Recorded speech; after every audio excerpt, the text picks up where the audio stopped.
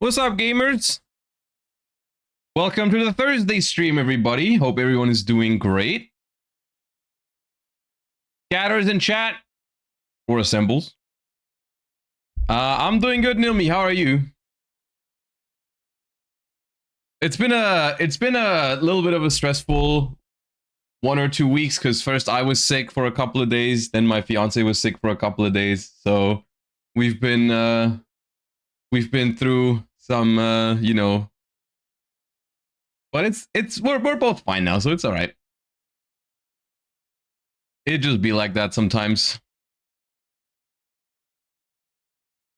I missed Charlie at the stream start. He was here a moment ago. I actually posted a picture on the Discord server in the pet spam thingy of Charlie when he was on my desk, but he was here earlier, but he's not here right now.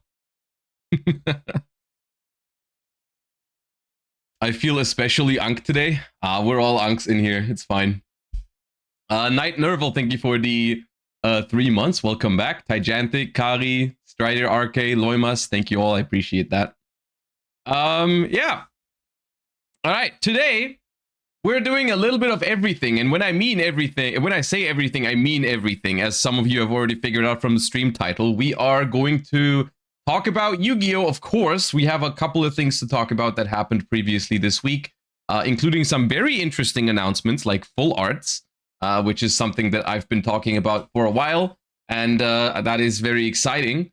We're going to take a look at the current TCG format. We're going to talk about, what kind of decks, because the current format is going to be relatively long, right? So I've been thinking to myself, where do we go from here? Because the format, I mean, it's not, I wouldn't say it's solved yet, but it's established. There's a meta game that's established. So where do we go from here? Then we might jump into some Master Duel, maybe do the Dice Rally, because I want to get those jammies that the Dice Rally has. And Dice Rally last time was one of the more fun experiences in terms of Master Duel events, so we might do that. And once we're done with that, today's going to be a long stream, by the way. Strap in, because I want to do Pokemon Legends Z-A later, which is the new Pokemon game that came out today. I really enjoyed Pokemon Legends Arceus when I played it a couple years ago. I don't remember when that came out. So I wanted to play it anyways, and so I figured, why not stream it? But I don't want it to take away too much from the Yu-Gi-Oh! Time on stream, so we're just basically doing bonus content. So the stream today, we might be here for 8, 10, 12 hours. I don't know. It depends how what's it called? How fun the game is and how hooked I am. So we might be here for a long time. I don't know.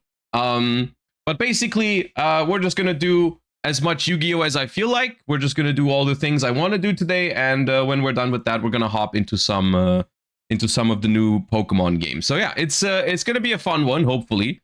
Yeah.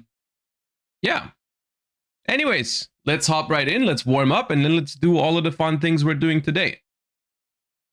Do you have a Switch too? I do have a Switch too. Yeah, I haven't really played anything on it yet except for the Mario Kart, which we did enjoy play. My fiance and I we played a decent amount of Mario Kart when it came out. But other than that, I haven't really played anything. The Donkey Kong game looked really fun, but I haven't found the time to play it yet. So I don't know. Maybe I should have streamed that one too if I wanted to play it, because that would have maybe given me more of a justification to take the time to play it. But anyways. All right. Let's begin. Donkey Kong was a 10 out of 10 for me. I heard a lot of good things about it. I haven't seen a lot of gameplay from it because I didn't want to get spoiled. This is a Dragoonity, I think. But I don't know which one. Legatus.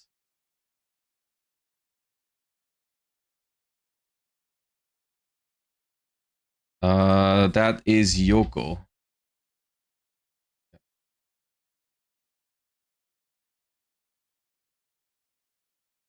That is advanced draw or advanced draw.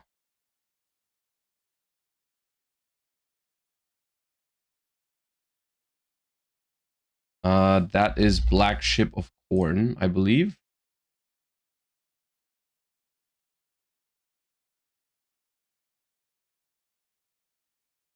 I was gonna say play a horror game, but then I remember we play Master Duel. That's funny. I don't like horror games that much.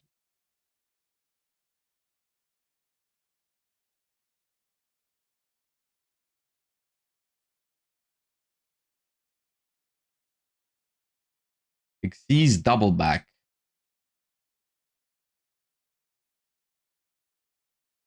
That is the spirit. What is he called? Which one is which? Sakitama or Nikitama? Which one is the green one? Sakitama is yellow, I think. Oh, Nikitama.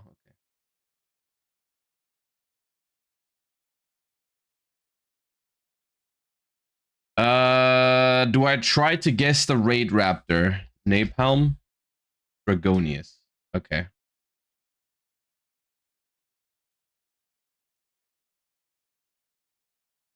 Oh God. Hello.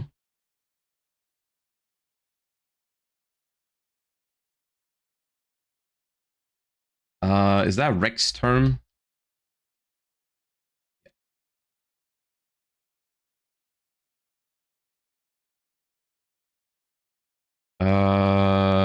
Is it patchwork?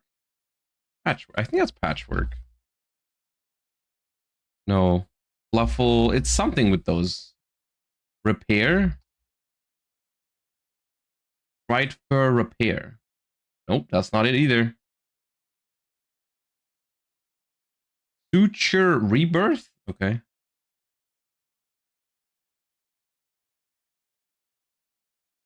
That is a ninja. No, it's not. Never mind. I don't know what that is. Roaring Earth.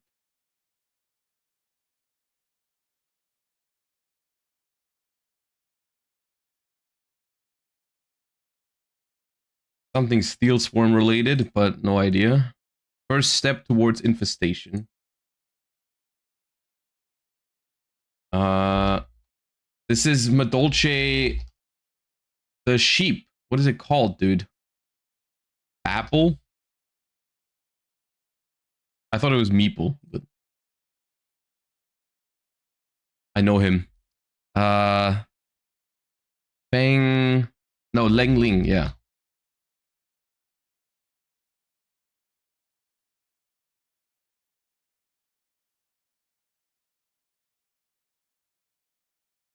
Well, it's Odd Eyes related.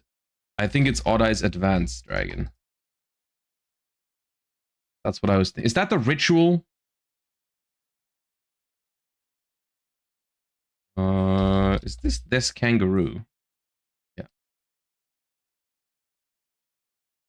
The tribute monster? Okay.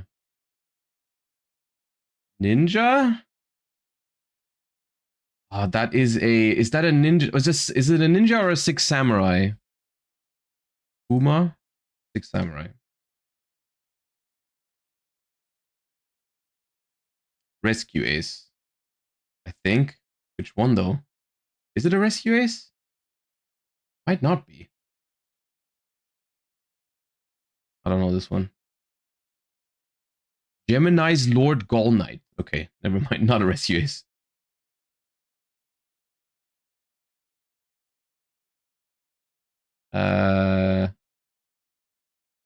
Yeah, I've seen it. It's an old vanilla. Grappler. Okay.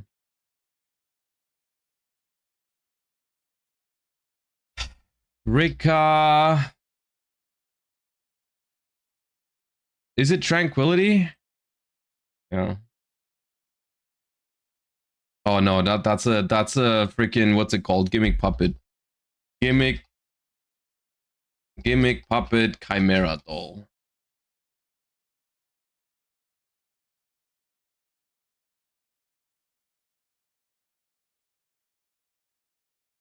That is a Link 2, I think. Like a little dragon Link 2. Drum Dragon? Googly Eyes Drum Dragon? No. It begins with a V. I don't know what it's called. I've seen it 1000% though. Vorticular Drumgon.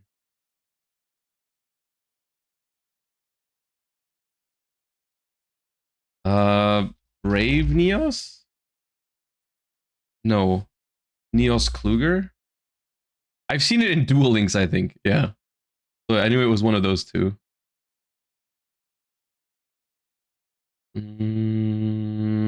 That is Trumpeteer.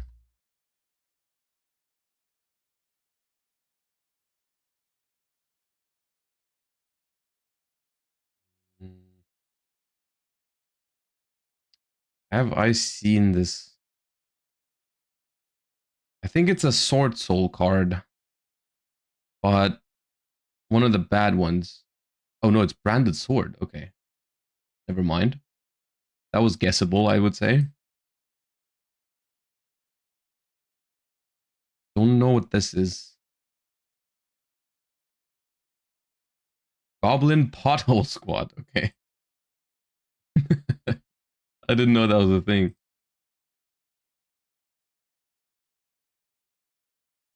Okay. This is something the March.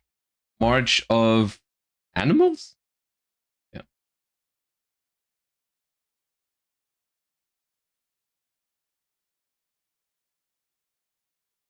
That is a Gradle card. Gradle Dragon?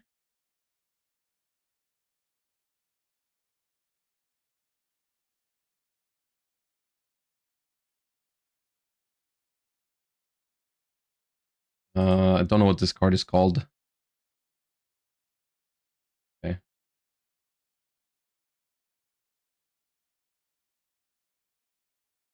That's Ice Jade. Ice Jade Cosmoclore. Ice Jade. Uh,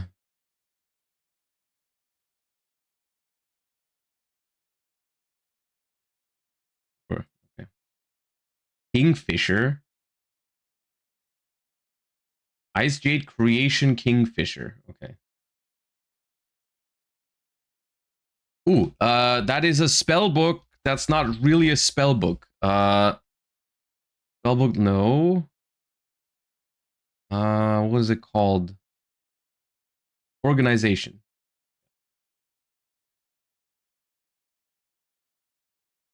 Naturia. Naturia. Well, that's a spider, isn't it? Spider Fang.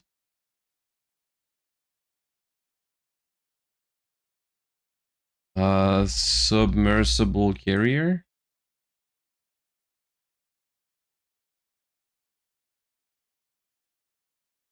This is Grand Soil.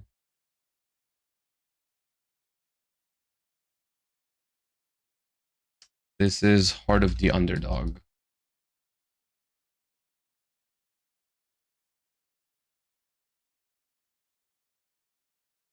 This is Alien. No, not Alien. Not Alien Brain. Alien Gray. Yeah.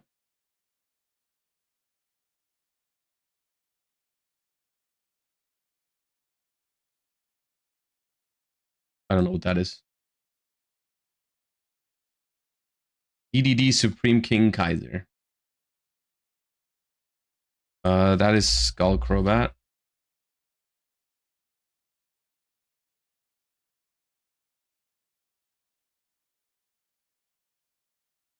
Owner Seal.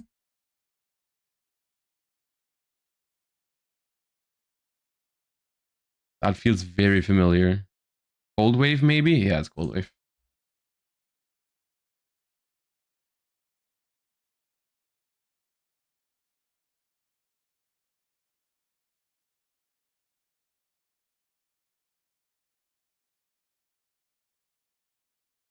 Oh, it's the Therion. Yeah.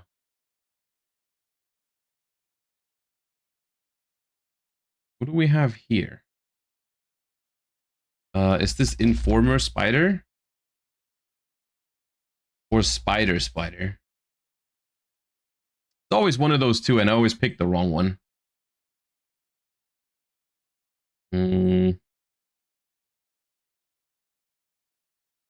What's this? Oh, is that what's the that's Sulfur isn't it? But I'm skipping. I don't know which Sulfur. Musicia.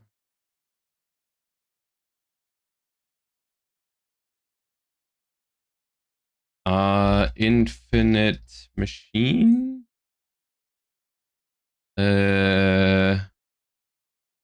Infinite. Is there multiples? Infinite. Ah, dude, I'll skip it. Empty Machine. Awesome.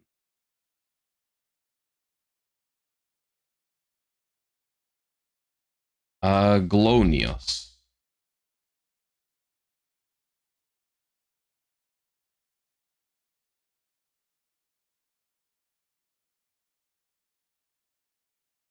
No idea.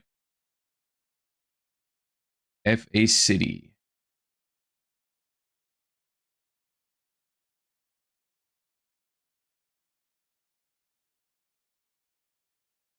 Is it Swarm of Locusts? Or Locusts?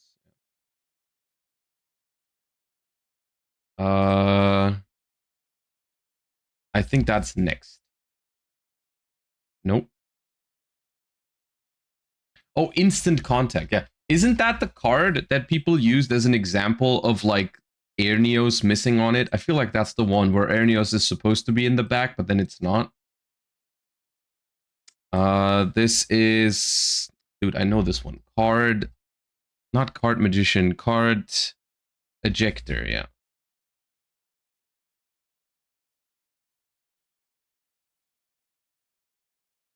This is not Breaker, but the other one that looks kind of like Breaker. Oh god.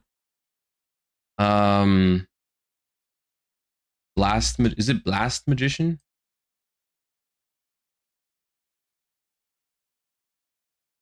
Thousand Dragon.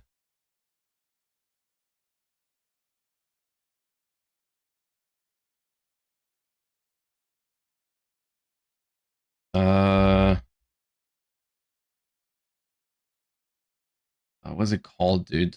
There's so many defenders. Reliable. Guardian. It's not even defender.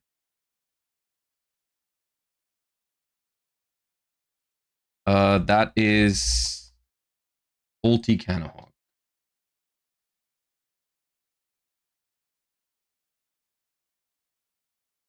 Aha, the other one.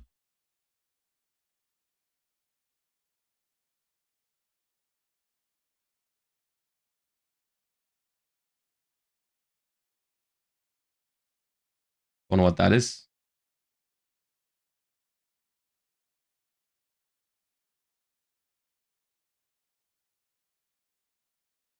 I don't know what that is either. Looks like a fusion spell, but not really. Do cubics have fusions?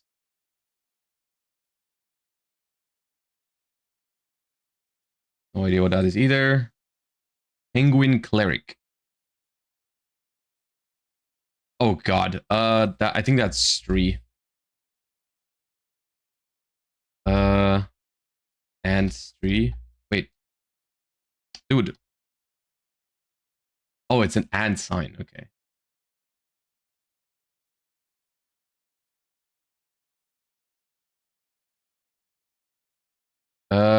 Ghost Trick. Not girl. Ghost Trick. The exceed thingy.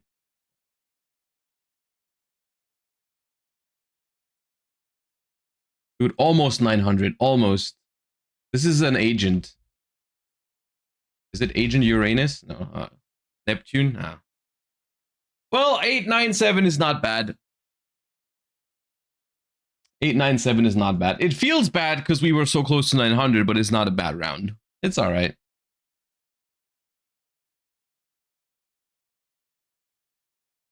Okay.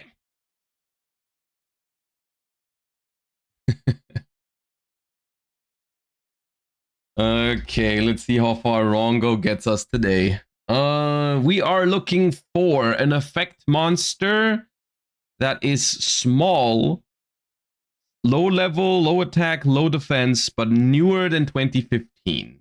So how about it's not a dark, so what about no, Sprite Red and Carrot have too much defense. I'm trying to think of a level 2, because if I do level 2, it's gonna tell us the exact level. If I go level 1 or 3, it could still be anything if it's wrong. But if it's 2 and then it's upwards, we know it's 3. If it's 2 and it's down, we know it's 1. So I'm trying to think of a level 2 that has small stats and is relatively, maybe like from around 2019 would be smart. Salamangreat Mirror, maybe 2018, sure. Okay, it is a level 1. It's a level 1. It's 2019 upwards and even smaller than 800, 600. It's not a fire. Cupsy? Cupsy has too much defense. Cupsy is like 1600 defense or something. Could be a Lyrilusk, I guess. We can try a Lyrilusk. It is a wind. It's a wind level 1 with 0 attack. 2022 or newer. Aileron. Oh, the Sky Striker. Not a bad call. It could be that. Good call. It is Aileron.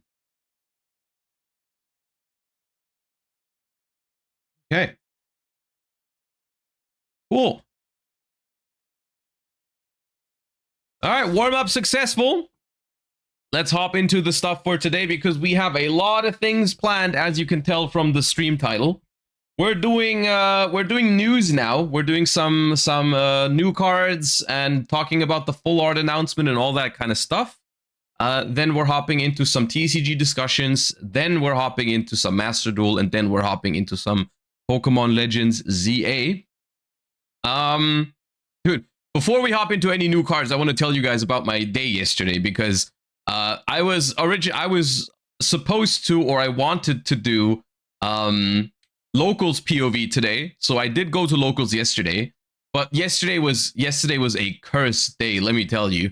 So I went to locals, and I played the Yummy. I wanted to try the Yummy Hyper Liberian tech. So I went to locals with just a slightly updated Yummy list from my YCS Lil list. I changed some cards around, and I added the Hyper Liberian to the extra deck to try and see if that makes the deck stronger into board breakers. Because in theory, you just like draw your hand traps and non-engine with Liberian, and then you're good.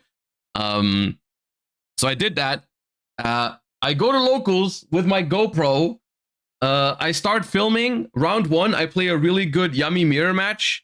And halfway through, the battery dies, which I don't know why. I thought I charged them. Maybe the thing wasn't plugged in properly or some shit. But like, my battery died in round 1. So I was like, okay, well, that's cursed. That's cursed. And then I couldn't record. And then, dude, yesterday, my locals yesterday was really, really cursed. It was 4 rounds. I lost all 4 dice rolls, and I kid you not, I opened a Yummy field spell. I played 10 games in total in 4 matches, and I opened a Yummy field spell 9 out of 10. 9 out of 10 games, I opened a Yummy field spell. And in the final game, I opened both Yummy field spells. It was freaking annoying. I don't know, man. I got debarriered a lot. I got Fuvad a couple of times. It was stressful. And I also, dude, I played against DDD for the first time. I lost the dice roll to DDD. Jesus Christ, that deck is miserable to play against. Holy shit. I lost my mind, dude. It was game 1. I opened 2 hand traps. They they still ended on like everything. So I lost game 1. Game 2, I went first, so I automatically won the game. In game 3, I opened Purulia and Fuva. They started playing into it. I then self-drolled. Then Talents looked at my hand, took away the Nibiru, and then comboed anyways. I had like 1 or 2 more hand traps, so their end board wasn't the craziest, but I just had no play on my turn. And then I scooped because I didn't have a play, and they were like, "Oh, I had D barrier anyways." I'm like, "Okay, that's awesome, awesome. I'm so happy you had that anyways, even if I did draw a play. That's cool."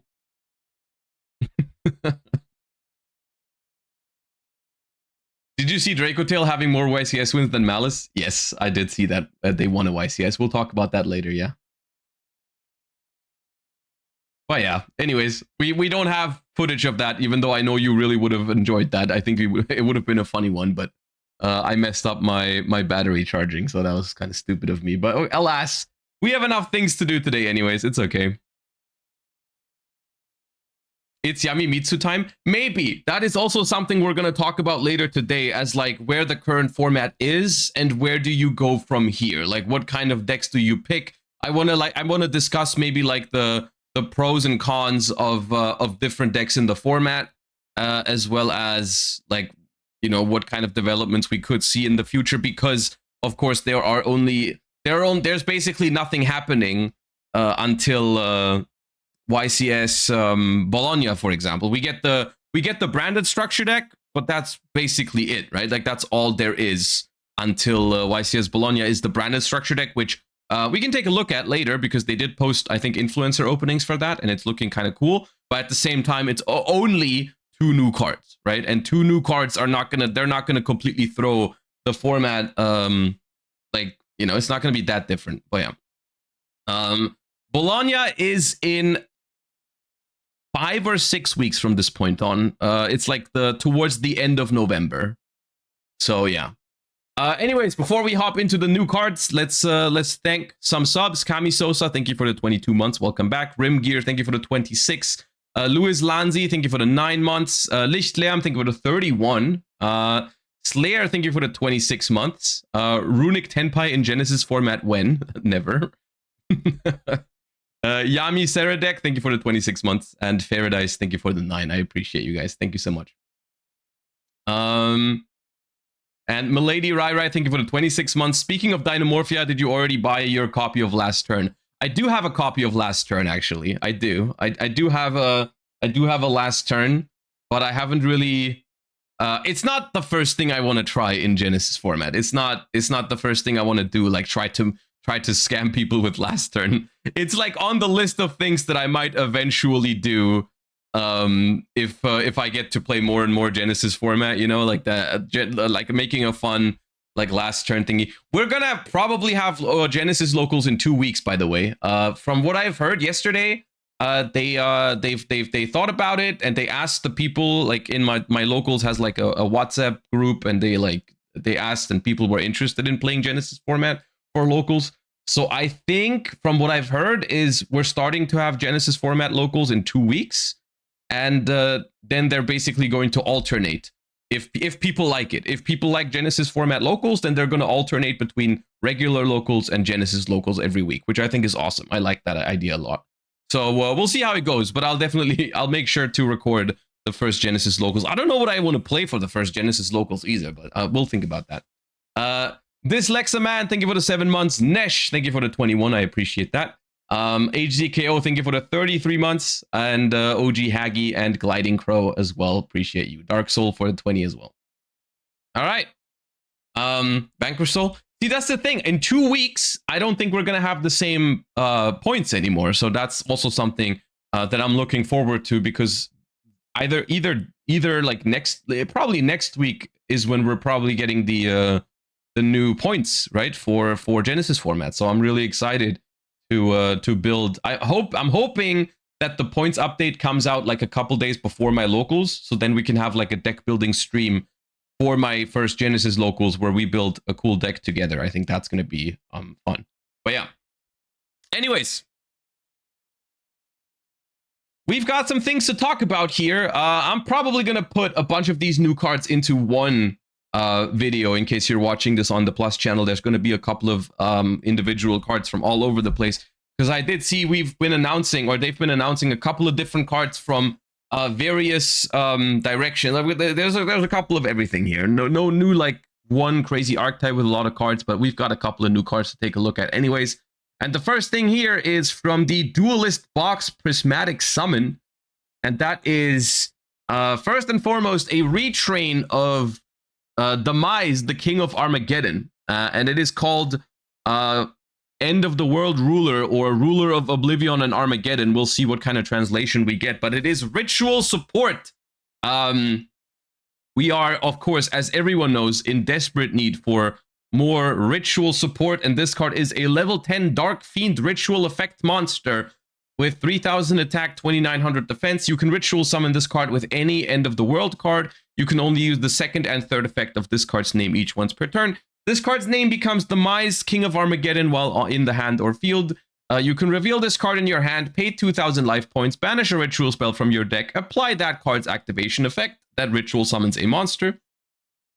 You can pay 2000 life points, destroy as many cards on the field as possible, and then this card gains 2900 attack. Now, my takeaway from this card when I read it for the first time, because this is not a blind react, I have seen this one on the internet somewhere before, and my first takeaway is I don't know if you're ever going to use the first and third effect of this card. I'm gonna be honest with you, this just strikes me as a consistency tool for ritual decks in general.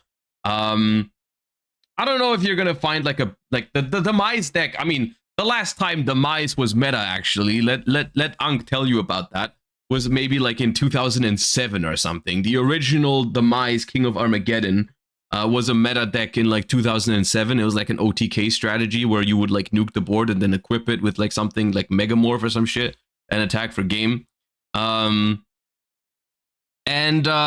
It's since received, I think the Armageddon stuff, they have received retrains, right? Like the end of, there's like mini versions of Demise and Ruin, but that's never really been a thing again. You know, like the deck hasn't really popped off. The support it's gotten wasn't really that crazy or special. Like there wasn't really anything there in terms of the archetype. So I don't actually expect this card to be played within its archetype much. I would be surprised if it did. But the big news here is, of course, pay 2000 life points, banish a ritual spell from your deck, and then apply that effect. I'll tell you why that is very special, because you might say like, oh, this is just like a consistency piece for ritual decks, which is good, but this is a good thing for multiple reasons. The first thing is this does not. It's not considered as activating the effect of the ritual spell. So what this does is it bypasses once per turn restrictions. Or, of course, I'm referring to Mitsurugi Ritual. This would, in theory, allow you to activate the same effect of Mitsurugi Ritual twice in the same turn. You can then ban it. You can ritual summon a Mitsurugi from your deck or from your hand for a second time. It's basically transaction rollback, yes. For ritual spells, which might have other use cases. And I'm not opposed to generic ritual support, but obviously looking at it through the perspective of Mitsurugi already being a very, very popular deck in Yu-Gi-Oh! At the moment, I don't know how much I like it. I will say, this is probably at its strongest in pure Mitsurugi. This is not as powerful in some of the Mitsurugi hybrid versions, because banishing the ritual spell from your deck, like when you only play one Mitsurugi ritual, for example, when you are splashing, let's say, Mitsurugi in Yami, maybe it's a problem. Now, you can add it back from the banished pile with Kusanagi, so there's still potential there. But, you know, it's not a one-card combo, and it banishes the ritual spell from your deck. So, like, if you've already drawn it previously or something like that, then it might be weird. Like, yes, if you only play one Mitsurugi ritual and it's in your deck, then it's fine. But even then, if you only play one Mitsurugi, like, think this through, right? If you only play one Mitsurugi ritual, you're still not going to be able to use it 3 times, because you banish it from your deck, then you can add it back with Kusanagi from the banished pile, but then you can't get it for a 3rd time, right? So this only really makes sense in Mitsurugi decks that play multiple of the ritual spell, I think. But it's a good generic ritual support card, for sure. And it also does something, else that's relatively interesting for certain decks, because it's basically a ritual spell in a monster form, which means that if you have a card that searches a ritual monster, that can now also search a ritual spell via this card, which is, depending on the deck you're looking at, an interesting piece of support, you know, like, yeah. Also, it gets around Dominus Impulse. I did this. This is like using fusion duplication on branded fusion. You are just copying an effect. You are not actually, this is not the card that's performing the special summon. It's a little weird, like, wording quirk, but like when you fusion duplicate a branded fusion, it's not like activating branded fusion, right? So like you can't get ashed on that, for example, and stuff like that. Like when you go effect of this card, and then banishment. The only thing that's weird is like, because how does this interact with Mitsurugi Ritual? Because Mitsurugi Ritual technically has 2 effects that ritual summon a monster. So which one do you choose? Which one you apply? Because this just says apply that card's activation effect that ritual summons a monster. Like, can you choose?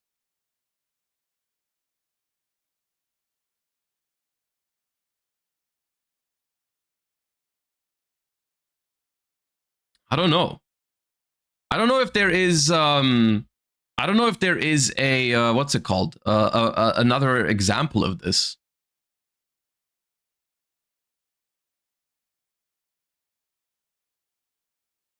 It's the same for rollback targeting for imperm. No, I know that you have to choose the targets when you copy an effect. That's not what I'm asking, because it would be more comparable. Is there a normal trap card that has 2 effects and you choose one of them? Because rollback also just says apply that card's effect when it's activated. I guess it's kind of the same. Maybe you probably just choose which one. Yeah, it's probably not that deep. It's probably not that deep. You probably just choose. But yeah, no, this is it's a simple card, honestly, but I think it's really powerful. Of course, this is always going to depend on when exactly do we get this. Will Mitsurugi still be a thing? Because if Mitsurugi is not a thing, this basically completely depends on a ritual deck being viable, right? But at the moment, there is a certain viable ritual deck. Okay. Nightmare Eyes Restrict is from the same set and says level 1 Dark Illusion Fusion. Materials, 2 monsters with different types. Fiend Illusion Spellcaster. So this is illusion support, potentially interesting for Chimera duelists or maybe sometimes for Super Poly. You can only use the first effect of this card's name once per turn.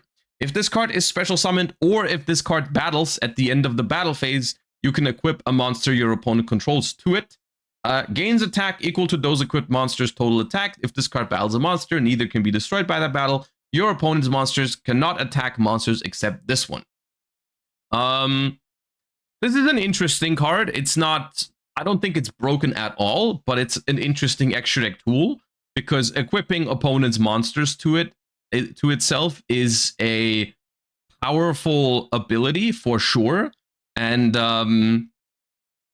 it's a good form of removal. So I could see some decks playing this card, and it does give you the option to super poly 3 monsters, basically, right? You're going to super poly 2 monsters and then equip another monster to it. So it's basically outing 3 monsters. So if there's ever a deck in the future that is going to have like fiends, illusions, and or spellcasters, you might consider this as a super poly target for sure. You can summon this in Chimera. Memento Fusion as well can summon this.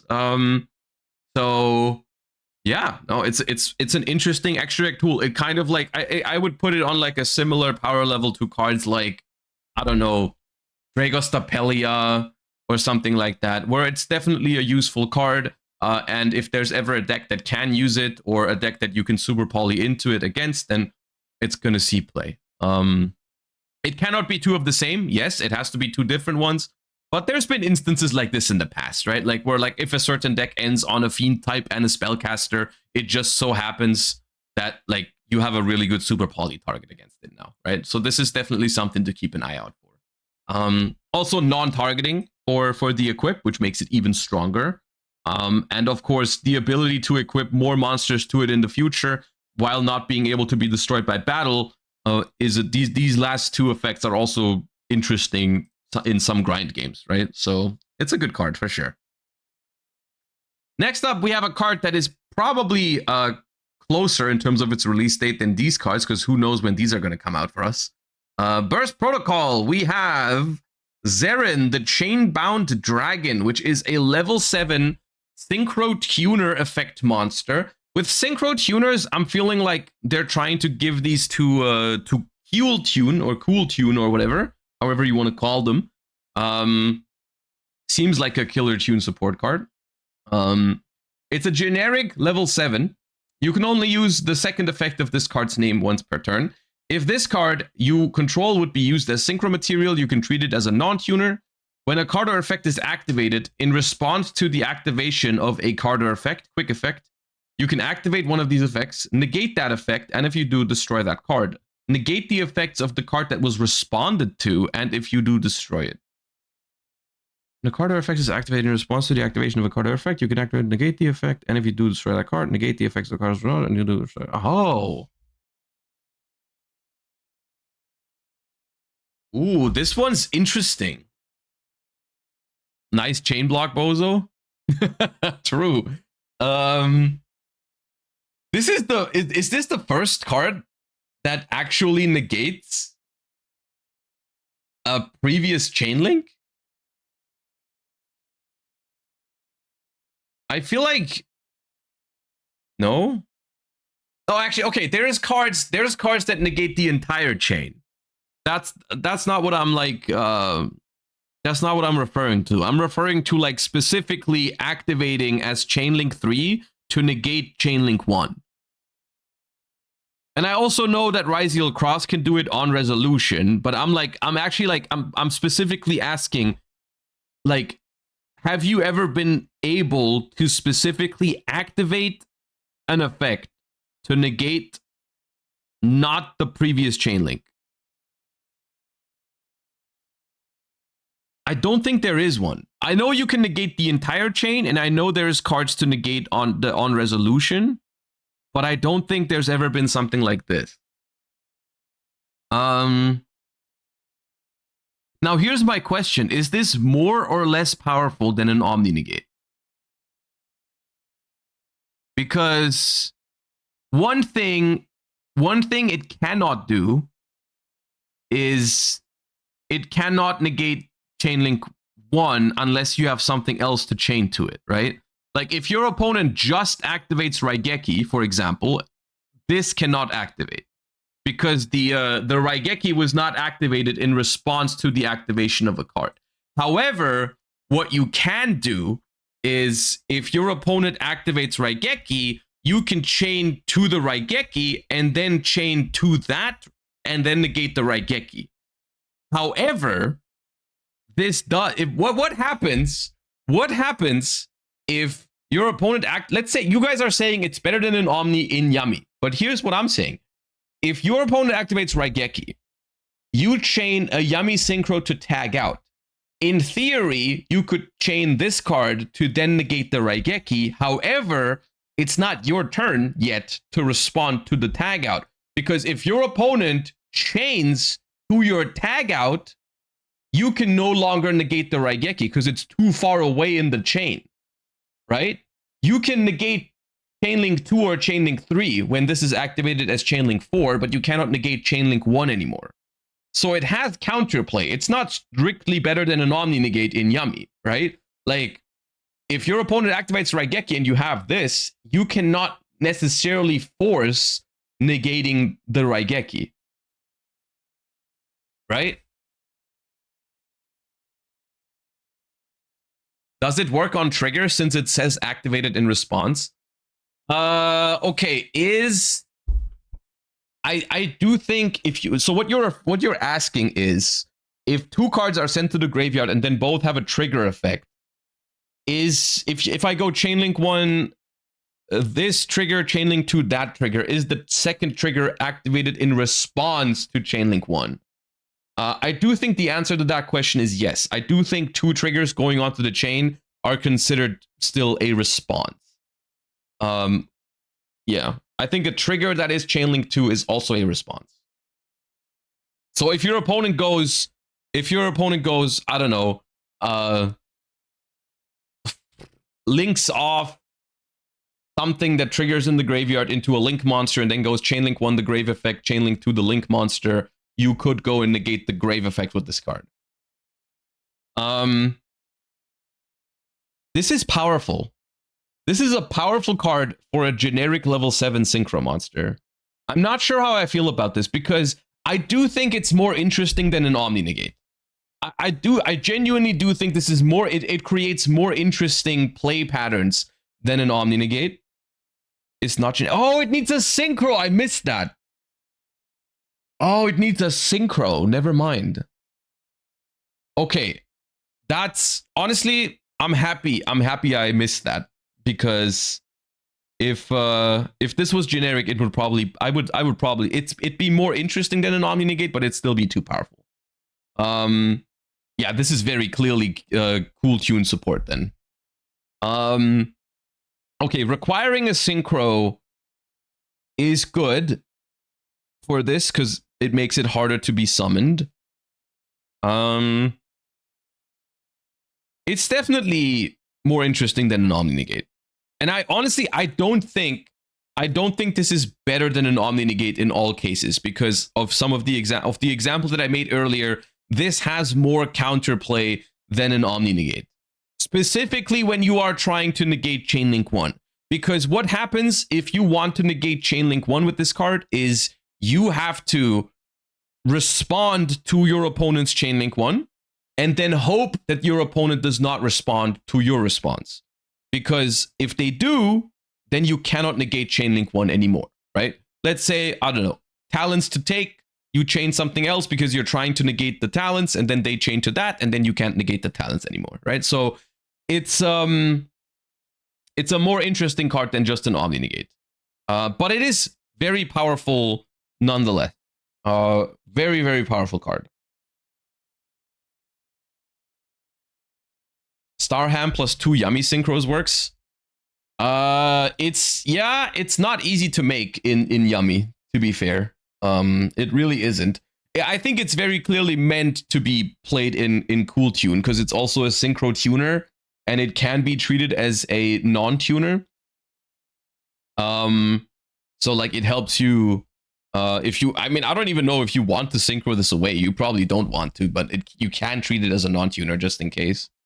So I don't know, dude. I think if they are going to make cards that negate other things, I like that they are playing with it rather than just, okay, here's an Omni Negate. Because this is definitely not an Omni Negate. It's I feel like more interesting than that. I think it's an interesting card. I kind of like it now that I found out that it needs a synchro monster as a non-tuner. So like that's actually, it doesn't even need a non-tuner to make it, right? You can make this with 2 tuners if the wording here is like this. It's like X-Saber Golems. It does not need a tuner, a non-tuner to be made. So it's even easier to make it in Cool Tune, right? Because I think all of them are tuners. Yeah. Okay. Gamers, this is going to be a secret rare. just so we're aware of this, okay? Just so we are all on the same page. This is a secret rare in Burst Protocol, okay? Like the yeah. Okay. It's good though. We have Arsenal Organization, normal trap card. You can only use the first and second effect of this card's name per turn and only once that turn. Send up to 2 equip spells with different names from your deck to the graveyard. You can banish this card from your grave, target a face-up monster you control, equip up to 2 appropriate equip spells with different names from your hand and or grave to it, but any battle damage it inflicts to your opponent is halved while equipped with either of them. We've got equip spell support here in the form of a trap card. Now, I will say if this was a spell card, it would be completely broken. I think a Foolish Burial Goods for 2 equip spells would be very, very good. I don't know how good this is on a trap card. I have a feeling that it's probably pretty bad. The only interesting thing that I could see is that because it's a trap card, you can use it from graveyard in the opponent's turn, right? This is basically a quick effect because it's a trap. So like you can equip stuff out of nowhere on the opponent's turn, which could be interesting. However, the problem is you can only use one of the two effects per turn, so you would have to like set that up over the course of multiple turns. If you could do both on the same turn, then maybe we could talk about it, you know, send two from deck to grave and then immediately equip them to something. You could probably do some crazy shit with that. But realistically, I'm declaring pack filler on this one. I'm declaring pack filler on this one, but it is a powerful ability to send two equip spells with different names from the deck to the graveyard. You know, you can do some shenanigans with that, but on a trap card in the year 2025, I don't know. All right, Nightmare Hand, on the other hand. Quick play spell card. You can only use one of the first and second effect of this card's name per turn, and only once that turn. Send an illusion monster from your deck to the graveyard. During your main phase, if you control a level 5 or higher illusion monster, you can banish this card from your grave, then target one monster in your opponent's grave, special summon it to your field, but banish it during the end phase of the next turn. This card is very, very powerful. Here's the thing. It's only a matter of time until this card sees play. Maybe not right now, because some of you guys are saying like there's no great target yet. But this is basically a quick play spell, Foolish Burial, with a bonus effect on the follow-up turn. Which is incredible. It might be the Hecka Hands support, and it might see play in Hecka Hands. I don't actually know. I don't remember exactly if Hecka Hands have something that you want to send from your deck to the graveyard.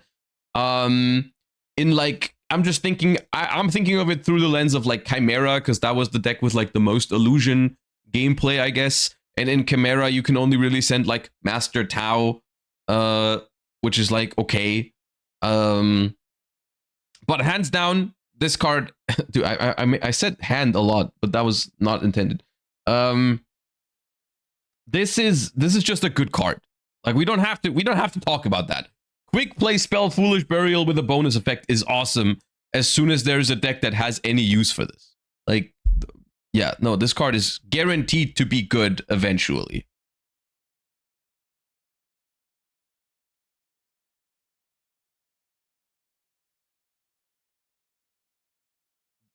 This card is a when and not if. Yeah, exactly. It's like this card is going to be good at some point, for sure.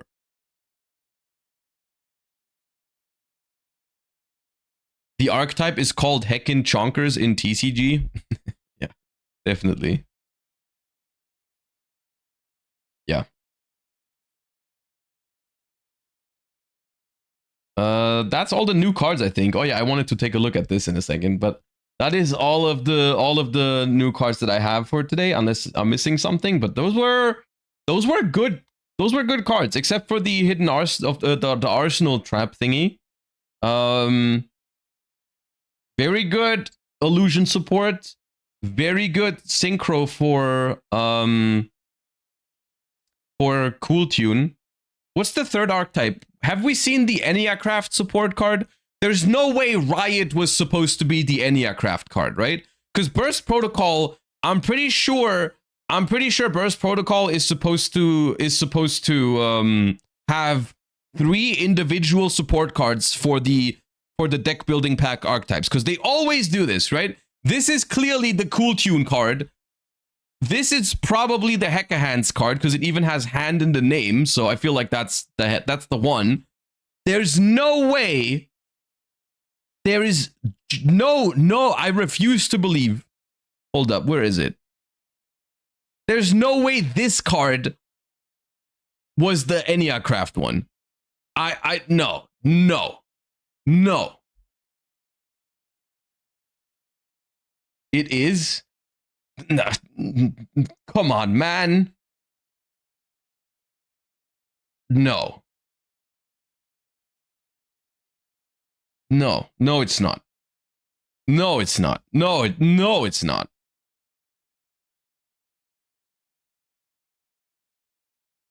There's no shot. It's so bad. It's so bad. No. I don't believe it. I don't believe it. No. Dude, this card is so good for cool tune. I mean, I'm not complaining about this card. It's just like this is not the one. No. We're gonna wait. We're gonna wait for more. There's got to be a better flip support. There's got to be a better flip support card than this in Burst Protocol. There's no shot. There's no. No, you're lying to me. You're lying to me.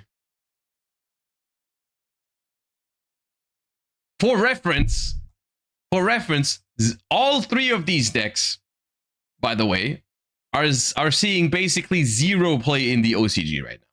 We've looked at the OCG metagame report, and you see zero Cool Tune, zero Eniacraft, and zero Hecka Hands. All right, in this format, they are out yet. I'm pretty sure. Yes, they are out. No one plays these, so giving them good support would be reasonable. So, like, I'm not surprised that the Cool Tune card is pretty strong, and the hand card was also pretty strong. This is not what you release for Eniacraft when Eniacraft does not appear anywhere in your metagame. Come on. This card is bad in GOAT format. That's crazy if that's true. I guess we'll wait and see.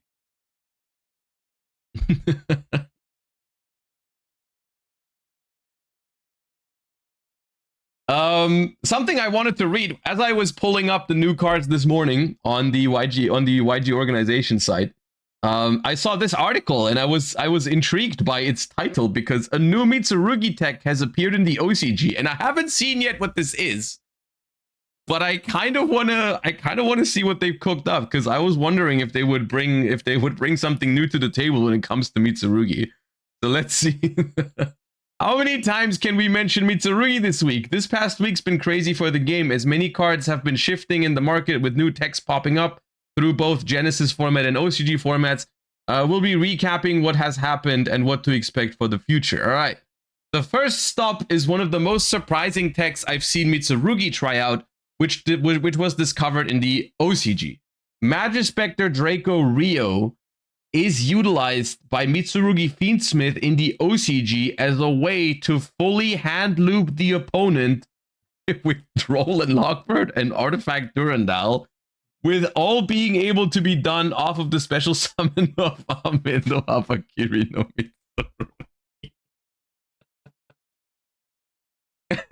Mitsurugi. Oh god. Despite not being legal in the TCG with Moon... Oh, okay, thank god. Moon of the Closed Heaven being banned. This combo utilizes number 60. Okay, I gotta read these cards first. Jesus. Okay, wait. This is not the best place to read a card. Magispector Draco Ryu.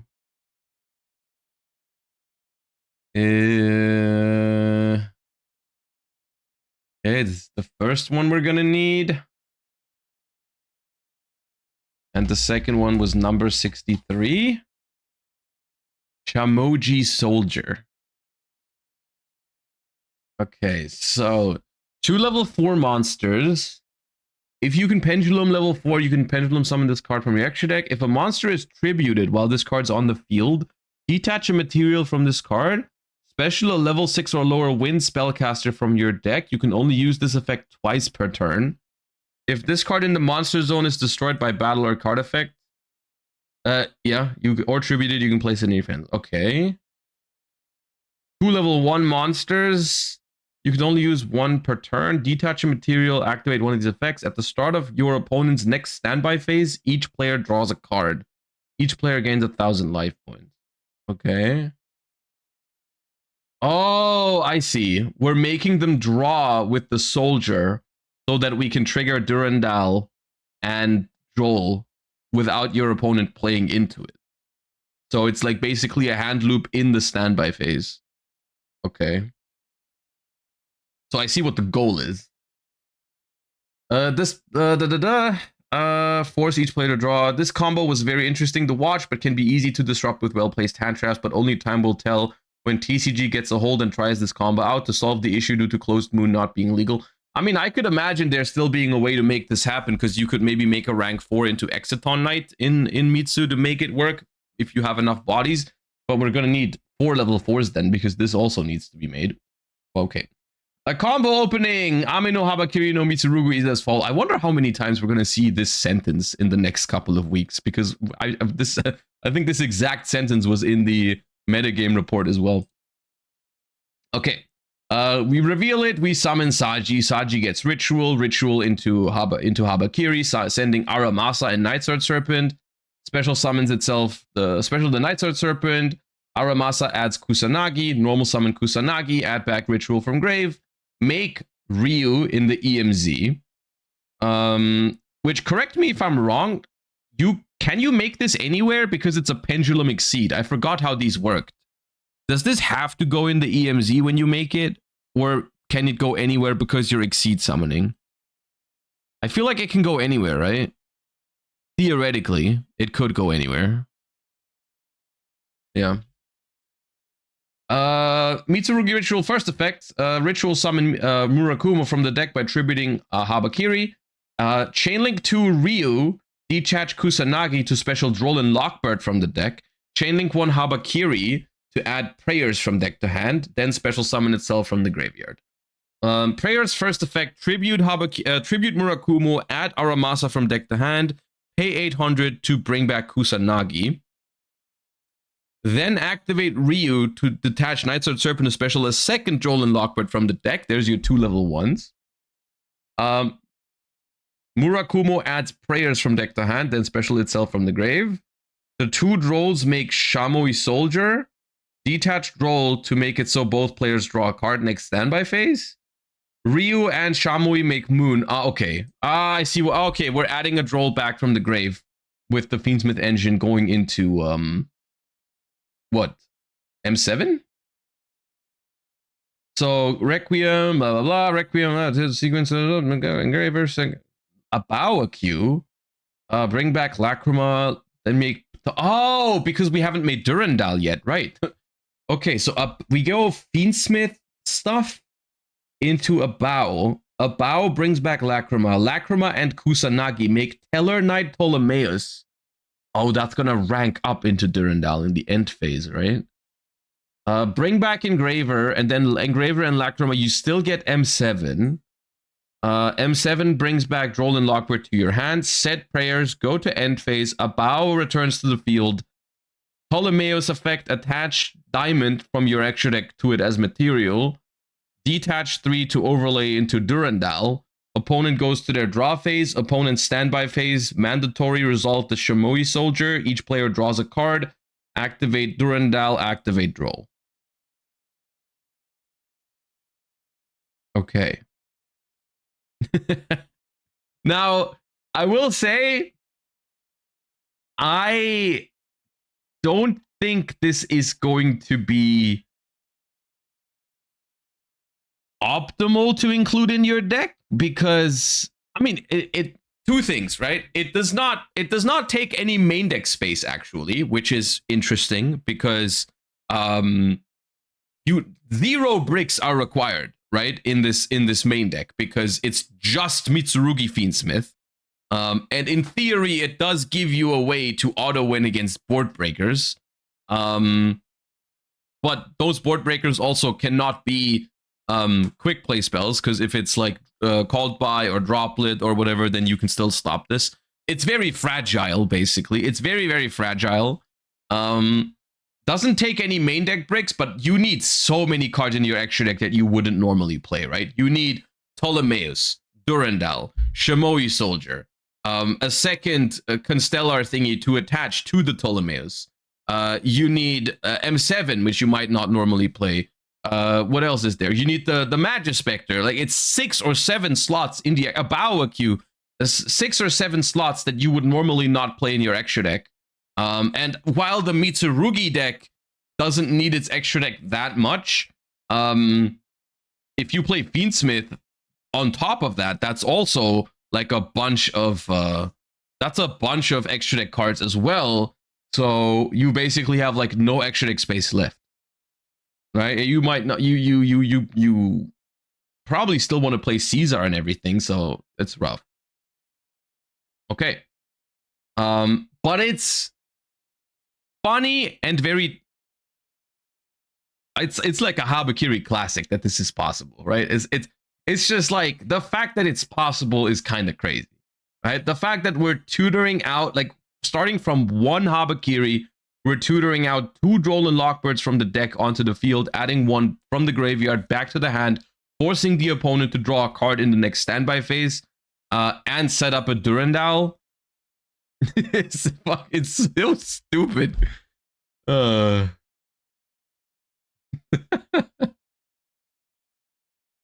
Yeah. Okay. Other than this just seems to be like a market watch thingy. Yeah. That's funny. Just search Pachi, bro. Yeah, I guess. Fair enough. Man.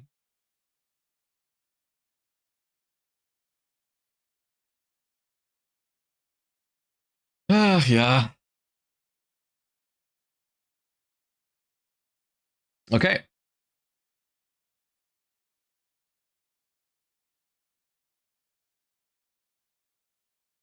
Let's talk about some very good news that I'm very excited for, which is the announcement that happened in the OCG for the Limit Over Collection, which on the surface, honestly, the Limit Over Collection seems like a fine product, but once you look deeper into it, there's a very, very interesting announcement in here that I'm really excited for, because on the surface, it's just, there's going to be 2 collections, the Limit Over Collection, the Heroes, which will go on sale in the OCG February 28th, and the Limit Over Collection, the Rivals, which will go on sale a month later on March 28th. Featuring cards in the style and image of the heroes and rivals of the franchise. So on the surface, this just, to me, seems like a little bit of a nostalgia, nostalgia pack where you get like cards that like Yugi played and Kaiba played, and maybe some of the other heroes and rivals of the show, because it doesn't mention specifically like the first season. I think there's also going to be like Jaden, Yusei, and all that kind of stuff. Like we're basically getting the protagonist and antagonist cards from a bunch of different Yu-Gi-Oh series, which, fine. However, the big news here is these packs introduce overframe cards, whose card design features illustrations exploding off the artwork frame, a brand new dazzling feature for the official card game, and among overframe prismatic Secret Rare cards, there will be a super limited number of cards with a serial number on them. So, after over 25 years of Yu-Gi-Oh, we are getting, I don't know if full art is the right way to call them, because unfortunately, as of now, as far as I'm aware, there are no pictures of these. So I have no idea what these will look like. The only I guess estimated guess that we have is the Overrush rares from Rush Duel, which Rush Duel has these for a while now. Let me just pull one up. I just googled Overrush rare. This is what they look like for Rush Duel, for example, right? So we don't know if this is exactly how it's going to look, but who knows? Who knows if this is what it's going to look like? However, this is happening soon, and that's awesome. I've been arguing that like this is something I wanted for this game for a long time, because first of all, they look sick, but other than that, it also just like creates something that could actually be a chase card in the future.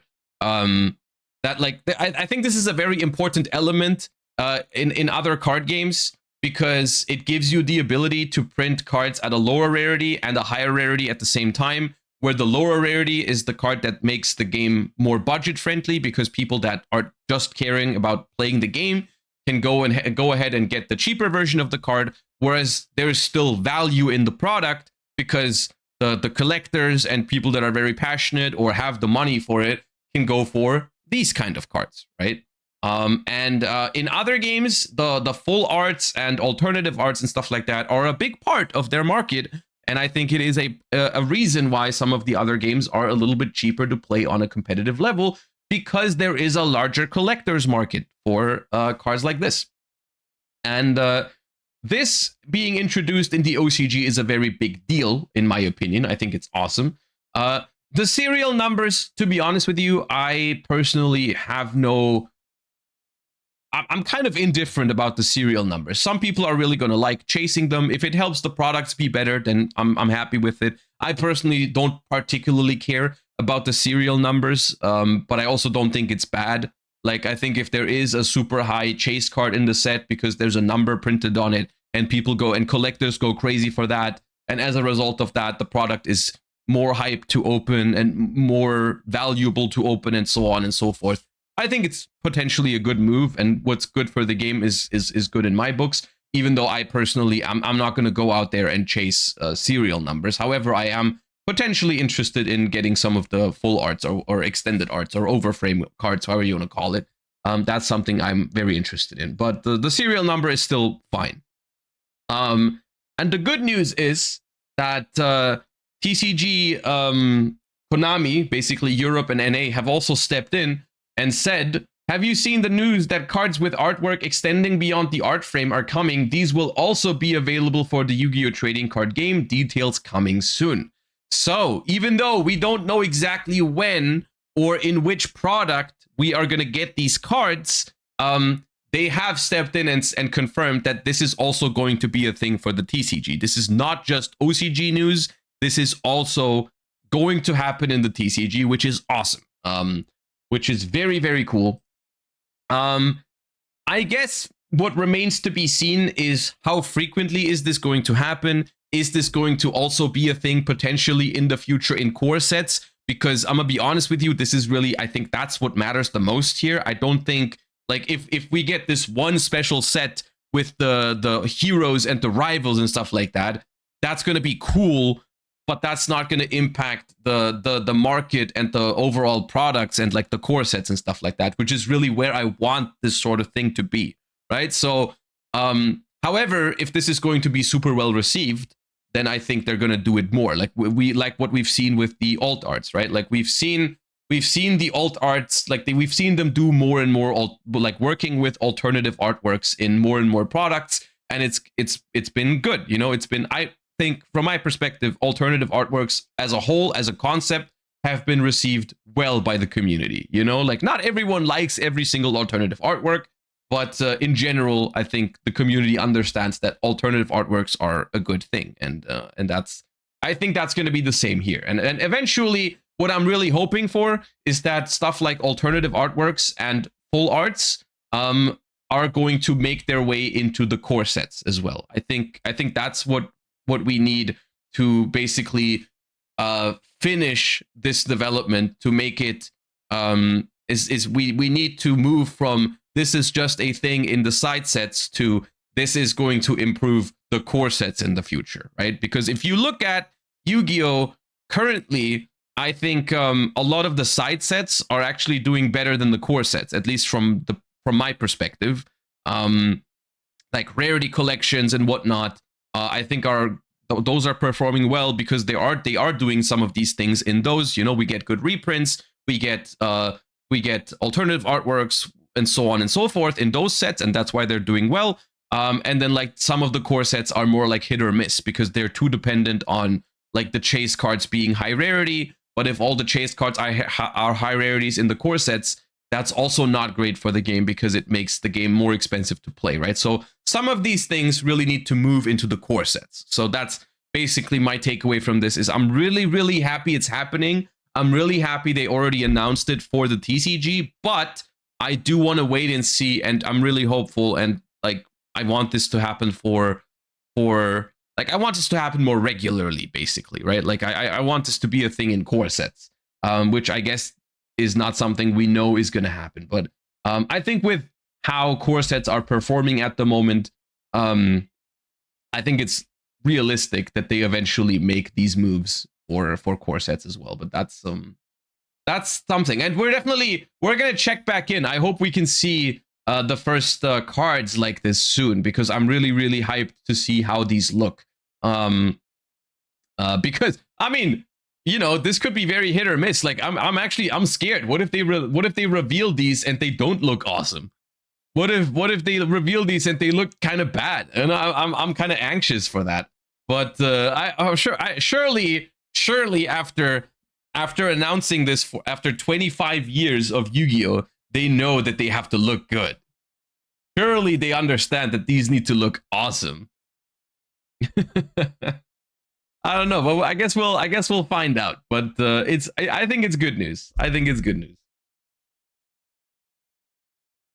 Okay.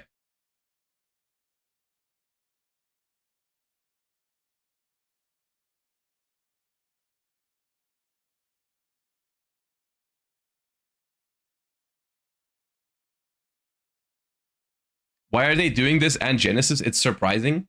I mean, I do think that Konami as a whole, being a very large company, and like things move slow, I feel like, but they are moving.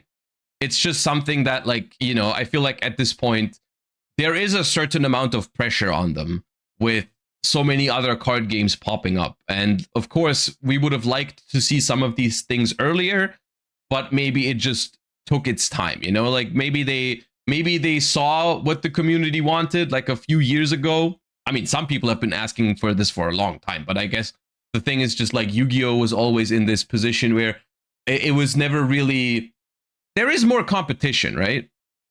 There is more competition these days with like, I don't know, One Piece growing and Lorcana growing and other card games growing. And it's just like, you know, for so many years, it was just like Yu-Gi-Oh, Magic, and Pokemon, and they were all very established. And it was just like, it was just, it was just not necessary, I guess. You know, like it would have been nice if they did that, but it wasn't really something that was negatively impacting them if they didn't do it. So they just decided to not take the risk, I suppose, which is a little sad. But now I guess more competition means they actually have to think about these things and are actually forced to do some of these things, which is good, I suppose. But no, I think 2025 in terms of a lot of developments for Yu-Gi-Oh have been very positive. And I don't want the fact that I ranted about floodgates for one video to overshadow that fact, but there's a lot of things I felt very positively about in 2025 Yu-Gi-Oh. You know, prize support for YCSs, archetype design in general, with the exception of Habakiri not having a lock, I suppose, and Ripper negating hand traps. But other than that, I think it's been a good year in terms of archetype design. Tournament structure changes, I think, are overall a positive. I think the time rule changes are also overall a positive. We got Genesis format, which is hopefully a big deal for a long time. Now we got more alternative artworks. We're getting faster reprints with like the rarity collections. We're what's it called? Now we're getting the full arts and stuff like that. Like it's been a lot of good stuff that's been happening. You know, and I think that's and I think largely that is because they are noticing more competition from other card games, and I think that is overall a good thing for the game at the moment. Did you see the new Labyrinth card? Wait, there's a new Labyrinth card? Or no, I haven't seen that. Which card? Did I miss it?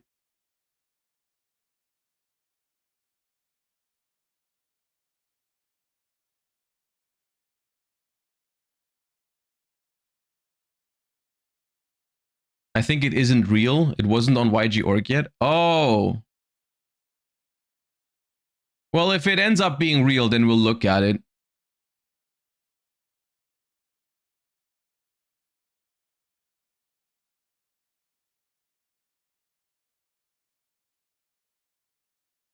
Yeah.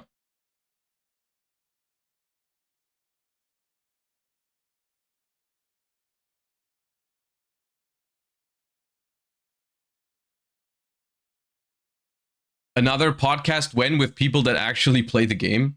I'm not planning to start another podcast these days, but I just don't want to commit to it being a super regular thing with the TCG, the amount of TCG tournaments that I'm going to. Like, it's just been stressful, so I don't want to. I do not want to commit to, what's it called? I don't want to commit to a regular thing, but I have been enjoying just like getting people on for a certain topic, just talking about it whenever I feel like it, you know, like that's been a fun thing. So we might do more of that at some point. Okay, what is this? New exclusive card in Master Duel tomorrow? Tomorrow's Yu-Gi-Oh! OCG Times live stream will feature a simultaneous card reveal segment for OCG, Duel Links, and Master Duel. Oh, okay. In 2023, we got Promethean Princess, and in 2024, we got Halloween. So I guess, you know, these two are not the same, because this means it's either a meta warping card or it's Halloween type of power level. So this basically means anything could happen. Either it completely shifts the game for an entire year, or it means nothing. But okay, I guess we'll check it out. Yeah. I guess we will check it out.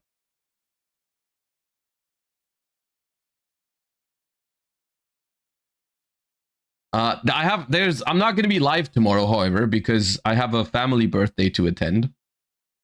So there's not going to be a stream tomorrow, but we can look at it on Friday.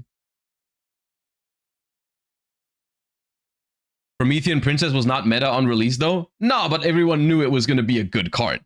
Like, you read Promethean Princess and you knew, okay, this thing's good.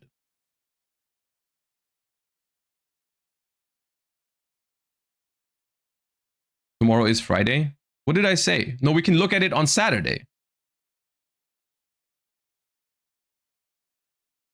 Did I say Friday? No, I meant Saturday. XDD, hilarious. Okay. Now, like I said, we're doing a little bit of everything today. So we're gonna start with some TCG Yapathon. And then we're gonna do some Master Duel Dice Rally before we hop into the Pokemon game. So the stream is going to be way longer than usual today, which I'm down for. I'm excited. I'm excited to talk about all these things and then play some Pokemon later. But for now, I wanna talk about the TCG also from my perspective, because I feel like we are in a position that is not very common as a Yu-Gi-Oh player, I think, which is a format that is just going to take a very long time, right? Usually formats are maybe a couple of weeks long before some very impactful change happens, right? Before a ban list drops, or a new core set drops, or maybe even a deck building pack that enters 3 very powerful new archetypes like Justice Hunters or Crossover Breakers, or you name it, right? Like, for Yu-Gi-Oh formats usually are subject to some change relatively quickly. Of course, sometimes the sets that come out change more, and sometimes they change less, depending on how strong the decks in it are. However, at the moment, it's looking like this format that we've had for YCS Lille, for YCS Anaheim, for YCS Sao Paulo, and so on, is going to basically stay until YCS Bologna, and I believe there's also other events happening. YCS Pittsburgh, I think, is next month as well. So, like, a large amount of YCS is happening in basically the same format. Which is an interesting spot to be in, and I guess it's positive or negative depending on how you view the format. Like, if you're a big fan of the format, then of course you're happy with it taking a longer time. If you're not happy about the format, then of course a format taking long is not great. So this is highly subjective, But in general, I think it's an interesting talking point of like, what do you do? Where do you go from here? Where is space to innovate on all of this? And I want to mention something real quick about the Branded Chronicles deck, because of course that is going to release. That is the one set release that we do have before those YCSs that I just mentioned.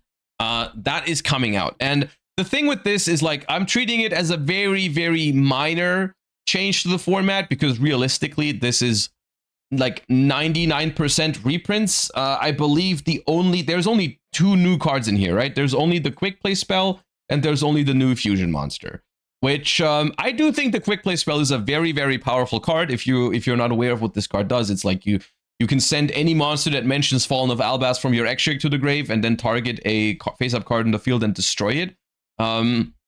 Which I actually think this is a very strong generic card, because what this does is you can send Albion from your deck to the graveyard, and then in your end phase, you're going to get another copy of it. So basically, if you just play 3 copies of this and a couple of Albions in your extra deck, you can activate this card like turn after turn after turn. And so like it's an awesome card, and I think it's going to be very strong in Genesis format, because this type of card is insane in Genesis format. You know, I've already been theory crafting with this card in like Radiant Typhoon for Genesis, but even this, honestly, I think this card is also something that maybe we will see some decks in the advanced constructed format play. So it's a good individual card, but I don't think it is a card that really benefits one deck over another deck in advanced constructed. It's not like this card existing makes one deck way better than other decks now. It's not warping the format in that extent.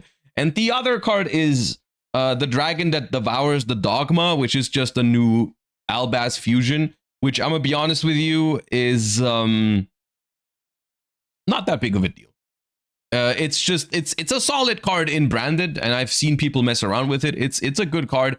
However, the fact that it like gives Branded infinite grind game, or the fact that you can now Fallen of Albaz remove 2 monsters from the board, like, it's good, don't get me wrong, but I don't think it's going to make Branded a top tier meta deck in the current environment. And so as a result of that, I think this product is awesome. I think this product is going to get people to play the game, because it's also going to be, Branded is going to be a good budget option after this thing comes out.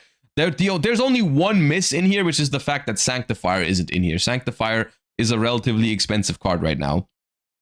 But in terms of just the raw quality of the structure deck you're getting here is insane, I think. Like, you're getting a basically almost ready to play Branded deck if you buy 3 of this structure. And there's also some good reprints in there as well. Bestial Lubellion, you have your 3 Nibirus, you have all the Bestials except for Baldrake. For whatever reason, Baldrake isn't in here. You have your Super Polys, your Black Goat Laughs, and so on and so forth. Like, it's a very, very strong structure deck. And you have a Thrust reprint with alternate artwork as well, yeah. So it's a good structure. It's a good structure deck for sure, but it's not format warping in the sense that it's not entering new decks into the format, I don't think. So we are in a position where the meta game from the current meta decks are going to stay the meta decks, and I want to talk about those a little bit and maybe discuss where do we go from here.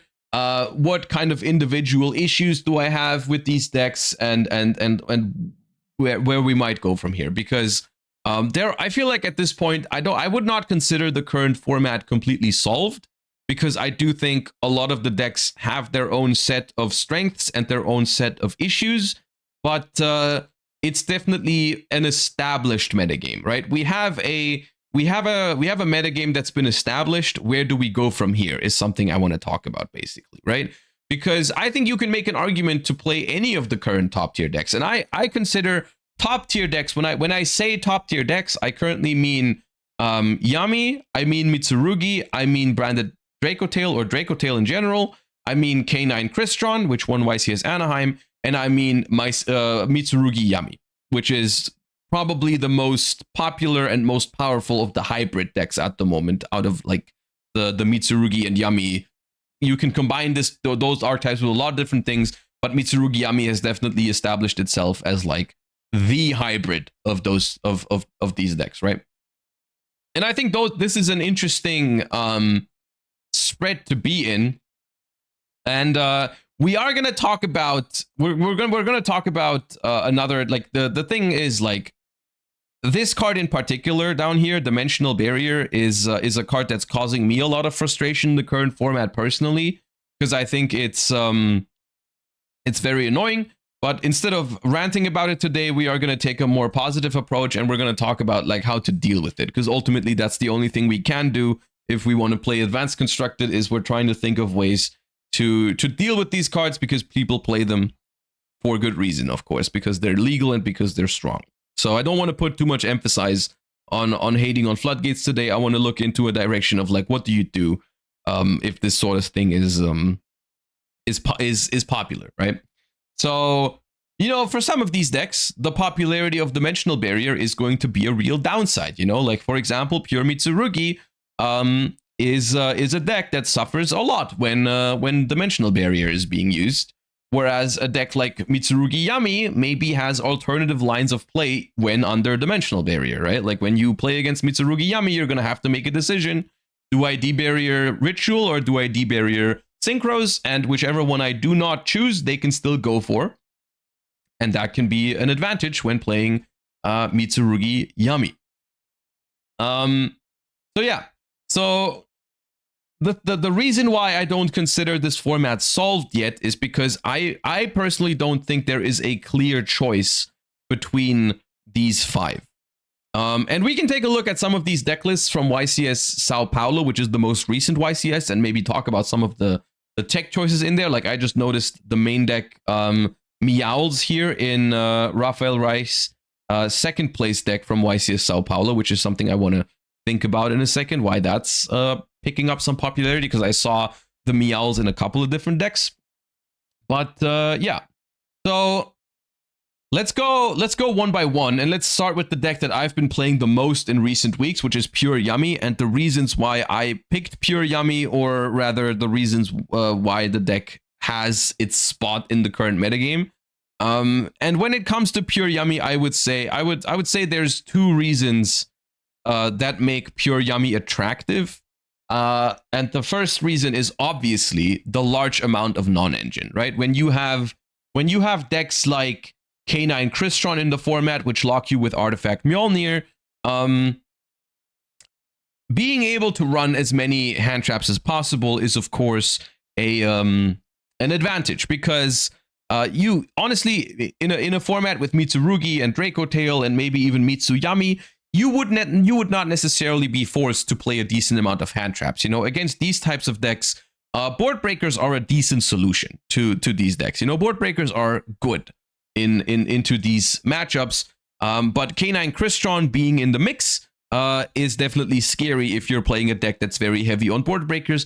And drawing a singular Fuva against this type of deck is definitely not enough, because they could still go for the Mjolnir lock if you don't draw into any more hand traps, and you won't be able to play the game even if you have a couple extra cards available. Or they can, you know, they can ash your Fuva, or they can self-draw. And so like having access to more non-engine, which means more hand traps, is good. And I think the really good thing about Yami is that not only do you get to play a lot of hand traps, which are good in the format, but you also get to fit a couple of extra board breakers, which means that in some of these matchups where board breakers are good, you actually have the option to do both, right? I think that is where Yami really shines, is the ability to play breakers and hand traps together, at least some amount of breakers. Of course, most of the Yami lists are not playing like a crazy amount of breakers, but just being able to play like 3 droplets is already pretty good, I feel like. Or Thrust is also pretty strong, I think, in Yami. So Yami is in a decent spot for that reason. Another reason I felt like was that if you are able to stop your opponent with hand traps and they don't make a large board, that cards like Dimensional Barrier, even though they work against Yami, they don't actually like completely shut you off. Like if your opponent has a board and then debarriers you, of course it's terrible for Yummy. But if you're able to contain their board a little bit by activating like a Fuva and then activating other hand traps, or just stopping them from playing with like Purge, Ash, Bell, then if you are hit with a debarrier, you can actually make a relatively solid half board, which is like you just make like your Snatchy, bring back a level 1. Maybe if you had a Cupsy, you also have Surprise and then Set, and then maybe you can deal with their follow-up that way, and that's fine. Sometimes it's not fine when they already have a board, but if you can stop them from making a board, it's okay. So that's how I've been feeling about Yummy. So this is okay. Yummy has 2 weaknesses that I found when I was playing the deck. The number 1 weakness is that the deck's end board is breakable for a lot of these other decks, and a lot of other decks are playing cards that are good into Yummy. We see Mitsurugi decks very commonly main deck cards like Super Poly, which takes away a huge chunk of the Yummy end board, and we see like decks like the Mitsurugi Yummy deck here, once again, second place YCS Sao Paulo, main deck cards like Dark Ruler as well. So these are really really strong cards against Yummy, and we are currently seeing a trend in the metagame that I think is not good for Yummy, because Yummy was really strong when people were playing more of the fair hand traps. You know, cards like Imperm are very, very bad against Yummy. Like, I mean, you can use them and sometimes they do something, but realistically, an Imperm was not stopping Yummy from making their board. An Ash Blossom was not stopping Yummy from making their board. Veiler, same thing. Even Roland Lockbird is not great against Yummy. So like those kind of hand traps being very popular is good for Yummy. The problem is, at the moment, the metagame is shifting away from those cards. You see Imperm very, very rarely these days. Imperm is being recognized at the moment as a mediocre card. I took out Imperms from my Yummy deck when I updated it for locals yesterday. I played 1 Imperm as a thrust target in the main deck in case I already have Purge. But like I went down on the number of Imperms, and a lot of other people are doing the same thing. Imperm is by no means standard in the current format. You know, like you see Mitsu decks not playing it, Mitsu Yummy decks are not playing it, K9 Christian is not playing it. So like a lot of the cards that Yummy is good against are not as popular at the moment, but a lot of decks are playing cards that are good against Yummy. You know, Fuva is in every deck, very strong non-engine against Yummy. Droplet is very popular. Dark Ruler is popular. Super Poly is popular. So people are well equipped in the moment, at the moment, to deal with Yummy boards, and are not actually trying to stop Yummy from setting up a board, because that is a losing fight. You know, trying to stop Yummy with fair hand traps like Imperm, Veiler, and so on is a losing battle. It's a losing battle for the opponent if they try to do this against your Yummy deck. And so I see, once again, this is what this segment is about. I want to discuss like the pros and cons of these decks, and then you can make a choice accordingly, because I think that's what it's about in these kind of formats, is being aware of all the options that you have and then making the best choice based on like being aware of all the pros and cons that these decks have. And realistically, also one option that we're going to talk about at the end is, what about decks that are not in the current, like, let's say tier 1 metagame, right? Like, what about rogue decks? Is there maybe a rogue deck that covers a lot of these decks really well, or can we find something that that has less problems and maybe have? Because honestly, I think at the moment we are in a spot where all of the top tier decks are very strong, but all of the top tier decks have also very distinct downsides to them. And in these kind of spots in the past, at least I can tell from my own experience, sometimes for me it was the best to just find like the rogue deck that I vibe with the most. One example I can make here is like during like Unchained Rescue Ace format or whatever, I won a YCS with Runic Bestial, which wasn't a meta deck at all, but it was just like the deck that I liked the most. And when like all of the top tier decks had flaws that I didn't like, instead of forcing myself to play one of those, I just played, you know, something that I liked, and that was cool. Of course, it's also because I was fortunate enough to win the tournament with that deck, but still, it was an experience for me where I thought to myself, you know, like, I'm not gonna force myself every time to play a meta deck if I don't really like any of them. And I've been encountering this problem where I actually do like some of these meta decks. I do like Yummy, I do like Mitsu, I do like Draco Tail.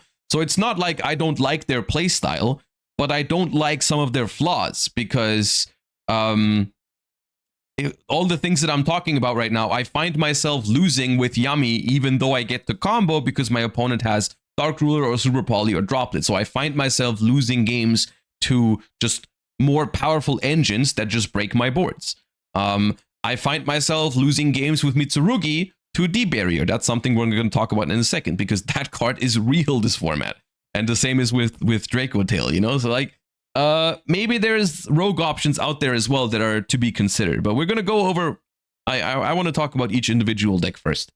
The other thing with Yummy that I found to be not necessarily always a problem, but it is maybe a little bit of a consideration, is that I am questioning how good a high hand trap approach really is in the current format, because what I found myself in was very often the situation that, like, even if you have 2 hand traps in the current format against some of the decks, if Fuvalos is not there, it sometimes felt relatively negligible. You know, look, Ash, Bell, and Purge are solid hand traps at the moment. They're really nice, but they don't really prevent any deck from really playing. You're just interacting with like small parts of the end board, like when you Bell a Draco Tail trap, or when you Purge a Draco Tail trap, or you try to stop, like, basically against Mitsurugi, the matchup is very hit or miss. You either stop them from playing completely or you lose. That's something that happens relatively frequently with Yummy, unless you, I mean, I guess Droll in the main deck would help with that. But the Mitsurugi matchup is not easy unless you can stop them from playing. But in some other, I mean, look, you're not breaking a Yummy Mitsurugi end board by belling one of their Yummies from tagging out. You know, like, you are still losing to the Yummy Mitsu end board if they get to pull it off. You're also still losing to the Yummy portion of the end board if you Ash a Prayers, if they still have Yummy combo. If you Bell a Prayers on your turn to revive Murakumo, you're still losing to the Yummy part of the combo, right? So like the Yummy Mitsurugi deck in general is just not something you can use fair hand traps against. It doesn't work, even though I think Ash, Bell, and Purge are all very solid cards against this deck. If you don't pair them with a Fuva, I still found it relatively hard to win going second. On the other hand, I found Yummy to be one of the best decks if you resolve a Fuva, because it's impossible for the opponent to push into it, because you're going to draw a lot of good cards. And if you play a little bit of a mix with Droplet or Thrust, then it's very, very strong into half boards. Because you have the normal summon push, you have the Marshmallow push, you have the Obedience School, you have the Surprise push, you have the Engage if you play those, and you have the Rise map to search Cupsy, which is also nice. And then like Droplet or Thrust, like, it's really strong into half boards under Fuva, the Yummy deck, I found. So that was positive. But if your opponent still manages to combo through your hand traps, it's very, very tough for Yummy. So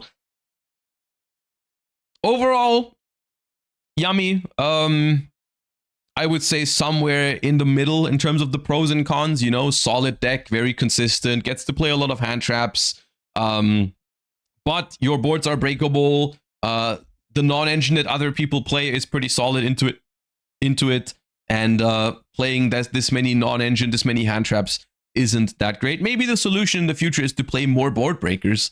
But I don't know how realistic you can win against like a Mitsuyami then, but like, yeah, I don't know. Deck is fine, I would say, at the moment. I'm not sure if it is the deck that I would bring to a YCS at the moment again. I thought it was fine for YCS Lil. With the developments since YCS Lil into more higher ceiling decks with more like super polys and droplets and stuff like that, I don't know, and dark rulers, I don't know if Yummy was my number one choice at the moment. Pure Mitsu. Pure Mitsu is something that I have only very few critique points for, because I actually think this deck is very, very solid. Unfortunately, the two things I'm going to bring up are two relatively big problems, at least in my opinion, for Pure Mitsurugi. Because the first problem I want to bring up for Pure Mitsurugi is just consistency. It's consistent enough to the point where it's a playable meta deck, but it's not as consistent as I like it for like feeling good when I enter a tournament. You know, like with Mitsurugi, there's two things that are going to happen. Something that's going to happen relatively rarely is just drawing a hand that's not able to play, right? That's not that common with Mitsu. The deck is consistent enough to a point where it has a play most of the time. But what happens relatively often with Mitsurugi is that you draw a hand where you know from the beginning, if my opponent has one Ash, one Bell, one Purge, or sometimes one Impulse, I will pass the turn without doing anything.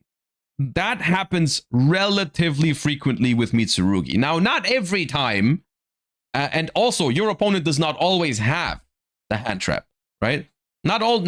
Sometimes you open a hand where you just have one Habakiri for non-engine, and your opponent just doesn't have one of those cards, and you're fine. But it's still, a lot of the times they will have the answer, and that feels bad.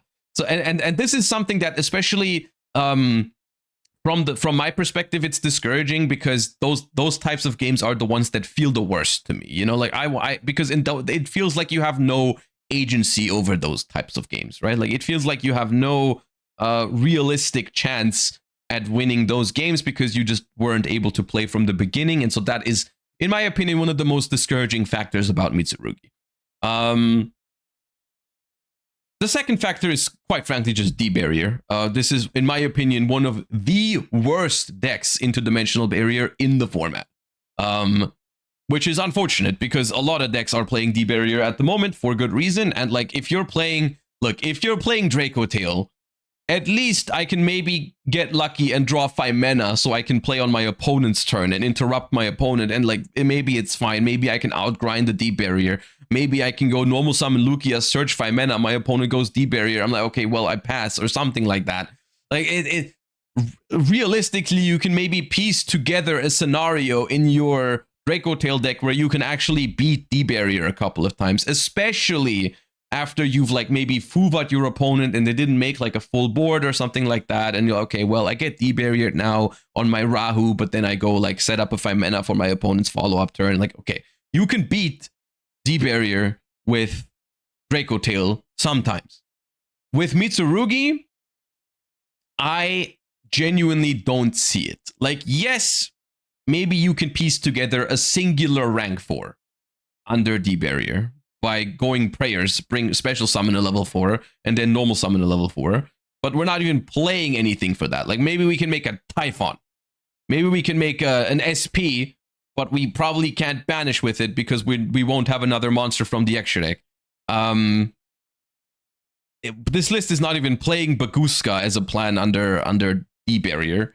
Like, at this point, I think Mitsurugi is just in a state where you just accept to die to Dimensional Barrier.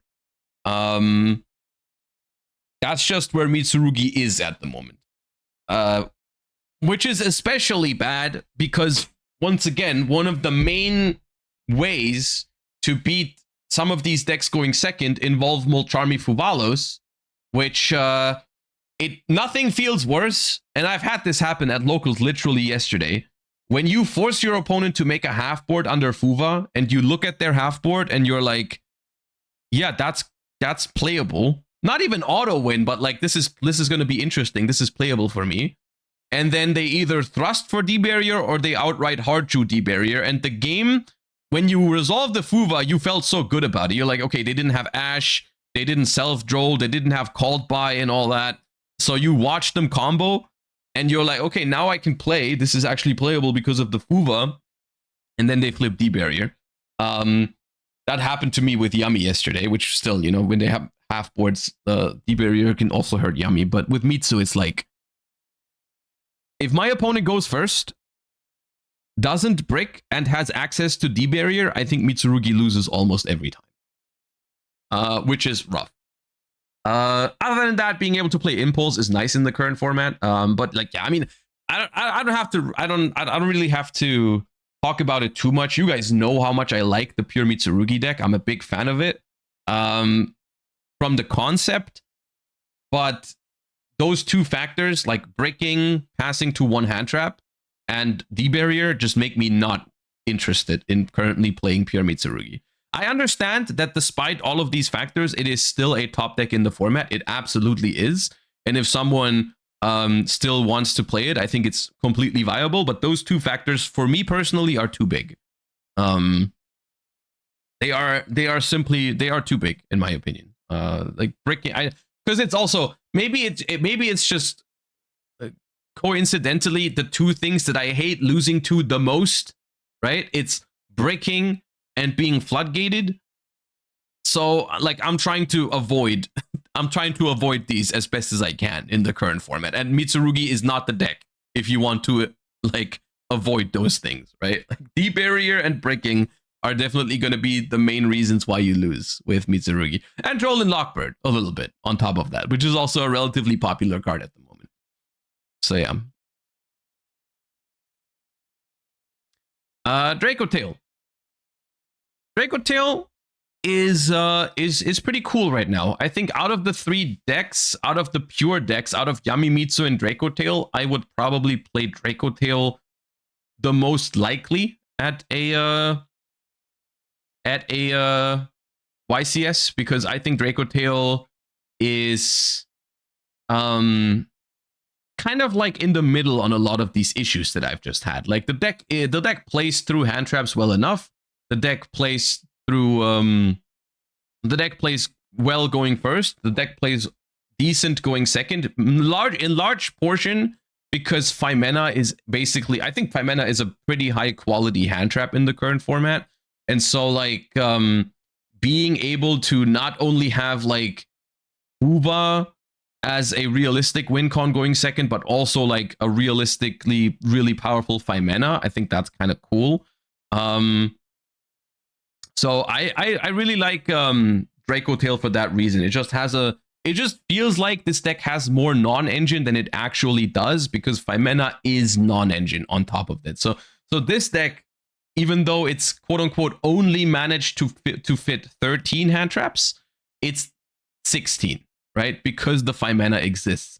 But the Phimena is going to feel significantly better than any other hand trap you could probably play instead, because they're already playing the good ones, right? Ash, Bell, Fuva.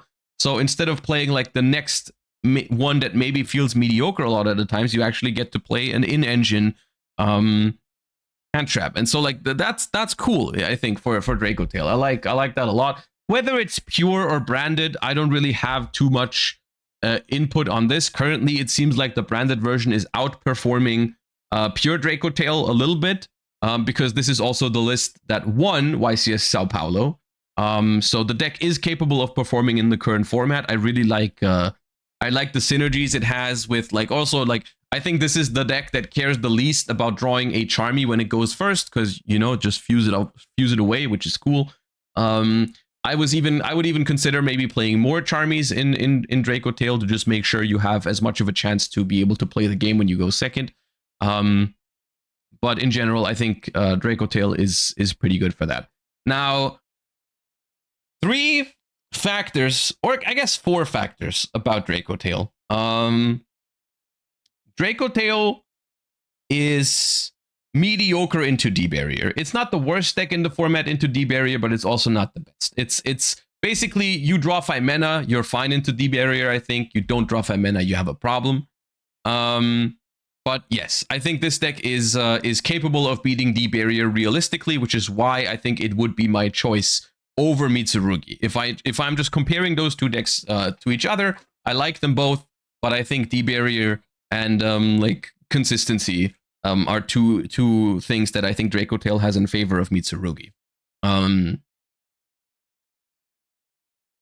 deck's end board is beatable, even though I think it's relatively strong, especially when people are playing the 3 trap cards. But that's basically leading me to the downside of Draco Tail, and I think that is the trap cards. I think having to main deck basically 3 trap cards, and people are going to say you don't have to main deck 3 trap cards. In my opinion, you do in Draco Tail.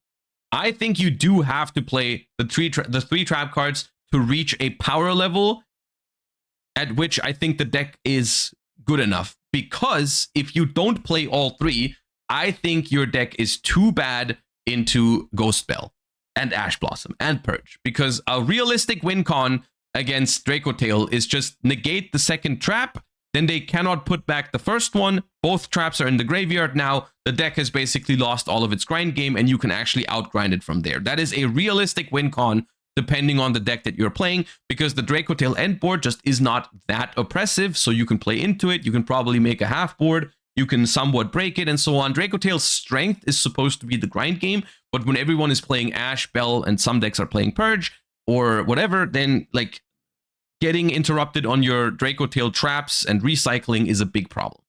So I think at the moment, just for the diversity of being able to pick which interruption you need, and also just being able to recycle each other consistently, I do think 3 Draco Tail traps is optimal in Draco Tail at the moment.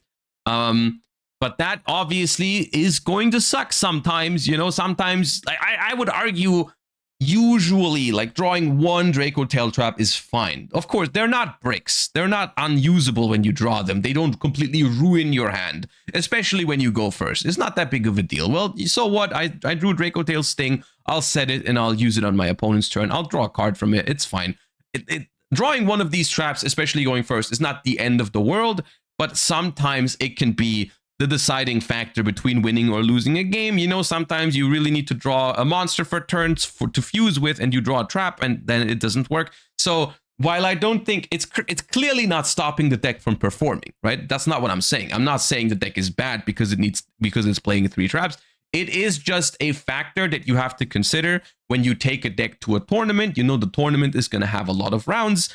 In those 14, 15 rounds of Swiss at a YCS now, if you play a deck that has 3 trap cards like this, there is going to be a decent chunk of games where you draw 1, sometimes even 2 of these trap cards in your hands. And especially going second, that could be a problem.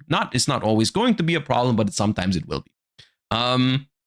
So that is one factor. Other than that, I think this deck is awesome. Like I think if you basically ignore the trap cards, this deck has a very awesome like quality. The quality of cards in this deck is really awesome. You're gonna draw a lot of really cool, good hands, because Draco Tail also has another factor, which is it makes really good use of drawing duplicates. Like if I can play the game, I don't care that I have a Molcharmy in my hand when I go first. I don't care that I have double Ghost Bell. I don't care that I've drawn my Fallen of Albaz. I can just fuse it away for something else and then add back other cards from my grave with Arthalion. Like a lot of really cool factors that I really like in a deck are in Draco Tail. You know, like it's cool. It's lower to the ground. The literally only, and this is another factor, the only floodgate that you really care about in that people are siding in is like D barrier. You don't care about roll. I guess against Mitsu you care against D barrier, D fissure. That was another thing I was going to bring up, is like the Yami matchup is a little weird for this deck because Herald of the Arclight is a strong floodgate against it, and then like Mitsurugi side decking in Dimensional Fissure and stuff like that. But Draco Tail, if I had to pick one of the big 5 in the current format, I would currently pick Draco Tail. If it's like, okay, YCS is next weekend, you have to play Yami, Mitsu, Draco Tail, K9 Crystron, or Mitsurugi Yami, I'd play Draco Tail. Out of those decks, personally. Just because currently out of those decks is the one I vibe with the most. The pure Yami matchup or like Herald of Arclight is a problem, so like, but you know, there's ways to force out the Herald and stuff like that, and then it's okay. So I think out of those 5, Draco Tail is the one I would pick. Isn't the problem that it's too easily floodgateable? See, the thing is, like, I think all of these decks are floodgateable in some way, shape, or form in the current format. I mean, that is one of the reasons why I made that video complaining about floodgates. So in some ways, we're gonna talk about some options later that maybe I'm gonna explore over the month of November to see if some of those might be strong enough. But like, out of those top 5 decks, every single one of them has weaknesses to certain floodgates, and Dracotail at least has Phimena, which is a card that lets you play on the opponent's turn, which in theory sometimes makes it less bad if your turn gets skipped, right? If your turn gets skipped in Dracotail, it's kind of similar to Yummy. You know, sometimes your turn in Yummy gets skipped, but you can make a Snatchy to play on your opponent's turn. Dracotail, same thing. Sometimes your turn gets skipped, but you can use Phimena to play on the opponent's turn. Sometimes. That doesn't always work, but it can work. So it's not that weak to D-Barrier. It's pretty weak to D-Fissure, though. I have no idea. It seems like the current approach to Dimensional Fissure is just pretend it doesn't exist. Because these decks, the deck that won YCS Sao Paulo, there's 0 solutions in here to a Dimensional Fissure. I guess, do you side in Fenrir going second against Mitsurugi? Maybe. I don't know if you really want to, though. But I guess you could. I guess you could side deck 2 Fenrirs against Mitsu going second. They're not that bad. Yeah. But still, okay, 2 outs in your entire deck to a Dimensional Fissure, I guess, that you can't even use all of the times because you're going to have, like, you have Phimena, Magnemute, and Nibiru in your deck. But I guess if you can put a body on the board, then SP can be an out as well. So, yeah. Branded Fusion, if you play Chaos, is an out, but this list doesn't play it. Yeah. Either way, none of these top tier decks is going to be completely unfloodgateable. that deck, unfortunately, at the moment, at least in the top tier, category, that deck doesn't exist. The deck that cannot be floodgated. I don't know if it does exist in the current format. I want to talk about some options later, like if there is a choice to never get floodgated. But out of the top 5, I think Dracotail, in my opinion, I vibe with this deck the most. I like being able to play all of these hand traps. I like to be able to play the lower to the ground deck that isn't so weak to Droll and Fuva and so on. I think it's pretty cool. What about the man deck? I think the Odeon deck is dead. I think the Odeon deck died the moment that this deck popped up more and this deck popped up. The whole premise of the Odeon deck was it was good against Mitsu and Dracotail, pure, which were the 2 most expected decks alongside Yummy at YCS Lille. And it did a really good job at countering exactly those 2. Like, it did a really good job at beating Dracotail at Mitsurugi. And the problem is, once you throw this deck in the mix, which the Odeon deck didn't even play Charmies, because the entire idea was play one-on-one hand traps that trade well into Mitsurugi and Dracotail, right? Like your Psy-Frames and so on, and your Bell, your Purge, both Dominus cards, and so on. This deck, you cannot realistically stop this deck from playing. Unless you go first, of course, maybe. Maybe if you go first and you open like Odeon, like access to Drill Beam and Temple or something, sure. But if this deck goes first and you're trying to fair hand trap this deck, it's a losing game. It's 100% a losing game. Like they go like activate Habakiri, tribute Saji, you ash it, and then they normal summon a Yummy, and then what do you do with your fair hand traps? What do you do with your fair hand traps with the Odeon deck? Because the Odeon deck was very, very reliant on your opponent not playing, because it is not good at dealing with established boards.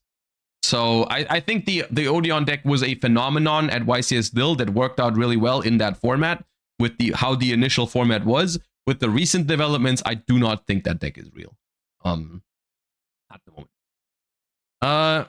K9 Christian is the next deck in the big 5 that we have to talk about. Now, I think it's not going to be surprising to anybody that I'm not going to be a big fan of this deck, but I still want to discuss it. I do think this deck is probably the strongest deck going first at the moment.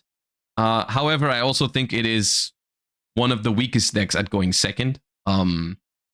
Which I will say, I understand why people are playing it, because I think this deck, like, when I say one of the weakest decks going second, I only mean it is weak going second against, like, the, let's say it's weak going second if your opponent plays well into it, and when they play one of the higher ceiling decks, like Mitsurugi Yami or Pure Mitsurugi as well, I think should beat this deck when it goes first, unless it breaks, but you do play Bell, Ash, and Droll to stop them from playing potentially. But realistically, I think like a player that uses their interruptions properly should beat this deck when they go first. In reality, that's not always the case. In reality, this is a deck that punishes people for misplaying very hard, which I think is which is a good factor sometimes when you're entering a long tournament. You know, like if your opponent like messes up one of their interruptions or messes up their combo a little bit and doesn't play it properly under Fuva or under Droll, you can really capitalize with a high ceiling deck like this one. But I've never been the biggest fan of combo decks because I don't like decks that going second rely on the opponent misplaying into it, which I do think this deck does this. I don't think this deck wins going second most of the time if the opponent plays properly, and I'm just not that interested in flipping coins. But it's a strong deck. Because people are not always going to play perfectly, and because you basically are immune to board breakers because you're Mjolnir locking. So all of the things, basically, this deck trades, in my opinion, it trades non-engine space and the going, like Yami, I think going second now with Marshmallow is a better deck at going second than K9. It trades the non-engine space for an auto win into board breakers, basically. I feel like if you compare Pure Yami and K9 Crystron to each other, right? It's like more auto win going first, stronger against board breakers, also incredibly strong into fair hand traps, right? I think it's one of the best decks into the fair hand traps, not even close. Like if you tried, have you ever tried to interact with this deck with cards like Ash, Bell, Purge, even Droll and Lockbird to an extent, Imperm, Veiler? Awful experience. This is, I guess, the real reason why this deck is so powerful is that, well, you tried to hand trap it, that doesn't work because it's K9 Crystron. They're gonna make Ripper to negate your hand traps. If they acted like activate Jokul, reveal Solfador, try to hand trap that. You know, like, and try to hand trap Jokul, reveal Solfador, please, because the Jokul searches a card immediately, the Solfador sends you the Crystron engine to the graveyard, and the rank 5 they make also searches and negates further hand traps. So, like, hand trapping the combination of Jokul Solfador is literally impossible. On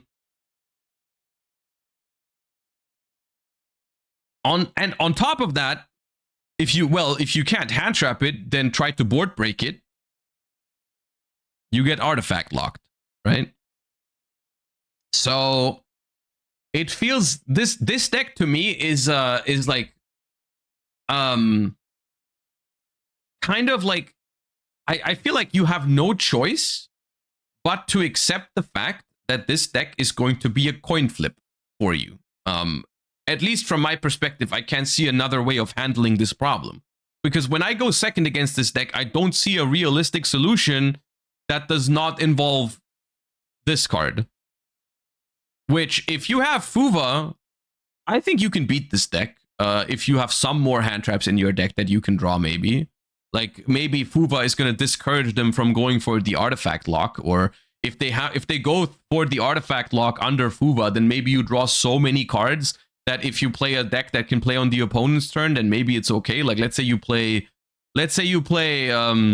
this deck and you resolve a Fuva against K9 Crystron, like, you have a very high chance of drawing 5 mana, or like 5 mana plus Nib or something, or like you Bell let's say you bell the Ripper, and then you bell the Kunkuryu when it tries to revive the artifact, they negate it, you chain Nib, and that's like a win con. So like, if you play a deck like this, you have a realistic win condition under Fuva against this deck. Other than Fuva, I cannot think of a solution here. Going second. Like, going second, I feel like this deck is always draw Fuva or bust. I guess you can play Psyframes, sure, or the Mirror in this deck as well. But yeah. It's basically like a U-Bell of this format, but even worse because it locks you. Like, the U-Bell board, in theory, was at least like, I mean, in reality, it was like 99% unbreakable. This one's like 100% unbreakable, right? So it's rough. If you Impulse, you can't activate the Mjolnir, if I'm not mistaken. Yes, in theory, Impulse in decks that can play it is a way to prevent getting locked, at least. But then you still have to like win the game from that point on, because if they probably see the Impulse relatively early, and then you still have to deal with the rest of the board, because that's the thing, right? That's the underlying problem here, is even if you can theoretically prevent the lock, right? Like, if you can imperm the Dagda, for example, right? There still is a lot of other things, right? They still have Ripper, Infinity, access to Dragster via the Tristaros, that's like basically 3 negates on different things. Like, I guess if your deck doesn't have anything in hand that activates, then you can ignore the Ripper, but Infinity and Dragster are definitely going to negate 2 of your cards after you've already used at least the Imperm to stop the Dagda. Then they have an Azuna in hand that you have to play through. So with the Azuna and the Ripper, you basically just can't activate anything in hand or grave. They have Cluster to pop a card. It's not like trivial to beat this deck's normal board. Like, this deck's normal board, besides the Mjolnir, is already pretty strong. So you basically, if you spend 1 or 2 cards stopping the Mjolnir, then the rest, like the 4 or 5 cards you have left, only have a very small chance at actually beating the board, I think. So it feels like a very, like, I can't really figure out a realistic solution to this deck other than, well, just go first or resolve Fuva, right? And so it feels like a pretty toxic entry into the format. Like, yeah. Needless to say, I would never play this deck, because it basically combines all of the things that I dislike about top tier decks, you know, like I feel like heavily dependent on going first, very bad into D-Barrier as well, has a weakness into Fuva. So it's not like, I guess that's the only positive takeaway here, is that this deck is not, like, it's not the end-all be-all solution. It's not like it does everything perfect. It's not like it's going to have like an infinitely high win rate in the format, and so on and so forth. It's just that I don't really enjoy the dynamics it creates, right? Whether you think Mjolnir is the problem or whatever, like, I don't really care. I think the problem is cards that summon cards to your opponent's field, which we just shouldn't have. Like, why does this card give your opponent a card? I feel like at this point, almost every card that summons a card to your opponent's field has been a problem at some point. It was branded Expulsion, then Albion the Sanctifier Dragon. Now it's this card. Like, it's just annoying. But yeah, the problem is Ripper. Yeah, but I don't want this to turn into too much of a fundamental discussion about like this sort of things. Like, yes, I don't like K9 because Ripper negates hand traps. I think that's a very unhealthy design, but that's not the point here. I'm trying to discuss the pros and cons of this deck, and the pro of this deck is that 100% it's the most powerful deck going first in the current format, I think. Maybe alongside the Ryziel Onomat deck, but the Ryziel Onomat deck I think is significantly weaker into Droll than this deck. Like, this deck is actually fine into Droll, which is funny because it technically searches a lot, but depending on what you start with, the Droll really isn't that big of a problem. Of course, if you have to start with Case for K9 or Chaotic Elements, then the Droll can hurt. And if you play Droll, or if you have Droll in your side deck, you would still side deck it against this deck. Even though I found this to be a little bit weird, because unironically, like what I said earlier, like sometimes I feel like the only win con against this deck is Fuva. And if I realize that my only win con is Fuva, then why am I siding Droll? You know what I mean? Like, because Droll is basically like most of the time Droll feels pretty bad against this deck. Actually, it's like it's one of those things where it's one of those decks where you just throw all of your hand traps into your deck just to hope that something sticks. Like when I'm playing against this deck, I even keep the bells in my deck because sometimes it can help negating a lantern in hand or something. It doesn't feel good, but maybe it works. You know, like you just keep it all in there just for the chance of it working. But yeah, the deck even uses Droll itself to counter Fuva sometimes. So like it's rough. It's rough.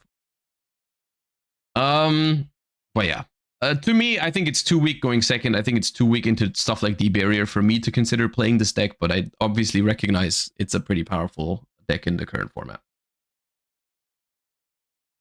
It sounds drastic, but does this deck have real follow-up versus Sphere Mode? The problem is that it sees the Sphere Mode with Noroi. So it can actually go down to 2 monsters, I think. Like if they lock you with Mjolnir, nothing is stopping them from just like linking off a couple of things and then using Infinity to like attach SP Little Knight or something, and then like they end on like Infinity Ripper, just 2 monsters on the board, and then like Cluster face up, you're under Mjolnir lock, and then they kill you next turn. Right? You contribute the Mjolnir for Sphere Mode. I guess they could attach it though, right? Like they can SP banish it. I don't know. I haven't thought the entire thing through, but I think the Crystron cards give you some follow-up. But yeah, maybe a solution to this deck could actually be to just break the board. The problem is at this point, basically, you are playing cards like this deck is not that popular, right? We can look at the top cut breakdown for YCS Sao Paulo, for example. You will find that it's not that common, right? There was 2 Crystrons in top 16. So at this point, it made up only an 1/8 of the pie chart. So it's not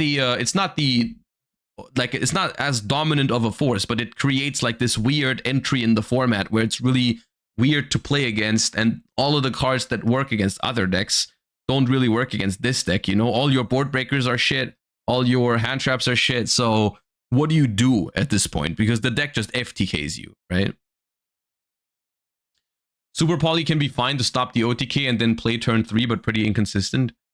Yeah, that's, I guess. The problem is it needs to be very specific board breakers because they have Infinity and Dawn Dragster. So like all the things like Darkhold or Raigeki and stuff don't work.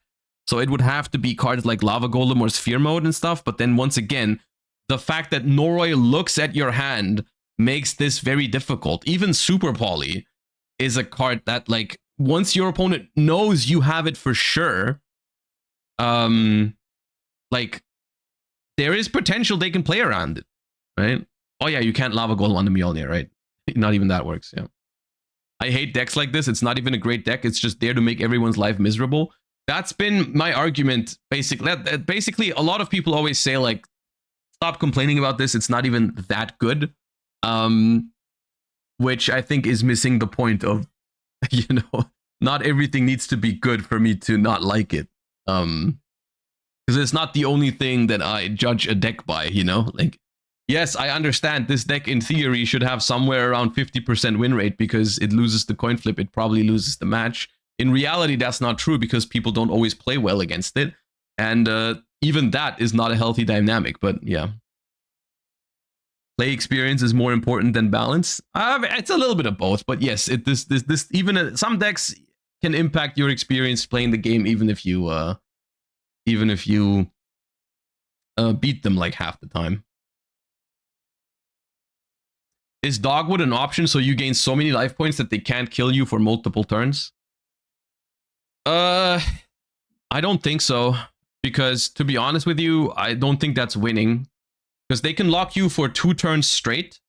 with Mjolnir because, you know, you can keep the Quinkry on the board and then detach again on the next turn. So you're going to have to survive 2 battle phases. And ultimately, I just don't think you're going to be able to play the game realistically by just discarding a Dogwood, going -1 in card advantage. And then because once again, even if you survive 2 battle phases after they continuously lock you with Mjolnir, you're still going to have to beat Infinity, Ripper, Dawn Dragster, SP, Izuna in hand, and their non-engine, and Cluster. So it's like 1 card down, you're not beating that. Yeah. So, yeah.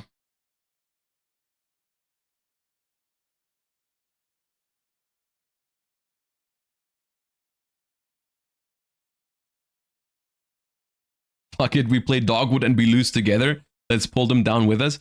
Yeah, we should, as the community, we should just play cards that create double losses against K9 Crystron to discourage people from playing the deck. Everyone plays cards that don't beat the deck, but make the game take 50 minutes. And so everyone just hates playing this deck from now on. Yeah, I don't know, man. I don't know the solution to this. Realistically, I do know the solution. The solution is just ignore that it exists. Just play your normal deck with 3 Fubas and just pray to God that you go first or draw Fuba against this deck. That's all you can do, realistically, I think. Which is sad, I think, from the perspective of someone who's trying to give advice for the format. Like, I would love to be able to give better advice than that, but I genuinely don't have an answer other than, yeah, just Fuba this deck, and then maybe you have a chance. Yeah. I don't know. Especially post-side, right? Especially post-side, when your deck loses to stuff like Dimensional Barrier or Thrust into D-Barrier, it's like, okay, even if there was more hand traps that beat this deck, like, you're gonna have to draw like 4 hand traps to make the game playable for you, maybe. And then you still lose to D-Barrier the turn after. Like, I don't know, I can't tell you. This deck is made to stop you from playing the game. Yeah. Perulia works as well. Perulia is not bad against this deck, but I wouldn't consider it like a guarantee, because realistically they can do the full thing with 2 or 3 summons from hand, and I think most people are just gonna go for it. Like, if you Perulia this deck, I think they just go for it, and then I guess the Perulia draws you cards, but you still get Mjolnir locked, so unless you have a way to stop that, then it's not gonna help you.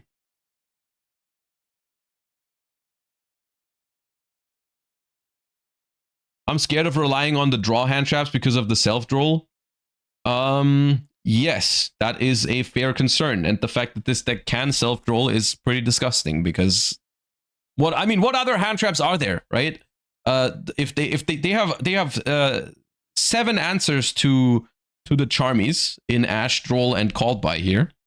And if you consider Thrust, Talents, and D-Barrier also punishes for Charmies, then, you know, we're on 12 answers to Charmies already. Roll doesn't work, I don't think, because they can self-draw. Like, most of the time, I think it doesn't work. If they start Noroi, they laugh at your draw. Like, it's actually completely irrelevant, right? If they have Noroi, I think draw just does nothing.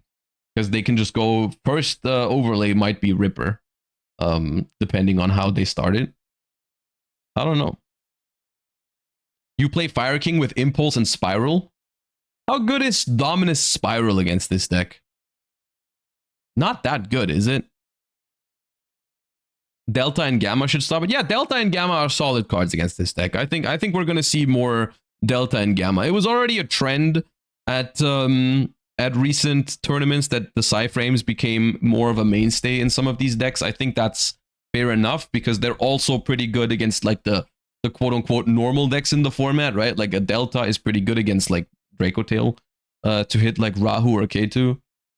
It's good against Mitsu. It's decent against Yami. So like the Psyframes are fine. Right?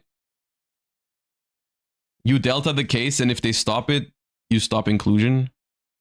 You mean like if they negate? Oh yeah, because the psi frames, right? Against Ripper, the psi frames are better because if they negate them, you can do it again. Yeah, that's a decent point. Yeah. Yeah.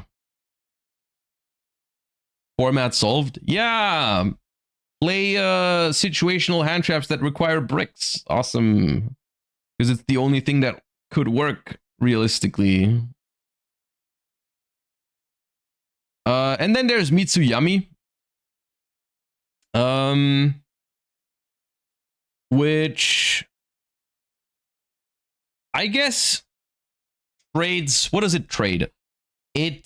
So the idea behind this deck, I feel like, is that you have two archetypes here, which we've talked about their individual weaknesses, right? We've talked about the weaknesses of Yami. We've talked about the weaknesses of Mitsu.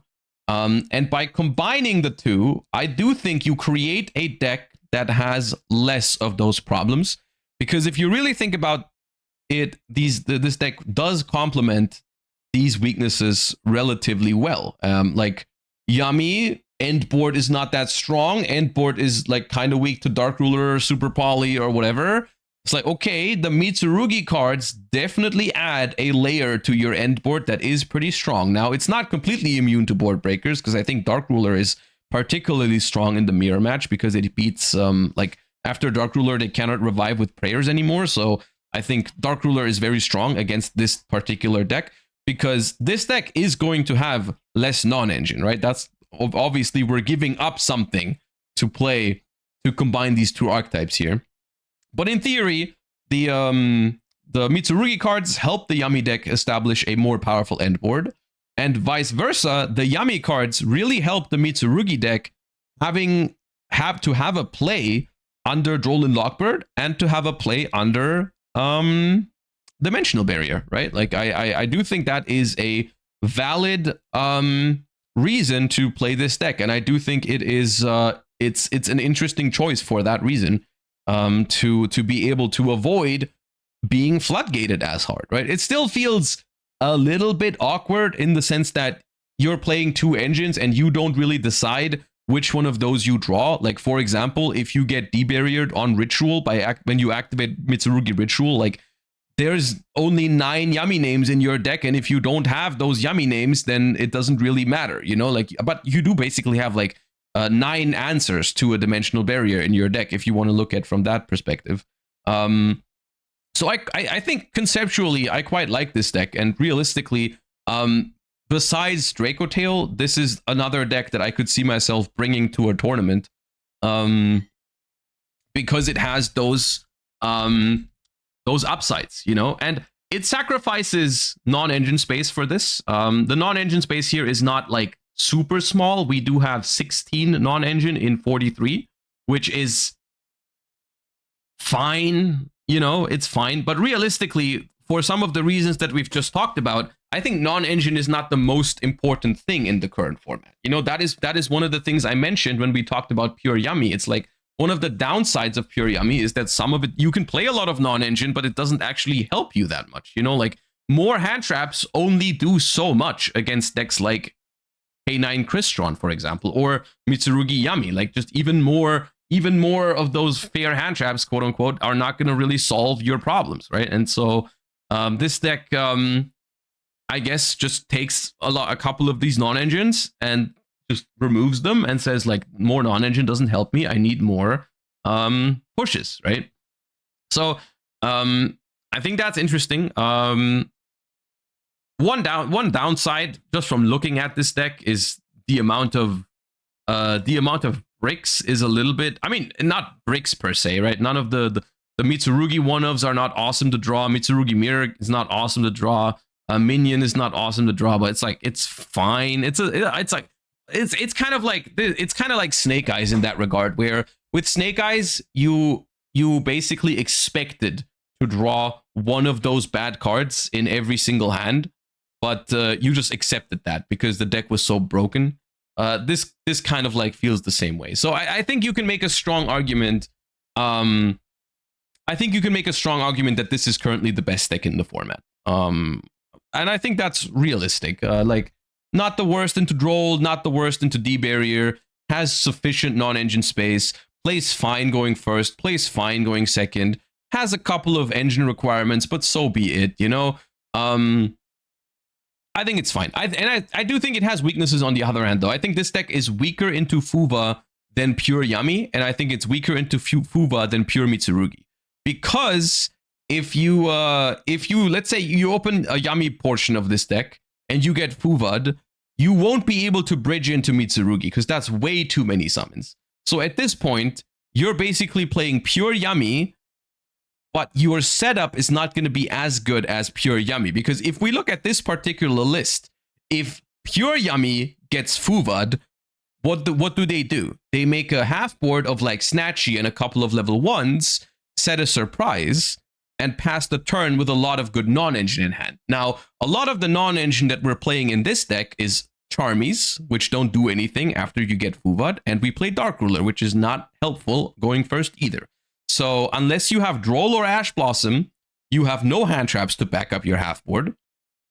And if you're not able to pull off both of your combos, your Mitsurugi and your Yami stuff, then your half board is going to be relatively mediocre here. So in theory, this deck sounds very good, but in practice, I think sometimes, especially against Fuva, it's going to feel mediocre, which is just going to be like another entry into the format of like, you kind of need to draw Fuva against this deck or bust, which is just a theme, I guess, right now. Dark Ruler is also fine against this deck, however. If you Dark Ruler this deck, you basically reduce it to Surprise and Prayers face down, right? Because you negate the entire board. The only thing they can do after this is they can go Prayers, tribute the Murakumo so that it brings itself back to wipe the board once. And they can surprise to bring back like a Synchro or a Snatchy to Synchro with. So after Dark Ruler, it's beatable, I think, which is why I think Dark Ruler has made its way into the main deck here for Raphael. So yeah. Yeah. So this is the 5 decks of the big 5 of the format right now, I feel like. And like I said, if I had to pick, for me personally, there is bias going into these decisions. If I had to pick for a YCS like soon, I would be looking into either Draco Tail or Mitsuyami. Those are the 2 decks that I vibe with the most because I think they have some resilience to some of the floodgates and so on and so forth. Those 2 decks I currently vibe with the most. 3rd and 4th are Yami and Mitsu, the pure versions, because of the downsides that I detailed earlier. And number 5 is definitely K9 Crystron. Like I just don't vibe with that deck. I don't like the idea behind it. But that's basically my opinion on the decks in the current format. And I guess it's interesting to see where we go from here, because if we think this through, right? At the moment, it really seems like Mitsurugi Yami it's starting to actually be the most played deck in the format, I feel like, or at least the one that has the most like tops. Because you look at this top cut here for YCS Sao Paulo, in the top 8, we see a total of 3 Yami decks, and all of them are Yami Mitsurugi. The first pure Yami is actually this one in top 16, but not even this one is pure Yami because it's Yami Sulfur. There's another Yami Mitsu here. There's a Yami Sulfur Mitsu here. Like the first pure Yami is all the way down here in top 32. There's 2 pure Yamis. Everything else is Yami hybrids. So out of 11 Yamis in top 32, we have 2 pure and 9 hybrids. Right? Yeah, 7 times Yami Mitsurugi, 2 pure Yami, 1 Sulfur Yami, 1 Sulfur Mitsu Yami. So the standard for Yami is hybrids with Mitsurugi mostly. Yami is the new Fiendsmith? I guess, kind of, yeah, because like, as long as you can make a Link 1 and a level 1, then you have full Yami combo now. Yeah. So Yamimitsu is going to be probably the most played deck moving forward, which I think is going to force people to play Charmies. Which brings me to the most Charmy Meows here in the main deck. I guess we can discuss some individual cards that might see more play because of this, and which kind of decks that benefits and which kind of decks don't like this. But Molcharmy Meowls, I think, is a development. I can only this is mostly for Mitsuyami, right? Because it kind of impacts both sides of the combo. Like you kind of are forced to play your combo a little bit weirdly under Meowls, right? Because you want to go and bring back a Yummy from the graveyard with minion usually. Usually you want to use Surprise to revive Marshmallow to add back to Surprise. So if you don't do that, you're going to lose out on that. You want to bring back your Mitsurugi rituals from the graveyard. So Meow and Zombie Vampire as well. The Sorrow Cat to recycle the Herald of the Arclight. So Lollipo. So between all of these, Meowls, I think, is a pretty solid card against this deck. I guess the question is, how strong are the compromises that you can make to not play into the Meowls too much, right? Because in theory, you can also just, like, let's say you don't have access to your Mitsurugi cards, right? And you draw like Kapsi Cookie. You can just do a normal Yummy board with one graveyard summon, either from the field spell or from your Lollipo, and maybe call it a day. But I guess at that point, you've kind of forced your opponent into playing a normal game of Yu-Gi-Oh, which maybe is all that you want from the Molcharmy. So I think Meowls is looking good against this deck. The more I'm thinking about it, I feel like when you draw Meowls, you don't auto win the game, but what you do is you make it very hard for the opponent to do both combos. Which means they're gonna have to decide. Like, yes, you can do a Mitsu line that's solid under Meowls, but then you're just doing just Mitsu. Or you can do a Yummy line that's solid under Meowls, but then you can't really bridge into Mitsu. So at this point, you're basically saying, okay, I'm stopping you from playing the hybrid, right? You are forced to play pure Mitsu or pure Yummy, and I get to draw a card from it, and your deck now has a lot of suboptimal cards in there that are not going to impact my turn, right? Like if your opponent, if you activate Meowls and they decide to go for a Yummy line and not commit to many Mitsurugi plays, then having a Mitsurugi card in their hand is not going to be non-engine, right? And so you're basically at this point playing against pure Yummy with less non-engine, which is good. Meowls is also very good on your own turn in this format against Yummy and Mitsuyami, right? Like Meowls on your own turn slaps. So I can definitely see Meowls being a more popular card moving forward. It's, I guess, how good is it against K9 Crystron? They have Lantern, they have Lupus, they have Inclusion, and they have the Princess to bring back Mjolnir.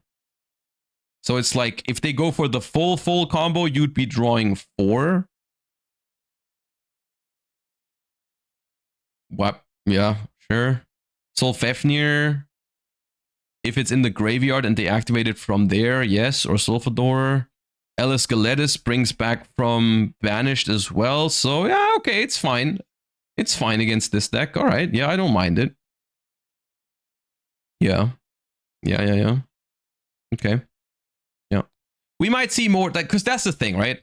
This is a thought process that I've also been having in terms of my non-engine choices. What can I do to deal better with decks like K9 Crystron and Mitsurugi Yummy? Because that's ultimately the thing you have to do right now. In the beginning of the format, it was all around Yummy, Mitsu, and Draco Tail. Now we have to deal with the fact that people are playing more K9 Crystron and people are playing a lot more Mitsu Yummy.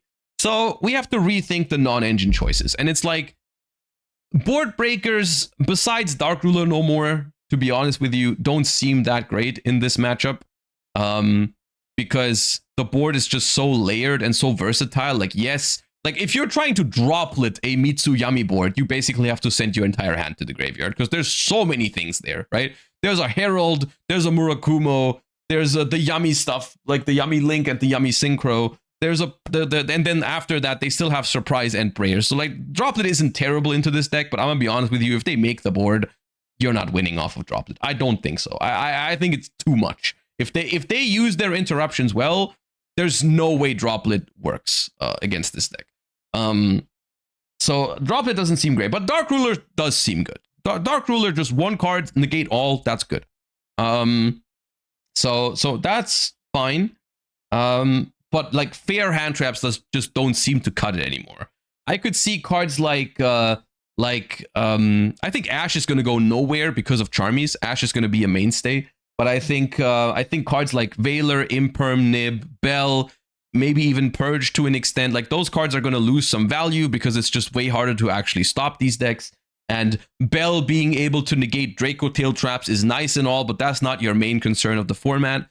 So like maybe we're gonna see people flock more towards Charmies and Dolan Lockbird, realistically, which is usually not the greatest sign for the format, I will say, but that's just what naturally is what you have to do, right? Maybe Perulia is a card that could also come back, because Perulia I think is like fine into these two decks. The way I look at Perulia is like it's not the best hand trap into these two decks, but it gives you a better chance of drawing Fuva, which honestly might be good enough at this point. Like I could see playing Perulia just to try and draw Meowls or Fuva, which is basically what I did with Meowls and Perulia at Euros this year, right? I reached, in Vanquish Soul, I reached the conclusion that one of the main win conditions going second was Molcharmi Fuvalos. And so instead of playing mediocre hand traps like DD Crow or whatever, I decided to just play more Charmies just to have a slightly smaller chance at drawing Fuva. Like instead of discarding a Bell or a DD Crow, maybe it's better to just try to upstart Goblin into a Fuva. Because if my Bell does not stop my opponent from comboing anyways, then what's the point? I might as well just try to draw the card that actually can win me the game, which is Fuvalos, right? Which is just naturally what happens when people flock towards these like higher engine decks. Like Fuvalos becomes like one of the few things that you can actually win with in these formats. Going second. And maybe to an extent, Meowls and Perulia could facilitate that. Other than that, rogue options for this current format. I have two decks in mind that I want to try for November, because I have a lot of tournaments. Let me tell you, I have a lot of tournaments in November leading up to YCS Bologna. I'm going to be at the German Open on the 1st of, I think it's the 1st of November. On the 2nd of November, there's another big tournament in another big regional in Germany. The week after, I'm going to be at the French Open in Paris. The week after that, I'm at a regional in Belgium. That's supposed to be relatively big, so we're going there. And then the week after that is YCS Bologna. So I have a lot of tournaments coming up, and I'm basically trying to prepare for that. And I'm going to try to, like, over the course of those tournaments, I'm going to try to focus on finding a deck for YCS Bologna. It's going to be a stressful month, and it's basically going to decide over whether I still have a chance in the Worlds race or not, because currently I'm behind. And if other people get a lot more points than I do in November, then it might not be possible anymore. I don't know. At least that's how I'm looking at it. And I'll see how stressful it is, honestly, because I'm kind of scared that the whole Worlds race is getting a little bit too stressful for me. But I don't know. I'll see, I guess.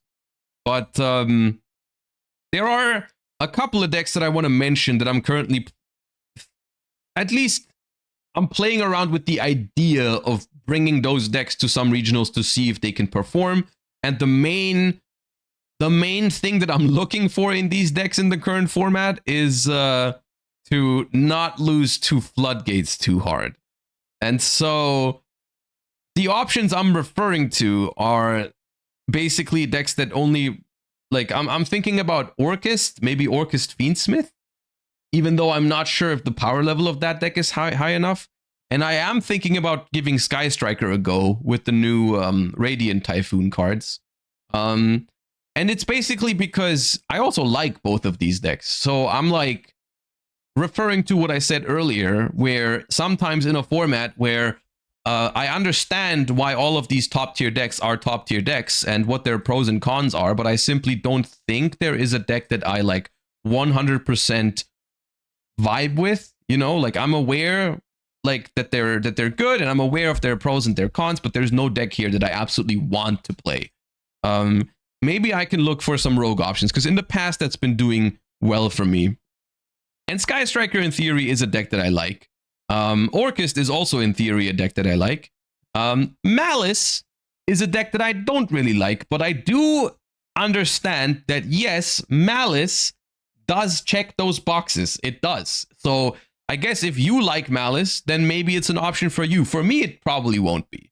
But realistically, Malice is okay into Droll. Malice is good into D-Barrier. Malice is good into Shifter. Malice is good into different Dimension Ground, Dimensional Fissure. Like, Malice, for the most part, doesn't have some of these problems. If people start playing Meowls in the main deck, though, then, you know, that's going to be a problem. But yeah, no, Malice is fine. I don't think I want to play Malice.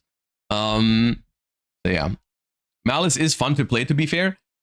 You know what? You do have a point. Like, playing against Malice is miserable, but playing Malice yourself is not the worst thing. So I don't know. But you can bet I will try my hardest to make decks like Sky Striker or Orchest work before I ever touch Malice. So I don't know. But that's just basically where I'm at right now. Is like, out of the 5 decks, the ones I would most likely play are Branded Dracotail and Mitsurugi Yami. But I am at a point where I want to experiment with some other things to try and see if there's maybe a meta call to be made that just works for me, right? I could see having a good time with Sky Striker or Orchest, because I feel like I would be losing some games because the quality of the deck is maybe a little bit lower. But at the same time, if I play other decks, I would be losing games to D-Barrier instead, right? So what's worse? What feels worse? Does it feel worse to lose because your Sky Striker deck couldn't, like, maybe beat a certain board or beat a certain matchup in a certain situation? Or does it feel worse to just get D-Barriered out of the game? I feel like the answer is the Sky Striker one is going to feel better, but I don't know. We'll see. Your deck is always worse. D-Barrier is only there 1/3 of the time. See, I don't think the decks are that bad though. Like if I thought Orchest or Sky Striker were that bad, I wouldn't consider them. But I don't think they're that far behind. With the new time rules, would Millennium Orchest be an option? Maybe. Maybe it could be.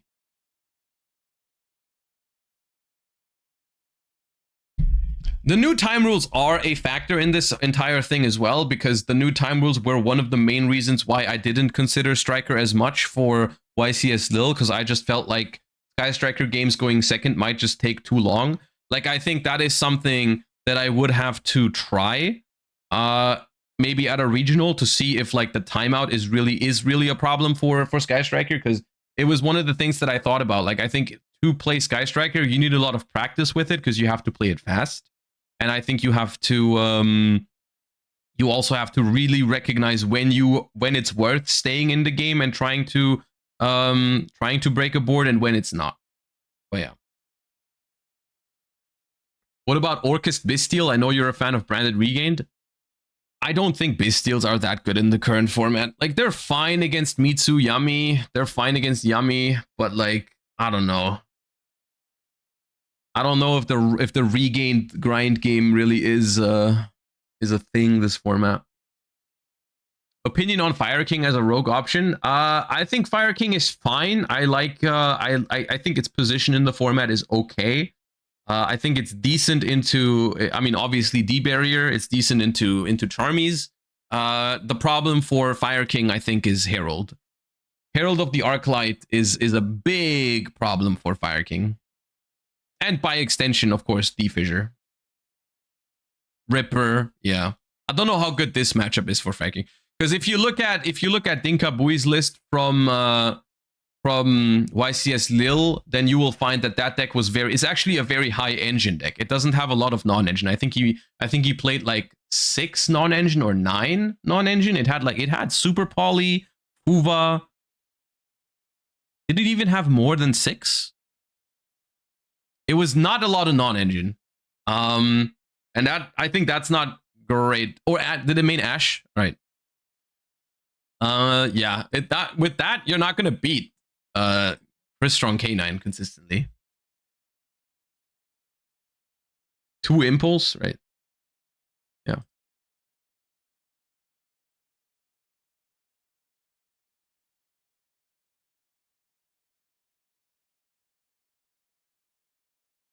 Okay.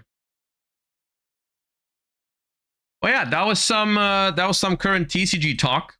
I hope everyone enjoyed that. I hope it was helpful for people who are maybe struggling to decide for a deck in the current situation. 'Cause I understand it can be rough. Like I'm in the same position right now. I'm in the same boat. I'm not sure exactly what I want to do in the current metagame. I have a lot of tournaments coming up next month, so I'm basically trying to find some options.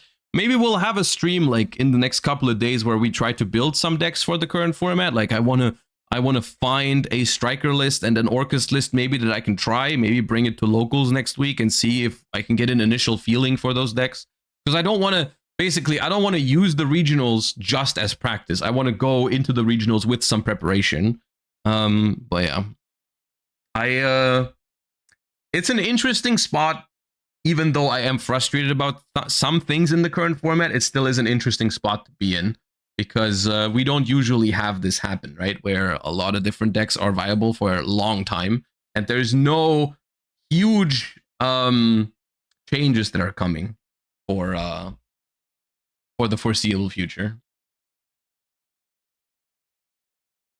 Orcust doesn't feel very real without Mermaid. I do think that Orcust is probably going to have some consistency issues because that's what I found when I tried pure Orcust for the first time, like a couple months ago before it came out or when it was supposed to come out. It's like without Mermaid, you do have a little bit like not enough starters, I guess. It is a problem. It is a problem. I'll play my first TCG locals ever. I've only played Master Duel before. I'll play Pure Mitsu. Do you think it's a good choice? Yeah, Pure Mitsu is good right now. It's fine. Is there any way to make Pure Vanquish Soul work? It doesn't lose to the popular Floodgates either. Look, if Pure Vanquish Soul was an option, I would immediately play that deck in the current format. If I could, I would play Vanquish Soul. I don't think it's possible. Like, I mean, it's possible. There's been people who've performed with Vanquish Soul K9, but I just don't like that deck. Like, I don't think it's a solution to the format because I think it's too bricky. It's too focused on going first because ultimately it's just a K9 deck, and I think it's a worse K9 deck than K9 Crystron. Like, you're not going to consistently resolve Holy Sue going second. You're not going to consistently open your Vanquish Soul cards going first. It's just K9 Crystron, but worse, in my opinion.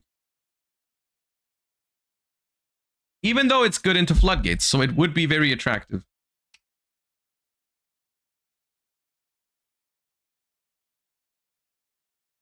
But yeah, we can chat about this more if you want to, but I do want to make a jump to Master Duel right now because I do want to play the Dice Rally event to get the gems. If you have any more things you would like to talk about TCG related, you can of course always ask these questions. But we're gonna jump into some Master Duel before we do Pokemon Legends later. Okay, where do we go for Dice Rally?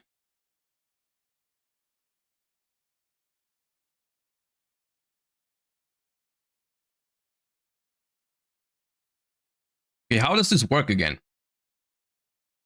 In the on the starting screen, nothing special happens here, right? There's no special rules in place when we just start, right? So let me just play, I don't know, what do we play? Pure Orcust? I liked Pure Orcust. Oh, there's a ban list for this. Hold up. What's playable?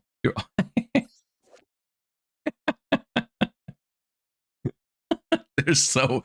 How are the people that make Master Duel events so freaking aware of what the problems are, man. It's insane to me. Okay. Yeah, no Mitsurugi. I think yugioh posted an Orcus deck. I saw it earlier on Twitter.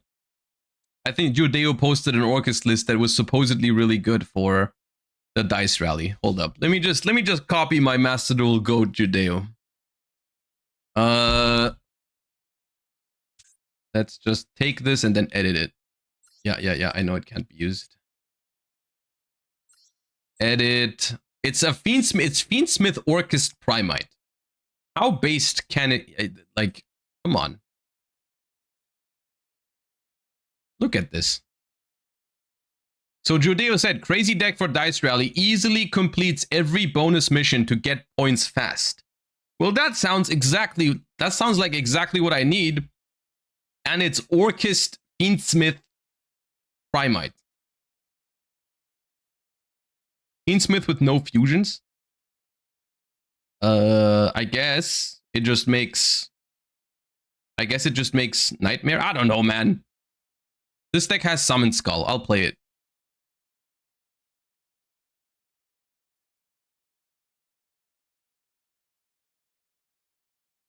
Okay, I'm taking out these. We do have 3 Skeleton, 3 Harp, 3 Girsu, no Fuvas, Crown, 3 Nightmares, World Want, no Foolish in this list. That seems wrong. I'll keep the Foolish. No Sky Striker cards. Why no Sky Striker cards? No Called By, no Crossout, no Impulse. It plays Fiendsmith. 2 Lacrima. Cracked. Just Requiem. Oh, Nightmare Mermaid is banned. That's why no Sky Striker cards, I realize.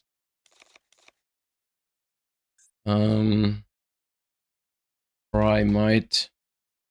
1 Ether Barrel, 3 Load, 1 of this. There's no Drill Beam either. Okay. Nibiru. Dippity. Summon Skull. Why do we need Summon Skull if we don't play any rank 6s? Fable Lurry. It plays 3 Effect Veilers. And it plays Azarune. Because we play Silhouette Rabbit. I don't even have that card. Oh, free pack.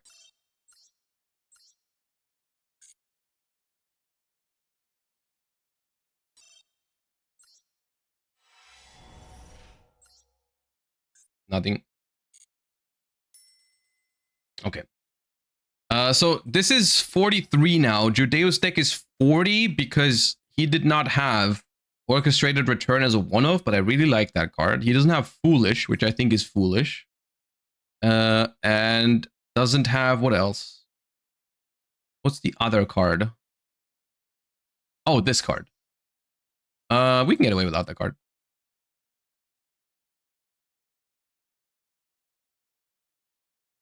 No Apple, no SP, no this, no that. No that.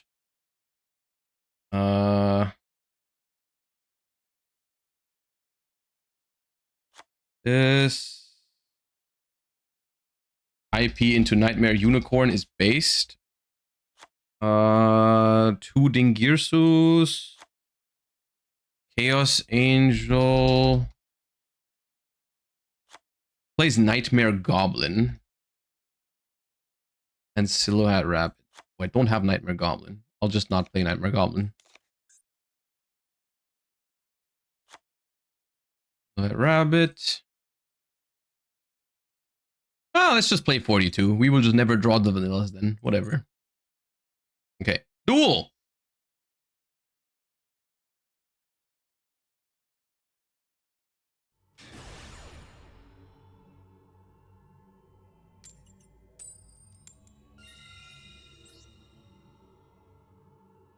So even though I don't have a special effect yet, it could be that my opponent does, right? Because they might be on another square that provides something already. Jesus. Blowback dragon.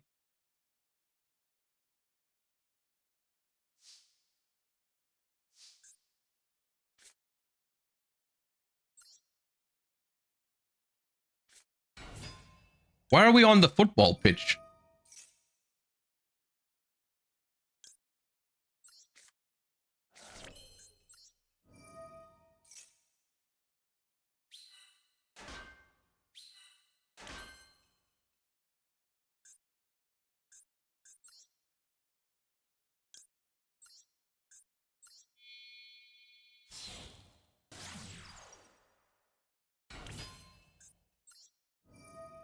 I guess let's send Engraver. We don't need the extra body, I think. We can just go for Babble, so we have Babble and Trap.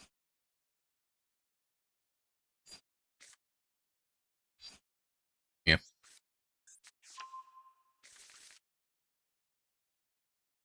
The only thing is, I guess we can't do the Apple line.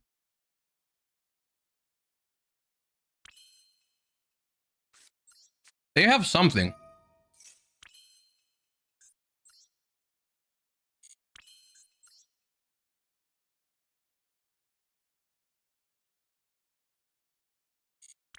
Hmm.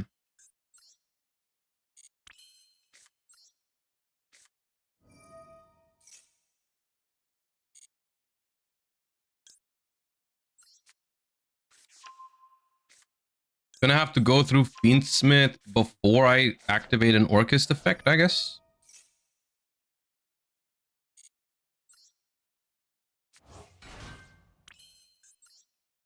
How do I respect Nibiru with this deck when I can't Apple? And I don't play Caesar? Hmm.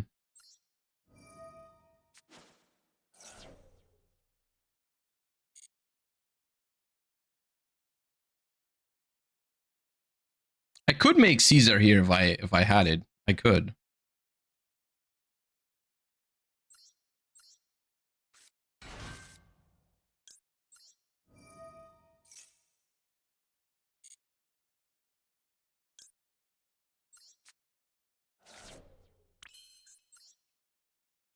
I do have a lot of follow-up. I guess we'll see. Lurie to the deck.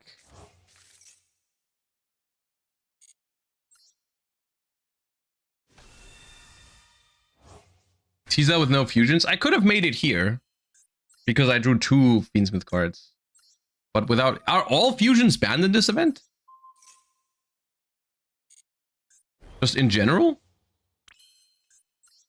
Okay. Should I steal the blowback dragon? Yeah, I'll steal the blowback dragon because I think that's funny.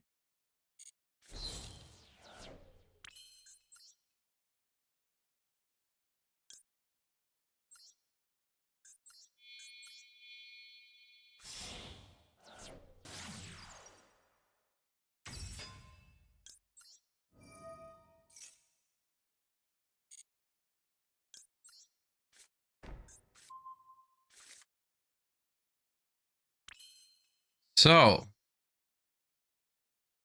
I guess I'll go Galatea now.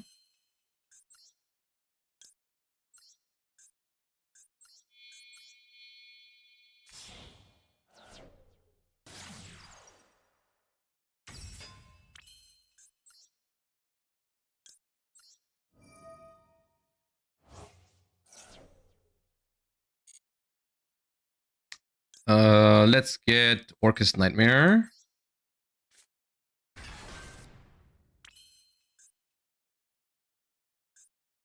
Let's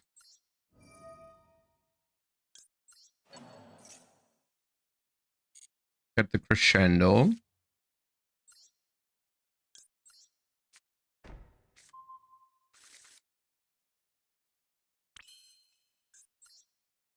Link into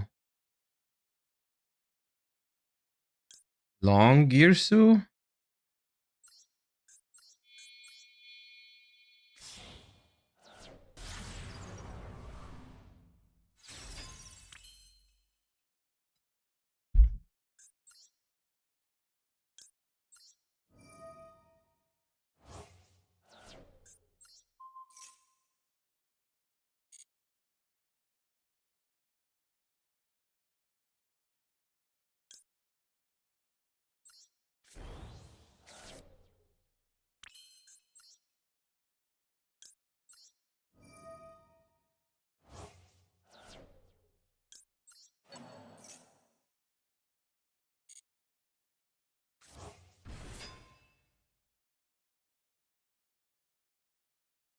Oh. This is the nip choke point, yeah. This is the nip choke point. Yep.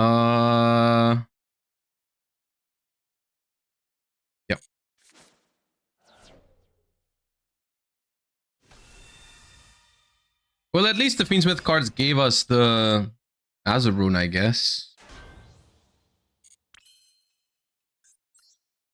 I could bring this back now to draw 2 with return.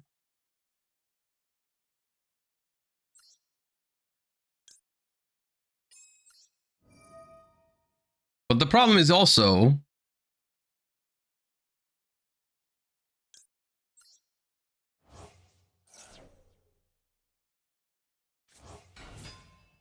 This also does make my Crescendo live.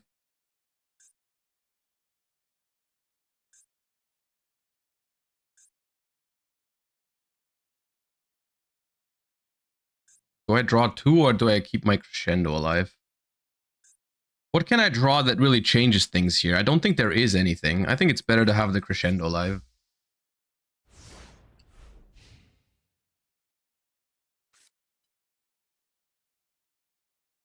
Oh, yeah, right. I could have brought it back anyways.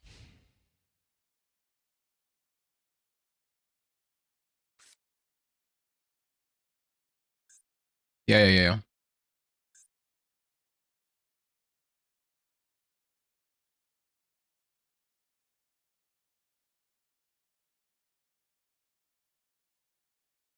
I guess this way, if they go battle phase to attack over it, I can bring it back again. So it's a little safer. Not at all what I was thinking, but it does have an advantage, I guess.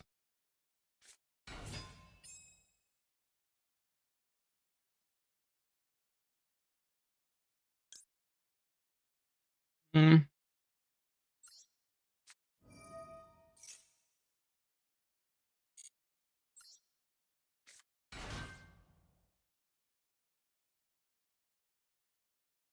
I think there's some value to negating the summon of the Link monster.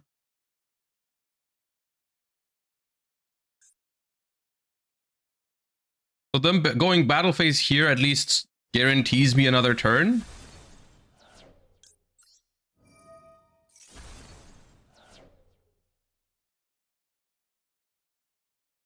They're attacking over the token. Okay.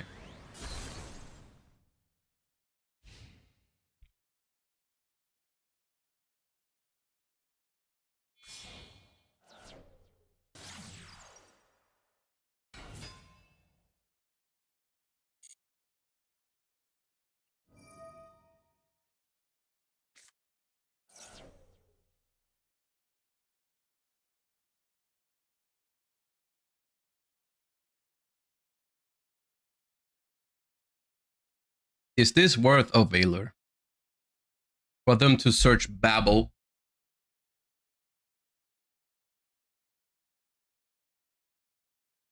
I don't think so. Or Crown. I also don't think Crown matters that much.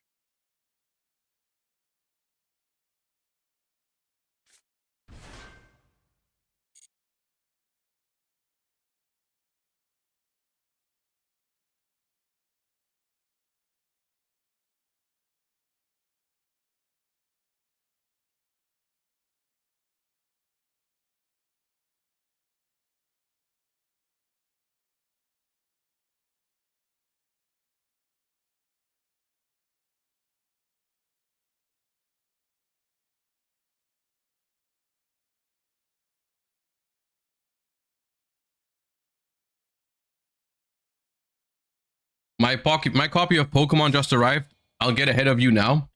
Yeah.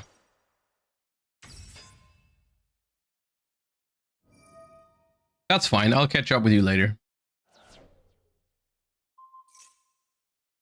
Okay, they're trying to bait out my crescendo here. They're trying to bait out my crescendo. I'll Veiler that. I'll not let that happen. Mine comes tomorrow. See, I didn't even risk any of that. I just downloaded it. I just bought it in the eShop. Normally, I like owning the games, but I didn't want to risk having it too late because I really wanted to stream it today. So I just pre-ordered it in the eShop.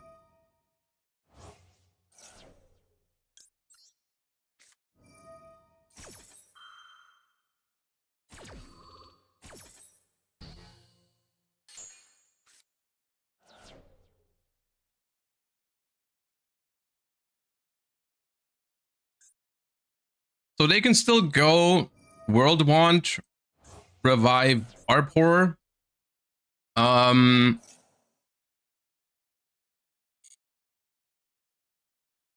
Make Galatea, I guess.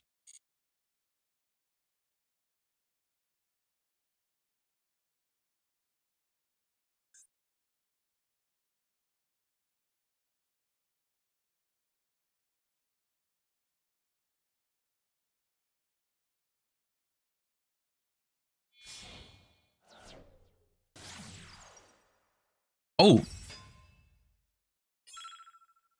Oh. Okay. Do you know how to stream from the Switch? Yes, I have it prepared. I guess that's better than just making Galatea directly.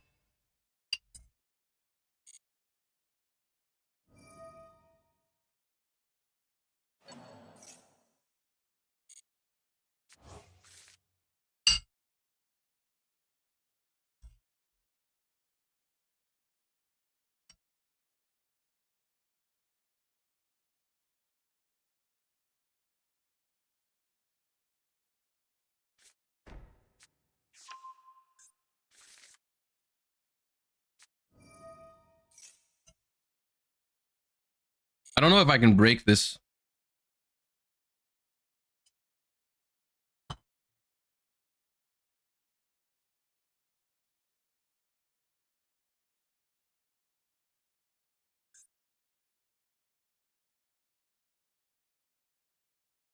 Not very realistically, I don't think.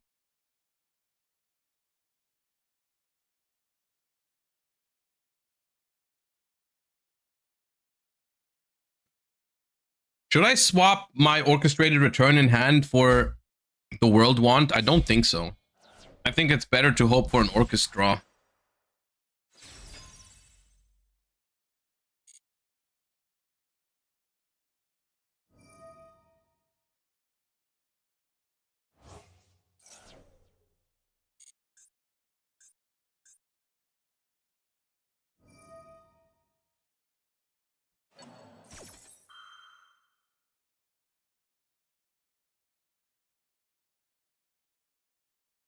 Can't you just add wand and then discard wand for return? No, I mean I would have to send the return to the graveyard to use this effect. I have to discard a card.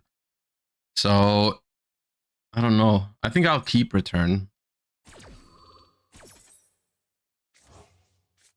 Because I also have I have crescendo in the grave, so I can crescendo for a dark machine.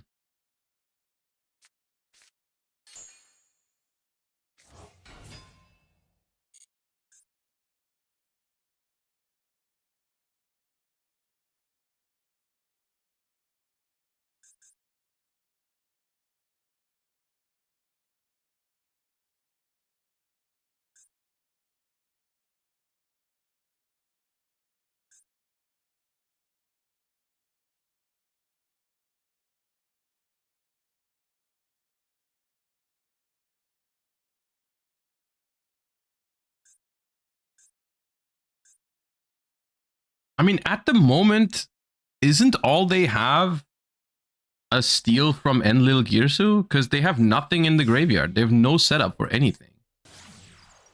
So like I have... Oh god, why is my timer so low?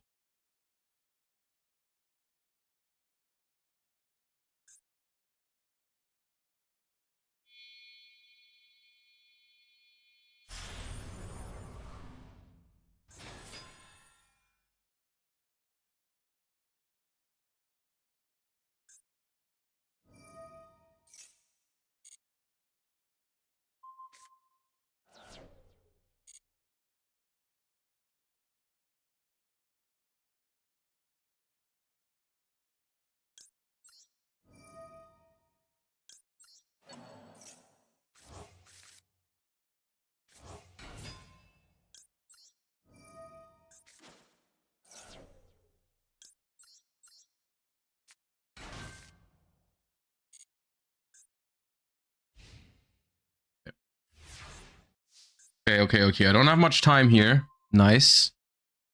Awesome.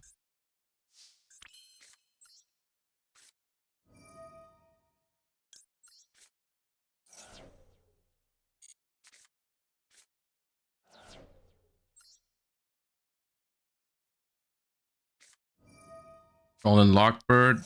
Fine. Don't think that matters too much. Jesus.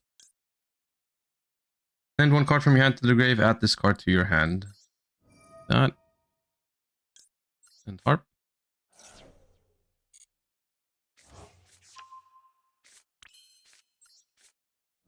Babble. Activate Engraver.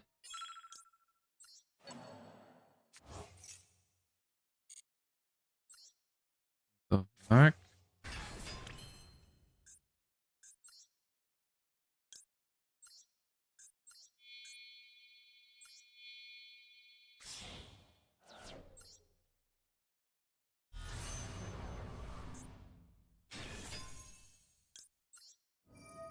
Activate Chaos Angel on Babel. So now they have no interruptions anymore. And now I pop off, right?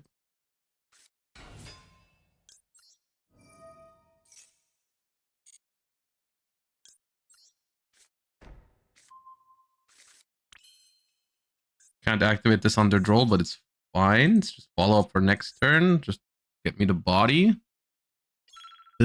Jesus Christ. Oh my god. I need to be faster. Oh god, oh god, oh god, oh god, oh god, oh god, oh god. Girsu. Girsu effect. Oh no, oh no. Activate. Oh. On Girsu here. Ah!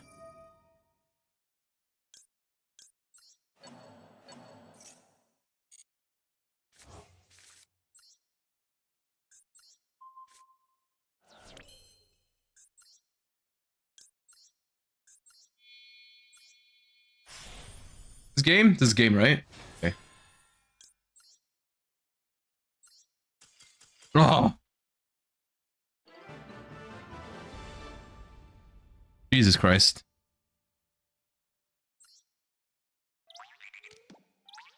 That was fun, though. Alright, we get to roll some dice. 1. Awesome. 4. R. UA Stadium. The card is yours. This card will appear when you duel. If a UA monster is normal summoned to your side of the field, you can add a UA monster from your deck to your hand. Once per turn, if a UA monster is special summoned, all monsters you currently control... Do I have to build a UA deck? Is there a loner, maybe? There's no way there's a UA loner deck. Yes? Okay. Just for the fun of it, I'll do it if the UA cards are not like all ultra rares, okay? Like I'm not doing it if I have to craft ultra rares for it. UA.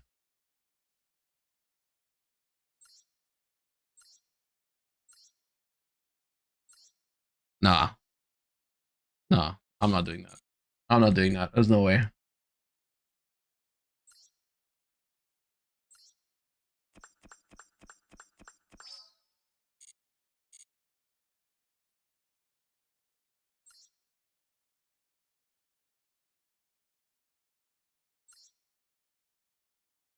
You don't need Playmaker and you can get away with one player manager. Yeah, I mean, I can also get away with playing Orcust because it's just for one game. I'm not crafting even a single ultra rare for one game. Singular.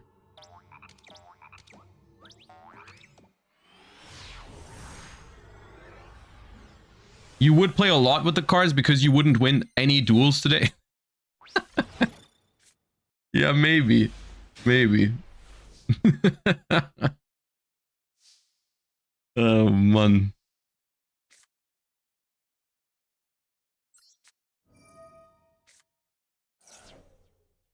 It's a free discard for Galatea, yeah, it's fine.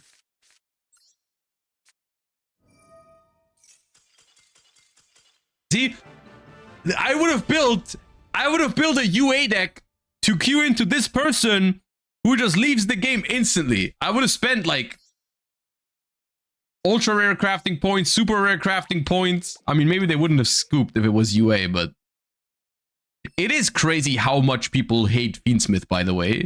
To autos, oh, 6, nice. To auto scoop to Fiendsmith. To auto scoop to Fiendsmith. You in an event where there's no fusions. They're just like, I will not play against Fiendsmith. Yeah, we get a free mulligan. Build a mallet deck? What, you want me to build Exodia FTK because I have a free magical mallet in my hand? I guess that would have been funny. I guess that would have been funny.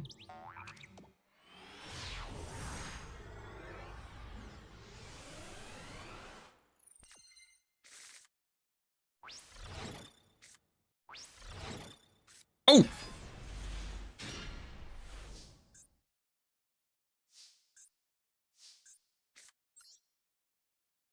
Should I magical mallet in the ether barrel so I can search it with lordly load? No, I want the other way around. No, I actually... Whatever, let me just start playing first.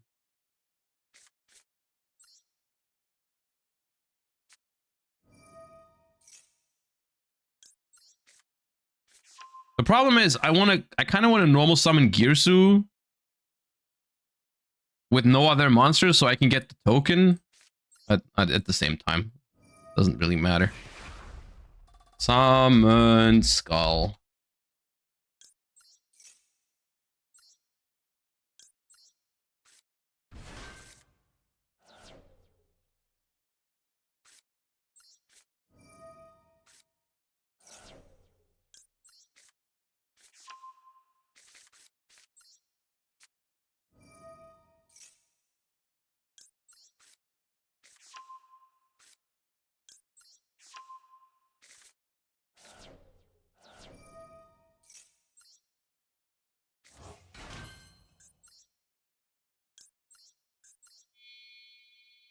Did we add Caesar? No, there's no Caesar. I don't know if it's banned. I didn't check, actually.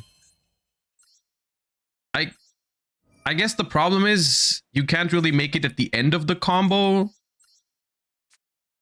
because you're locked into darks at that point. Right? And without Necroquip, it's also hard to make it at the start. I could make it here specifically because I opened Fiendsmith plus Primite. But it's like, whatever. We have Light and Dark Chaos Angel now, which is cool. Now we can get Impermed on the Girsu. Please don't actually Imperm it. Okay.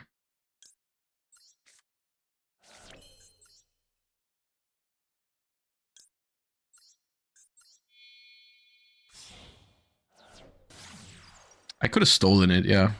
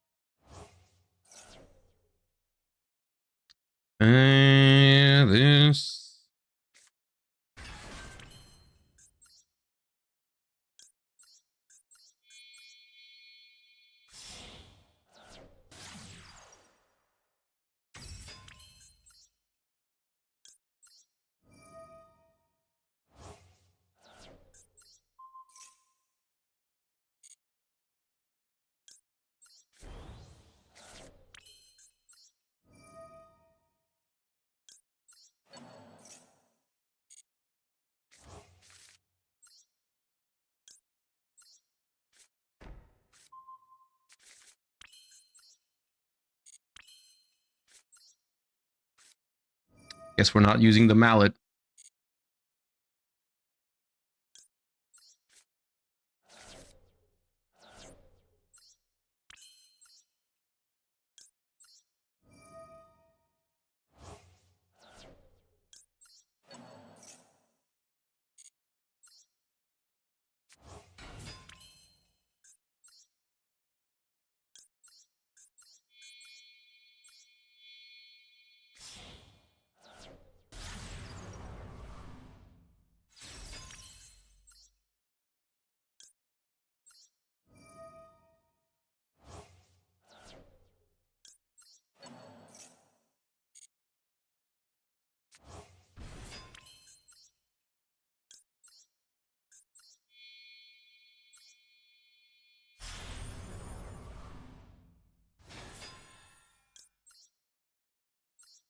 I could activate Mallet actually after I add back with the Link 4.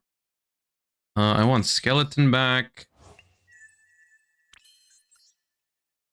Now I make this.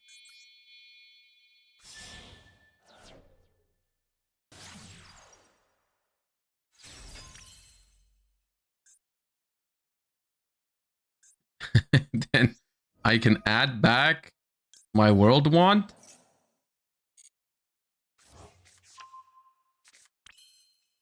I shouldn't put this back. It's actually good to have this in hand, because in my opponent's turn, I can send it for Galatea to search the crown and then special the crown. It's actually good for it to be in hand. It'd be way funnier, but it's not actually good.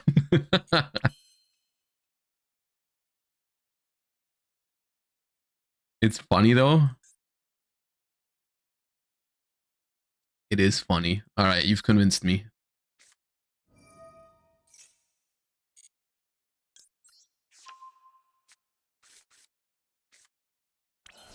That, you know what? That's the same. That works. That's the same thing. Like, I can just send it with that. That's all right.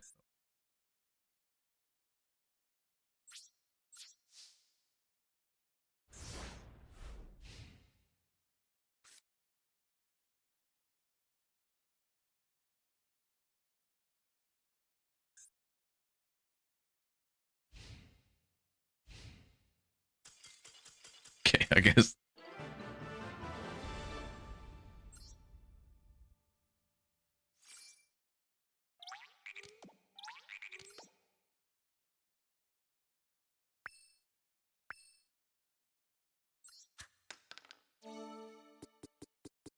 You are! Oh, no, no! Okay, thank God. Oh my God. Actually... Oh, no. Okay. Okay, dude. I feel like... I feel like we don't have a choice right now. I feel like we've gotta... The Exodia head is banned? What, really? Wait.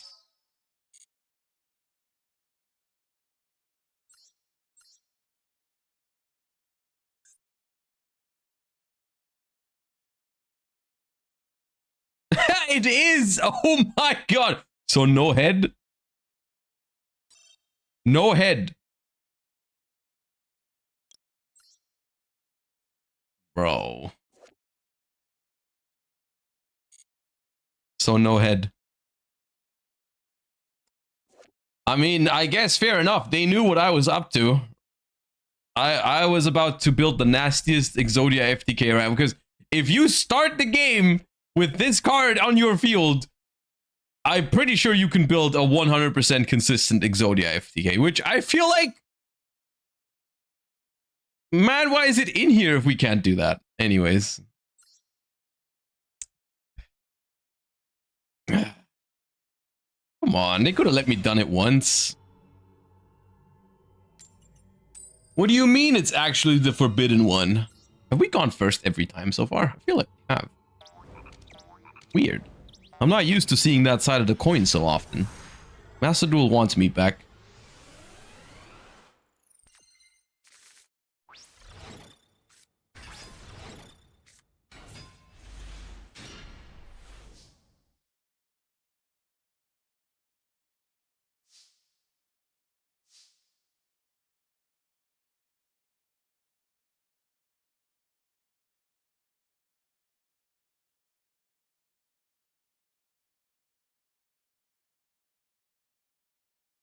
Who put Vanity's Ruler?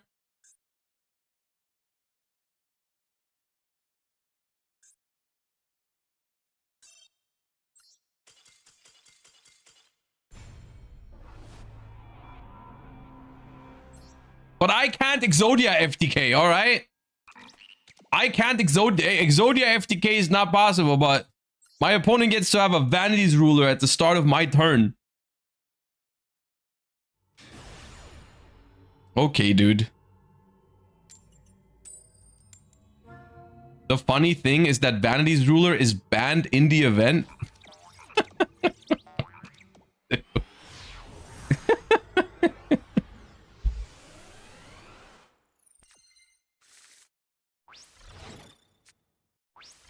Mystical rep panel. Okay. That's funny.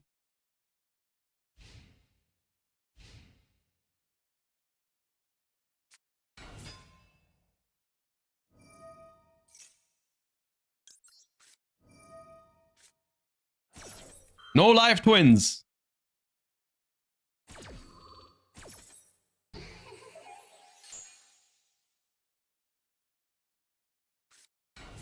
Okay, live twins. All right, cool. Live twins.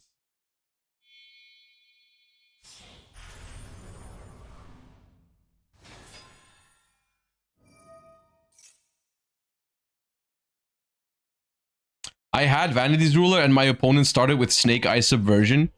Okay, did they take your Vanity's Ruler with like Flamberge? Because that'd be very funny. If they put it into Spell Trap Zone and then steal. Oh no, it can't be Special Summon. Never mind.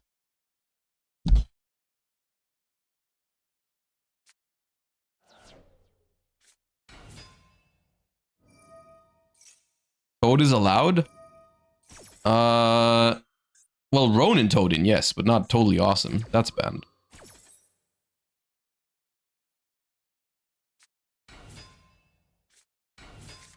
No, Master Duel has been having Ronin Toadin for a while.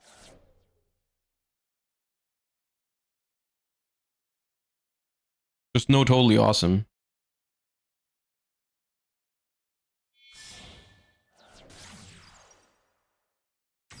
Okay, Sprite Elf is legal? That's concerning.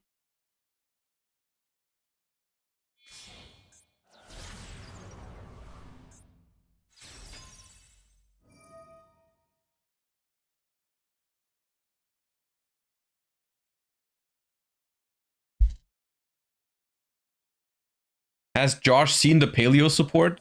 Okay, are you baiting me right now? What's the Paleo support?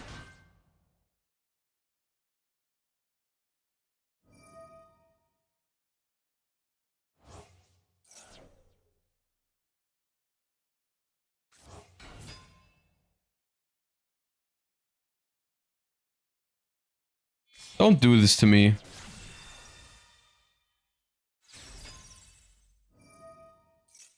Normal trap equals Paleo support? True.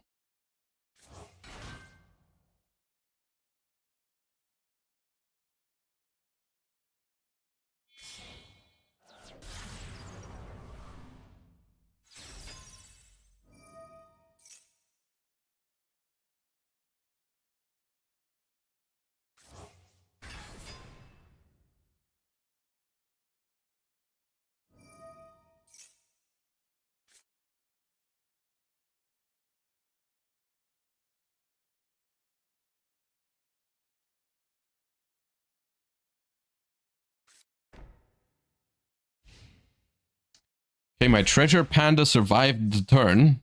I guess is good. Or not, depending on how you look at it, because now I don't have an empty board for my Primite stuff, but... let's...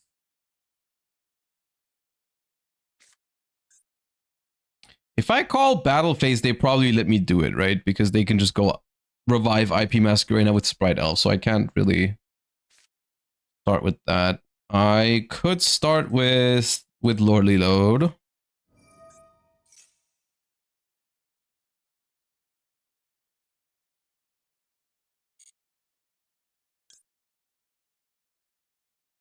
Let's add Ether Barrel since I don't have a normal summon anyways.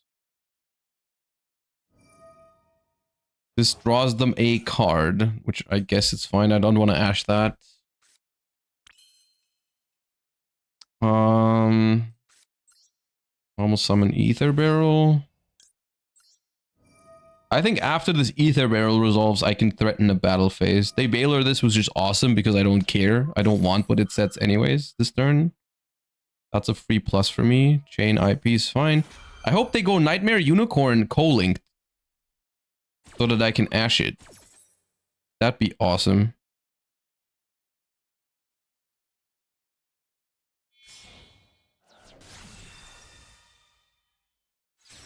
Instead, they go Nightmare Griffin, not co-linked, even though they clearly just could. Okay. Not activated. Alright.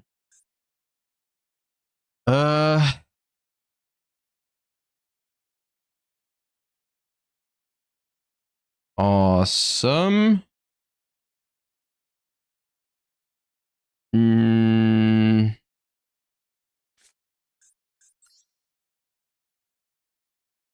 iPhone.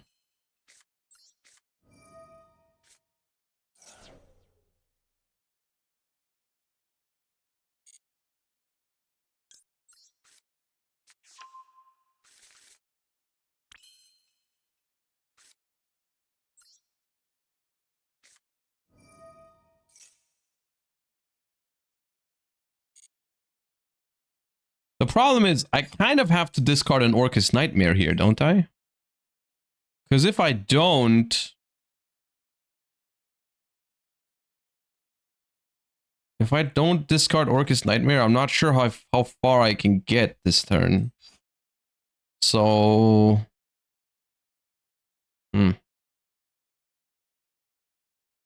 Probably just... add Fable Lurie, but discard Nightmare? Maybe I can discard the Nightmare later somehow? The Lurie later somehow? If I go Lurie... Requiem... Bring back Engraver... I can discard the Orcus Nightmare later, maybe. Let's do that.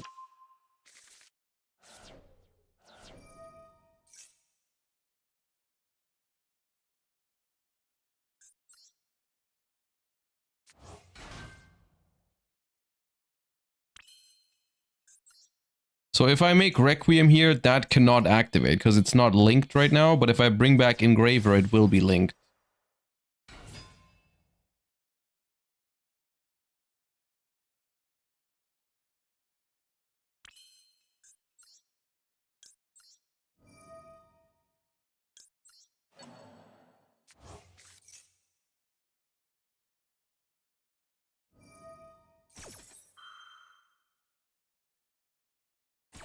Okay.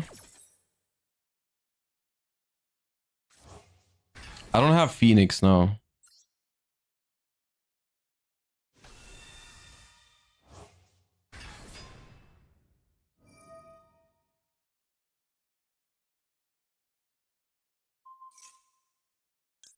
Targets the Engraver. Let me chain Requiem.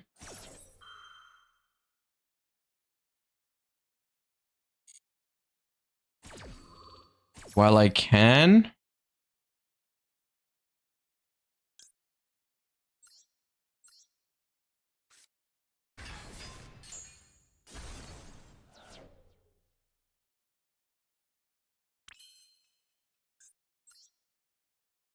This is so annoying, man.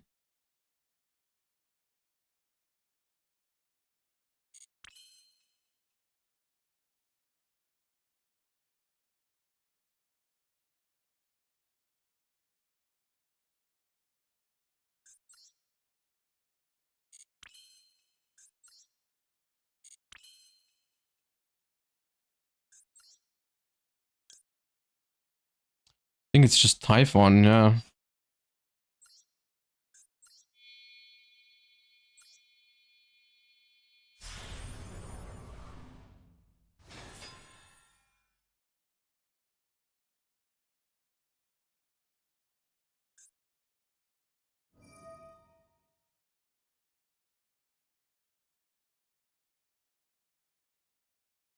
I don't think they have anything crazy to bring back here. It just depends on whether my battle phase really works out the way I want it to work out, but they have follow-up via the frogs, but I guess we'll find out how bad that is for me. I'm not gonna ash this. Ends another swap frog. Battle phase. Kill this.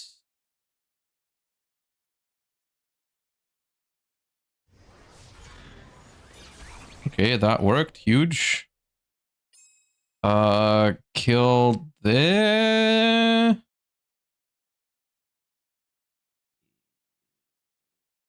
Kill this.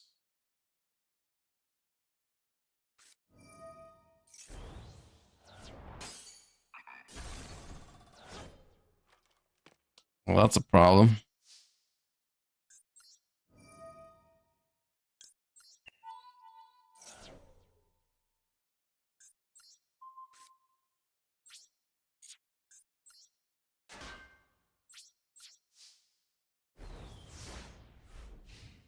Oh, yeah, the Griffin. The Griffin kind of fucked me up. I don't even have Lacrima engrave. Bro, Lila Treat? Really? This is why it's banned in TCG? I mean, yeah, I know why it's banned. Ugh. Why is there a treasure panda? It's none of your business. None of your business.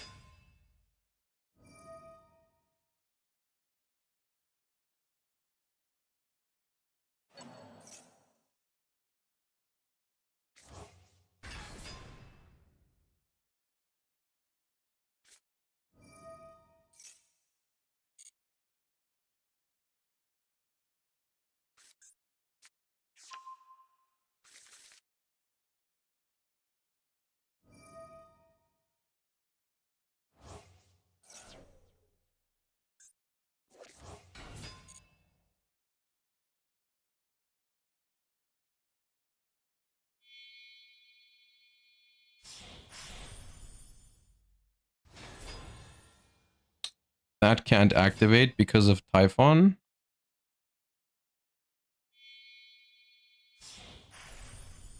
That is a problem.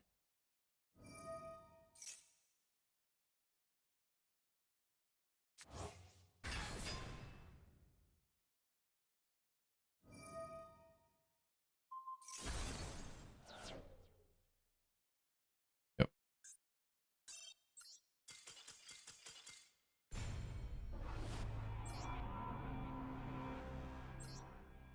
Why aren't you playing the new Pokemon? I will!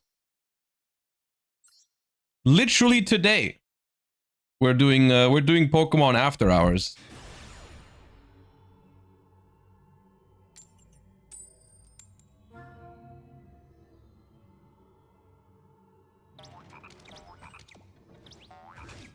Play Pokemon so the ban list can come out. Okay, you're saying this based off of one singular occurrence where I played Pokemon and the ban list came out. One.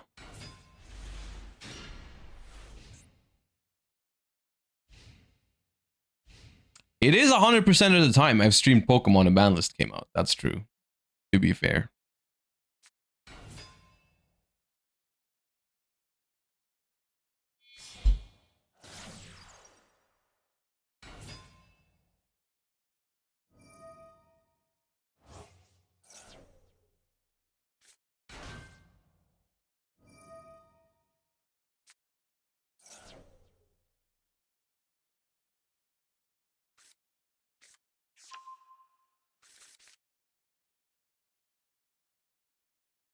Why was there normal summon Brass Bombard when they had Dark Grepher in hand? That confuses me a little bit.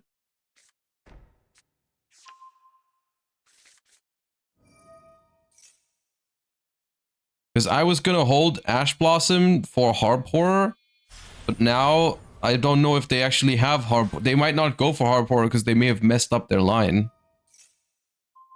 Goodbye, Treasure Panda. It's been real.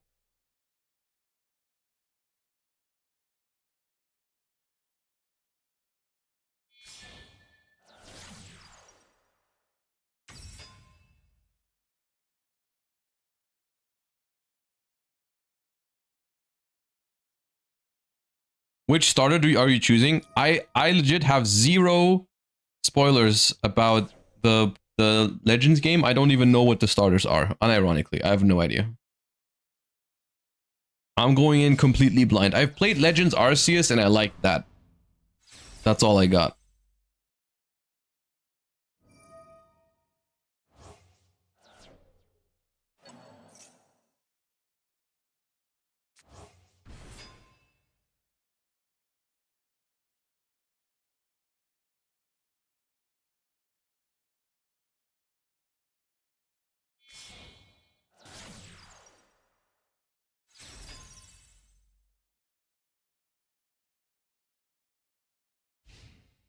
I don't think I can beat this with my current hand.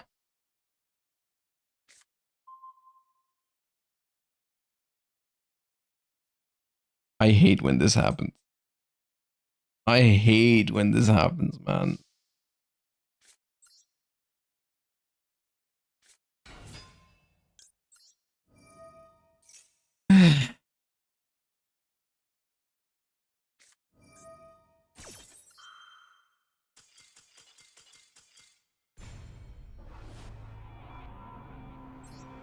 Why am I hard stuck on Treasure Panda?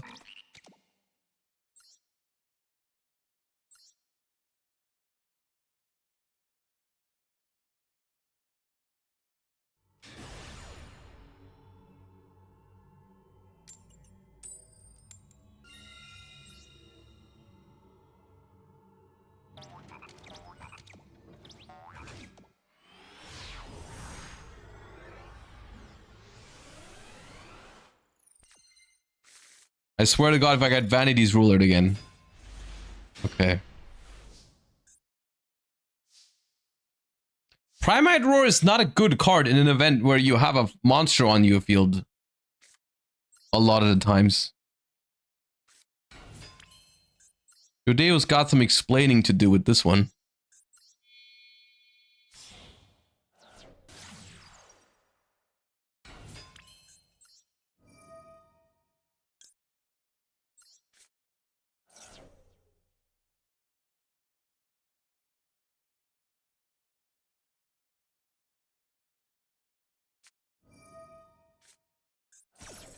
Okay, Ash is this.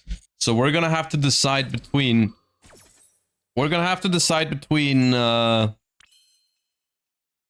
what's it called? Crescendo and Babel. We'll make that decision later. I think we can afford to make Silhouette Rabbit. I think we have enough bodies for that.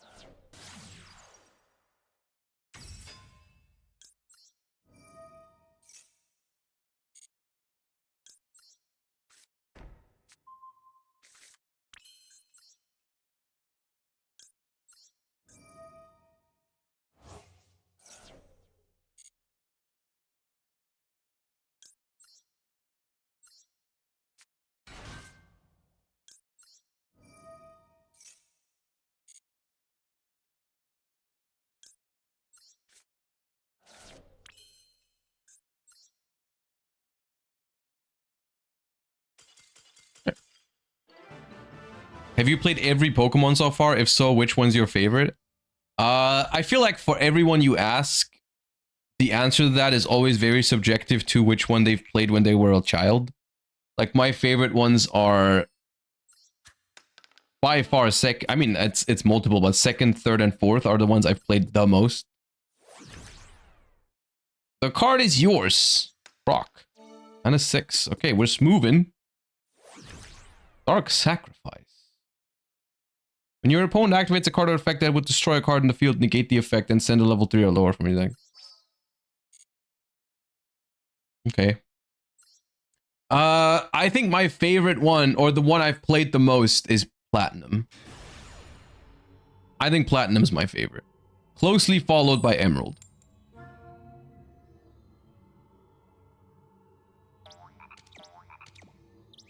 Yeah. I've played a shit ton of those two. Because that was when I played the most Pokemon. As a child.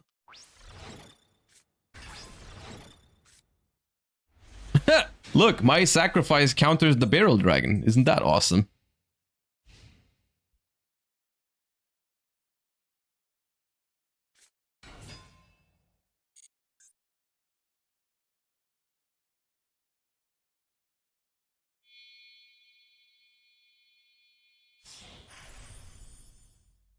Ever tried a ROM hack? No, I've never played a ROM hack. I've played VGC before. But never really felt like playing other things. I think VGC is very fun. I wish I had more time for it, but you know, Yu-Gi-Oh.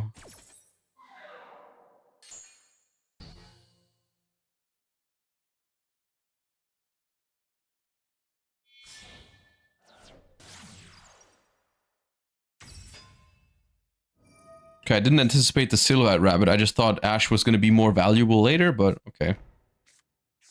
Ooh, we're playing a bunch of... I guess it was... I guess I should have anticipated the Silhouette Rabbit when it was Argo Stars that they played, but okay.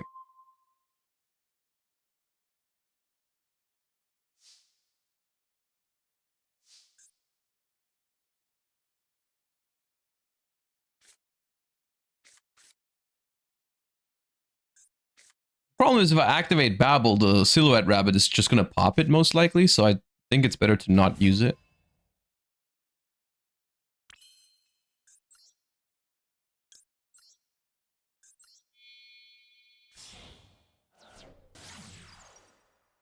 Have you ever played Gwent? No, I've never played Gwent. Oh, I love Floodgates, man.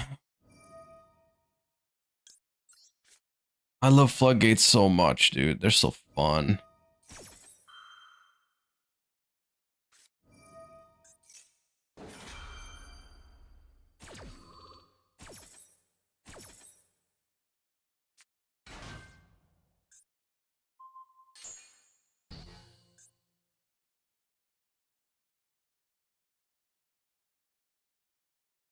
So you're telling me if I activate Babel, they're just gonna pop it with...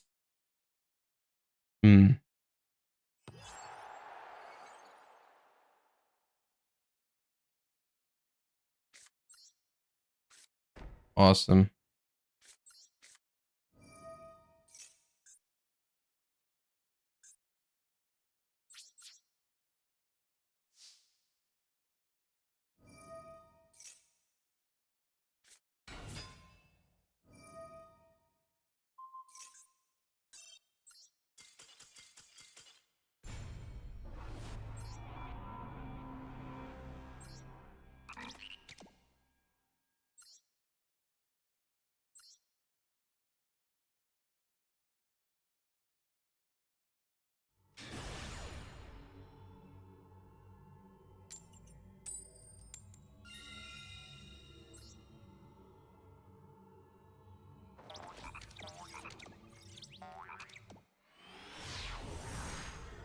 Can you try the Dragon Ruler, Lono? I want to see someone who knows Dragon Ruler play it. We can take a look at it, but to be honest, I don't even know. I probably won't play it as well as you could. I haven't played Modern Dragon Ruler that much. If this card inflicts battle damage to your opponent, send the top card of their deck to the graveyard. Awesome. Card has a downside. Let's start with Fiendsmith. Okay, no Ash, unfortunately.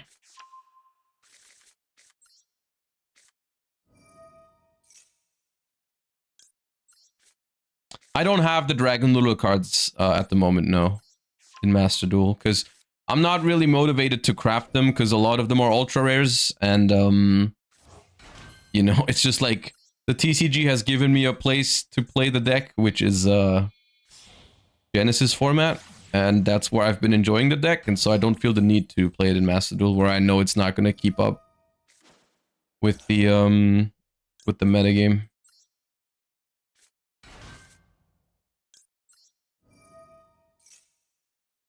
The new cards aren't, but like the old stuff is, so.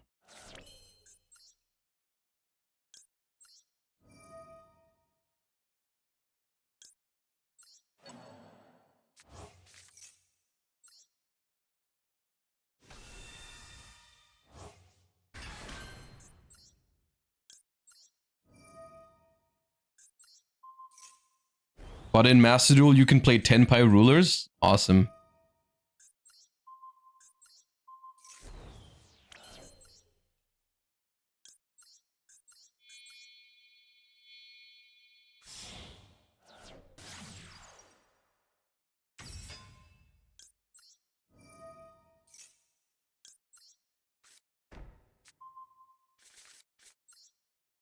Do you think Genesis format comes to Master Duel?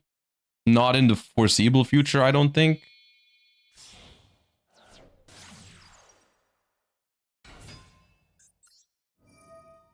I'm gonna send Tracked here, even though I have 2 nibs, because I think sending nib basically telegraphs that I have nib. Like, they will know. Okay, I don't have good access to my Orchist cards here, which is the annoying part, because I only drew Symbol Skeleton. So I actually don't think I can afford to go for Babel here. I think I just need the extra body from the crown. Otherwise I think it's going to be a little too awkward. Because if I can, I would like to keep the Silhouette Rabbit around, if possible. I'm going to do this.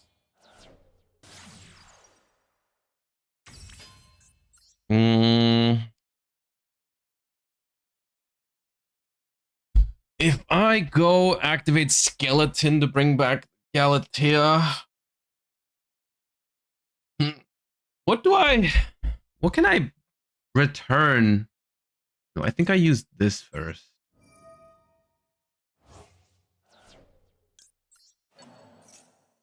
It's not if you can, you can't. Oh, I can't link it off, right?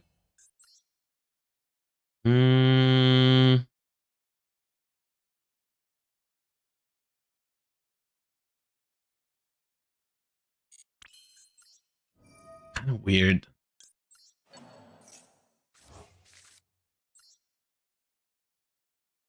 That crescendo.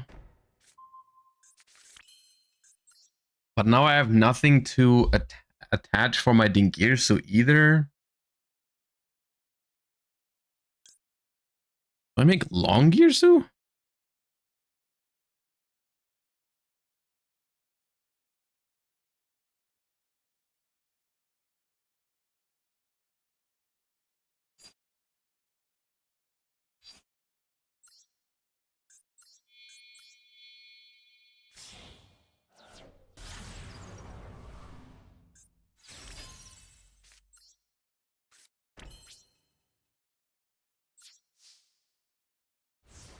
Fine, I guess. Not great.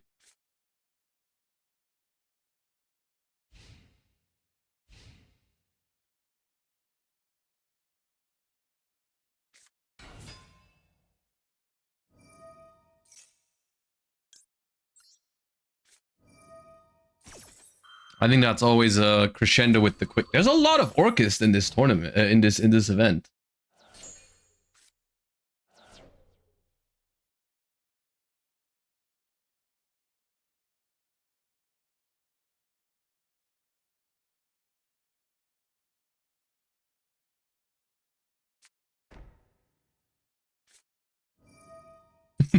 Okay.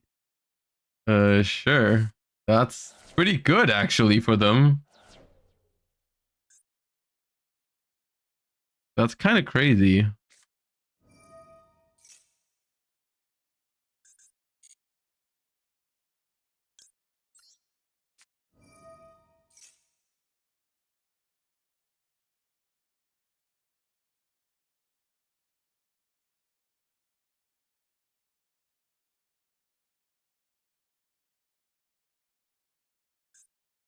They were able to discard Harpor and Symbol Skeleton, which is very annoying.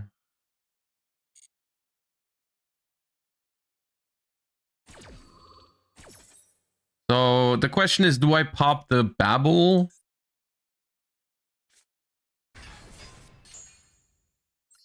Or do I pop the set? Because they did set this card before they activated card destruction, so they clearly wanted to keep it. So I'm a little scared of which one it could be. Of what it could be, I mean.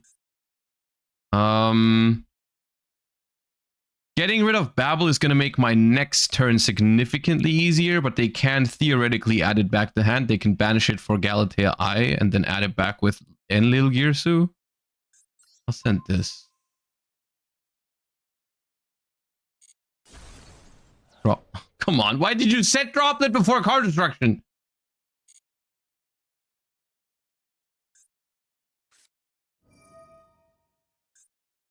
Awesome. Very awesome.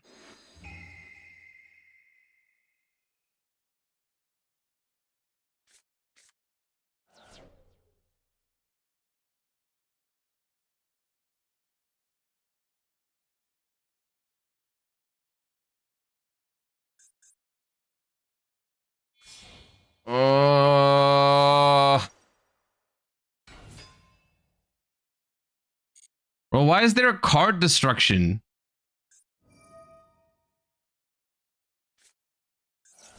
Card Bell.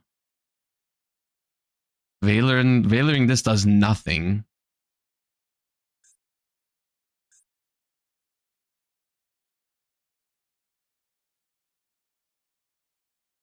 Why not? I mean, yeah, fair enough. Card destruction is not bad in this event. Especially since you often get like an extra card in your hand, so you don't even go minus technically because you discard like a bad card the game gives you.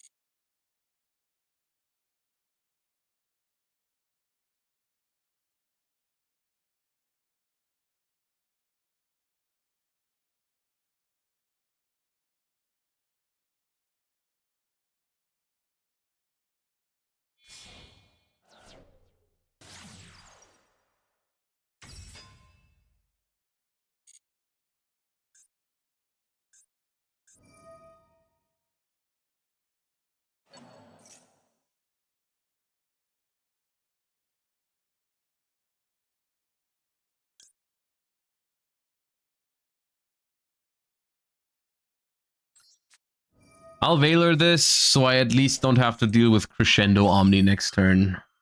I don't know, because I can't really prevent them from clearing my board anyways. Like, the only other thing I can realistically Veiler is Dingirsu, but Dingirsu to send, I don't know.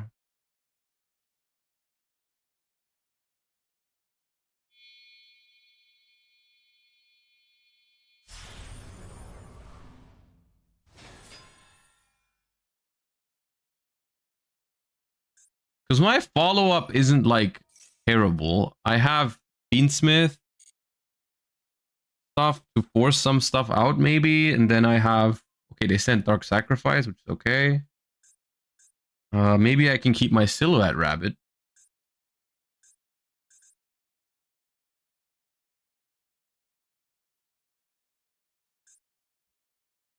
We'll see.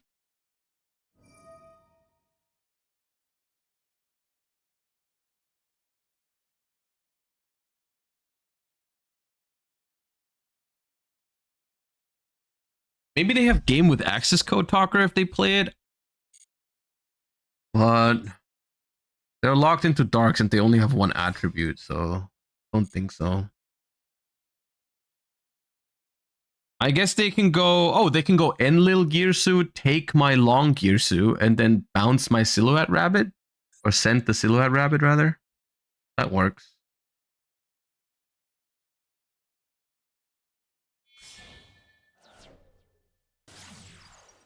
Oh god, they all play Dark Charmer. I guess that makes sense.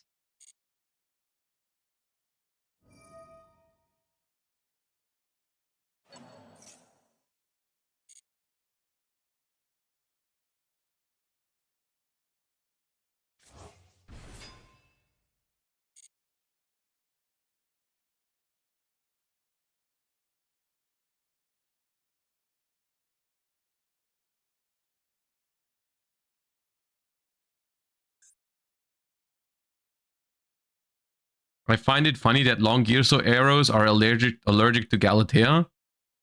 I find it very satisfying to think about the arrows of Long Gearsu and Enlil Gearsu together, because they have the almost exact... Like, they don't share a single arrow, even though one is a link 4, the other one's a link 3. The only arrow that they're missing is the one downwards. They both don't have that. Every other arrow they don't share. Complementary, yeah, that's the word.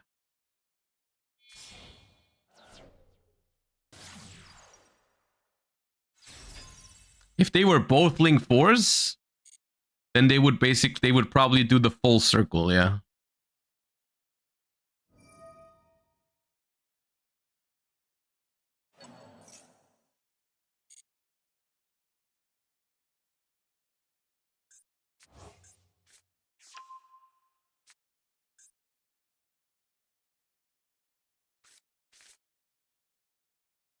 Which person that you collab with do you think you share no link arrows with? I don't know how to answer that question.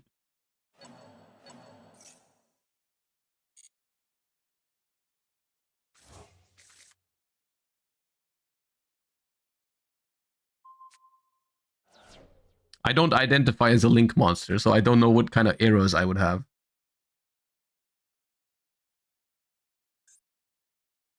Because I'm a Yugi boomer, so I'm not a link monster.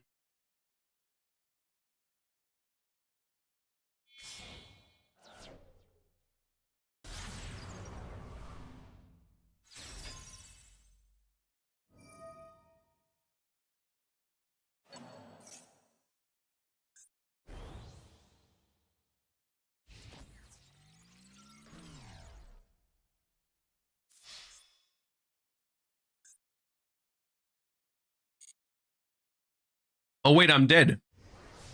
I didn't toggle on.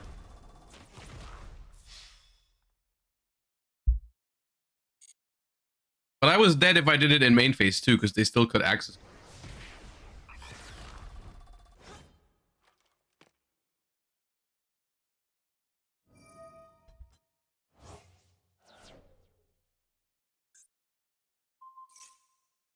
Why would you do this now? After you attack? Bro, just symbol skeleton. Eh? Did they not skeleton yet?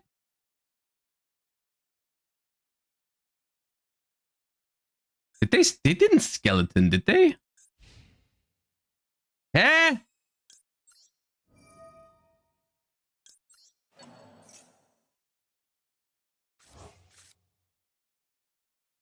Maybe they're out of time.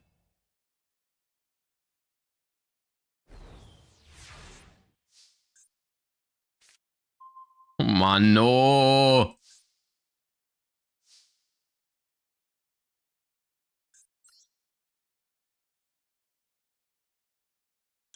So if I crescendo, I cannot activate or special summon anything for the entire turn. So I have to decide between Fiendsmith cards.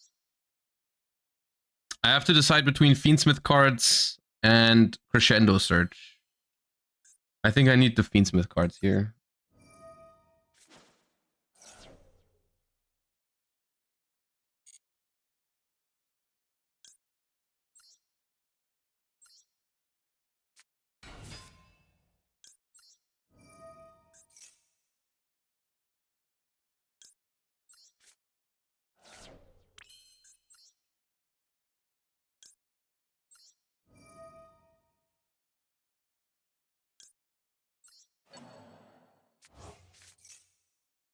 Could have chained it? No.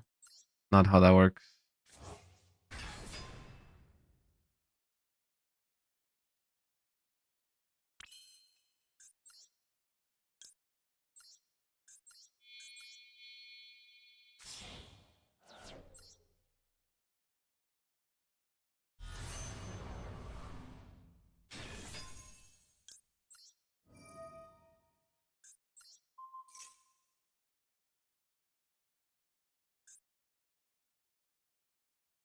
Alright, go ahead. Do your thing. Do it all.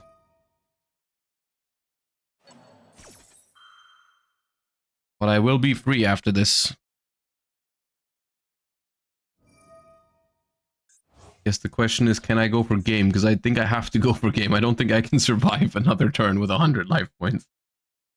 But I might be able to, right? I can just go steal the access code. Maybe. With my Enlil Gearsu. With my little bro.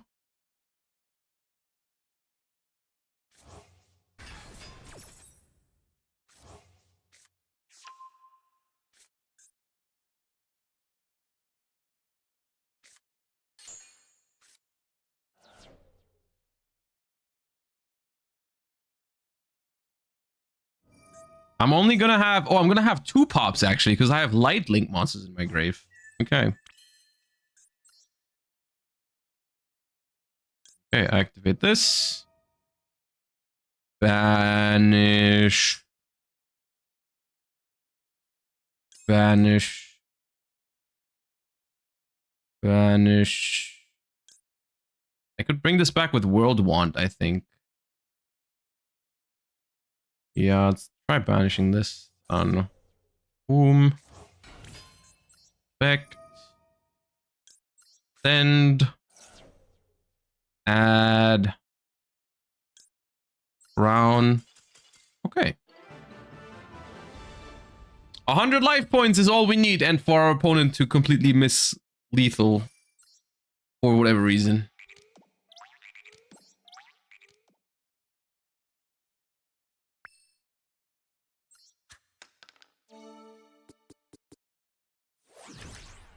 Click and echo. Ukubiki. Each player shuffles their deck, activates the excavates the top card of their deck. Add the excavated card with the higher attacks at that player's hand. Also send the card with the lower attacks at that player's graveyard. If tied, plays those... Okay, this card's not fun to build around. I love the image, though. Toilet paper.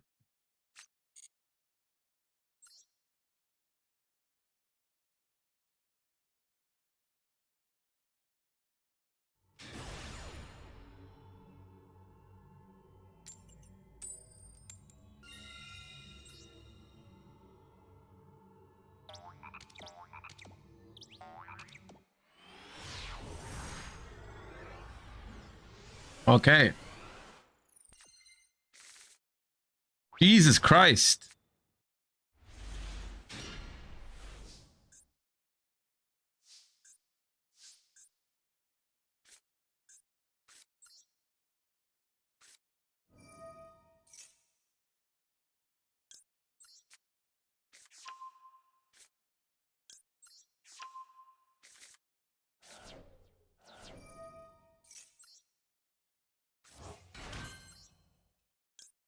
So what does it mean if my opponent doesn't get a card in the beginning? Does it mean they're just starting the event and are on the first square? So nothing is happening for them? I guess that's what it means.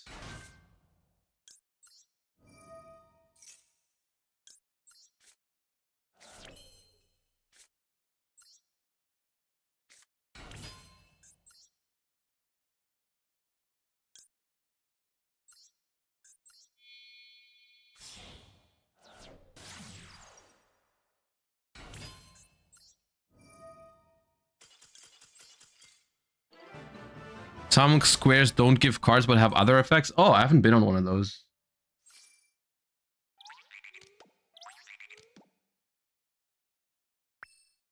Right, there is duel on half life points. I remember this one. But that also didn't happen right there, right? Unity! Select one monster on your side of the field. The defense of the selected monster becomes equal to the combined original defense of all face-up monsters on your side of the field until the end of this turn. Okay. I don't know if that's something we can work around. Please check the ruler loaner. Okay, hold up. Loaner. Calamity Reincarnate. This is almost my Genesis Dragon Ruler deck. You know what? Yeah, we can play that. I can probably play that deck. I don't know how good it's going to be, but sure. I don't mind playing something else for a bit.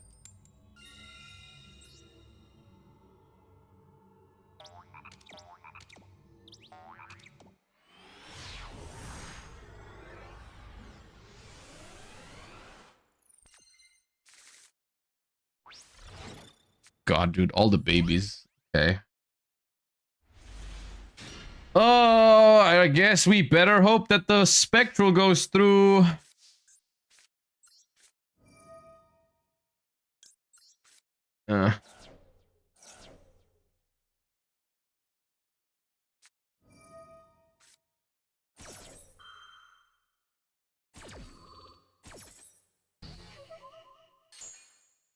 Fuck me, man.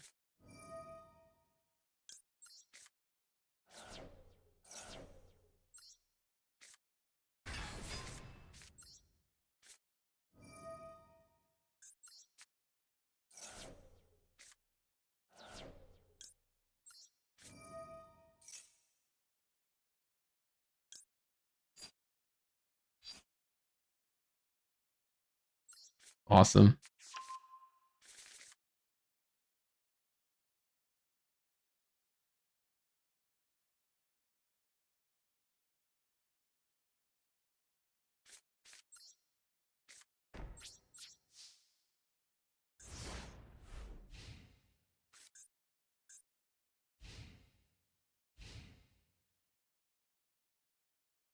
My rogue deck versus one Ash Blossom. Classic.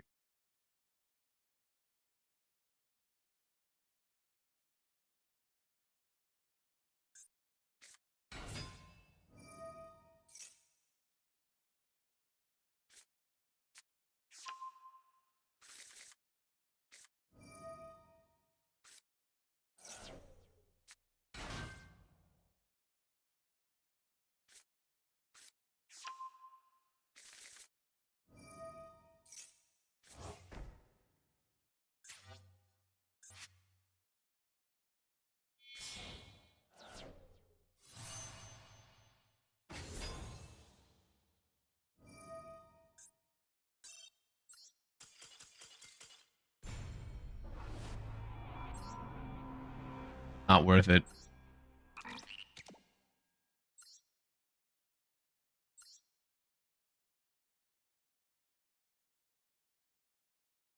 But trust me, that hand would have been awesome if we didn't get ashed. Opium.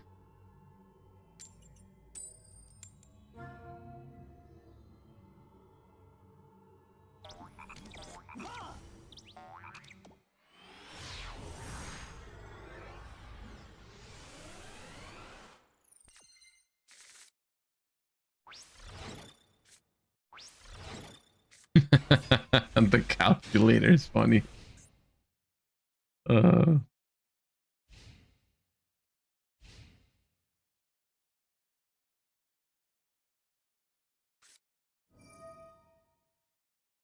god.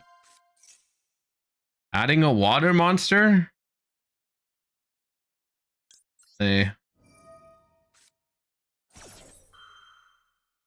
I'm about to lose to sharks.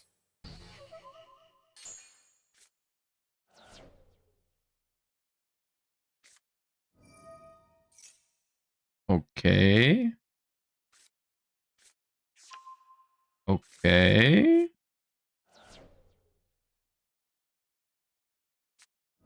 Ah, they have it anyways. Okay, nice. Awesome. I was worried for them for a second.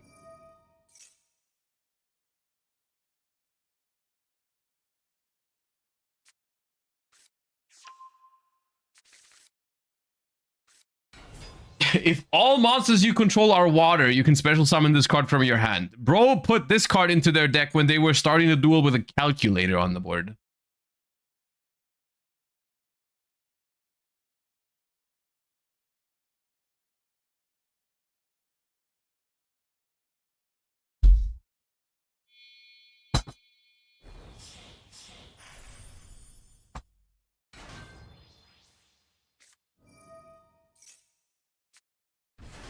That makes it water? You fuck. You gotta be kidding me. The calculator is water now. It was all calculated. Yeah,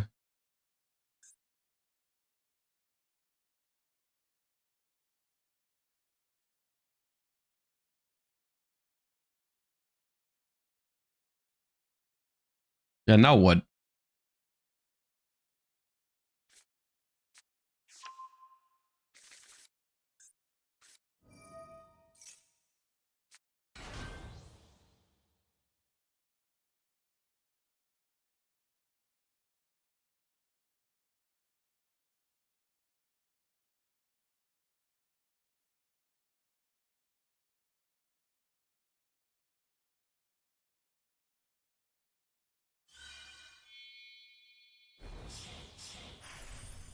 Shark Drake. Okay.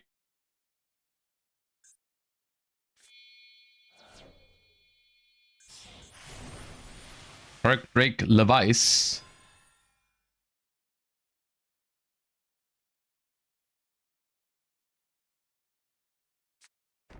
Okay. So this is a quick effect pop.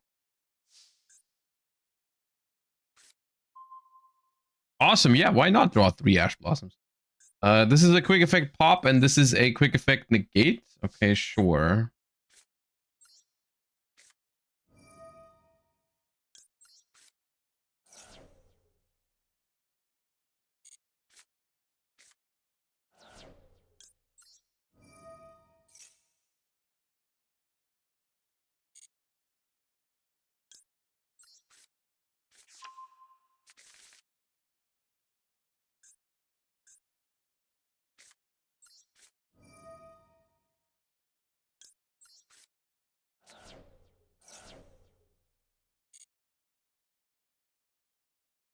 Can I afford to go Blaster to pop? I don't think so, honestly.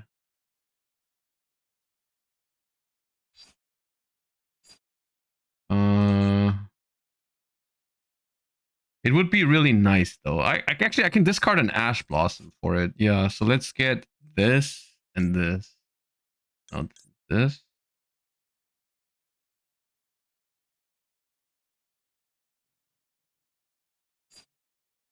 Blaster pop this. Burner discard Tempest, special summon Blaster. Tempest banish these two. I don't have a discard for Nebulous then.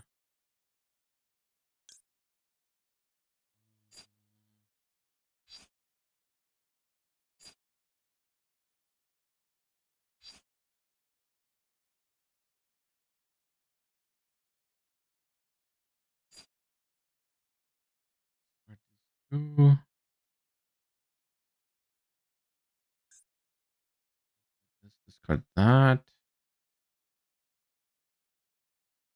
Doesn't quite work out.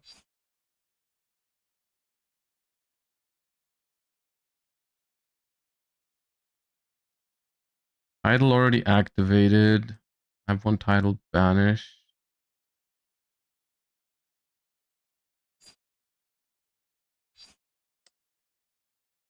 Oh, it's so frustrating.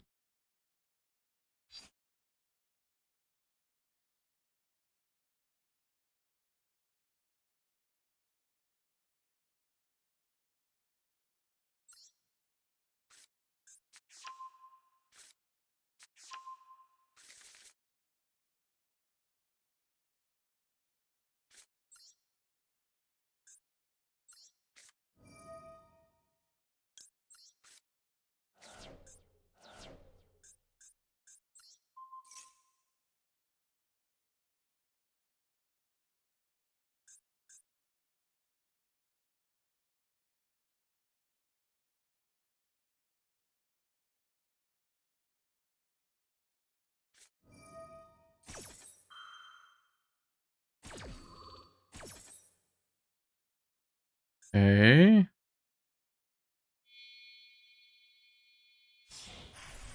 Okay.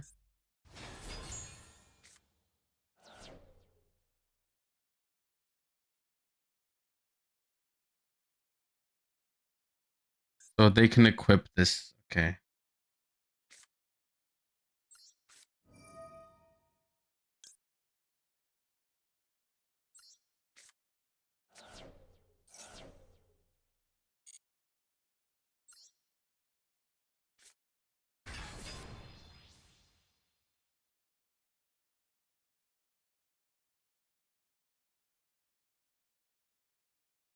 Why is it so big?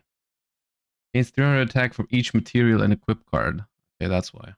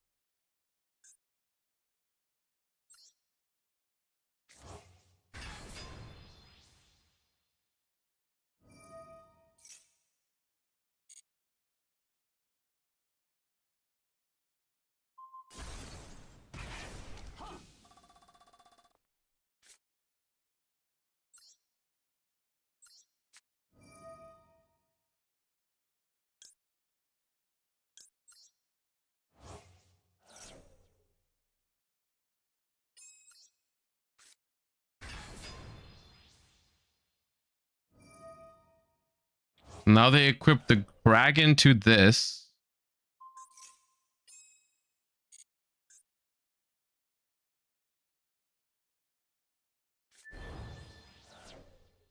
Which lets them suck my blaster or suck my redox.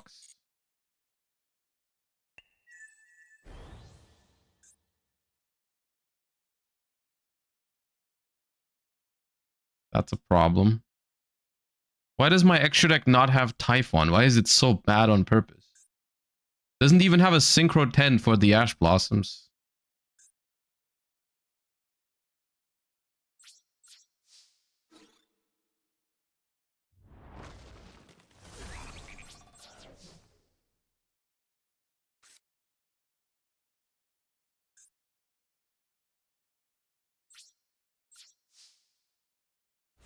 I guess maybe I can live this turn and have follow-up? I do need to draw a dragon, however.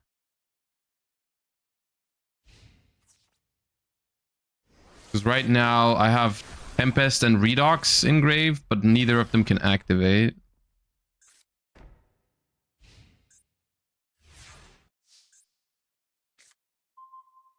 Okay. Does that help me even? I don't think it does. Because I banish... No, it does not help. It does not help.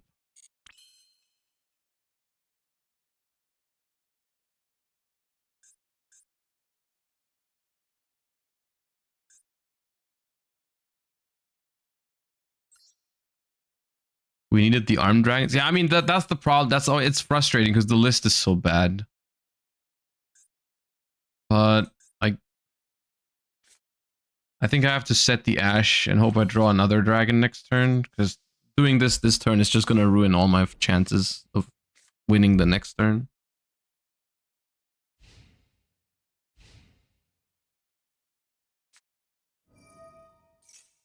Normal small dragon for Link 2. Oh, is Seals in here? Oh yeah, Seals is in here. Okay. I could have made Seals, true.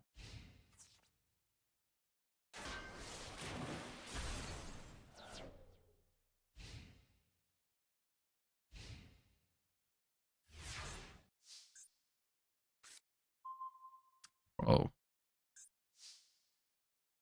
Ugh. Okay. I mean, I guess that works. It's not great, but it does work. Depending on what they have.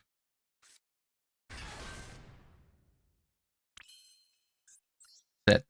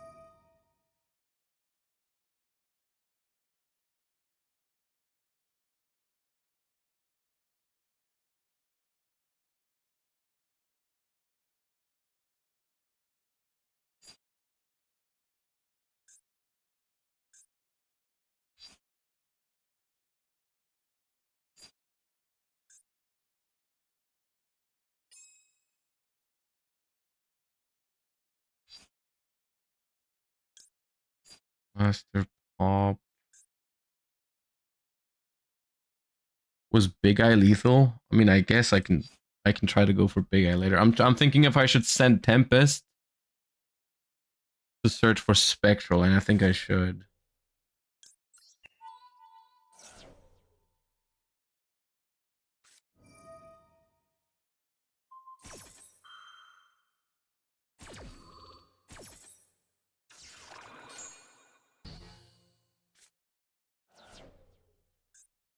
It's protected from destruction? Oh.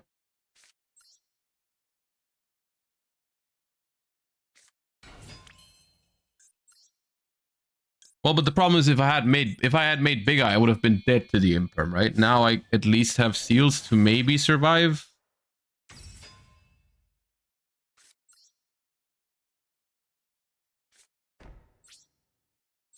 Probably not enough, but because they do have a 7th Tachyon in hand, right? So they can probably do something here. I don't know what they do when, like, some of their resources are already gone. Like, I don't know if they play multiple Drake Sharks. I don't know if 7 Tachyon is a 1-card combo if Drake Shark is gone. Who knows?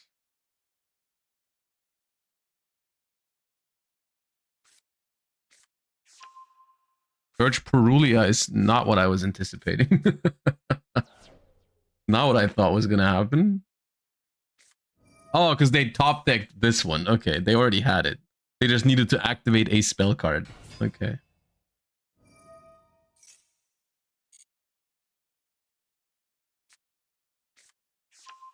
Abyss Shark.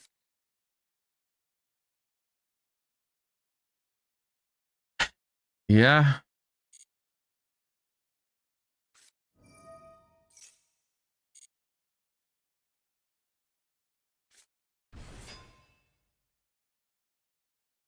I feel bad because the only reason I'm losing to this deck is legitimately because my deck is a loner deck and built very poorly.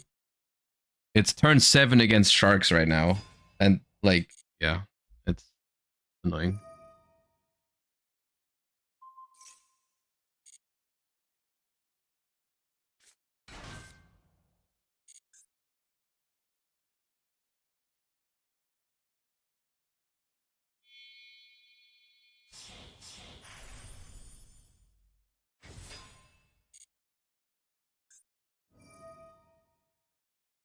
Make a legit Dragon Ruler deck? No. I don't have the... What's it called? I do not have the gems for that. But, yeah,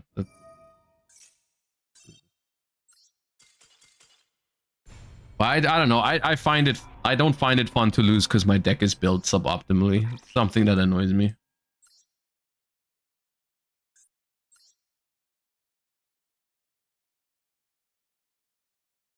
Which is weird, because you might think if they want to promote these archetypes, then they would be more interested in making them actually good. It's like, why? Who wants to play Dragon Ruler after they get clapped in the loner event because they put every baby at 3 in the list and like no good non-engine or anything? Spear Karibo on the field? That's not what that goes.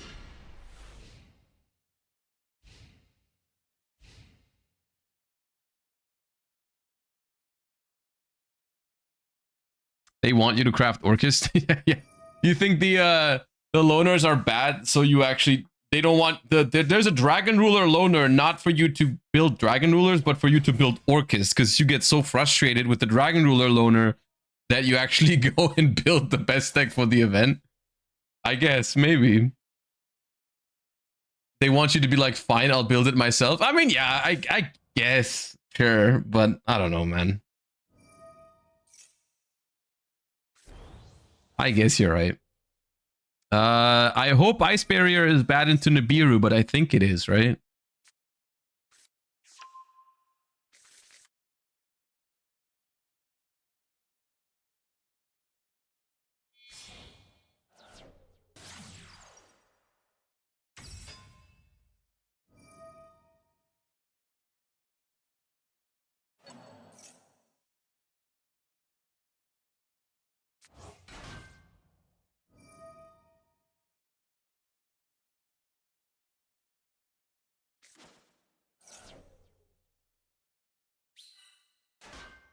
So this is where they get a bunch of tokens.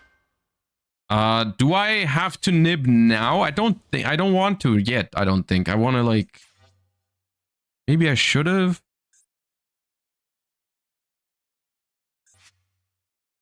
Maybe I should have, because this this one only extends if they have an ice barrier. Now I'm kind of letting them draw a card for free. Maybe it was a good nib on the tokens.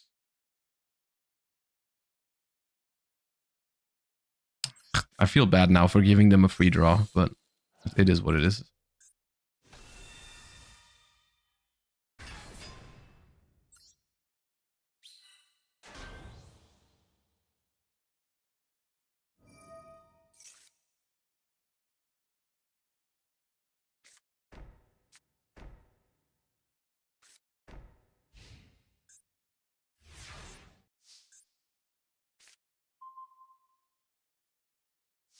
Okay, well, they have one more card than they should, but I still have a pretty good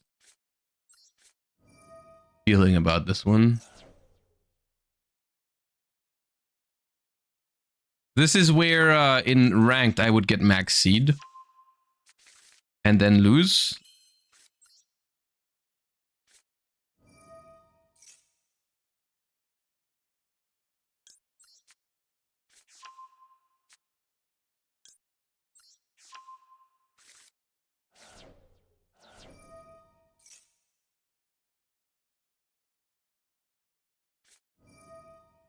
Okay, impulse baited. That's not too bad.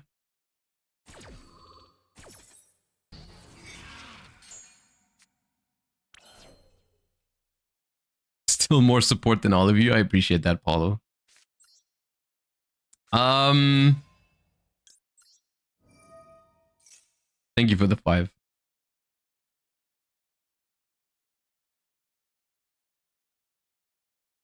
You don't have to feel bad for saying that, by the way. It's okay. It's I don't think they're that bad. I have my ads to less than what they recommend on Twitch at least.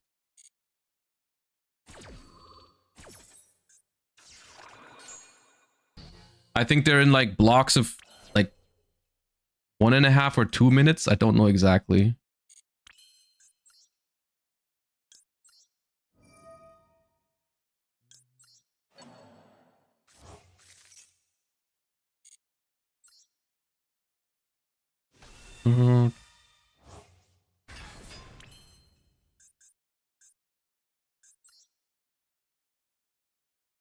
So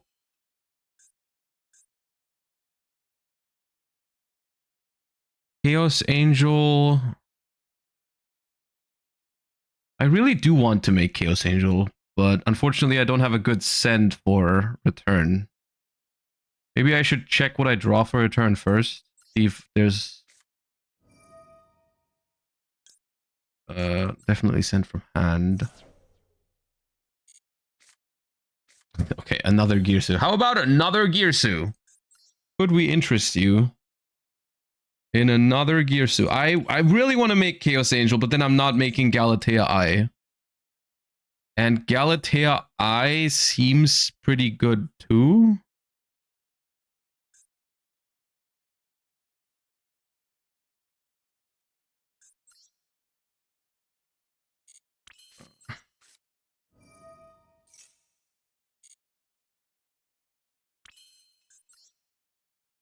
The thing that makes me suspicious is that they set their Dominus Impulse. So I feel like they might have Nibiru. And against Nibiru, if I go for the Orcust lines now, it's pretty bad. In which case, you might ask yourself, why did I activate the Babble if I'm going to Chaos Angel? Which is a valid question. The answer to that is I don't know.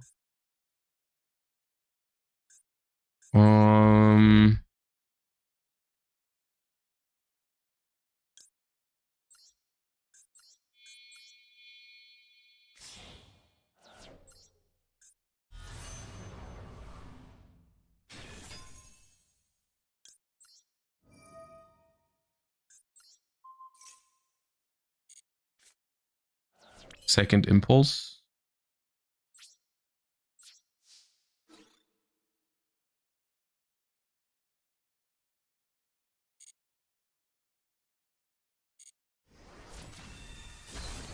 Dude, they're gonna be so paranoid about my all the possible triggers that I have. It's Unity. I'll set my Unity. I don't know. They have a Georgius or whatever it's called. I don't know how good Chaos Angel Light and Dark is against Ice Barrier. Okay, Revealer is a pretty good normal summon, I'm pretty sure.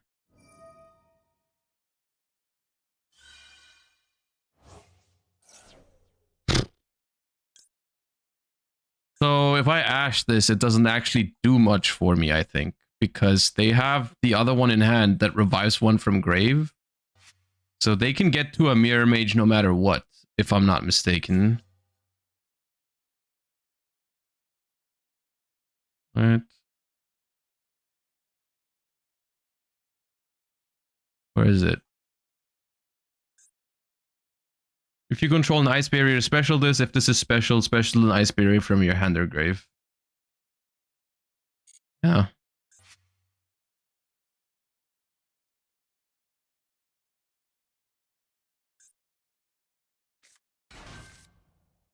I guess at this point, I'm just hoping that Chaos Angel is a problem for them.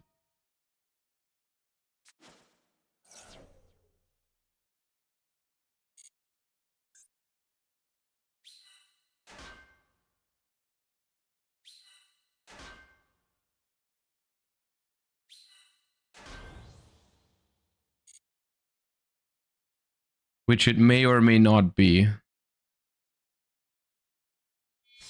It is light and dark, yeah. It is light and dark. Oh, second Coral Dragon. Okay. Pop my Unity! I'll ash the search of this.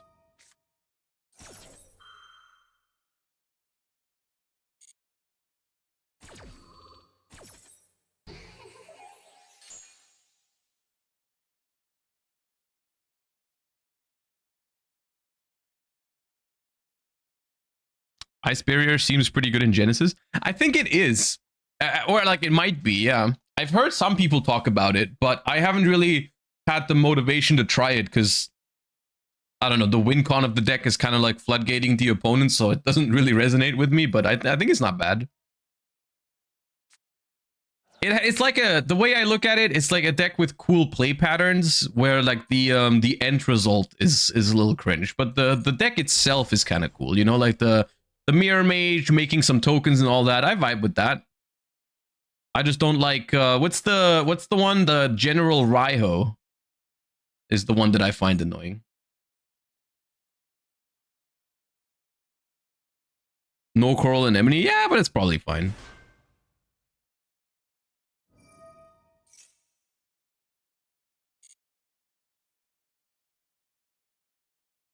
Maybe I shouldn't have set Unity. Because now if they go for a Trishula play, then they are guaranteed to banish my Girsu in hand, which is slightly annoying.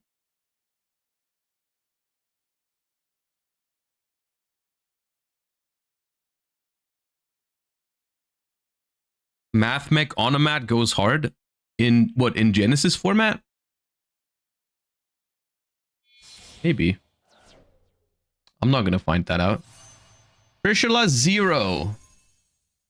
Banish up to 3 cards your opponent controls. Well, that's something.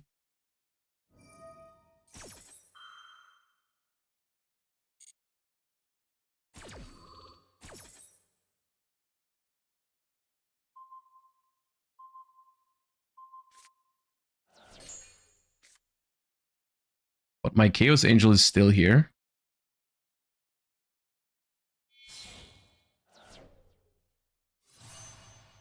Deep Sea Prima Donna.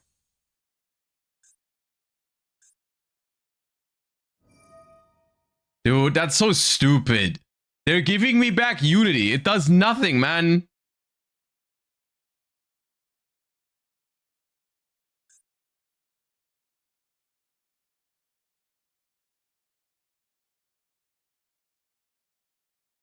I don't want it. What if I don't consent to this? What is this? Spellbreaker. Neither player can activate spell cards until the end of your next turn. Awesome. Battle phase. Why are we... Okay. End phase. Okay, nice. Lordly load. Oh wait, they didn't use this.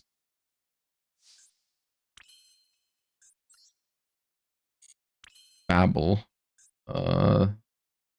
Send one card from your hand to the grave, add this card to your hand. Okay. Activate Babble. Send Unity. Add it back. Activate Babble. I guess I'll bait Ash maybe. Oh, okay. Need neither of these. So whatever. Normal summon Girsu. Activate effect. Send Harp. Yeah, we found out that apparently Chaos Angel is good against this deck. Galatea Eye.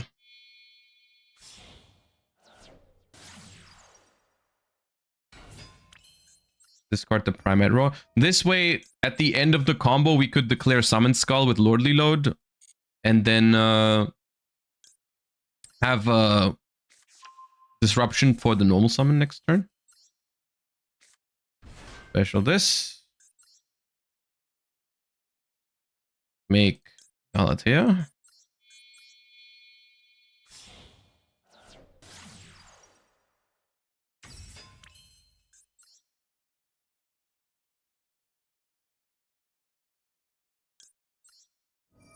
Activate Harp.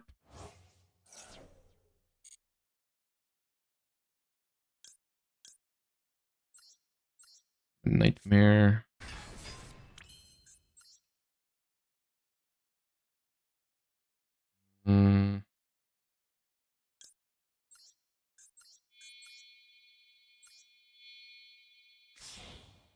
Yeah, I should have game this turn.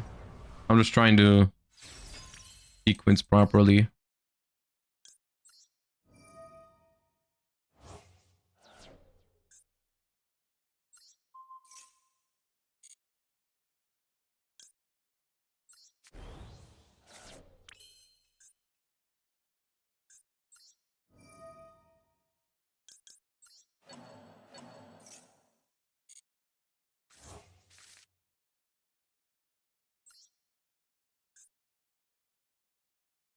It needs to be destroyed. Yeah, okay, so I can send. Then Skeleton. Summon this.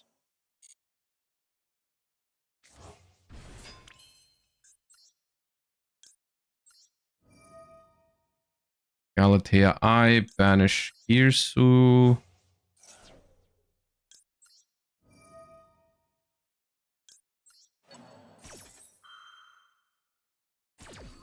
Do we know the card in hand? No, I think that's the random Coral Dragon draw.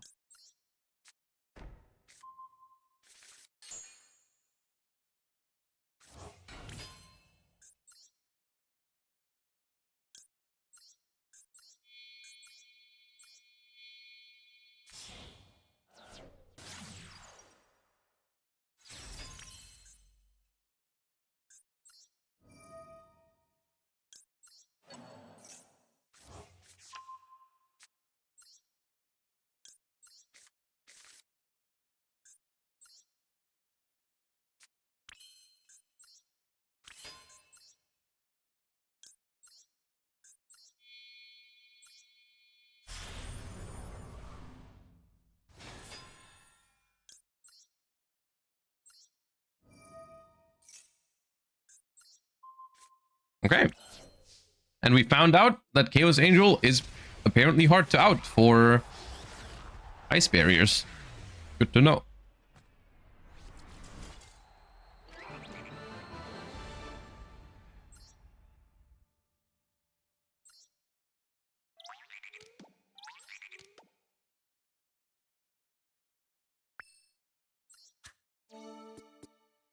Goal!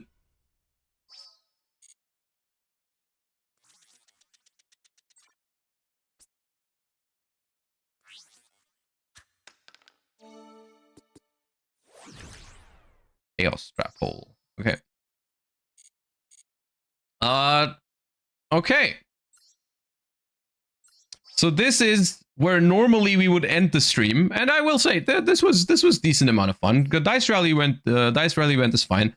I still one of my biggest critique points with dice rally last time still remains, which is that it feels not worth it to build decks around the cards that you get, which normally I think would be very fun, but because you only ever, like, if you win, you only play one game with the deck before you move on to the next square, which I think is kind of weird because I don't want to spend the time and effort and gems to build a deck around a certain card and then, like, I win a game with it and then it's gone.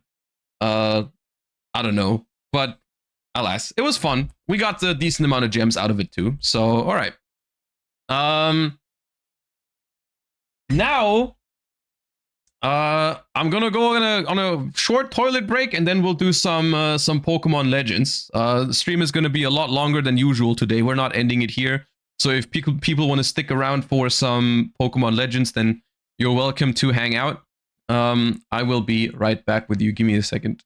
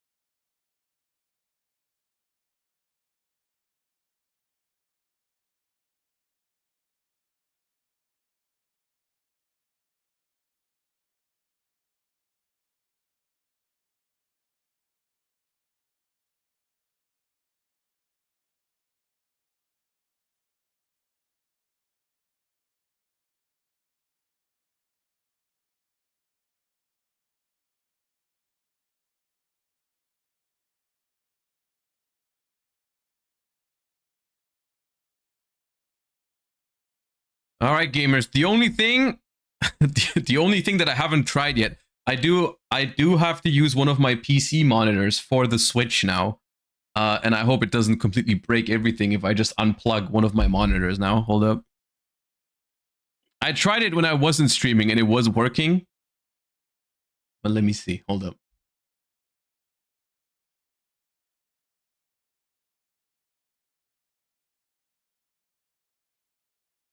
Are we still here? Okay. I just unplugged one of my monitors. Now I'm plugging it into the Switch. We're still here. Okay. Good. Let me turn on the Switch.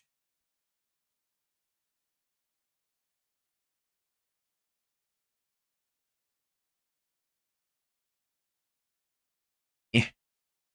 Okay, gaming.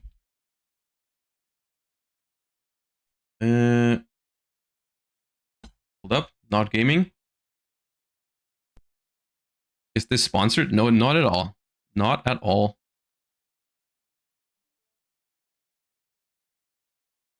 Okay, you guys will have to let me know how the volume is because I haven't really been able to properly test the setup because the last time I streamed from the Switch was like, when was that, dude? Like 2 or 3 years ago when we did Pokemon Scarlet and Violet, I think?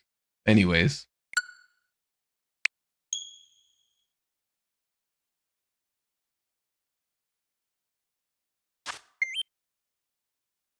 Okay, I guess we're doing English.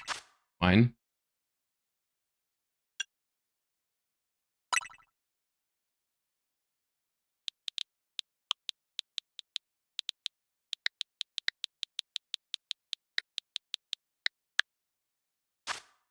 Hold on, let me change the stream title and everything, the category as well. Usually I don't need to change my category like this. Hold up. Pokemon Legends Z-A. Boom.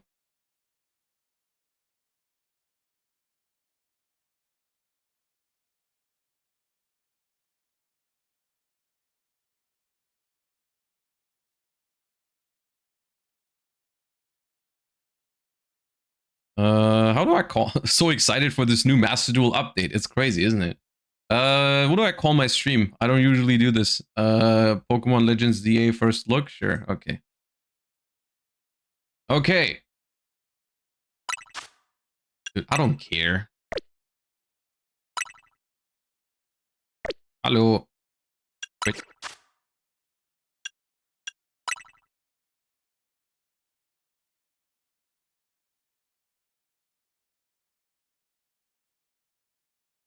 I did really like Pokemon Legends Arceus, so I have high hopes for this game.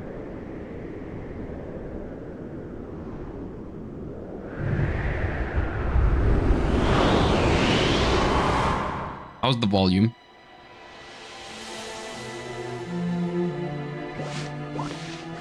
Something's gone wrong at Prism Tower. Dispatch a team. I wasn't done reading. Okay. We cannot allow more disturbances in Lumio City.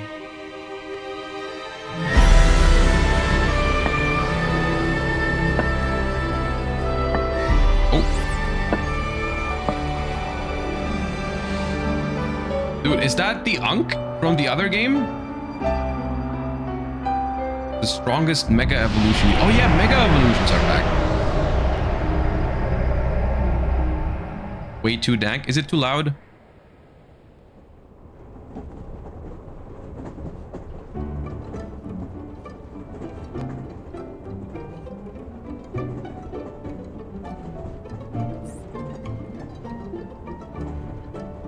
Dude, the kids these days always on their phones. Am I right?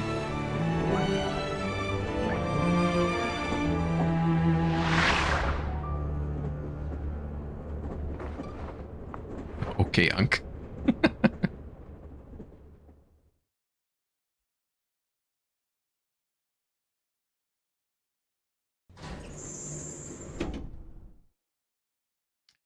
Train has arrived in Lumio City.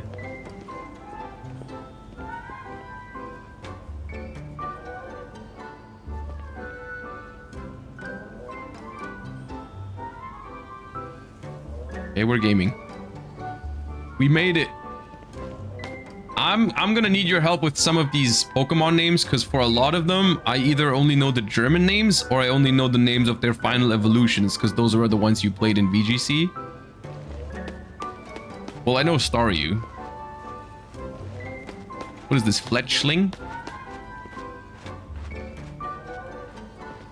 Alright, I suppose.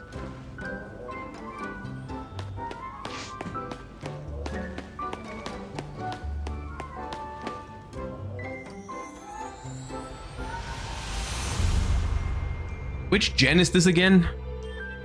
Lumio City? X and Y? I guess it must be, because Mega Evolutions.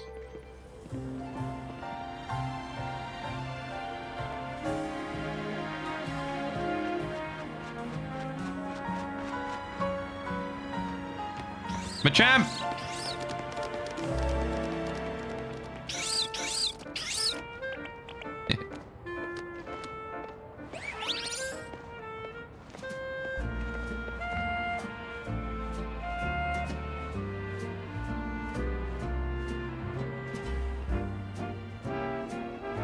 Are those the starters?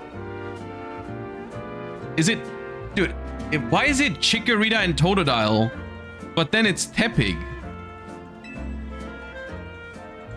Get ready for the spotlight again, you three.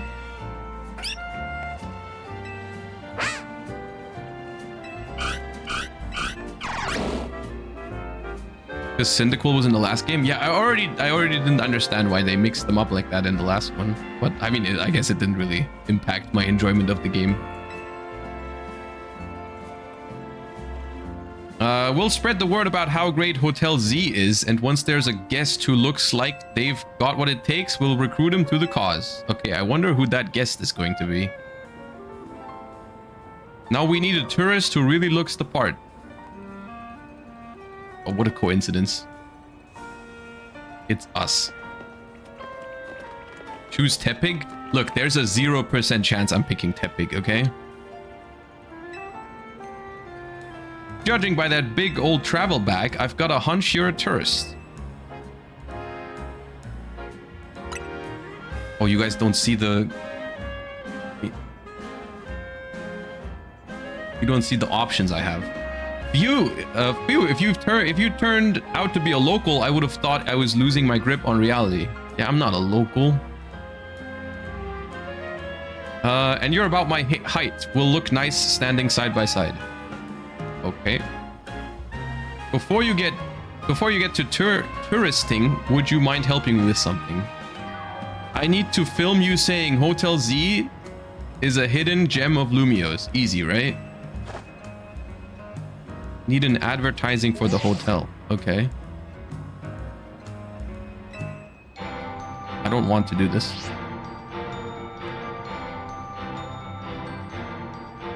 Let's wait a minute. The sound from that ad is gonna drown everything out. Dude, this is so real. This is the most realistic Pokemon game. This always happens when you want to record something.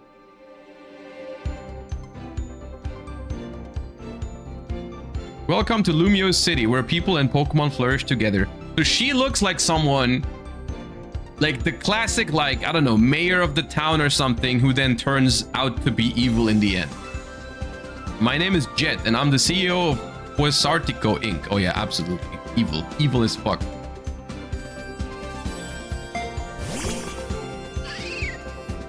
Pokemon are mysterious and wholly magnificent creatures. Or she's the new professor. In which case, I take that back.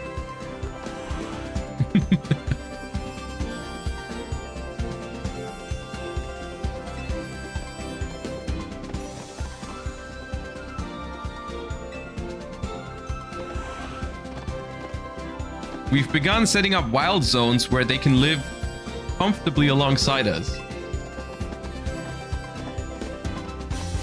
These diverse creatures wield many marvelous powers. It's up to all of us to work with them so we can live in harmony. Okay. We're imagining a new future for the city through our urban redevelopment plan. We've now employed our patented holo tech in all corners of Lumiose, so our interactive guides can teach you more about your surroundings. Okay. A city even more beautiful than before awaits all of us.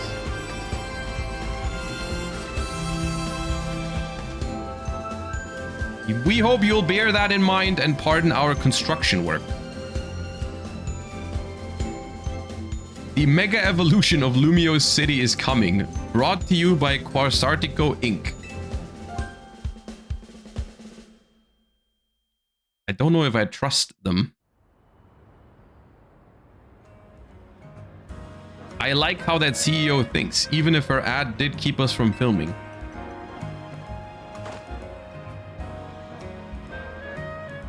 Oh, yeah, thank you for the gift sub. I appreciate that. This city and its Pokemon are a wonder. I know you'll love them both. And on that note, let's get the filming. Hang on, where'd your back go? My God, someone steal it? Oh, okay, it's Pancham. That's okay.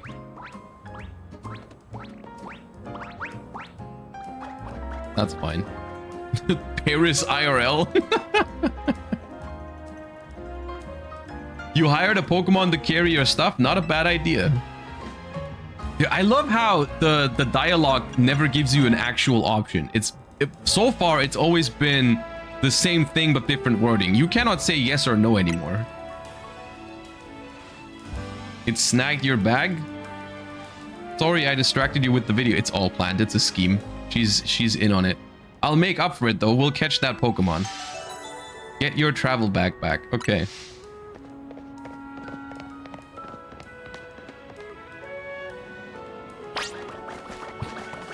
We just chased the thing. Okay. Okay, there's only one speed. I cannot run faster. Which you would think you would try to run faster than this, but I cannot.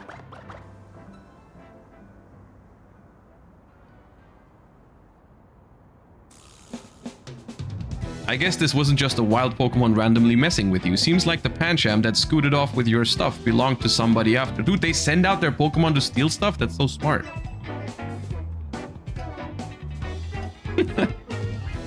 What's your name?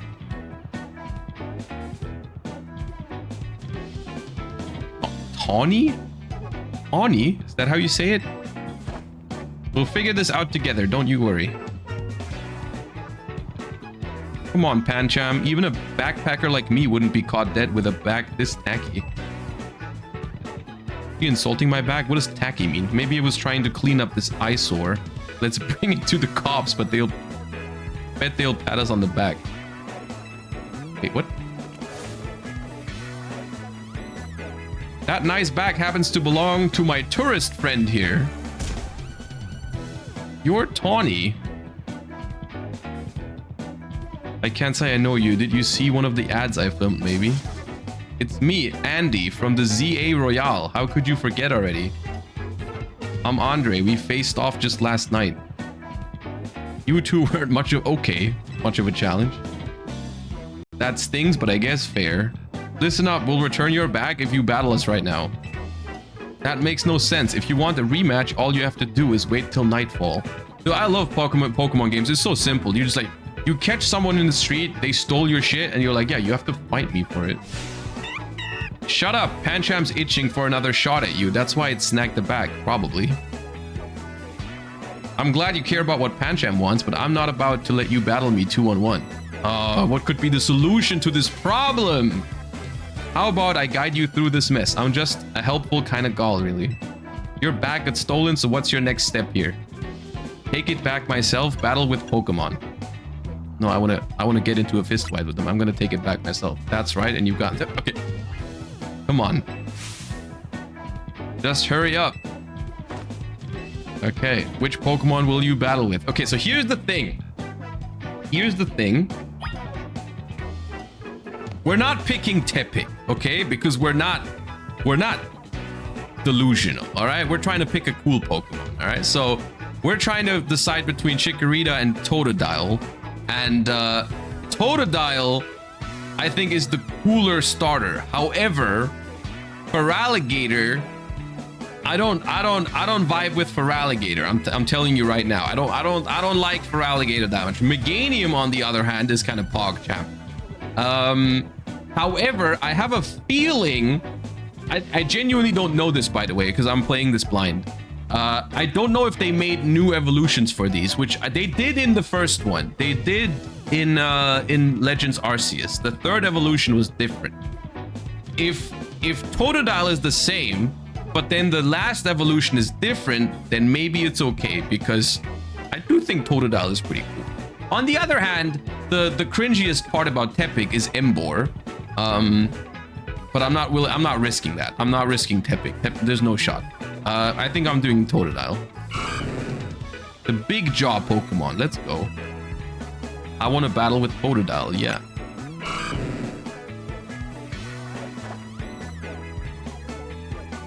But I do think Chikorita is also a pretty cool cool call anyways. All right, I know all of this is a lot, but enjoy your first ever Pokemon battle here in Lumio City. Okay.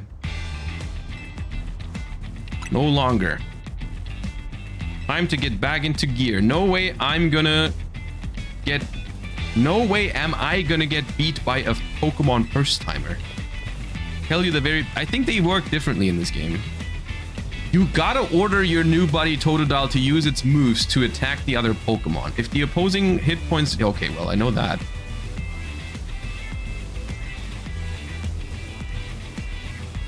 You're gonna have egg on your face for real if you lose to a newbie. What is that?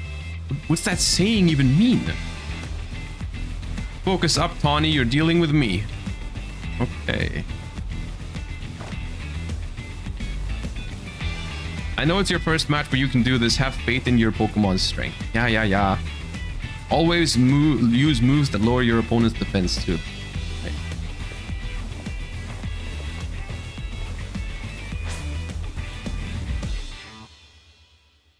I thought they worked differently in this game.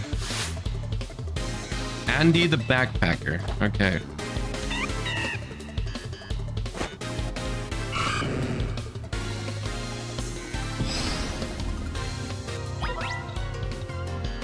The basics of Pokemon battling. Hold down ZL to focus on the opposing Pokemon you want to target. Then use A or other buttons to order your Pokemon to use moves. Once all opposing trainers' Pokemon have had their HP reduced to 0, you win. Wait. Clear or oh, I have to act. Okay. Hello. Okay.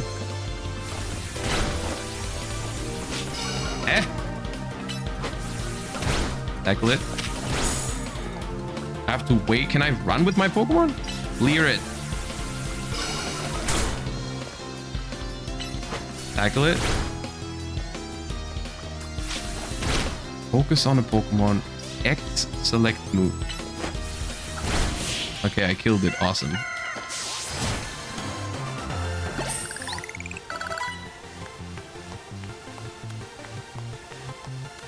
I don't quite understand the battle system yet. We learned Water Gun. I'm more disappointed in myself than in Pancham. Yeah, no, give me my bag. Are they Andy and Andre? Is his head shaped like a Ultra Ball? Can't believe I thought I'd score a next day comeback. My Pokemon and I are so let down. This is why you and I get along so well, we even lose together. It was good to get some practice. Okay. No way we're not dealing with you again. Not even if we meet during the Royale. You can have your back. That champ says sorry. Okay, I'll accept it.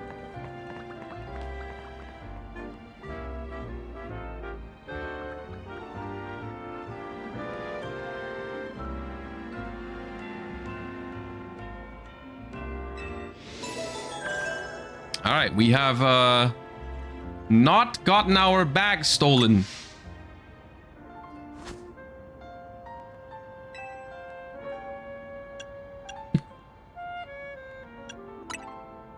Fist bump. Let's go.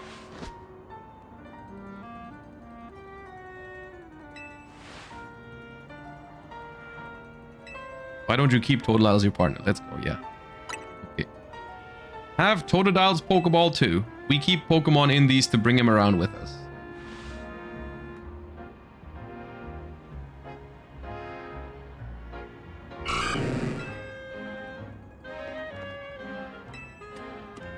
Oh, look how he walks. It was the right choice.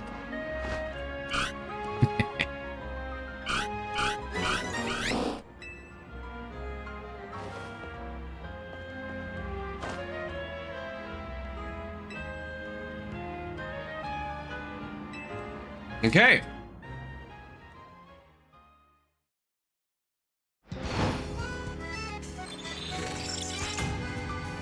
Battle zone activated. What does that mean?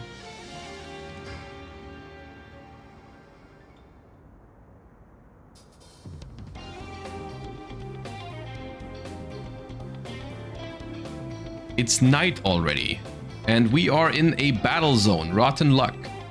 We don't have time for a full explanation right now, but here's the gist. Battle zones are intense. Anyone who finds you in here can challenge you to a battle on the spot. But I know a safe place we can go. Oh, they got like freaking, what's that movie called where there's like no law for like an hour? They got like purge areas. We'll have these two Pokemon take care of your bag. Chikorita and Tepik, you got this. The purge, yeah.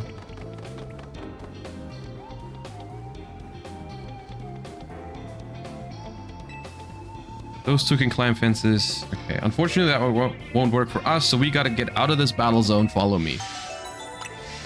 Escape from the battle zone.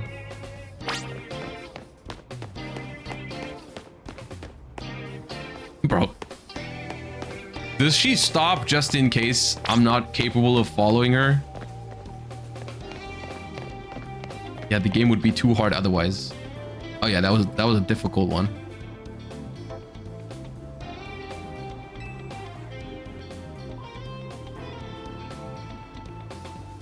What have we got here? You must be after a Pokemon battle. Square up and give me your best shot.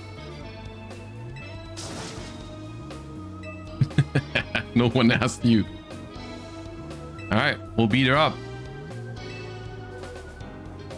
No voice acting is painful. Yeah, a little bit.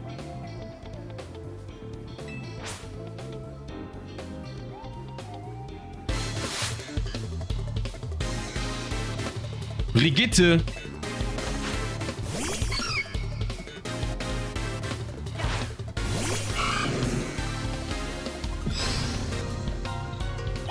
Okay, so I target it, I water gun it. Pop. Clear it. Is it still, like... It's not turn-based. I can do it multiple.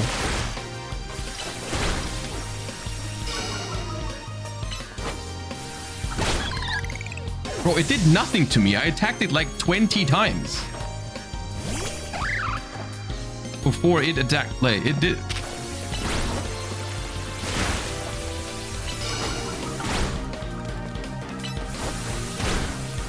Is it just based on your cooldowns, like of your moves, pretty much?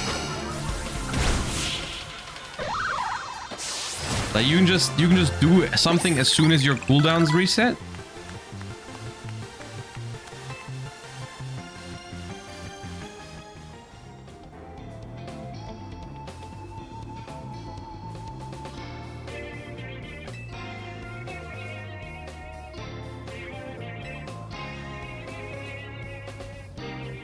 I wasted precious night time on the most useless opponent in the battle zone. Well, I mean, from my perspective, I feel like that was pretty easy, so...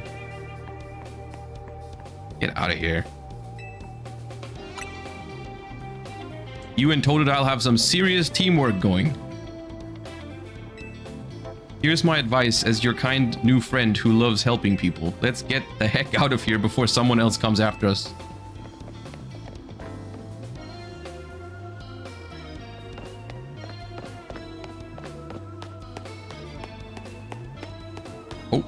Uh-oh.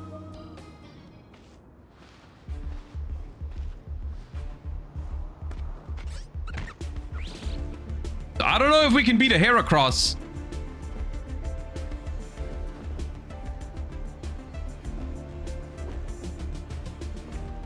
Too bad for your guest. Once you step into a battle zone, you're a target like everyone else. Why don't we just run in the other direction?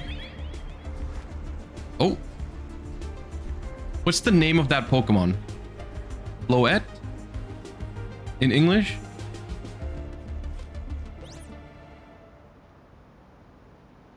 A Floette with... Oh, there's my answer, I guess. A Floette with a black flower?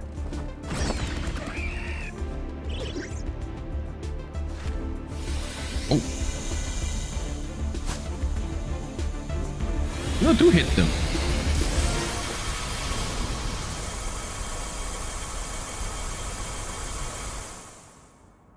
It missed. Must be 80% accurate.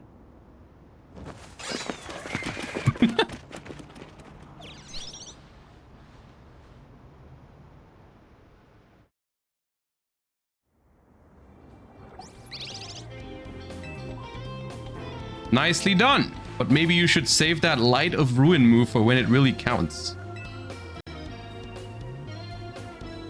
Josh, let me introduce you to Floette.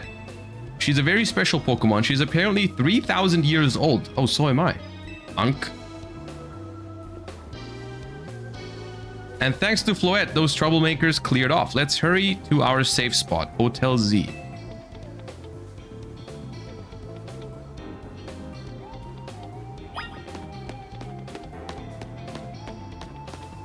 Okay, so we are out of the battle zone. You can relax now. We're out of the battle zone. Hotel Z's just through here. Through here? Through here.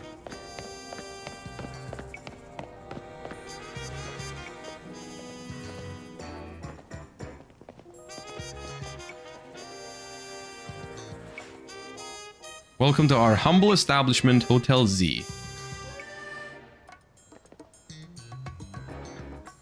We pride ourselves in offering the most tranquil, relaxing stays around to all the guests we don't have. Come on in.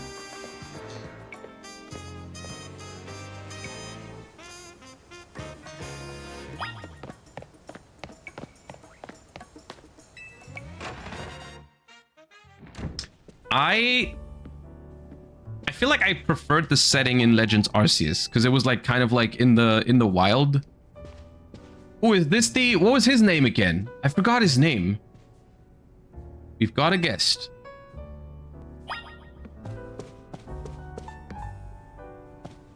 Oh, his name was literally AZ?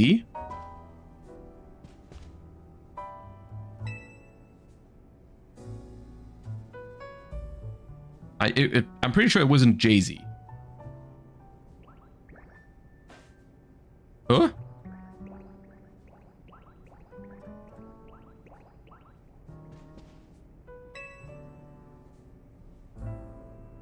What was that? I entrusted him with Totodile as a partner. A wise decision. People in Pokemon meet when fate dictates it should be so. It felt like they were meant to be a team, but then night fell and we got caught up in Z-A Royale stuff, so I brought him here. I was concerned when a bag arrived with no owner. That's why I sent Floette out to seek you. It seems my worries were unfounded. Floette saved our skins with her Light of Ruin. It's a heck of a move. You're so wise, AZ. I can almost believe you really are 3,000 years old like you always say. Well, he looks 3,000. I believe you've been led here because this is where you are meant to be. I am AZ, and as the owner of Hotel Z, I welcome you. Allow me a few words. I hope you will indulge me as your host. Tawny entrusting you with Totodile makes you its keeper, a Pokemon trainer. Hear me now. Pokemon are truly wondrous creatures. Every Pokemon possesses great power of its own. Yeah. It'll wield that power for a Pokemon trainer it has placed its faith in. I urge you to treasure your Pokemon. And never betray that faith. That is all I wish to say. Room 202 is yours to use. Paint the key to room 202. Key to room 202. You can take the elevator to the second floor. Rest up for tonight, then come meet me down here in the lobby tomorrow morning. Okay.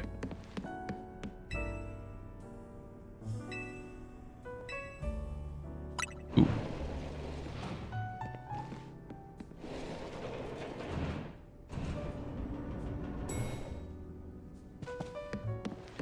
Room 202.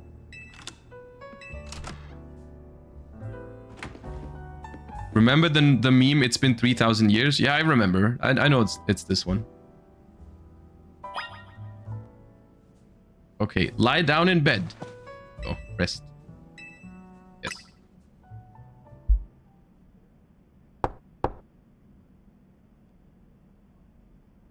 Oh.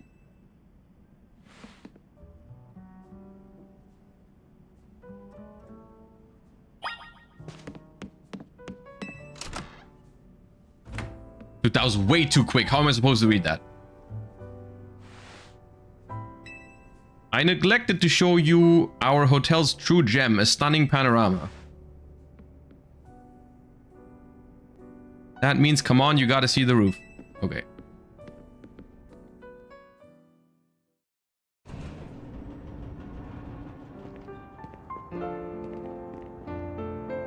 That is a nice roof. Welcome to Lumio City.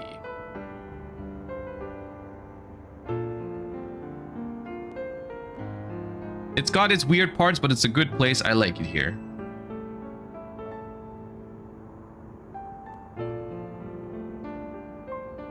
I owe AZ big time for all the help he's given me since I got here.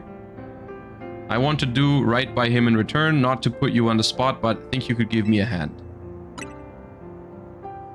I like how I had two options there. That means a lot. Dude, they're not touching fists. It's so awkward. That's not how you fist bump.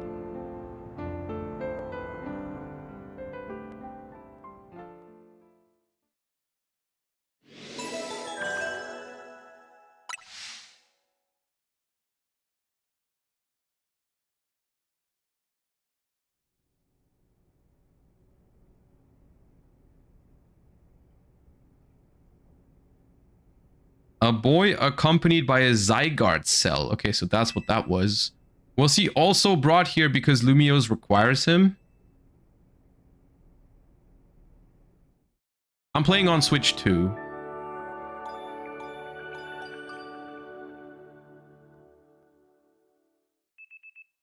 The next day, your alarm is going off.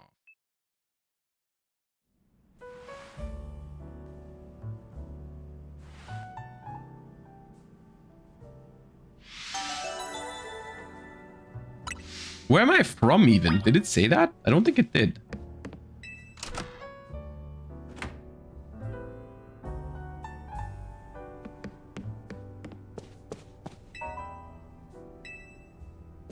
Lobby.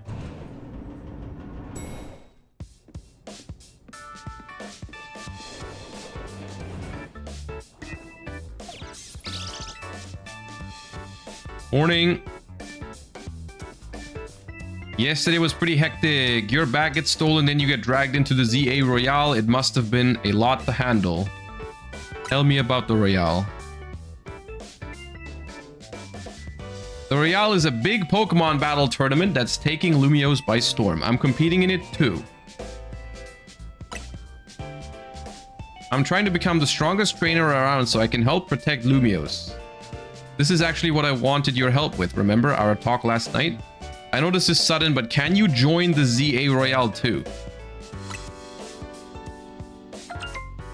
Your Rotom phone is buzzing. You received a message. Gotta check that immediately. You're invited to join the Z-A Royale, a battle tournament to determine the greatest Pokemon trainers in Lumiose City. Anyone who attains the highest rank, rank A, will earn the right to call themselves one of Lumiose's strongest trainers and be granted a wish as long as it is in our power to fulfill. If you want any wish, it's like finding the Dragon Balls. Please open the attached file to install the Z-A Royale app on your device. We eagerly await your enrollment. Sincerely, the Z-A Royale staff. Okay. I figured they would invite you since you held your own when you weren't even signed up. They want you to join because they figure you'll liven up the competition. Liven? I don't know. I also got that message out of the blue after I did some battling here in Lumiose. For real? The big wigs around here really want to find a crop of strong trainers.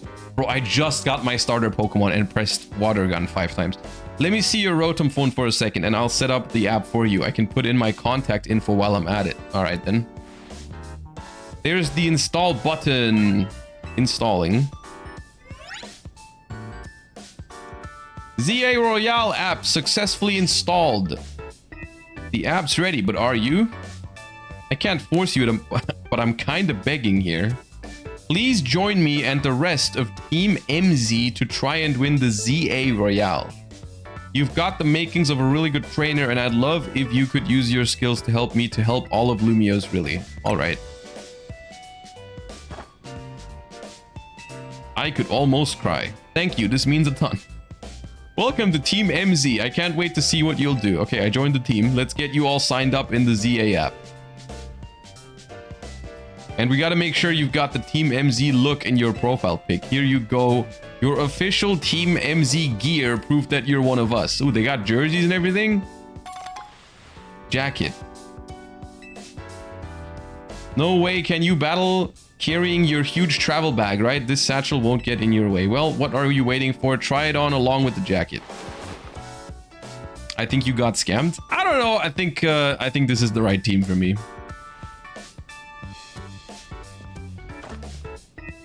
Looking good. Let's take a picture for your profile.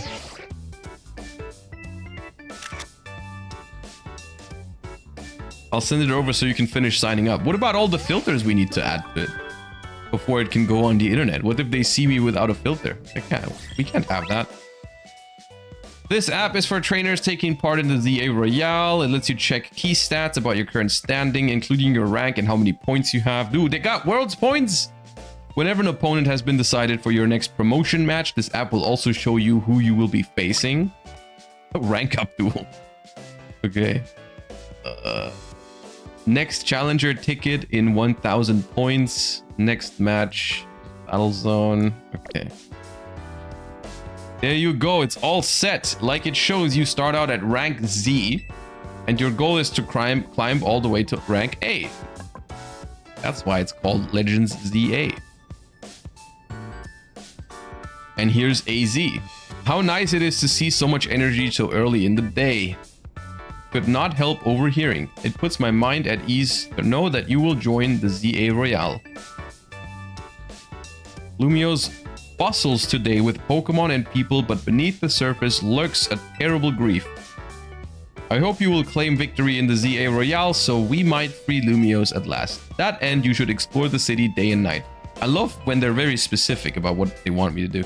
Get to know her Pokemon and her people. Such bonds will be sure to help you. Don't worry, I'll teach you everything you'll need. First of all, a Pokemon trainer is what we call someone who battles with Pokemon. Really? That's awesome. And the number one thing a trainer in Lumios should know is how to roll. How to roll? There's dice rolls? When a wild Pokemon's attacking you, you gotta dodge it. Here, I'll show you. Oh, an actual roll, not a dice roll. Okay. Dude, that's how you roll out of the way of a move. Okay. Could you turn it down like 2 notches? Who's this? Can't you shush him, AZ? Yell at him a little.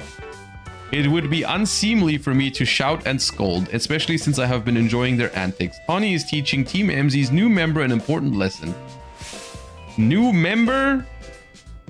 I'm telling you, they take anyone in here. Weren't you just complaining about me being loud? Lida. They are sorry. Is this the new member? Nice to meet you. Nice to meet you. I'm Lida.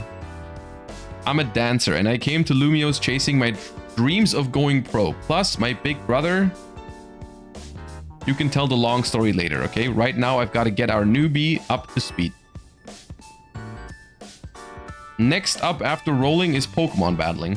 Meet me out in front of Hotel Z. Wait, so how do I roll?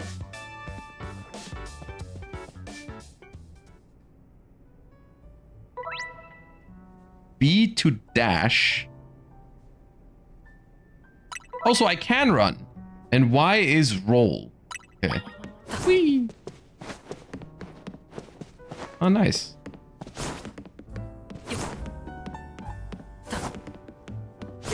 Okay.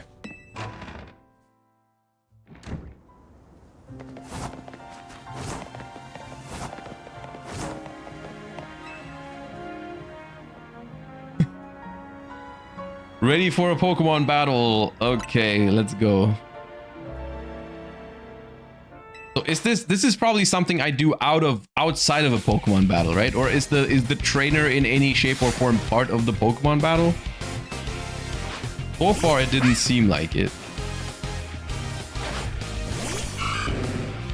Or can I run? Yeah, I can. Well, I can run.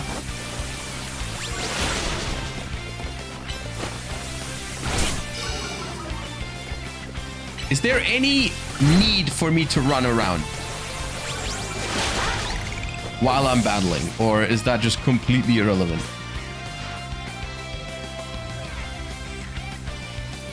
Yes? Okay. We're not done just yet. Every Pokemon has at least one type. There are 18 types in total. Okay, I know that.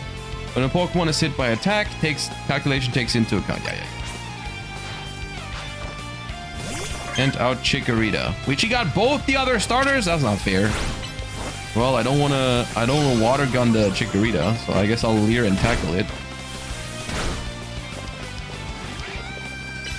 Leer.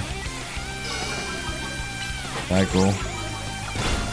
I use water gun because my other stuff's on cooldown. Why not? Tackle. Does that kill? Nope. Alright, water gun for game.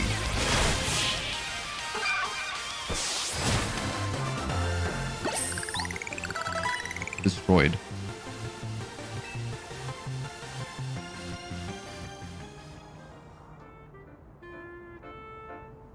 That match taught me one thing for sure. You're gonna make an amazing trainer. I think Lumiosa's future will be a lot more secure with you in it.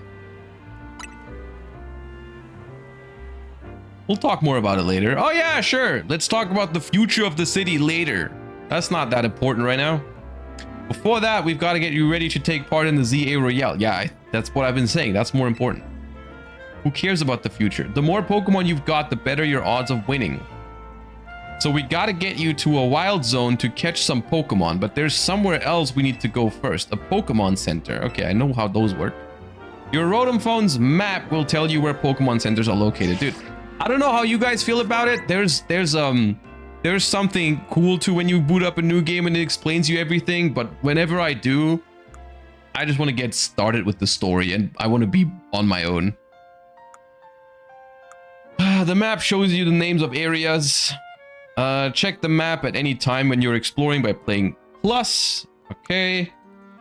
From the map, press X to open the missions, L and R to switch. Okay, sure, fine. L, R, X. If you ever get lost, you can always come back here to reorient yourself. Let's move.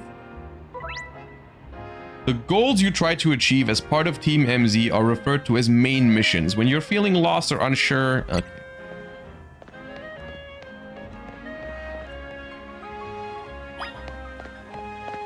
Visit a Pokemon Center.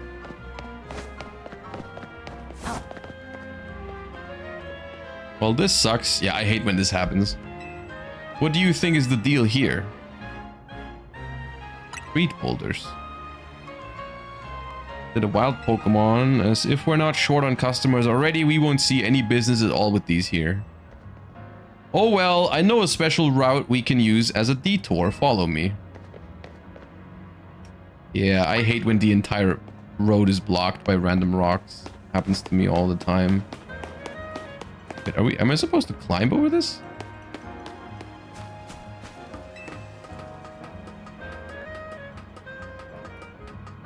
Yeah.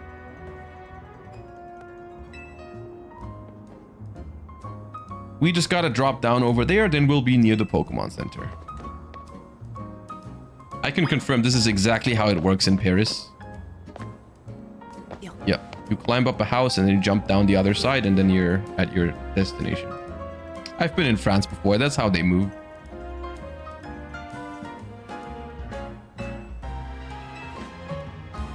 Detour complete. I'll show you the rest of the way to the Pokemon Center.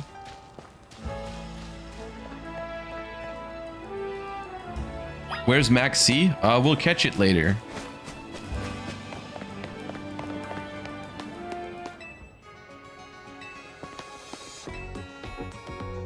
Enchanté. This is your first visit to a Pokemon Center. If you bring us your injured Pokemon, we'll heal them. Okay. If you catch 5 Pokemon species and register them in your Pokedex, there's a prize in it for you. Now, ready to install the Pokedex app. Yes.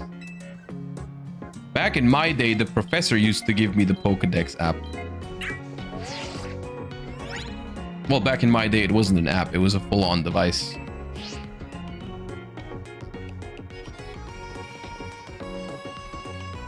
Try bringing out your buddy for a second. Yeah, why can't he walk with me?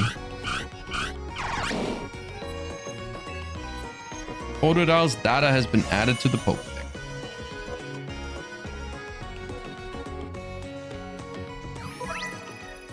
Having this app on your smartphone allows you to build up a record. Yeah, I know how the Pokedex works. Yep, thank you. Once you catch 5 different species of Pokemon and register them in your Pokedex, please report your success to the Pokemon Research Lab. Let's head to that wild zone and start catching some Pokemon. Okay, yeah, let's go.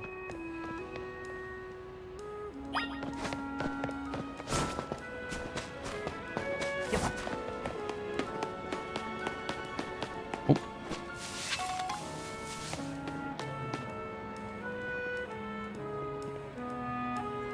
Wherever you see the green light, it's marking the boundaries of a wild zone. They are areas where you can battle and catch the city's wild Pokemon. We keep getting more wild Pokemon in Lumio, so wild zones were set up for them to hang out in. The different wild zones have different Pokemon living in them. Now let's get you catching some Pokemon. You'll feel better with a bigger team. Into the wild zone we go. Don't forget, if a wild Pokemon comes at you, be ready to roll and dodge its moves.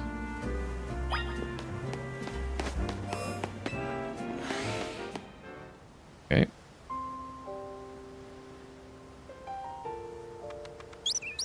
Uh-oh. Dude, I want a Talonflame. And I want it now. I love Talonflame.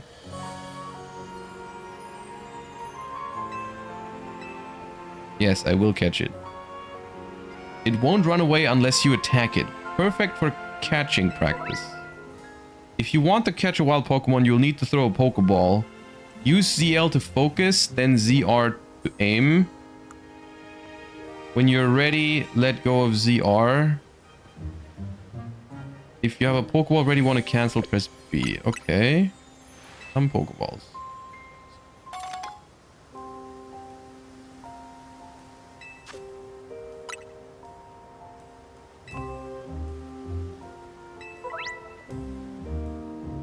You can see details. The more arrows next to a Pokemon, the better chance of catching it. Okay. Yeah, okay, let me try.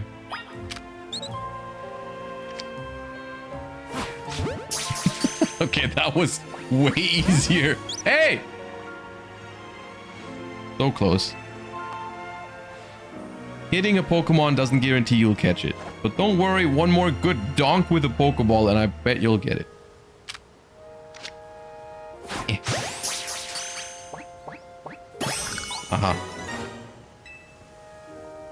Pokemon you catch will join your team and battle alongside you. Gathering more Pokemon to battle with will help make you a better trainer. Next, let's see if you can handle a stronger Pokemon. That's stronger? No way. Bunnelby's not stronger than Fletchling. Talonflame shits on Diggersby. All you gotta do is have your trusty Pokemon attack the wild one and lower its HP. I don't want a Bunnelby though. The lower the target's HP, the better your chance. In fact, if you defeat the target in battle, you'll have a brief catch window, a moment where the Pokemon becomes easier to catch. Act fast. If you keep pelting the same Pokemon with Pokeball, you may anger it. While it's angry, it cannot be caught. Okay, you need to bring out your partner Pokemon. If a wild Pokemon attacks you, press left or right to choose a Pokemon from your party, then press OK. Call the Pokemon back. Okay, be careful. If you don't have a Pokemon out, wild Pokemon will attack you directly. Okay, go Totodile. Kill the Bunnelby.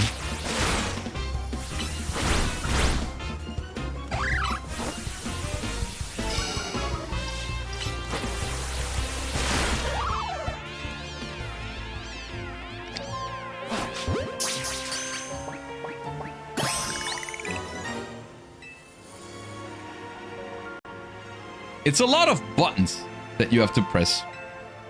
Crouching helps when you want to sneak up and catch a Pokemon. How do I crouch? Oh, L, okay.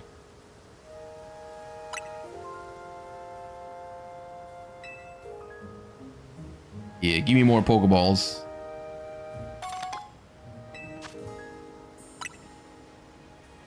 If you need more, you can buy them at the Pokemon Center. Need 5 species, let's catch them. Head to the research lab, okay.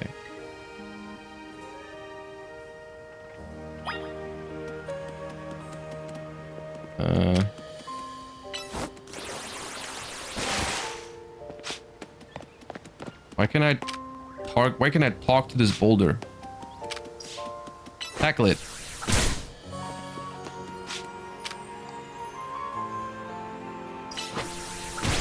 Yeah, I cannot break the boulder. Do you know about potions? No, tell me about potions. Harry Potter. Wait, that is funny. that Harry Potter tells you about potions. Thank you for the potions, Harry.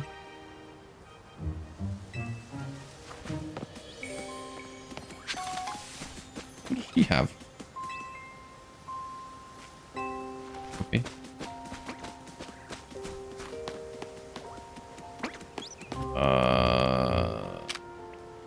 Scatterbug.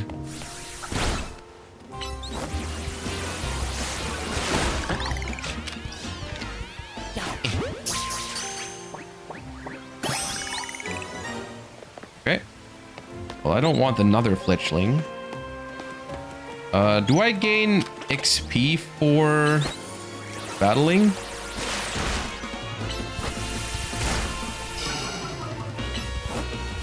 Or just for catching? Weedle!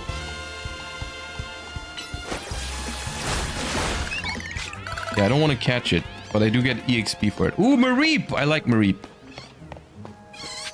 Oh, but Mareep is an electric type. That's fine.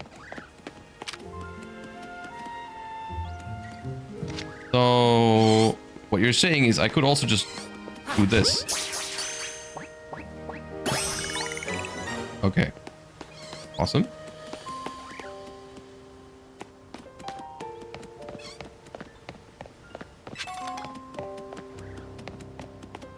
So I have 5 Pokemon now. But I do want to see what else there is here. Do they attack me if I just walk by? It does attack me. Okay. Then you die. Ah, now you run. Okay. I see how it is. Oh, it's too late. You die now.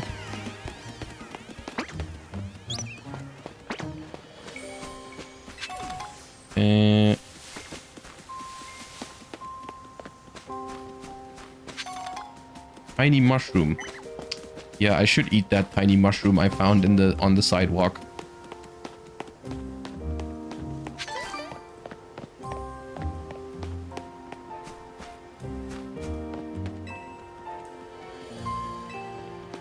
Wait, what was my mission again?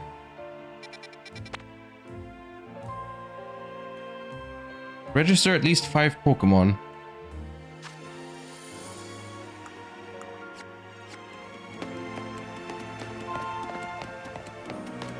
And then what?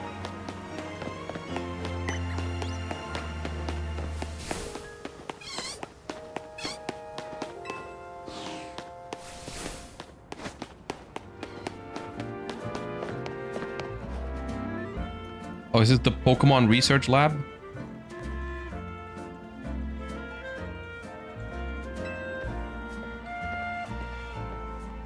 I like the music. Nice. Claim that price. Okay.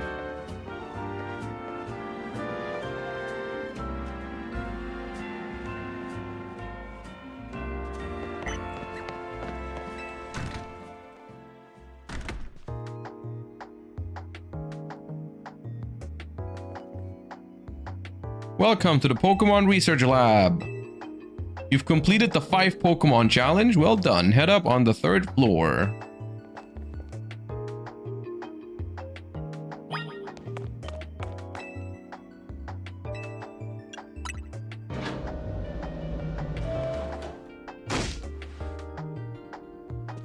That short-sighted nitwit. Stupid mayors poured even more money into this ridiculous urban redevelopment plan. Okay, this is getting political now. Great, more Pokemon, love it, but you can't just throw them in a wild zone and call it a day. You've got to have scientists survey and study these things to find out what's safe, but who can keep up with all the work when they keep adding wild zones every time I turn around? Okay, someone's mad.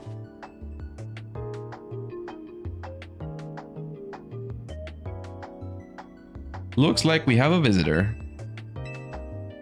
Just me. That's cold. Your Pokemon don't even count for anything? Not what I said. Call me Mabel. Call me Mabel? I just met you. And if you came all this way to see me, then I guess you must be here about the prize. Of course that's why, so let's see what you've managed to accomplish. So far, you've caught 5 whole species. That's crazy. I've been hoping someone like you would turn up. For whatever reason, we've been seeing this influx of wild Pokemon within Lumio's city. That's what led to the construction of all these wild zones so they can live safely in the city, but I can't keep up with all the work. I couldn't even tell you what species are in the Risley. It took me 5 minutes. But now you've shown up. You have what it takes to complete our challenge because you're clearly curious about Pokemon. You're just a type we need to help with our survey work.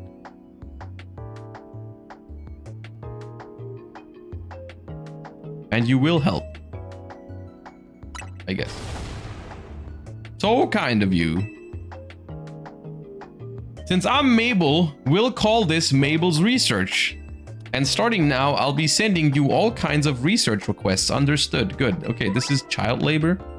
You'll receive requests from Mabel to help her with her research. As you complete her tasks, your research level will go up and you'll receive valuable rewards such as TMs. Okay, at least it's not unpaid. So you can keep an eye out for new tasks as they are continually added. In fact, I've already got some things I want you to check out for me. I'll send you the details.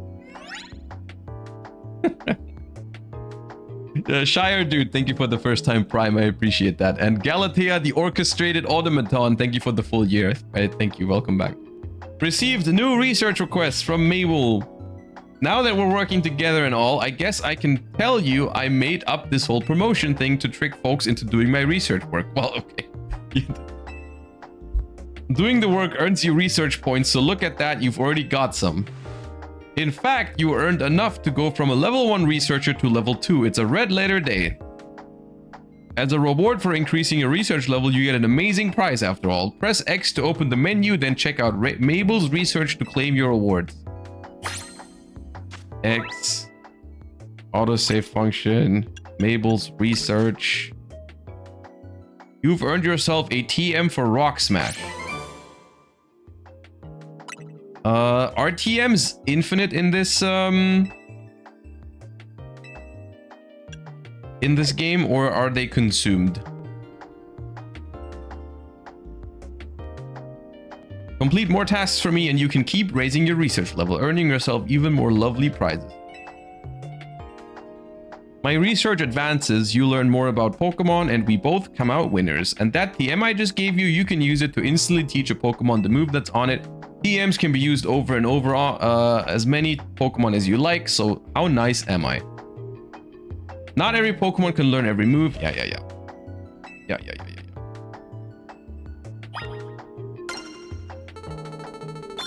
Okay, research level 2.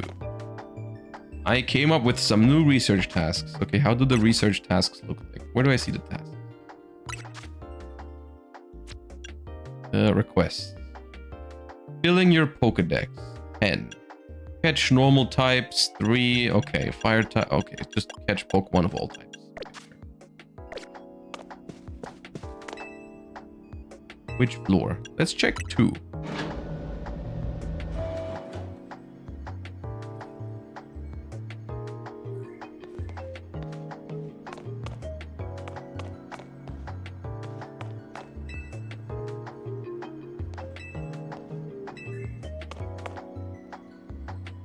Okay.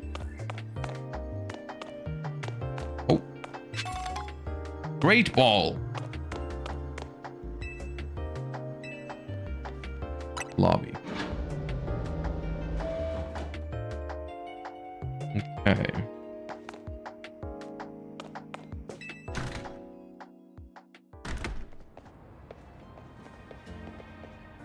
Oh, I love Scraggy.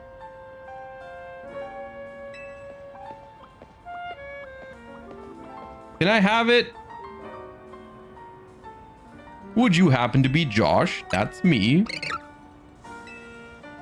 I recognize you by the jacket. I'm the one who embroidered that logo on it. My name's Naveen. I am another member of Team MZ, so we're teammates. I see you had business in the lab, helping out with Mabel's research. I'm surprised she found anyone willing to help, but I suppose it's not a bad deal for you. After all, you'll fare better in the Z-A Royale if you have your Pokemon learn a wide variety of moves. The TMs you earn as rewards... Yeah. It needs something, your outfit. Is that a ghost? What do you think of this hat? You received a striped Quilby.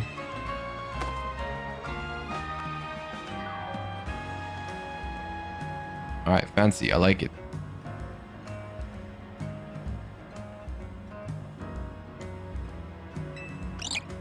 I want your Scraggy. Give it to me. If the jacket's not your style, feel to change into something else anytime. You can change outfit and looks by pressing minus. If you buy new clothes... Okay, sure. No, Scraggy, stay with me! Did you get your prize? I sure did. The first TM you got from Mabel was the one for Rock Smash. You gotta teach the move to Bunnelby so it can break those boulders lying around. TMs allow you to teach... Once you've had enough boulder smashing, come back to Hotel Z. Sure. Okay, how do I read a TM?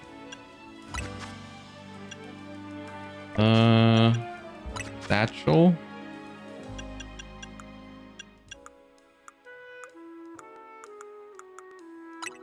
Use it on Bunnelby. Bunnelby learned Rock Smash.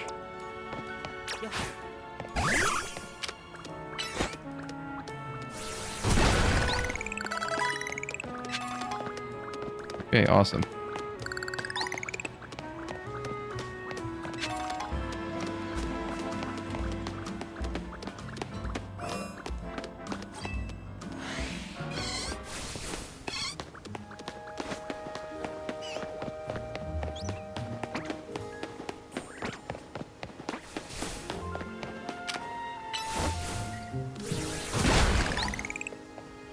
Wait, do I get XP for that? I get XP for...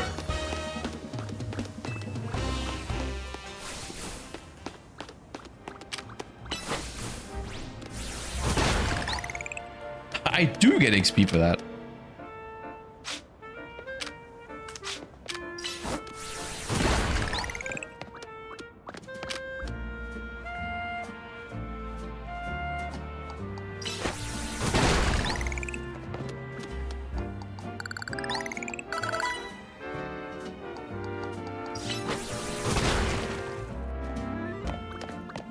Sure.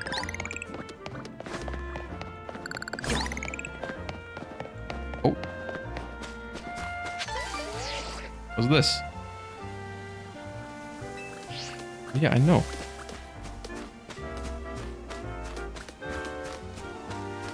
Why can't I walk there? Game?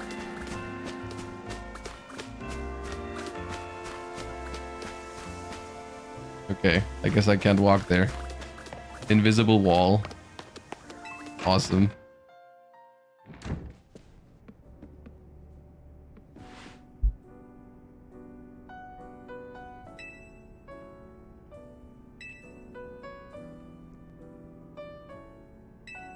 Alright, we get food.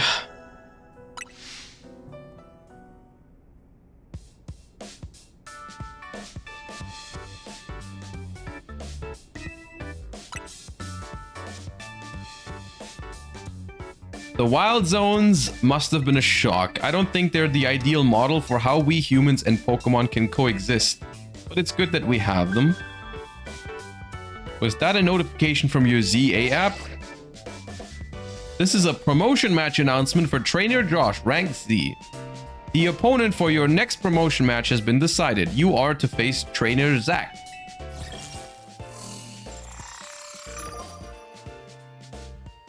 Okay.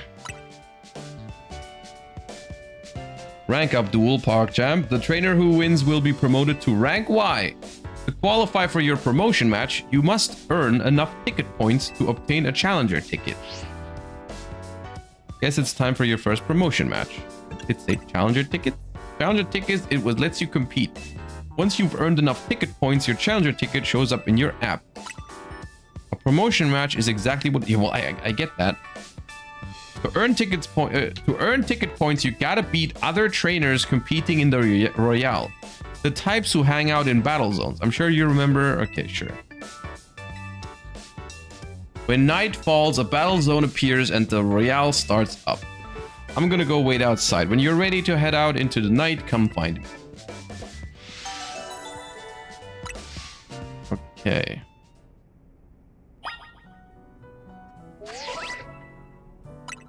I want to take a photo. Huh?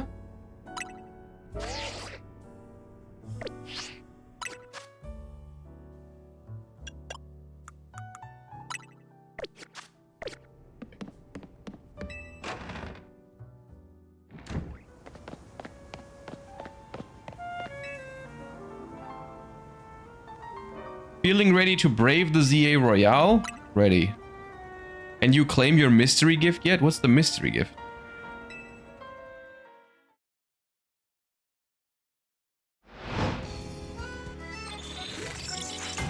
Battle zone activated. So is this only at night? If I understood correct, I can only battle at night?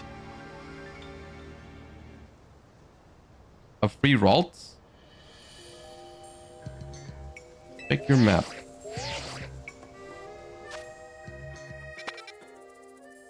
Okay, so the red ones are battle zones. Sure.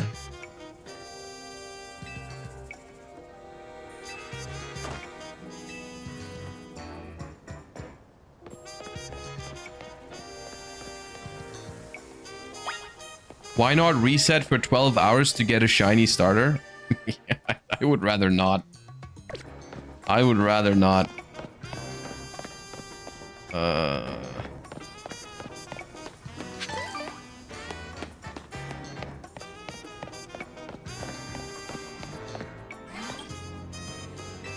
Okay.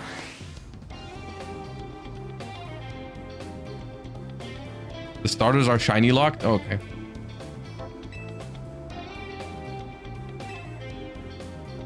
He's gonna need some support. No, I won't. The challenger tickets you need. Since you're rank Z, you need 1,000 ticket points.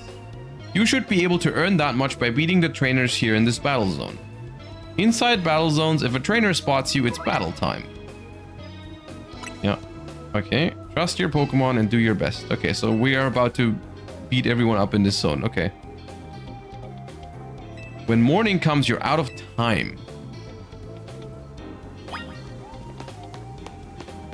Need healing, come by whenever. Okay. Alright. You've been challenged. Okay, that's a grass type. Okay, that hurt.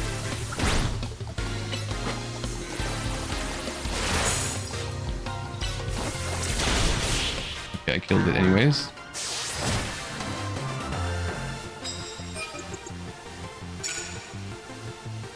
$350. Okay, how much damage did Totodile take? Over half. Okay, better heal that up.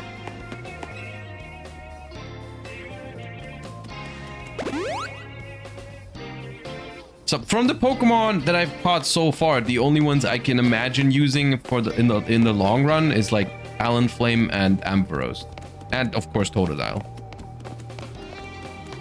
I don't vibe that much with the Bunnelby and the Scatterbug, I think is what it's called. I'm here for a second. Want a tip. If someone sees you first, they'll get the jump on you in battle. If that happens, you may not be able to do anything at first. So try to sneak up nice and quiet, then boom. Sneaking up. Okay, I need to sneak up on the trainers?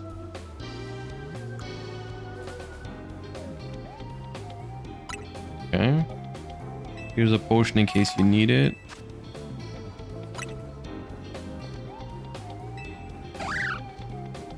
Oh yeah. We're gonna murder him from behind now, chat.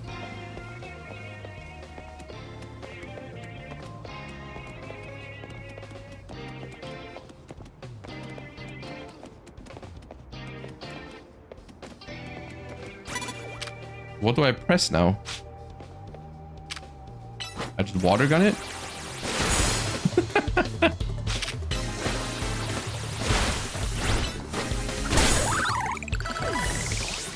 Oh, you got absolutely cooked. You got smoked. Oh, you got another one. Dude, that is so unethical. That's so mean. You just go and punch his Pokemon when he's not even looking.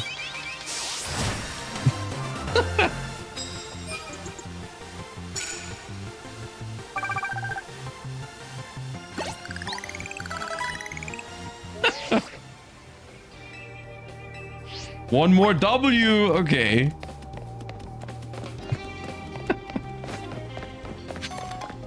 Oh, another mushroom. Let's go. Hello. Can I have this? Okay.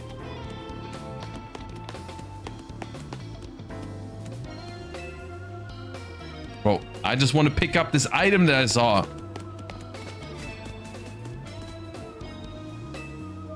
Prize money for the night is awarded based on how many medals you collected that night. Just watch out. If you lose a battle, you may have medals taken from you. Defeating trainers will earn you prize medals. Be careful, battle zones rule cut both ways. If you lose a battle, you'll have to give up half of your prize medals. You can pick up prize medals that you find laying around. When daybreak comes, you'll receive prize money based on how many medals you collect. I recommend giving your Pokemon a citrus berry to hold. Okay, I know what a citrus berry does. I'll give it to Totodile.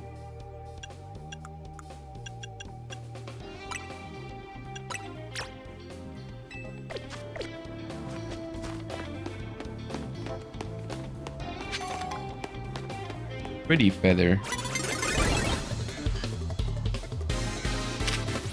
Bro has a Weedle. Where's my Totodile? Hello. Come.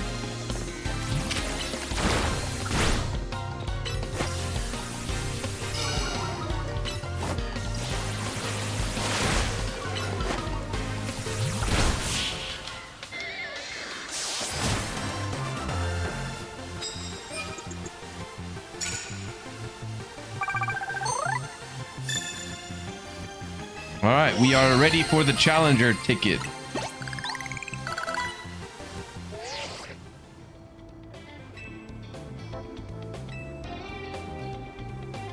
Please proceed to your promotion match. Meet me at the Pokemon Center. Major locations. Okay, so I want to go there.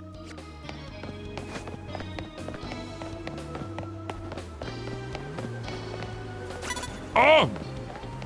I think that Pidgeotto kills me.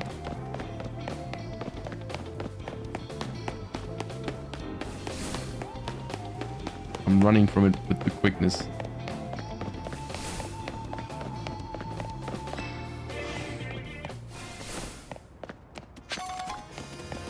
Dude, there's so many mushrooms on the street. It's nice.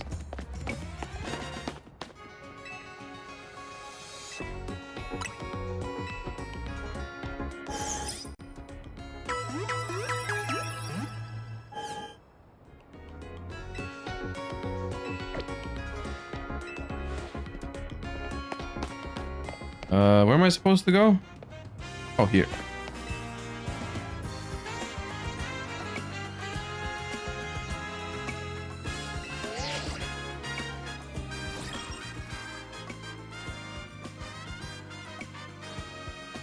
Next match. Yeah.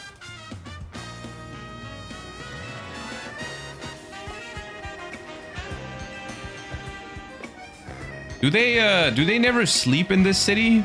It's just like you do your stuff during the day and then at night you just battle?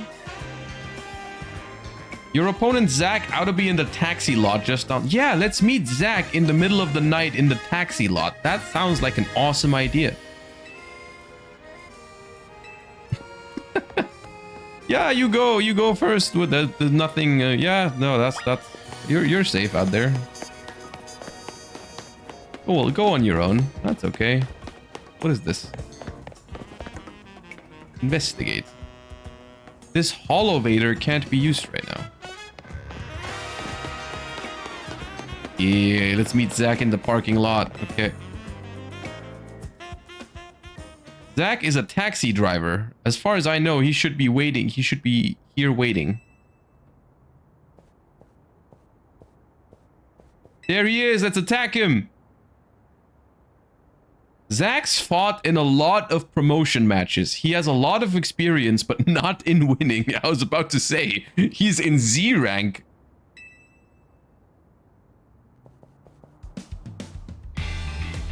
Hard stuck Z. Pick W.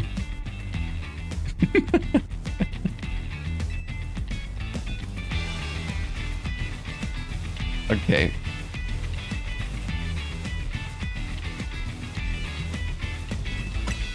Let's go. Bon chance. Battle me right here in the parking lot, Zach. You're no match for my Totodile.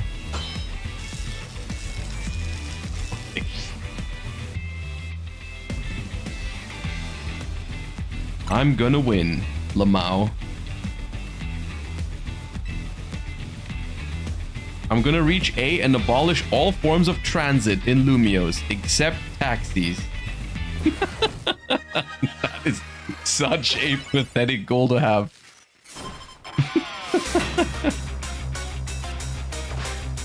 Slowpoke!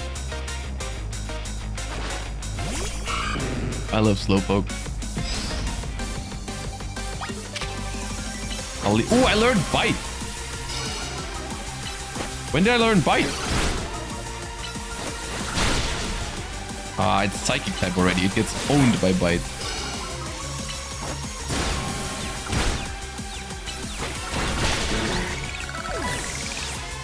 Wait, I'm confused. AG. Can I switch Pokemon? Let's send out Marie for once. Thunder Shock. Thunder Wave. Tackle. Thunder Shock for game. But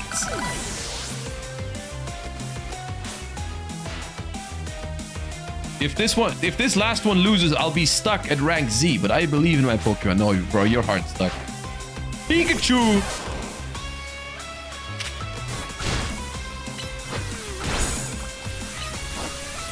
Does Thunder Wave work on electric types in this game? My Mareep is gonna die.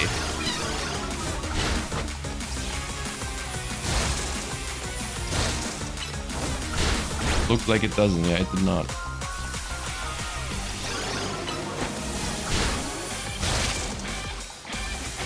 You know what? I'll switch.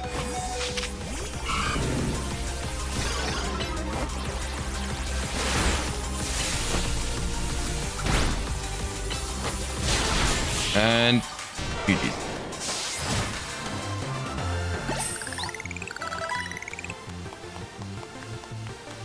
This is my 100th time watching an opponent get promoted instead of me.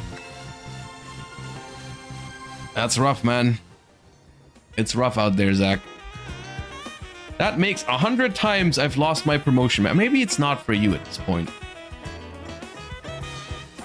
This is why they call me Le Z Eternel.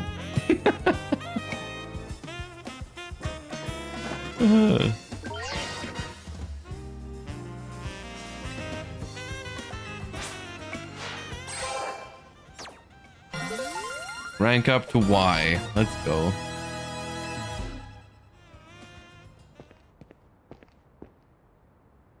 You choose your moves well and even took the position of your Pokemon into account. That's a lie. That was one well-fought Pokemon battle. Emma.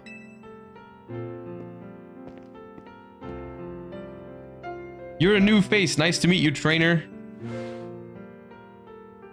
My name's Emma. I'm a detective who's been entrusted with the task of protecting the peace of Lumio's city. Do you mind introducing me to your friend?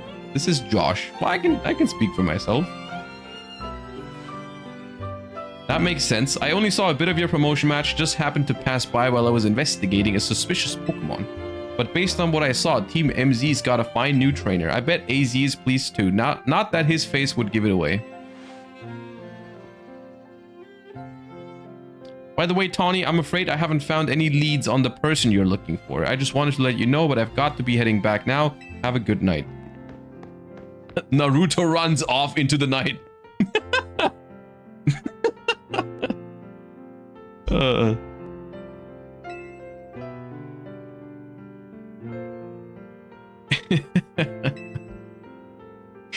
Oh, man.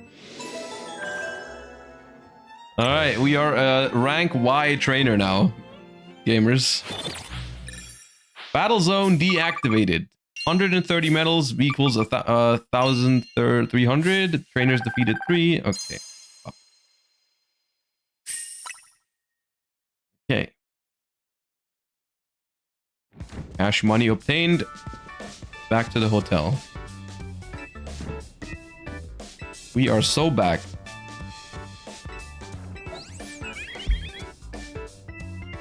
Can you dodge abilities by switching? I'm not sure. I feel like maybe with the correct timing you can. But I haven't really figured that out yet. I'm rank Y now.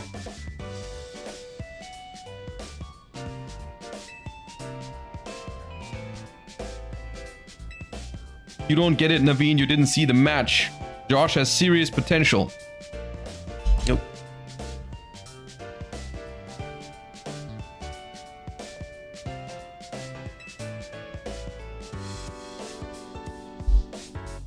For real. Basically a brand new Pokemon trainer and still won a promotion right away. That's big. Team MZ is headed straight for the top. Do you know what the initial MZ stands for? Oh. The M is for Mega Evolution and the Z is from Hotel Z. Our team is called Mega Evolution Hotel Z? I don't know about that one. I think we'll be able to protect the future of Lumiose with Josh around. You're that confident? Well, even Emma had good things to say about him. You met Emma, did you? She's a remarkable Pokemon trainer. If only she could have also joined our efforts, but she has her own work to carry out. We must hope that enough competition will forge for us the strongest Mega Evolution user. Then the city's Pokemon and people might finally rest easy. They probably added new Mega Evolutions for all of the starters here, didn't they, right? There's probably a new Mega Feraligatr, Mega Meganium, and Mega Emboar, I would guess. But I haven't seen any of these spoilers. They probably, I guess maybe they didn't make a new final evolution. Instead of making a new final evolution, you're gonna get the regular final evolution, like Meganium, Feraligatr, and Emboar, but then there's a Mega Evolution, I guess. Which means we're gonna get a Feraligatr in the end, which is... eh. It's fine. But I think in that case, I should have picked Meganium. You might want to be more specific, or else we'll know what you'll get.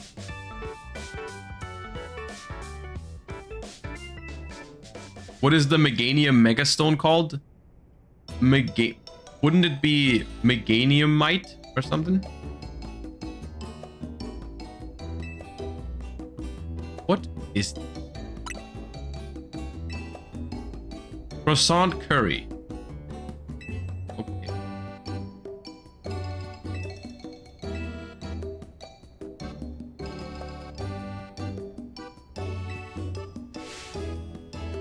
I reject that monstrosity altogether.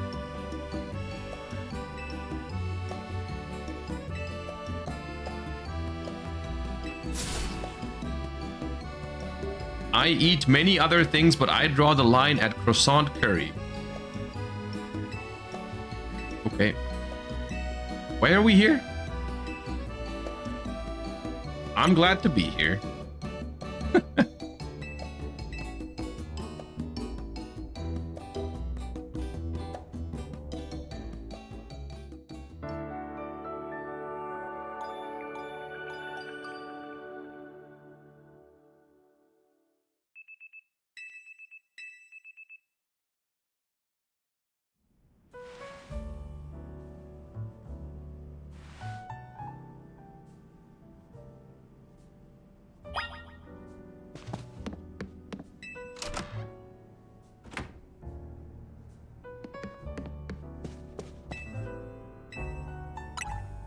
the lobby.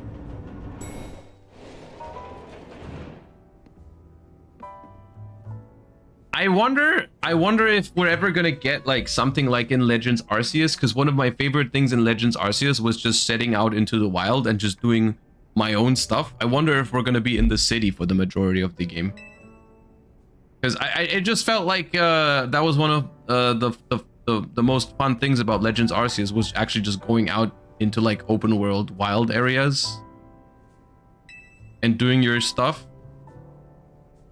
The city is the entire game. You cannot leave the city. Oh god. Uh-oh. Prism Tower.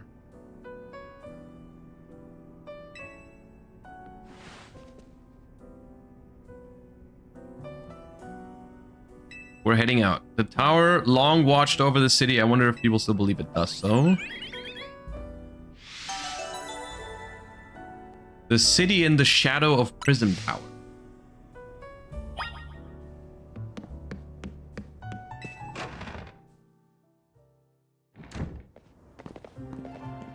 Oh. We finished fixing up the outside of your hotel. Thanks, Terragon. We always appreciate your work. Why bother fixing it? You have no guests anyways. Bro, we have one guest and that's me, and I'm staying here for free.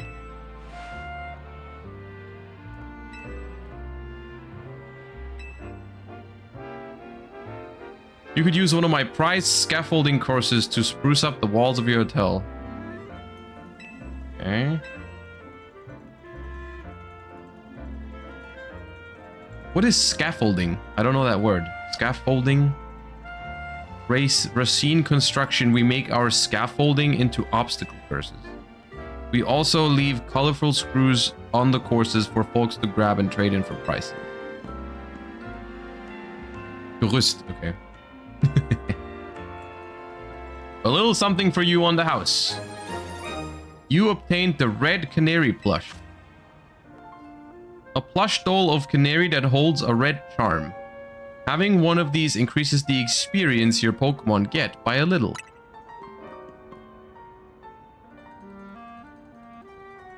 Folks say that canary merch can give you all kinds of benefits. They're a real... I don't know what that means. A lucky charm.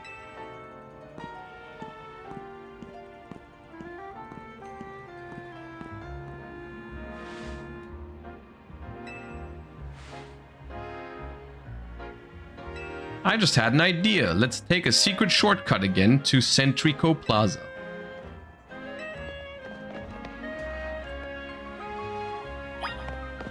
Oh, this is where the invisible wall was earlier. You see the stuff growing on this ladder that's making it unclimbable. What is that? It's a bunch of mega crystals. They're made from some kind of mysterious energy, apparently. You can smash them surprisingly easily with Pokemon moves. You should try it out. Have your Pokemon use a move to break the crystals.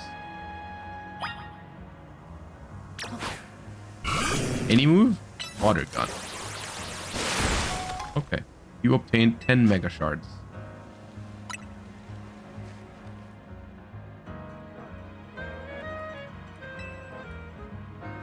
Be sure to smash them. Another word of advice, save up all the Mega Shards. There's a company that's collecting them for research, and they will trade in your Mega Shards for all kinds of cool stuff. Okay, that's good.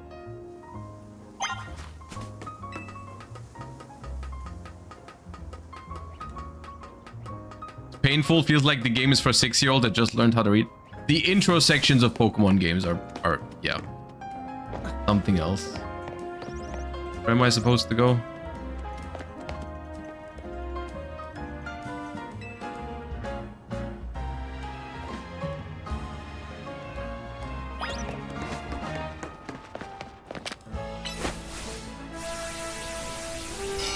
I leered it.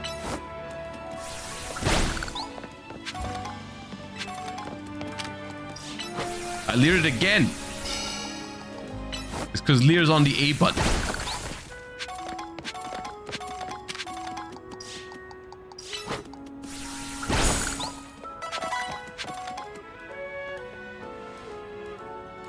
Valued guest of Hotel Z, I present to you the very jewel of Lumio City Prism Tower.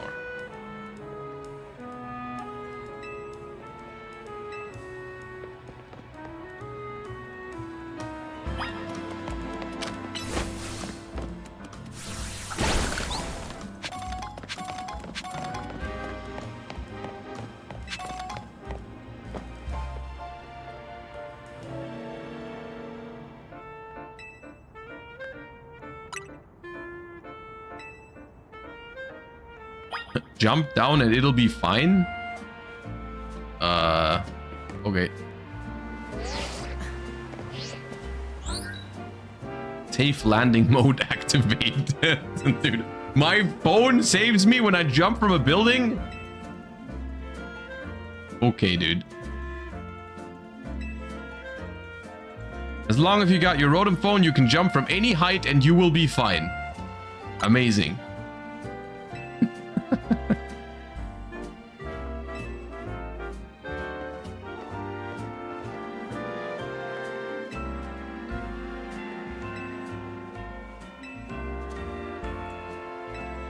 Okay, we can check out the second wild area, I guess.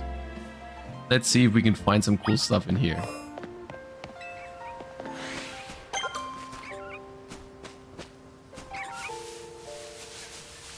Badoo! Badoo, badoo. Magic Carp.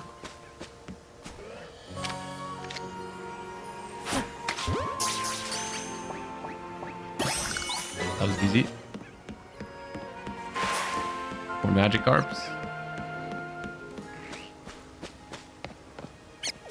Hat Rat.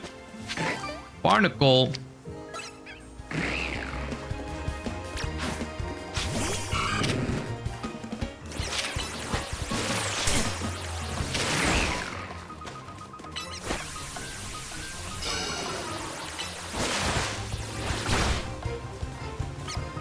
Jesus.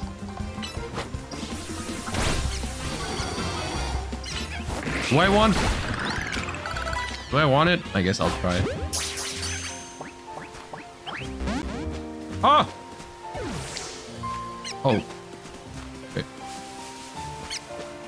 How do I get up here?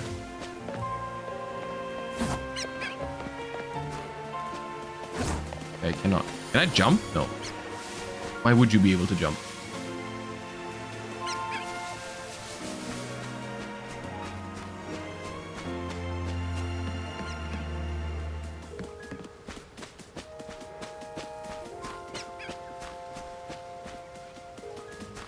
Can I catch it from down here?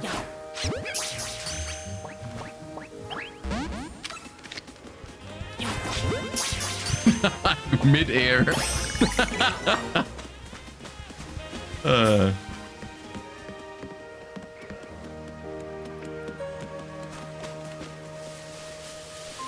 Ignoring the golden ball? Which golden ball? I want to go up there to get the Pokeball, but I don't see a golden ball.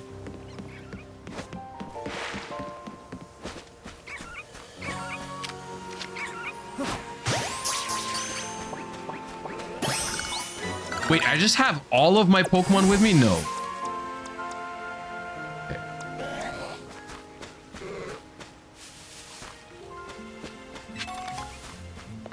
So now I caught a Badoo, a Patrat, and a Magikarp, but I didn't catch the Binnacle. Oh, there's a golden ball. Now I see it. Isn't that just a TM? Whiff.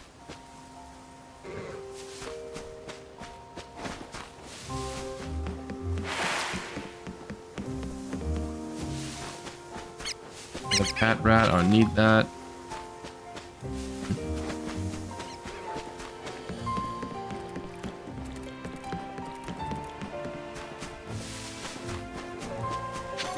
What happens if I go in the water? I cannot.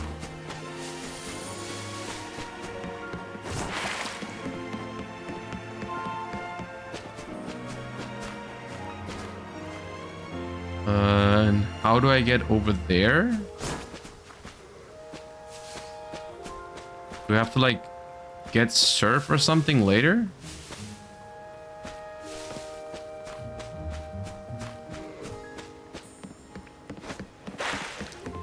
When does the binnacle respawn?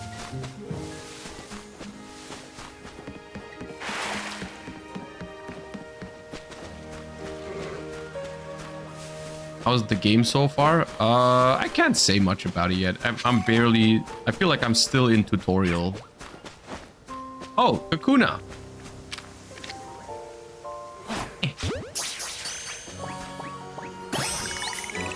See?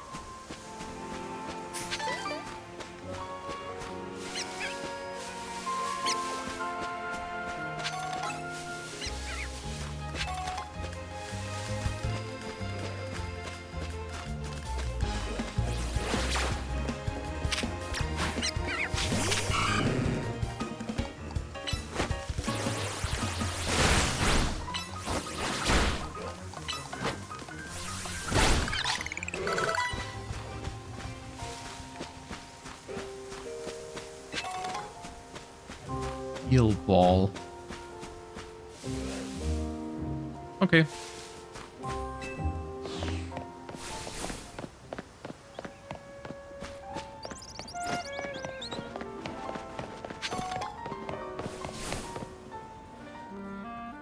Charizard! Oh my god, it's Charizard.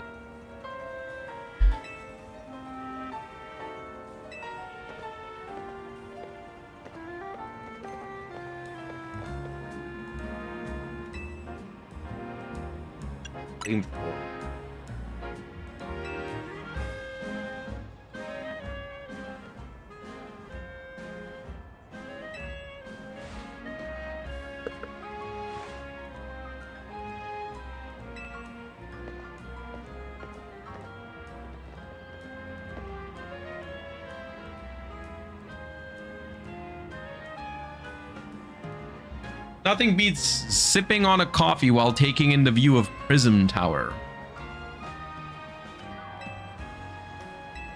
We've been playing for almost 2 hours and I still feel like I'm tutorial mode. Who's your friend? Hey there, Vinny. This is Josh, the newest addition to Team MZ. And this gentleman is Vinny, a big shot from Quasartico Inc. Dude, they gotta be evil, right? They gotta be... This company's gotta be evil.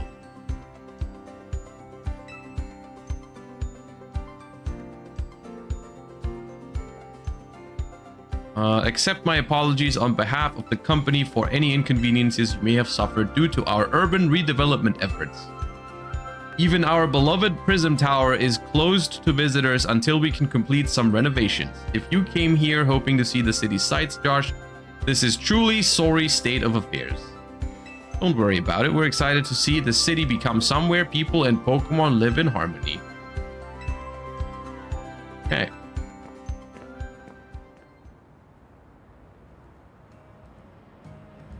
Let's get going. I need you to come with me on an errand. What did we come here for? Okay.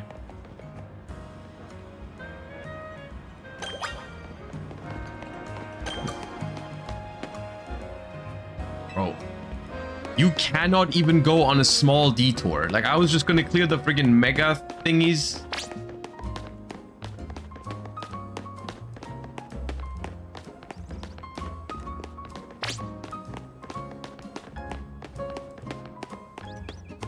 Can I pick up this item at least? Nice.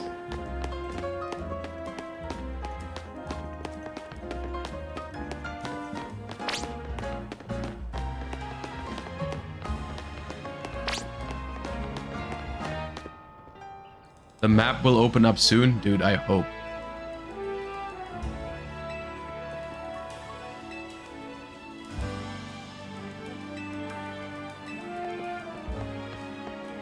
I just want to be free.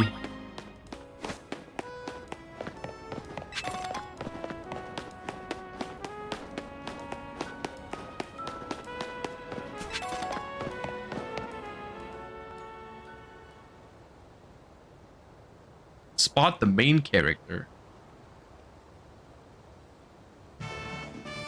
My name is Ivor. The Fist of Justice. Thank you for your time and attention. Let me ask you, if the people of Lumiose truly wish to coexist with wild Pokemon, why not get rid of wild zones and let Pokemon run free? Good question. Some of you might wonder why I would suggest such a dangerous thing. Your concern is understandable. After all, wild Pokemon are strong. They can be scary. But please put your worried minds at ease. Simply join the Fist of Justice and watch your Pokemon battle prowess skyrocket. Once you reach our upper ranks, you will even be able to take on Pokemon in hand-to-hand combat. They beat up Pokemon with their fists?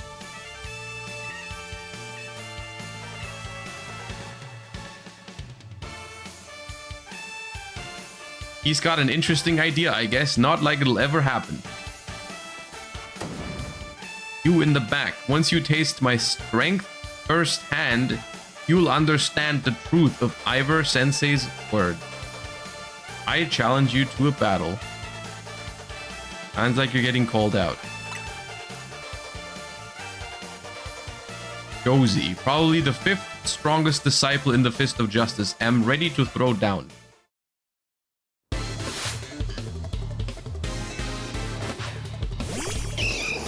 Of course it's a Machop.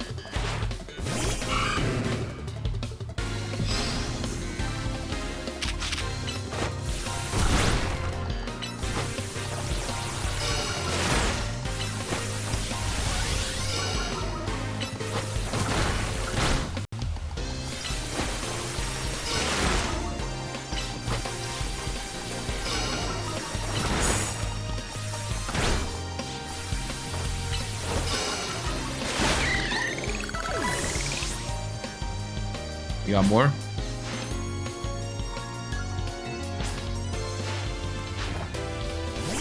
Ooh, Meditite. I like Meditite.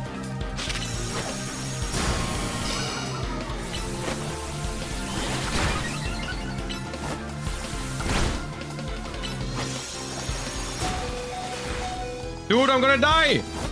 Oh, kill it! Okay. Woo.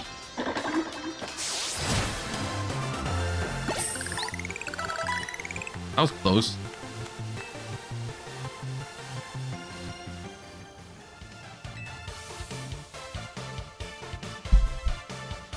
In terms of Z-A Royale rankings, I'd say you would be rank H, no, maybe even rank G. Dude, this is like when people try to guess other people's like League of Legends rank just by how they're like. I'm rank Y. Unbelievable.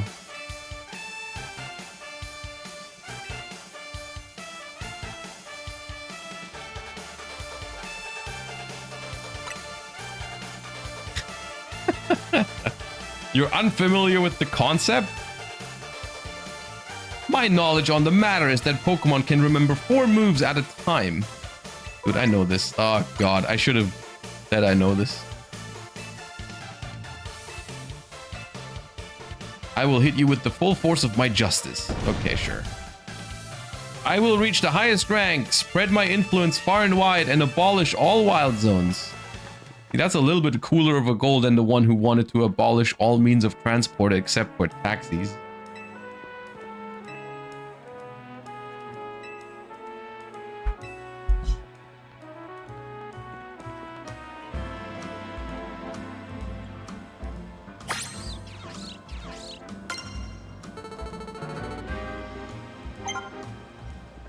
Okay.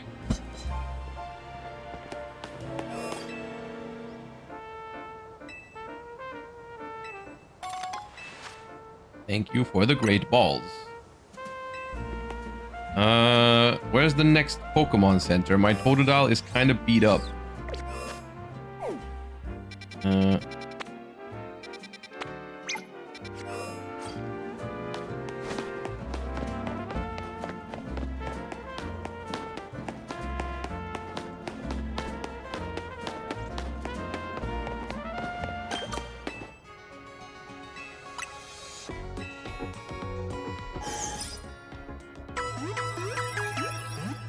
So I've caught more than 6 Pokemon by now though, right? So... Oh, boxes. Alright, okay. You can go... You can go... And you. Oh. I like these three.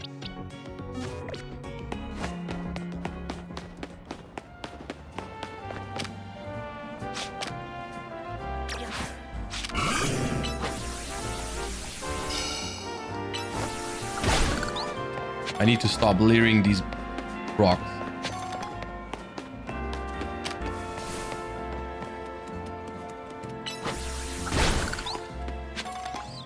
You still need the Pokemon with Rock Smash?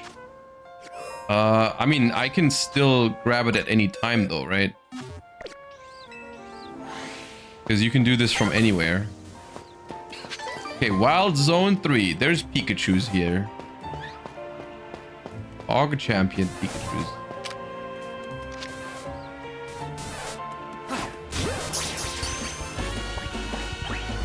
Nope, didn't work.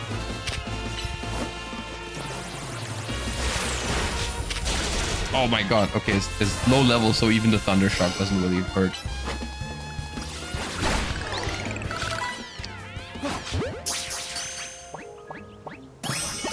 Okay, we got Pikachu.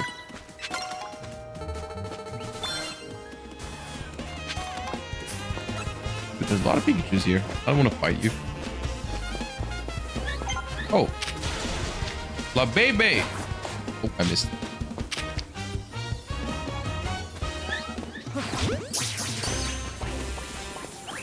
Can you stop? Okay, the catching the Flababy hasn't worked, and now they're all attacking me at once. Hello. Hello. Kill the Pikachu.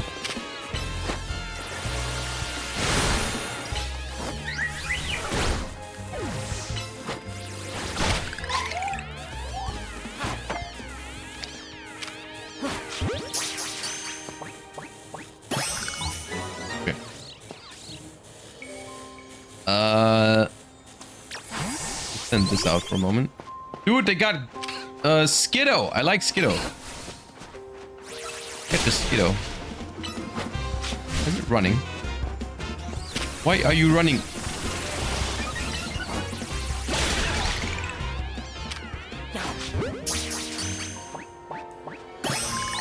Nice.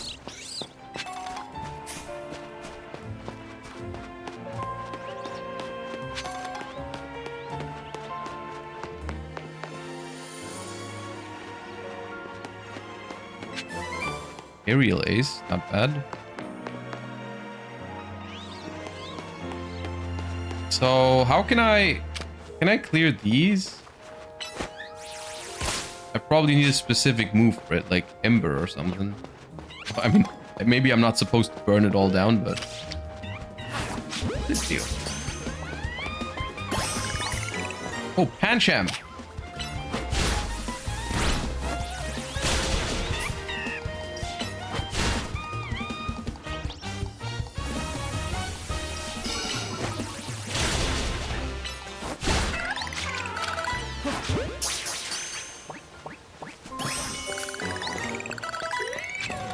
Got that.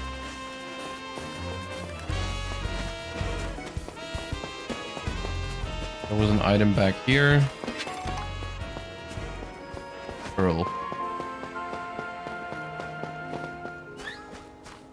Okay, any other Pokemon that I don't have yet? Ooh. Was it Esper? Wait, it ran!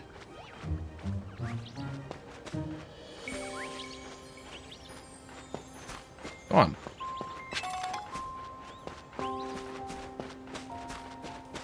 I guess you have to sneak up on it?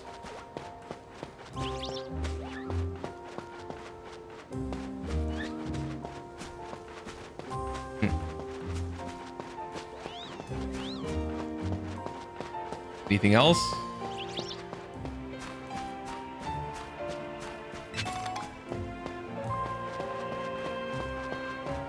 Pikachu's in here.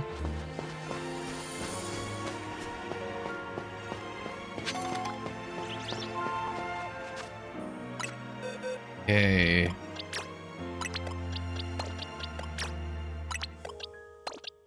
I'll keep the Skiddo around.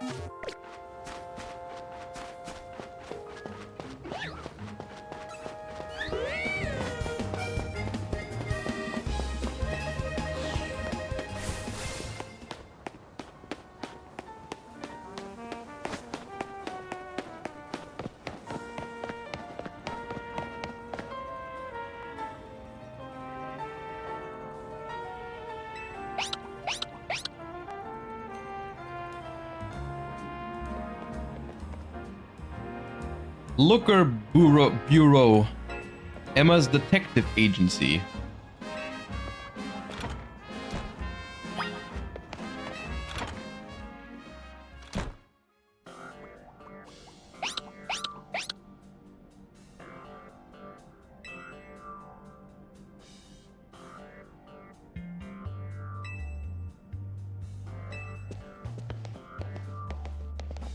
You have a Switch 1 or 2?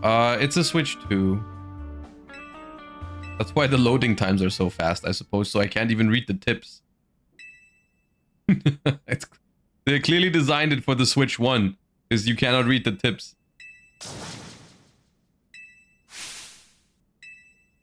Welcome to the Looker Bureau. Isn't this Switch 2 exclusive anyway? I don't think so, no.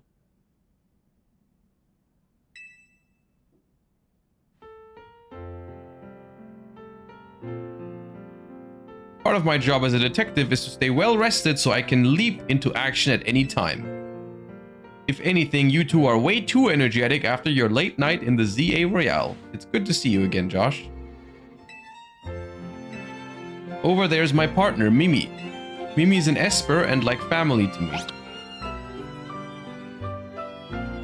Do you mind if I float something past Josh real quick? I'll cut straight to the chase. Would you consider helping me out with my detective work? Okay, sure.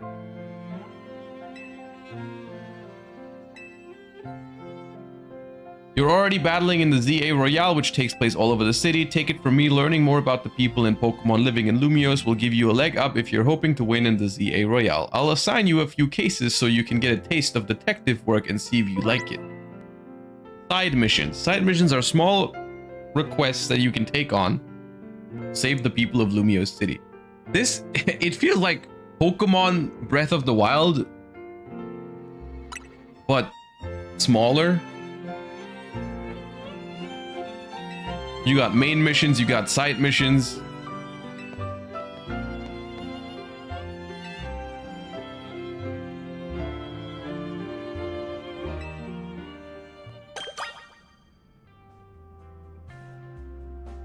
Okay. So, I didn't pay attention. Where do I see my cases? Mission list. Side quests.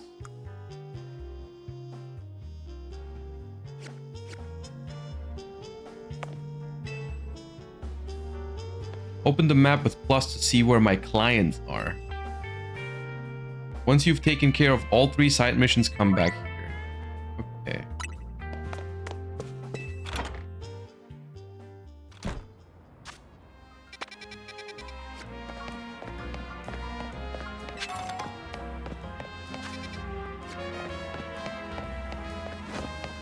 Are you a client?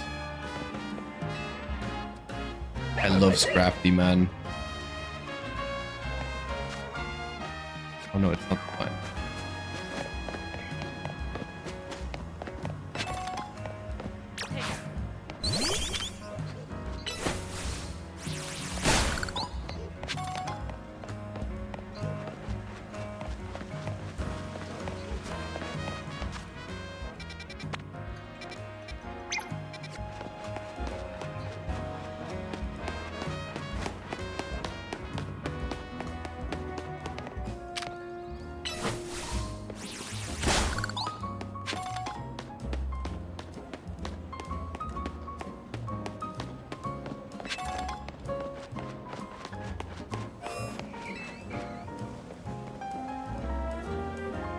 My back. Are you here to help me with my request? I lost my ring here in Dorms Bien Cemetery. You see, it's very important that I get it back. I was visiting a loved one's grave when a wild Pokemon of all things jumped out of nowhere. Okay, wild Pokemon running all over Lumios, the cemetery turning into a wild zone. Why would I never... They turned the graveyard into a wild zone? It was a Pokemon called Sableye. Okay, sure.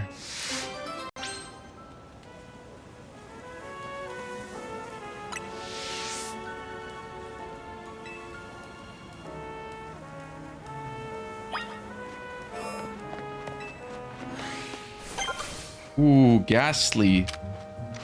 Interact.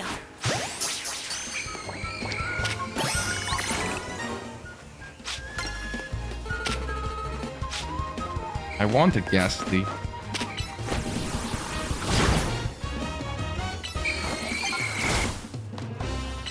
Oh, it's not gonna work. Quick attack's not gonna work.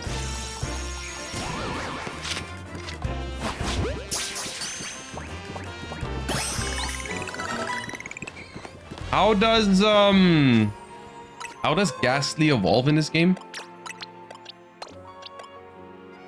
Can I get a Gengar without trading? Or not? Okay, my fletchling is asleep.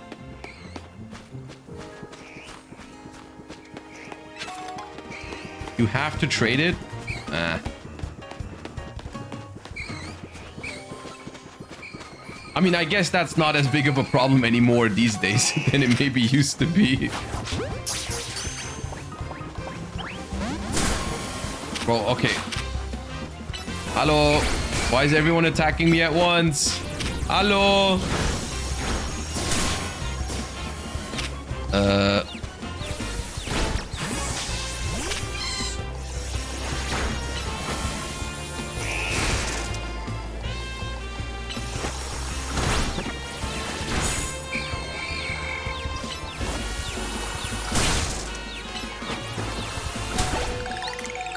Kill the Ekans, catch the Ekans. Bro, I'm so confused. Switch to Photodial Real. Oh, I'm just running. I'm running away. Leave me alone.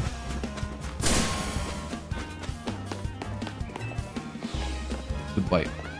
Where's the Pokemon Center?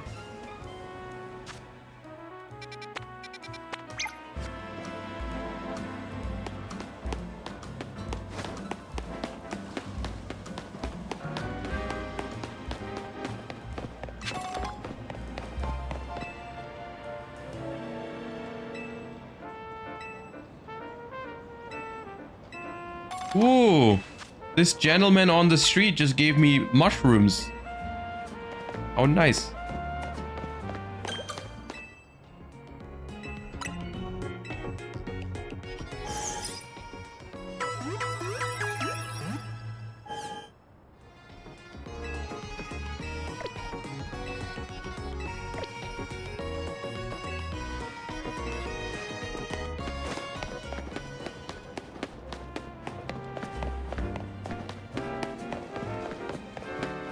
What is this?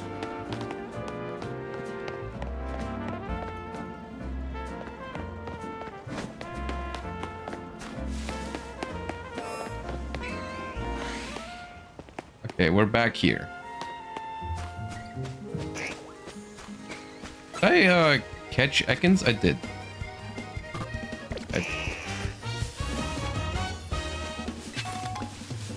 Where's the Sableye? Bro! Leave me alone. Hello.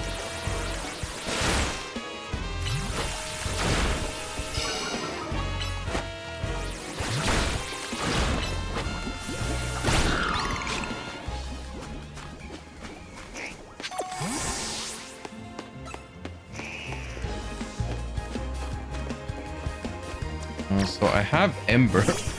Can I burn these down? Oh, why is it attacking me?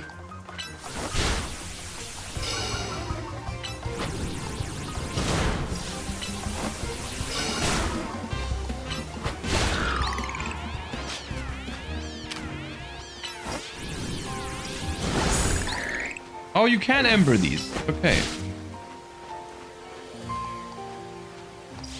So we are burning down the park. Nice. And we get fire spin for it.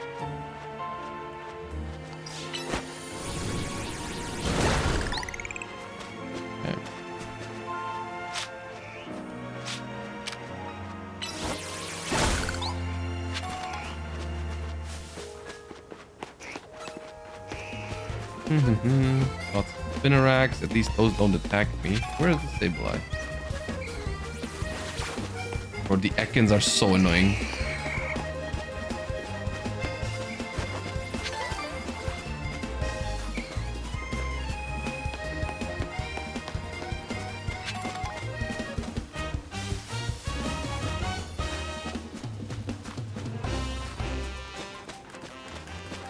Investigate.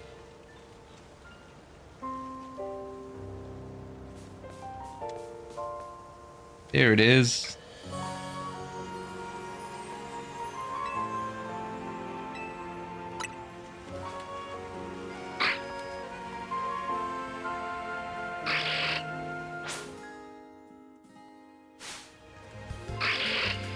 Can I catch it?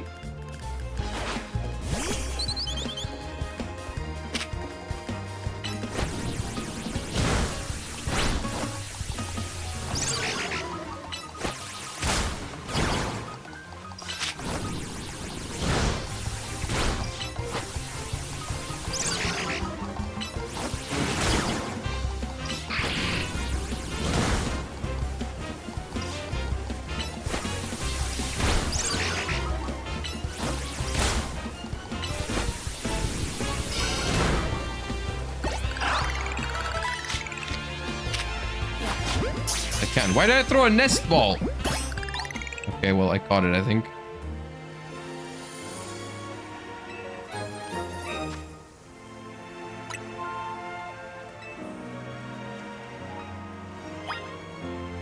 I didn't want to use a nest ball for it. I think I changed it on accident.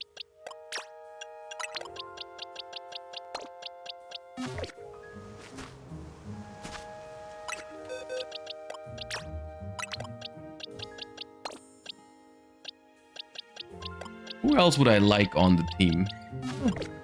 No one so far.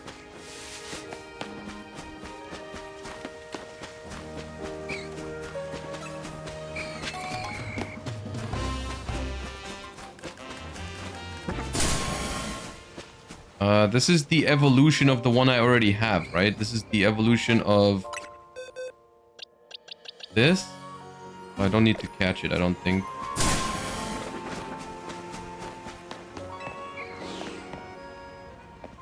We should get the first evolution soon of something, right?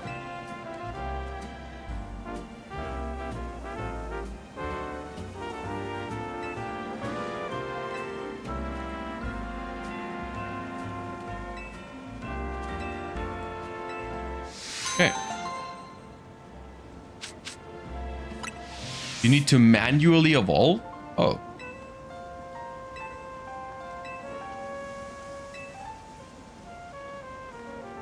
Got 2 side missions left. Okay, where do we need to go? Here. Right.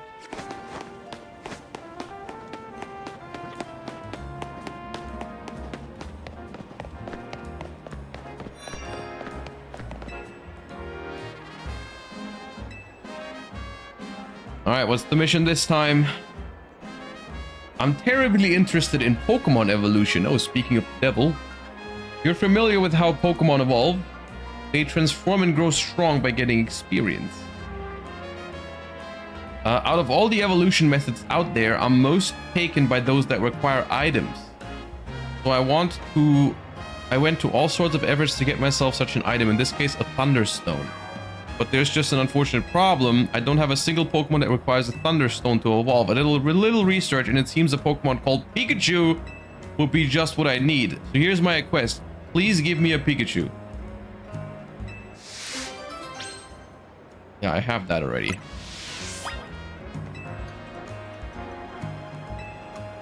I'd love to trade my Heracross. Yeah, okay.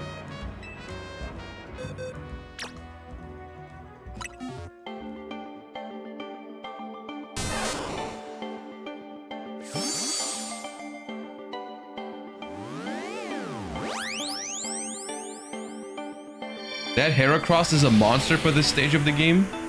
Heracross is a cool Pokemon, yeah. It seems very powerful for early game, though.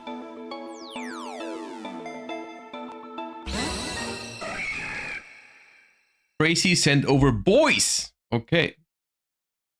We've got the boys. The boys are all here. Please allow me to use this Thunderstone.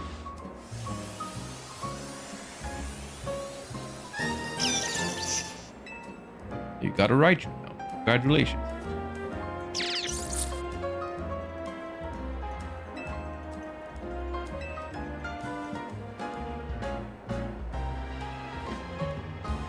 Pikachu became ugly? Come on, Raichu's cool.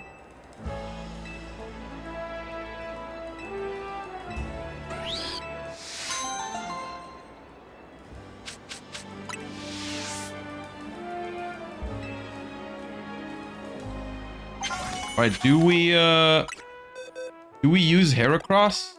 Do we use boys? Alright, let's keep him on the team for now. Where's the third thingy?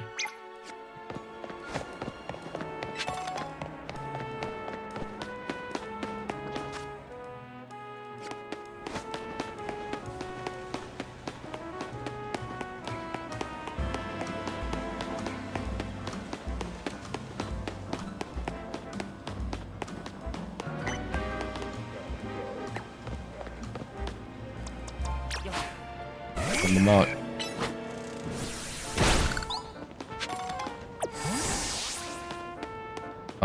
Wild Zone 3 I've already been in, right? Yeah. The one where I caught Pikachu. Wait, where am I going? Other way.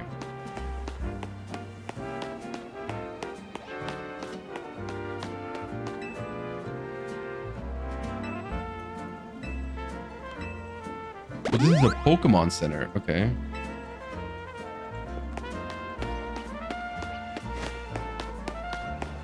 Alright, where's my quest?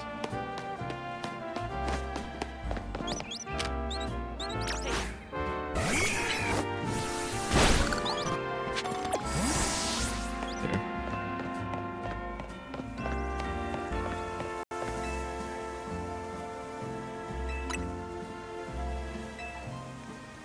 We have a situation!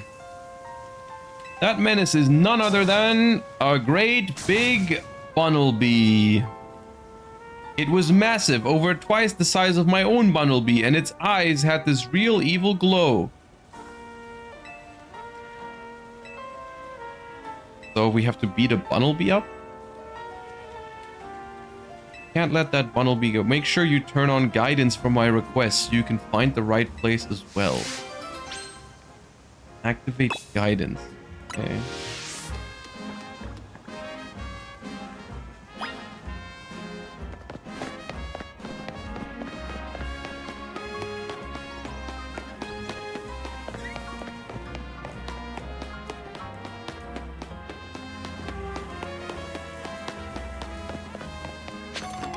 This.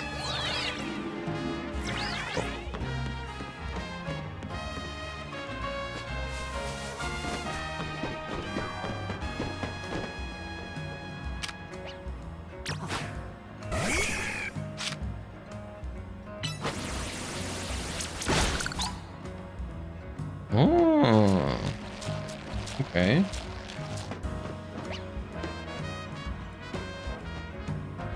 What is this? An Esper.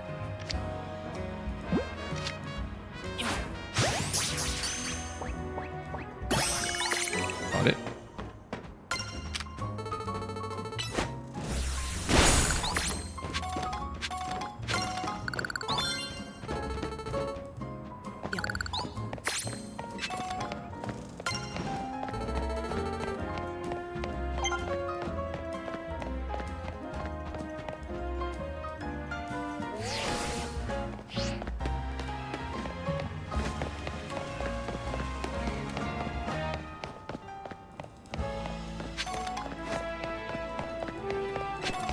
Assassin's Creed Unity is looking a bit different. Yeah.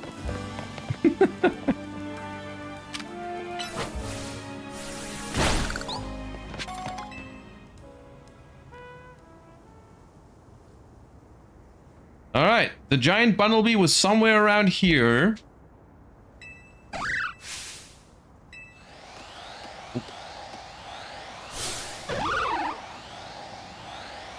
That does look evil. It's huge and terrifying and awesome.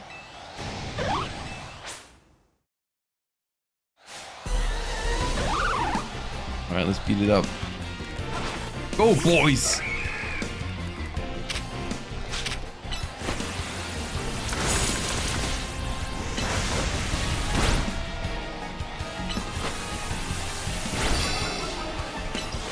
Catch it? I mean, I'll see if I can when I beat it. It does a good amount of damage.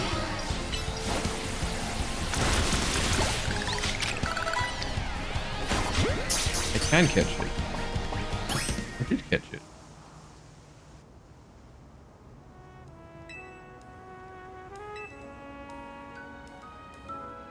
In some region whose name I forgot, people used to live in fear of these giant, ferocious Pokemon with glowing eyes. Wait, which game? There was a game where they had those... Wait, that was Legends Arceus, wasn't it? Where they had the... Whoa, I forgot what they were called. Oh yeah, alphas. Right. Right. I remember that.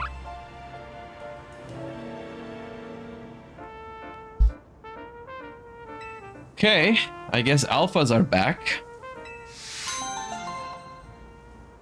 A big old Bunnelby.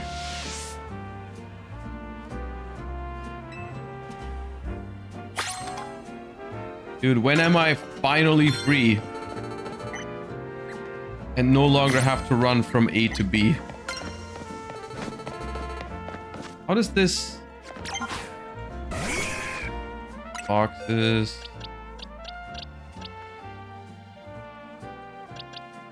Okay, so there's nothing... Is it... Big? Oh, it's big. Okay. It's a big Bunnelby. He big, yeah. Okay, that's funny. Wait, where am I going?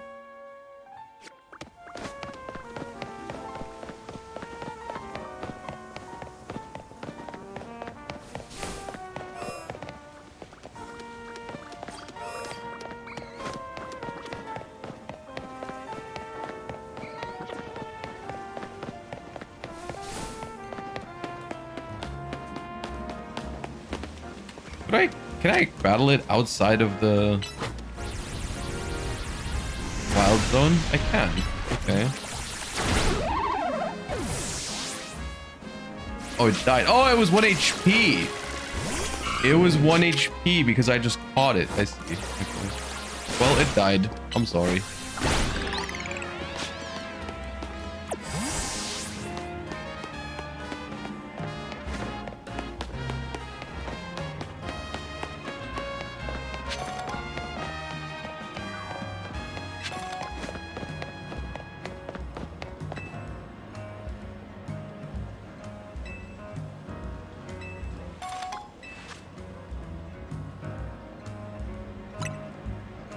You should totally give a Holovator a try. Yeah, I will. Alright, where does this bring me?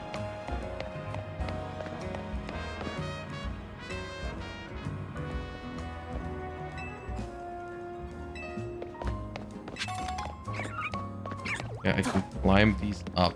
Okay, but do... I already have... Ooh, a leaf stone.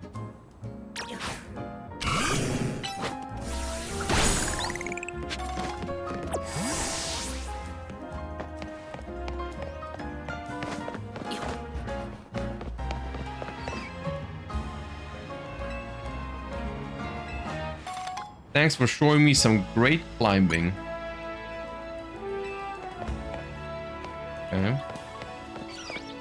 Ooh, a Cleffa. Or Clefairy? Cleffa.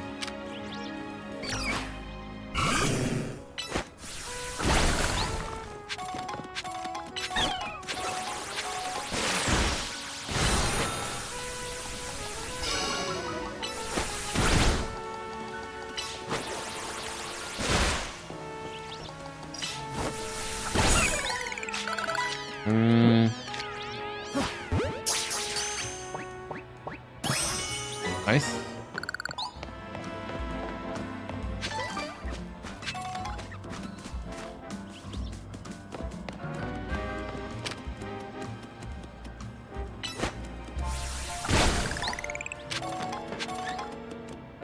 I don't know how important it is that I'm farming these mega shards. Probably not that important.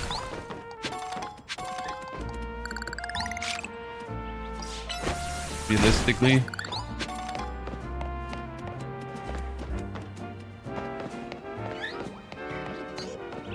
Oh, Pidgeys! I want a Pidgey. Nice throw. Do I have this yet? I don't think so.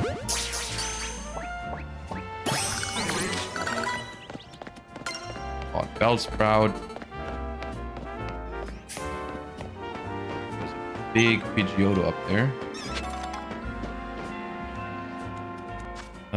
Where's my... Hold up. My research stuff. Oh, I can probably... Yeah. I'm level 5 already. Protect, Thunder Fang.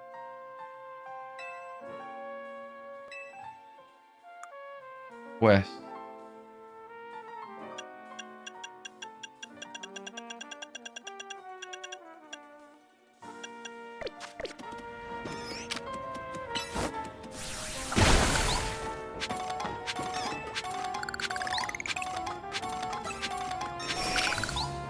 Level 20.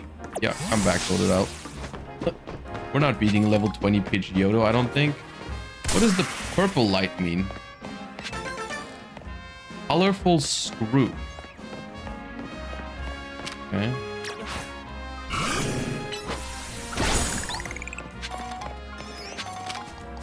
Why not try? Because my Pokemon are gonna die and then I'm gonna be warped to some Pokemon Center or something. I don't want that. I want to stay here.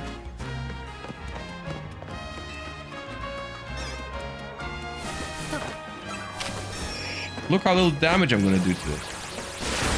That is nothing. I cannot beat it.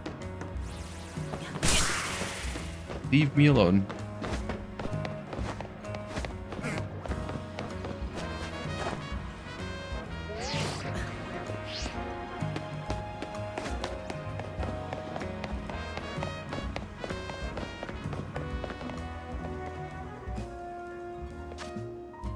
Where am I?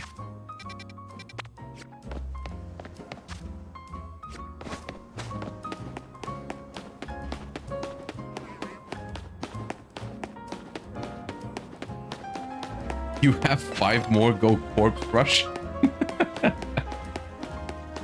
Nah. Did I walk past it?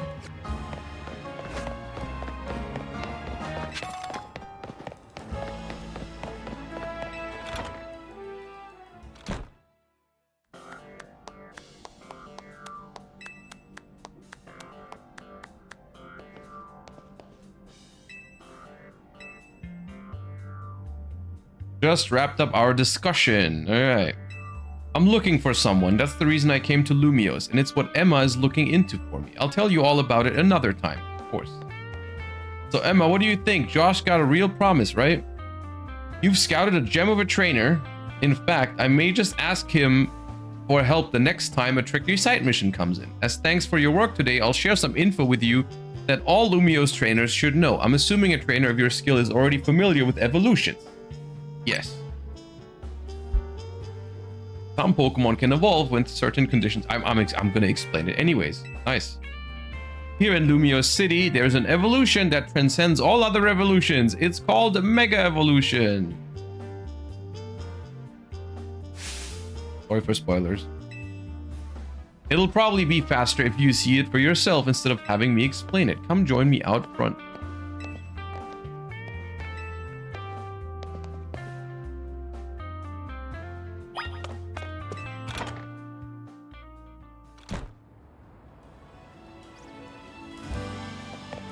Okay.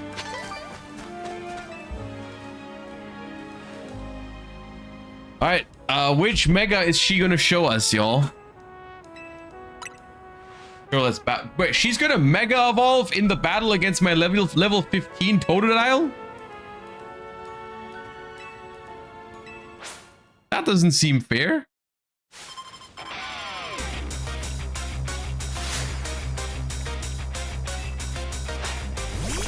Marie. Okay, type advantage 2. Okay, I see how you get it.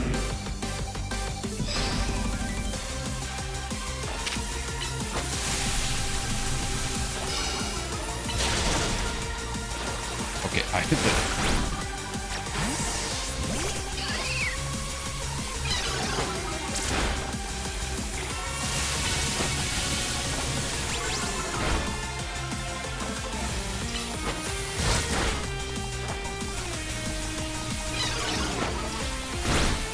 My Skiddo is a very low level. I don't know if it can handle it. Send out Heracross.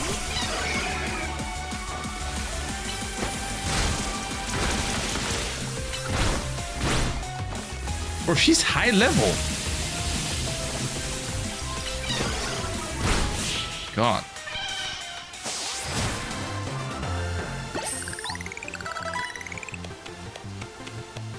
Okay, where's the Mega Evolution now?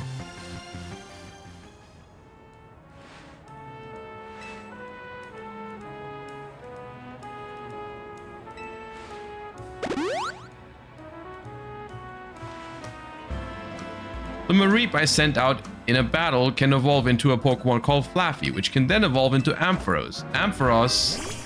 Oh, she's got an Ampharos already, okay. Dude, I love Ampharos. With Ampharos' Mega Stone, we can Mega Evolve. Let's go, Ampharos. It's Mega Evolution time.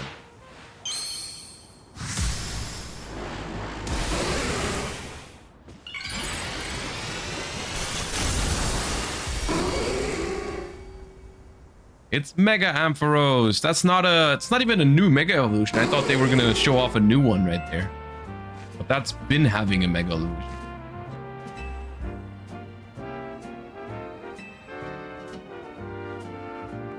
A Pokemon cannot stay Mega Evolved forever. We gotta try and get that... We gotta try and get that good at using Mega Evolution 2. Okay. You know what? I've got a feeling that Mega Evolution will find its way into your life. Anyway, thanks for coming by today, and thanks in advance for anything you can do to help out. This city is full of people in need, so if you see someone in trouble, give them a hand, just like you did for my clients earlier. Speaking of which, I could use your help too. If you see a black four-legged Pokemon around, be sure to let me know. Which Pokemon is that? Houndour? Houndoom? Zoroa? Uchina could also be.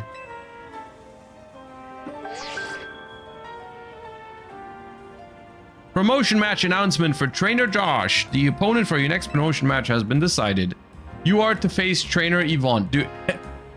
Okay, gamers, is every opponent named like the first letter is always their rank? Because we fought Zach in rank Z and now we're facing Yvonne in rank Y. Yes? Awesome. Who are we facing in rank X? Xavier or something?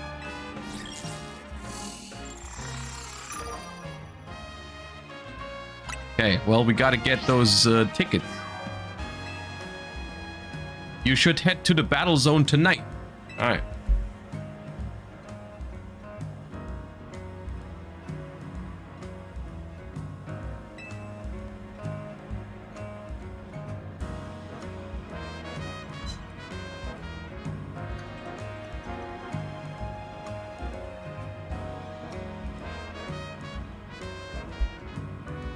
All right, gamers, we got dinner.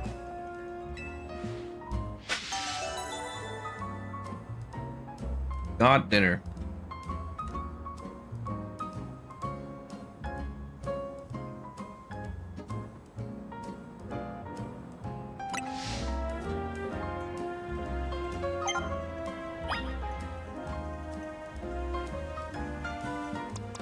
I came up with some new researches.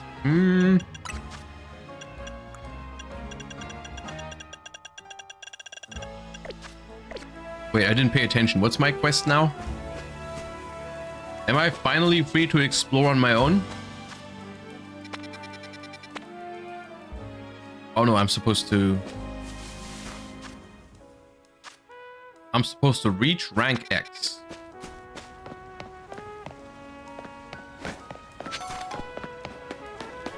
Is there any quick traveling on the map? Oh yeah, I can.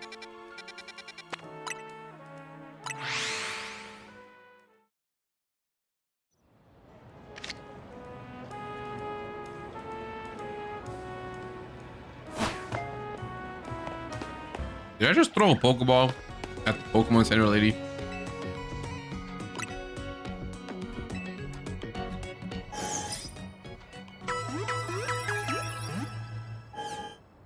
Awesome.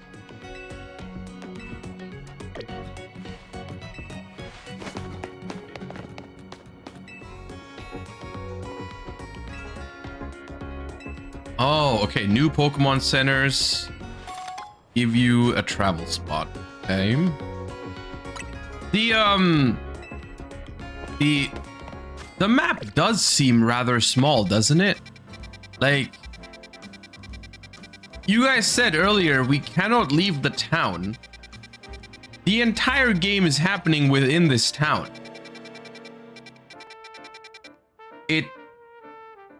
So it's technically an open world game, but the open world is tiny.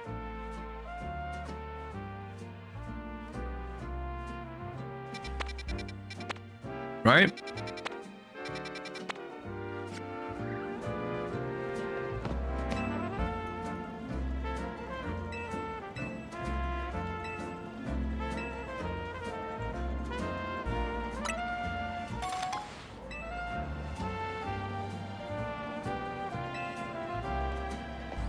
Okay. You can climb up those stairs. I mean, yeah, it could still be a fun game. Ooh, it tells you which Pokemon are in each Wild Zone. Okay, in Wild Zone, we have everything in Wild Zone 3. Wild Zone 4, we're still missing Pokemon. Wild Zone 2, we're missing 2 Pokemon. Wild Zone 1, we're also missing Pokemon. Okay. And Wild Zone 5, they've got some other stuff as well. Which is, what Pokemon is that in the bottom next to the Bunnelby? Braviary? No, right?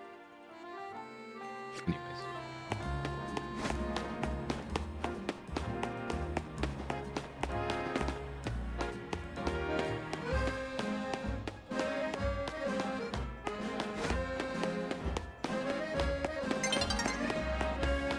The sun is getting low. Ooh, Chespin.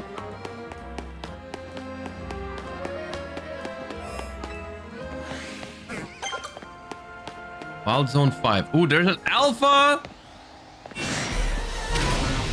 Bellsprout, level 25. I'm scared of it. Ooh, a Pidgey.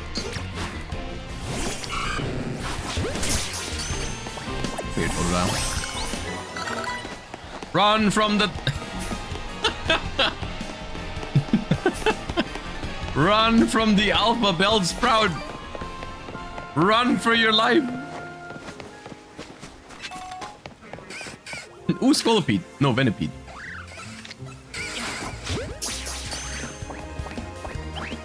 Oh, it didn't catch it.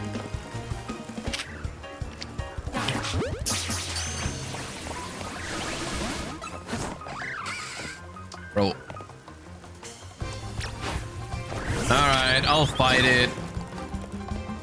It's level 14. I feel like Wild Zone 5 is, Maybe not where I'm supposed to be yet, but okay. I'll ask.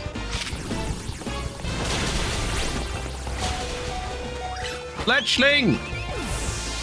Did Fletchling die? Oh my god, Fletchling died. Oh my god.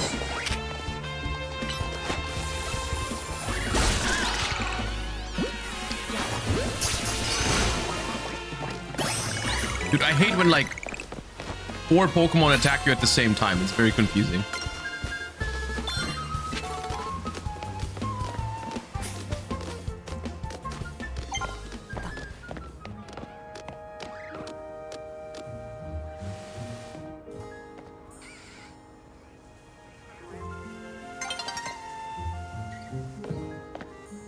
The sun will be setting soon. Okay.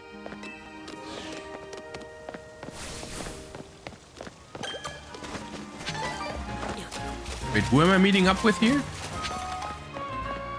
Who is this? Yeah, I don't have a ticket yet. So, can I fast forward to like the night? So I can get these challenger points?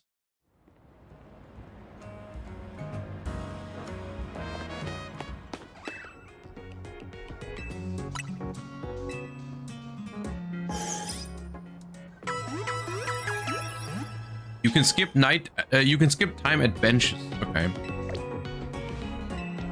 Or I can just run around and yeah, do some stuff. Okay. How do I enter these? Oh, there's a door. Awesome. Awakening.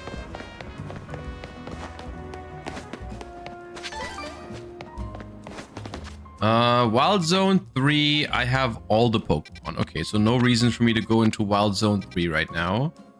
Oh, there's a lot of side quests here. Okay, I guess let's collect the side quests.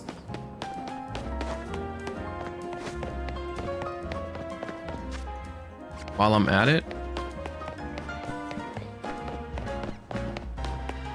What's your favorite Assassin's Creed if you've ever played one? I unfortunately have never.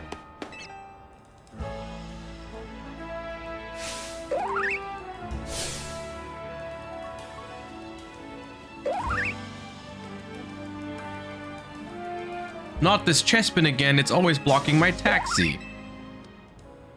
Why are you trying to fight my taxi? Go battle other Pokemon. Could you battle this Chespin? A Pokemon versus taxi battle seems like it would end badly for both sides. Okay.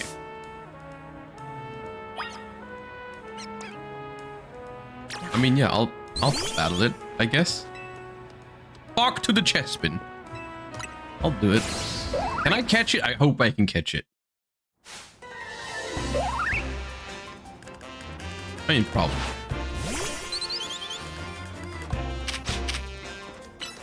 Alright, Ember it.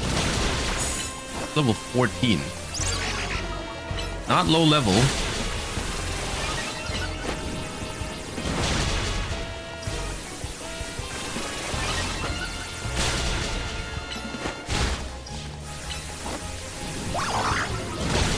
But it's no match. I couldn't catch it. It looks like Chespin isn't admitting defeat.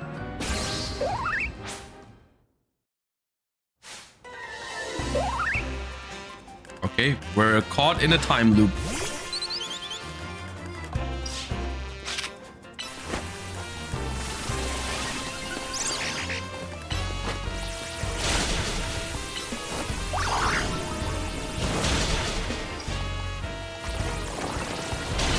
Oh, rollout is dangerous.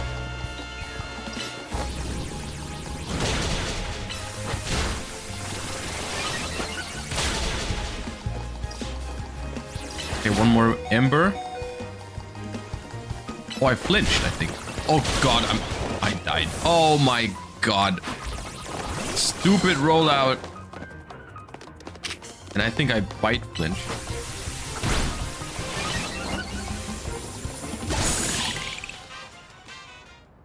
Admit defeat now! Eh?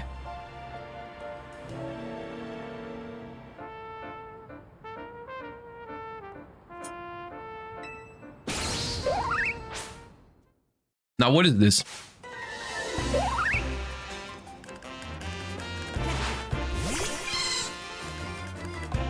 I didn't hear no bell.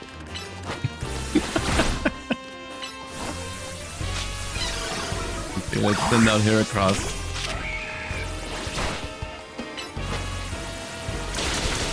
Bam!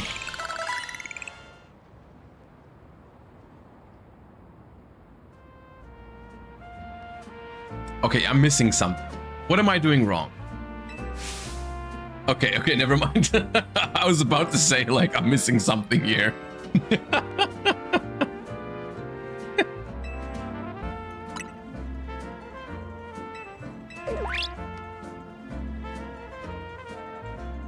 This is the rest of the game. There is no more content. Oh, okay, fair enough.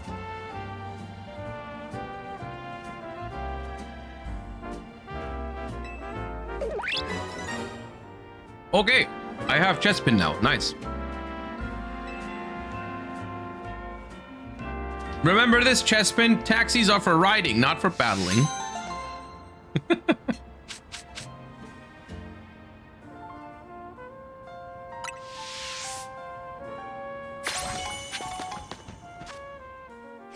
Okay. Ooh, Espeon. I love Espeon. Okay. Any more side quests?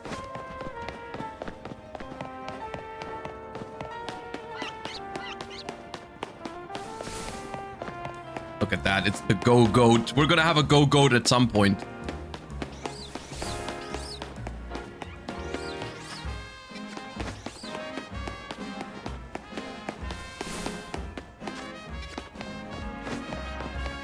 Quest.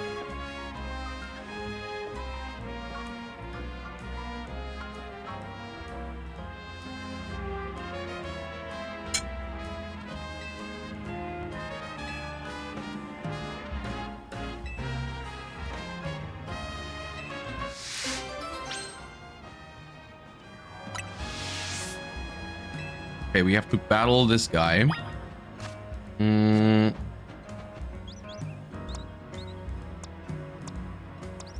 Sure, let's do it right now.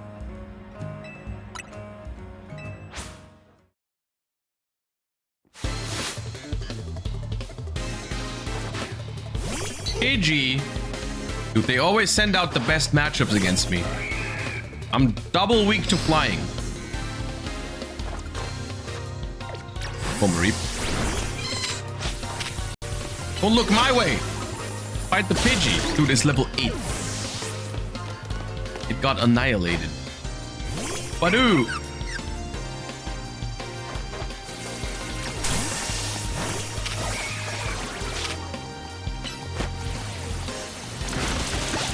Bots. FPK'd by Pin Missile. Amolga.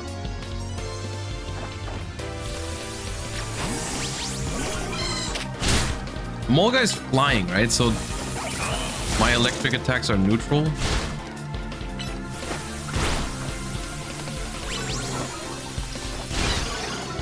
Oh, it does damage though.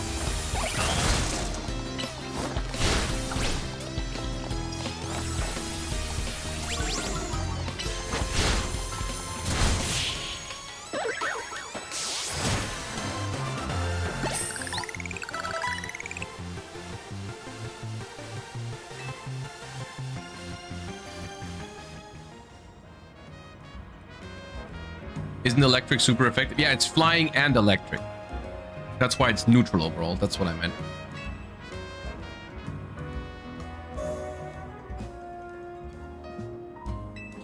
And done. Okay. The Pokemon I used in our battle, I caught them all up on the rooftops. Oh, I want an Amolga. I think Amolga is cute.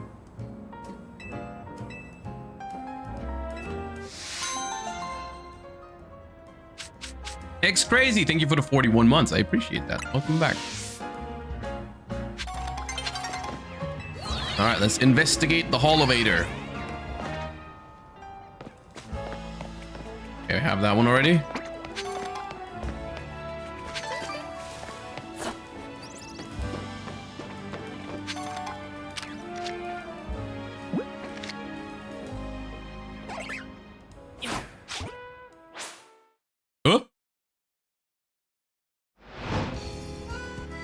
Huh? Oh, because it's nighttime. Did I catch it now or not?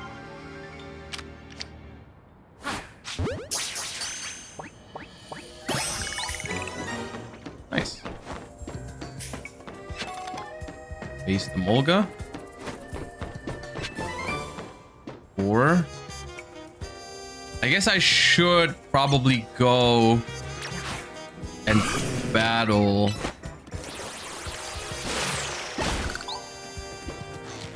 I should probably go and battle in a zone so I can do the rank up thingy. Let me just try and catch this Mawile if I can.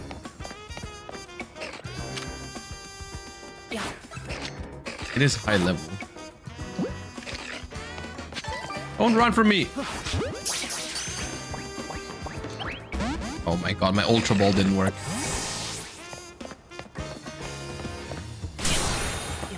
I'm jumping off the building. Okay, first, before we battle, we need a Pokemon Center. Apply to a Pokemon. What's a Pokemon Center that's close to the thingy? Okay, here.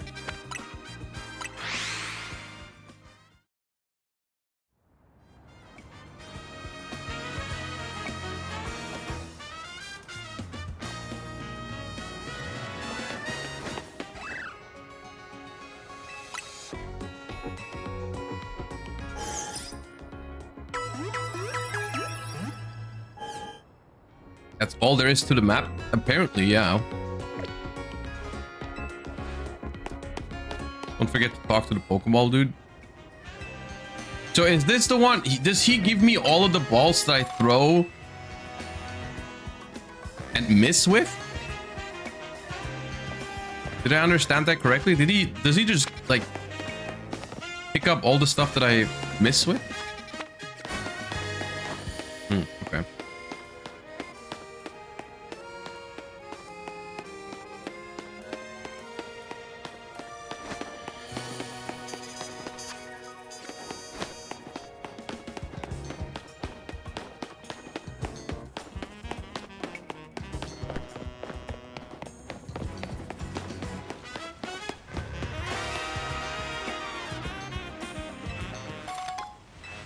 Super potion.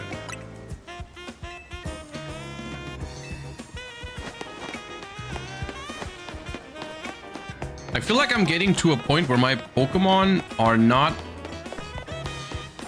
necessarily under leveled, but like bonus cards. Pick up the bonus card. Knock out the opponent using grass type. Okay.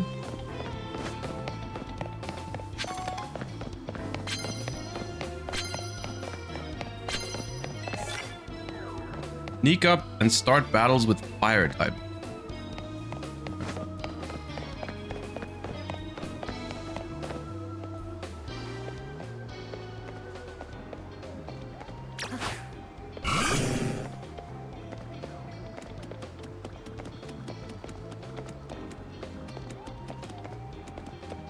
Sneaking up on this Litleo.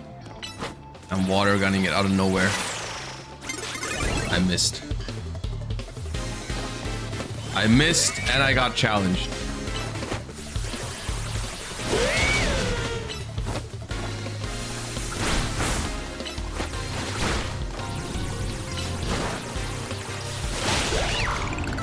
Okay, easy clap. Esper. Alright, we're gonna hit it with a Leer first to lower its defense, and then a little bite. Maybe it's one-shotting? Almost.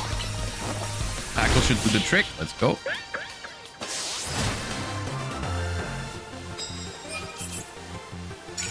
Didn't do any of the challenges though. Sneak up and start a battle using a fire type move. We could do that with Fletchling. Right, where's the Ralt? Sneak up and Ember. Nice.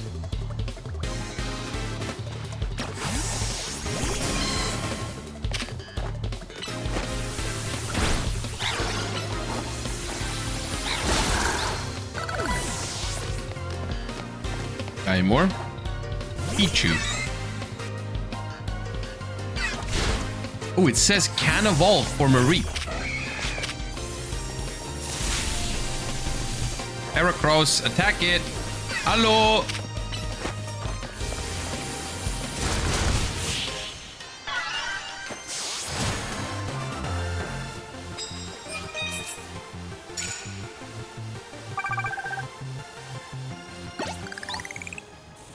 Okay, how do I evolve?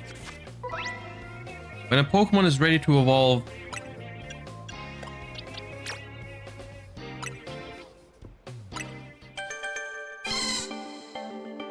oh.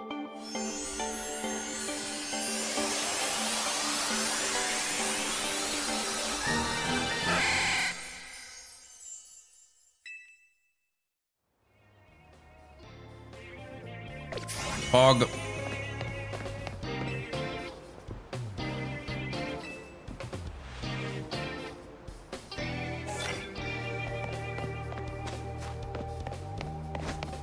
Okay.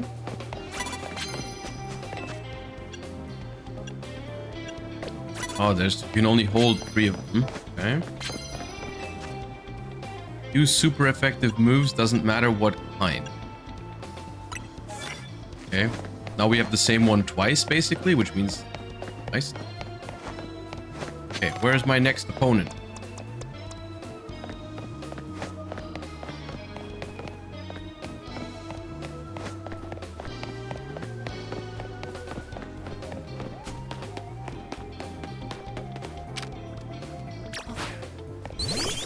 The level 6 Funnelby. I think it's dead. No, it's not. Okay. Okay, maybe I'm not under level.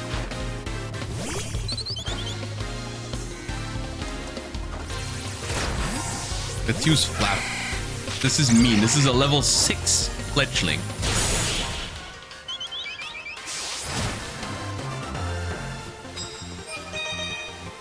Boom. All 3 thingies. Okay, nice. Let's get some more of these quest cards. Land super effective hits with water type.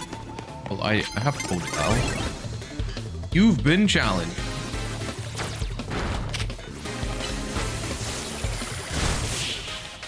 Oh, these trainers are so weak.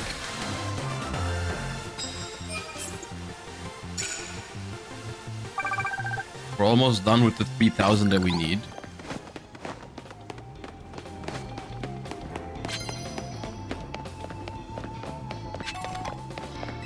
Up here. Someone with a Flappy over there. I don't know if I want to do a Flappy mirror match. Oh, Staryu! Yeah, I'll kill you.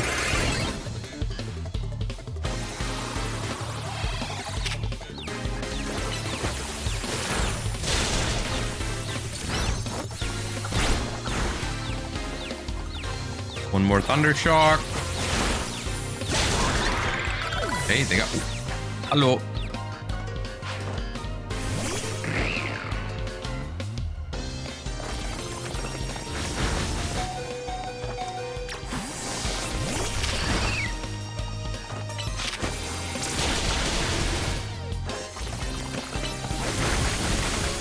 Dude. That was close.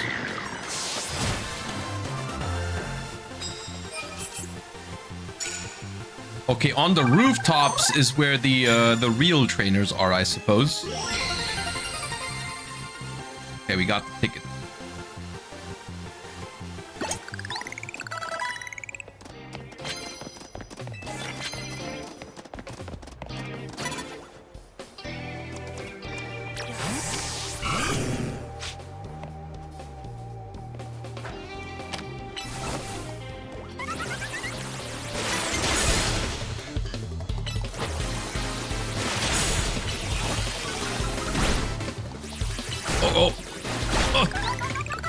He's strong. Yugioh. I don't know if I can beat Yugioh. I'm not gonna lie. How do I... Can I use items in battle?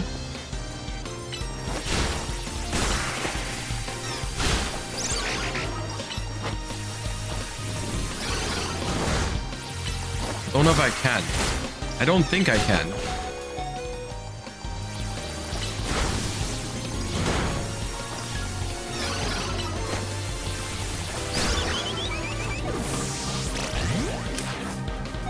Thundershock quick, please. Okay. Oof.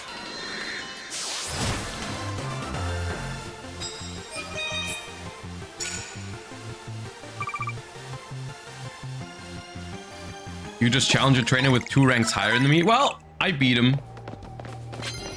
Just what I do sometimes, you know. That's how it is.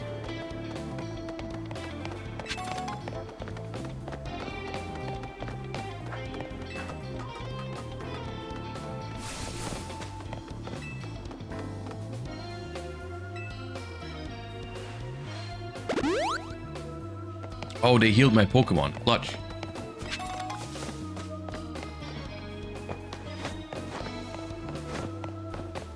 I can evolve Totodile, yeah.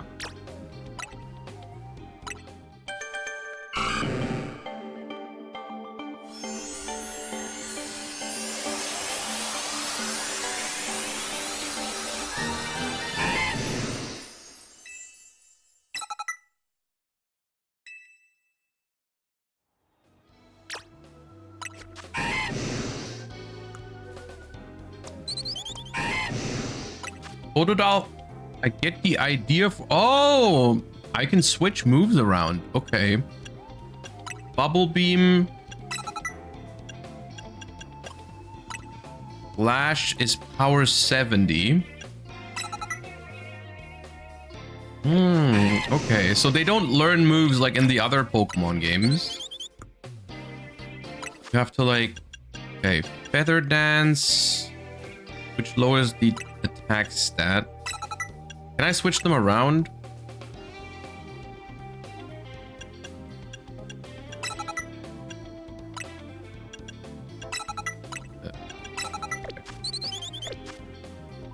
Any other moves? Charge. The user charge up the next electricity. That seems okay. Got it here. Okay.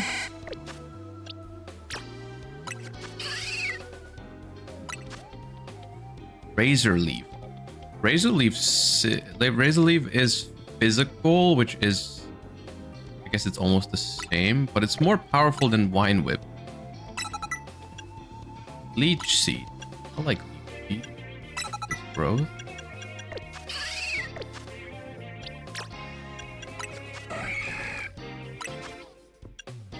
Aerial Ace. Power 60. Your range.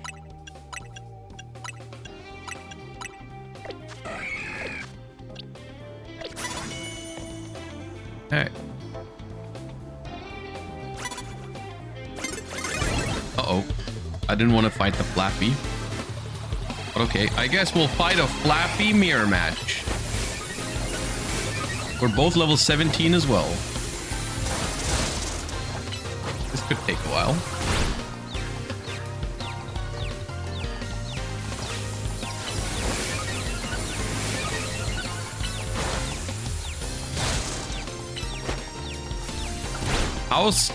How good is the Flappy mirror match, chat? Is it a good mirror match?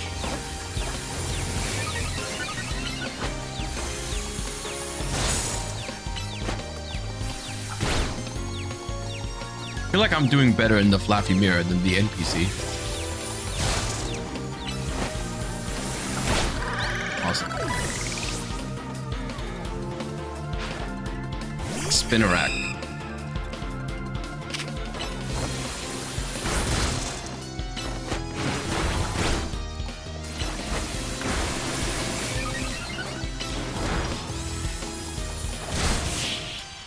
Alright, beat him.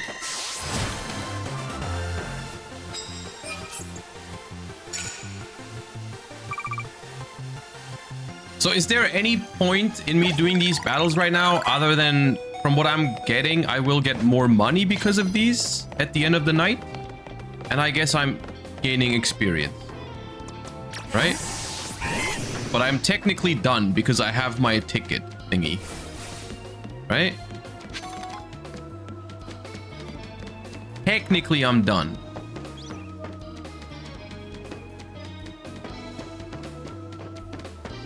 Can you catch any Pokemon in these areas?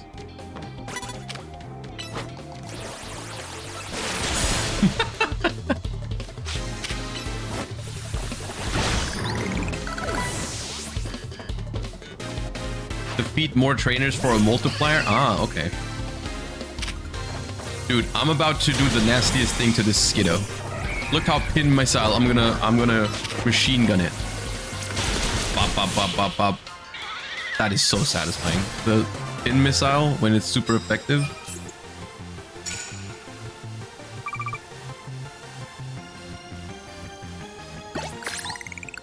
Okay. A water stone. Nice. We might need that at some point.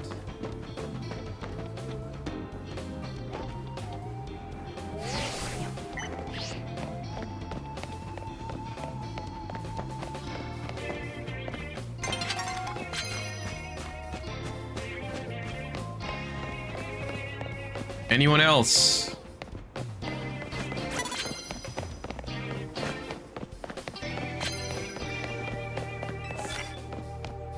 Land hits with electric type move.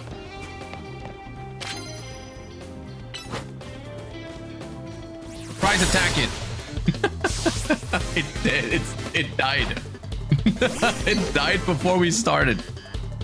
Oh man.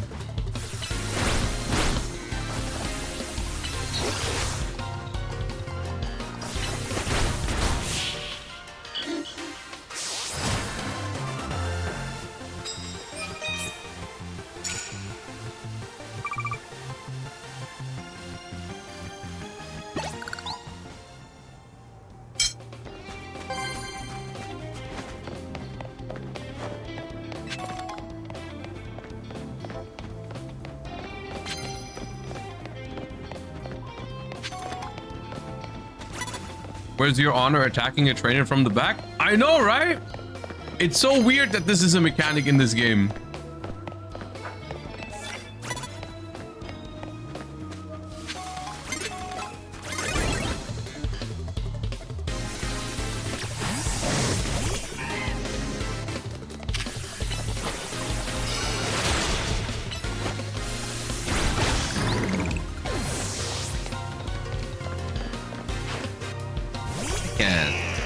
Okay.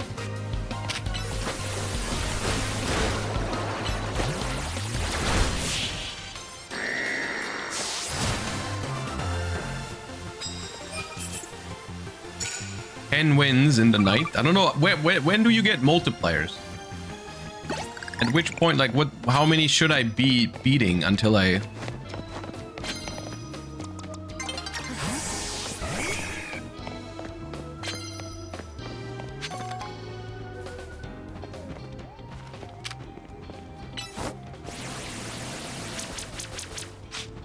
Okay, that was out of range, I guess.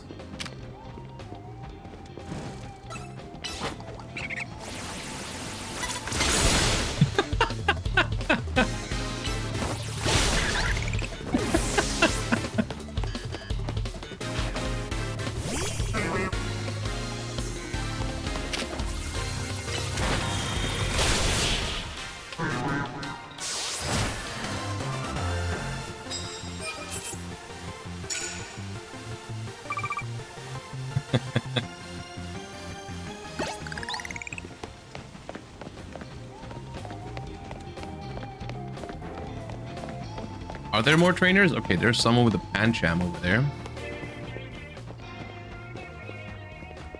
I'm about to ambush this Pancham with a pin missile.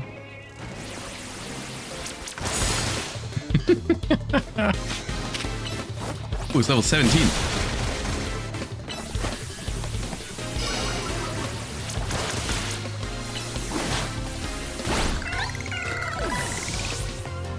Dude, the level differences between these trainers is crazy. They got, some of them have like level freaking 6 Pokemon, and this one has level 17.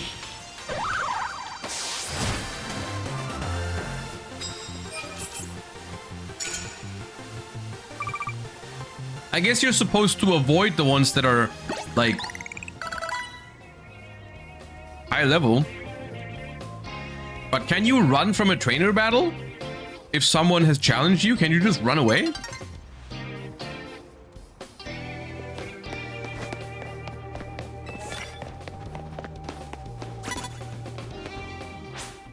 Oh.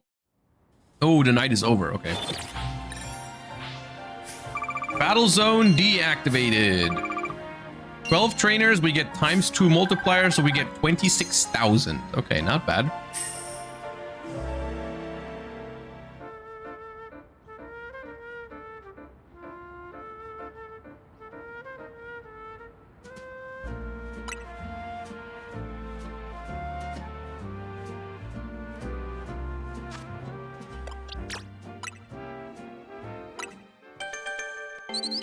All right, let's go.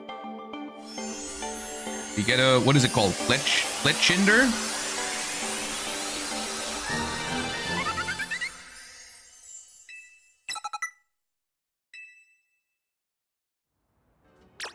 Wing attack.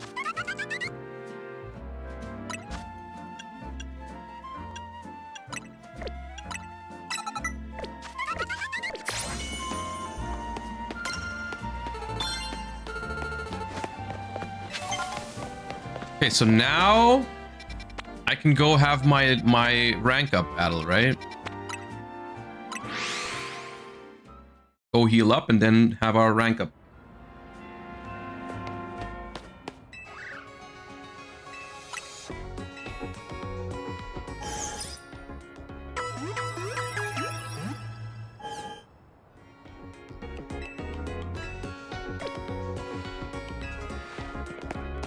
Now it feels like we're at a point where we can kind of do whatever we want, right? Like, of course we have objectives, but we have, like, we know most of the mechanics now, and we can run around the city, catch Pokemon, and do whatever, kind of, right?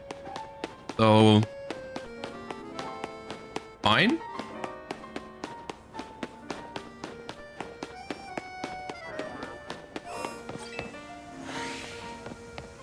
How do I get up there?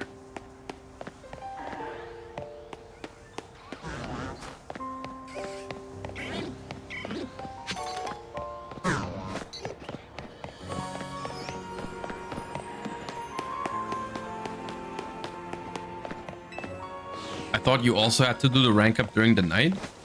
I don't think so. No. I guess maybe.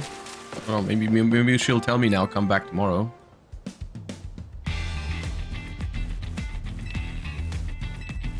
I'm ready.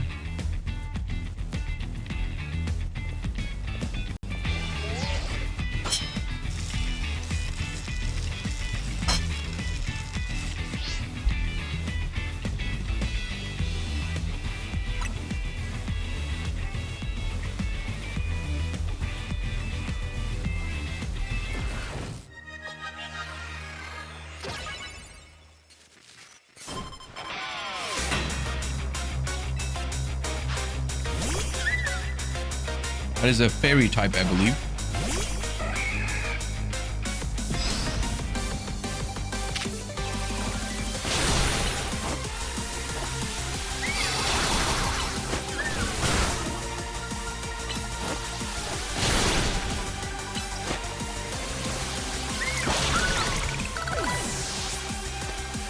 Okay, next. Whirlix, that is also a fairy type. Let's...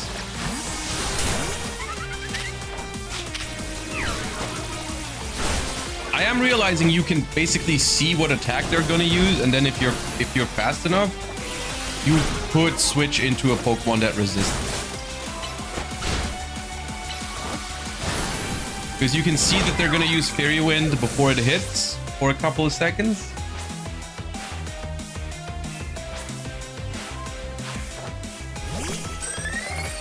Oh, I got bad news for you.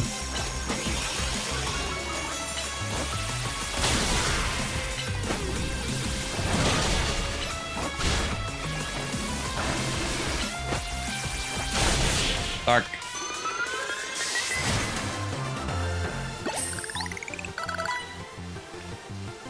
Okay, yeah, no, I was wrong. We are not under-leveled whatsoever.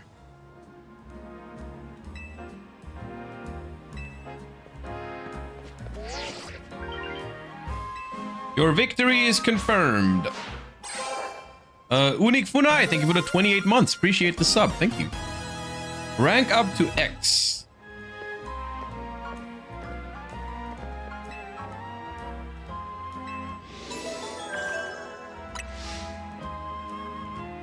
Is there PvP in this game? Can you theoretically play with friends?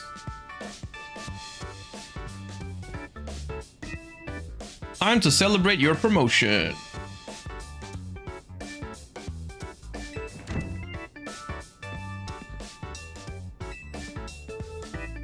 There's a ranked mode too? Oh, interesting. That wasn't the case in Arceus. Was there? There was no ranked mode for Arceus, I'm pretty sure. Also with 4 people at the same time. You know, that could be interesting.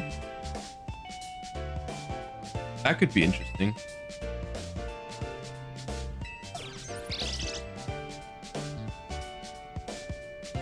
All right, we still don't know what it has, what there is with these Zygarde cells, but okay.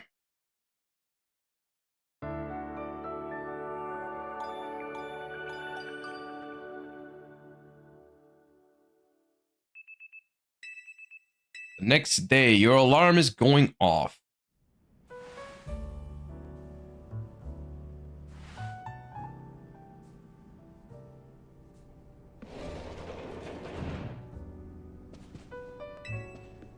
Congratulations on your promotion. Question for you. Why did you join Team MZ? Because the dialogue thingy didn't have an option to say no, actually. So that if you really want to know why, then that's the reason. The reason is because I couldn't say no. I was forced to. Porygon Prototype. Thank you for the gift sub. Appreciate that. Thank you so much.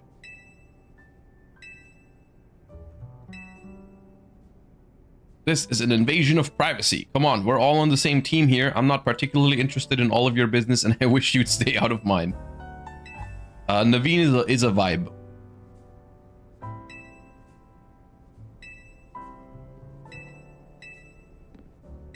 How is it so far?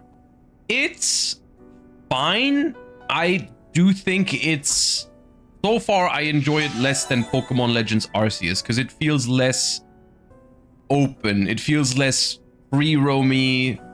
Like, it feels like Pokemon Legends Arceus, it feels like you're more constrained in this game. Whereas like in Pokemon Legends Arceus, it was more like, yeah, here's a large open world, go out there and do your thing. And here it's more like, okay, run from mission to mission inside the city. And apparently you can't even leave the city at all. Which it could still make for like a fun game, but like I think it's gonna be worse than Legends Arceus from my first impression.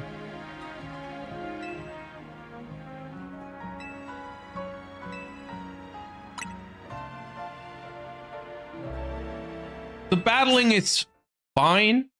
I think it's something different. It's, you know, it's okay. Confusing at times when like 3 or 4 wild Pokemon are attacking you at the same time. Other than that, it's okay.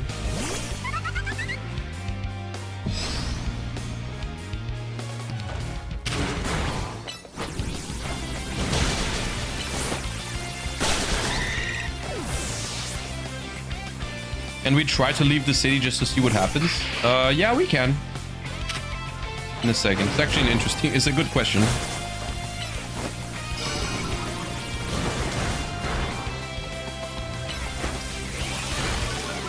Yo.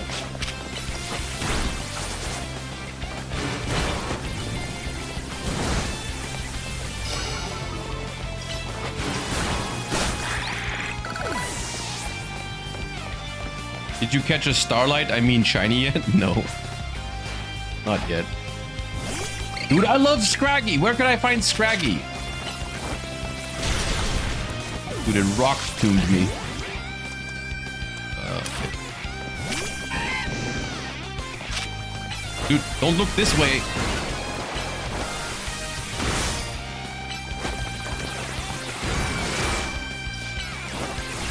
Bubble Beam for game.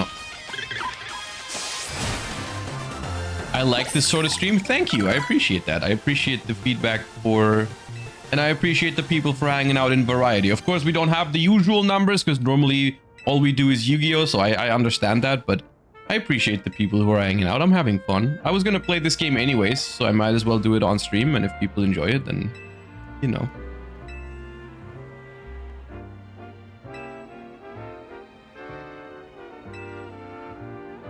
I want a Scraggy.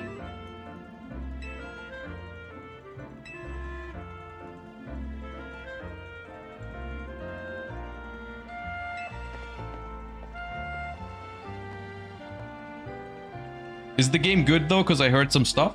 It's average, I guess. It's nothing crazy. It's not like I'm having a Legend of Zelda Breath of the Wild experience right now. I'm not gonna lie. I'm not like that much into gaming. I haven't played that many games, so I don't know. It's okay. I think it's not gonna go down as one of the greatest games of all time. I don't think. Well, it's whatever. I think Scraggies are on rooftops. Okay. Like, one of the things that I normally enjoy most about Pokemon games, at least the main series games, is not the story, but like the VGC aspect of it, even though I don't have the time to like properly participate or compete. I really like, you know, that part of Pokemon games, when you start getting to the after game and you start looking into that sort of stuff. I enjoy that. When you look into especially what, and another favorite thing about about Pokemon main games for me is like discovering new Pokemon in a new generation. That's fun to me. The gameplay itself for Pokemon games is usually not that special, right? Or crazy story and stuff like that. Okay, where am I? Wait, where am I going? I wanted to try and leave the city. Yes.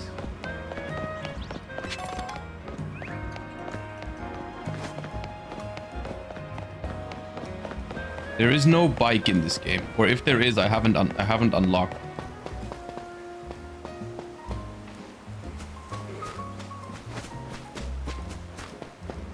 Ooh, there is Wild Area 6. How can I get there?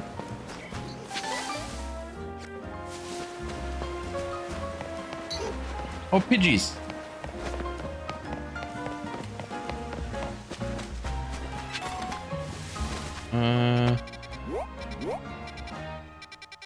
Here.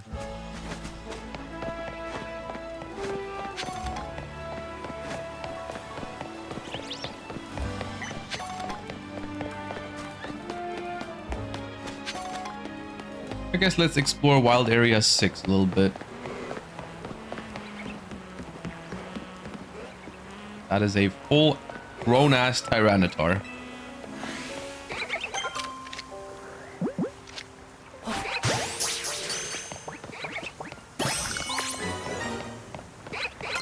What's your favorite Pokemon? Umbreon.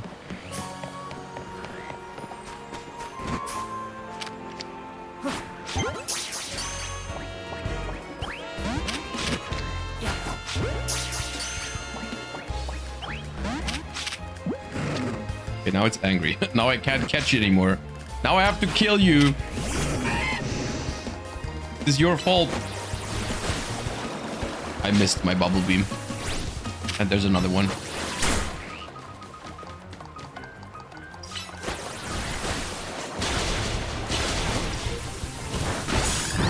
Wait, you can hit multiple with one attack?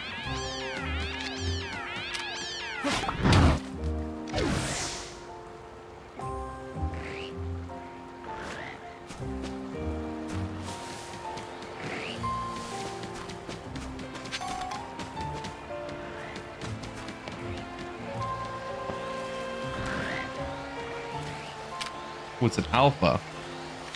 It's an alpha binacle.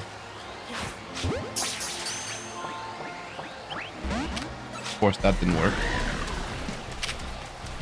Alright, we'll fight it. Jesus, it's level 32. Alright, we will not fight it. We will run for our lives. Do I have a health bar? Because what happens if they hit me too often? Leave me alone. All I want is a binnacle. I don't want to die to a level 32 alpha.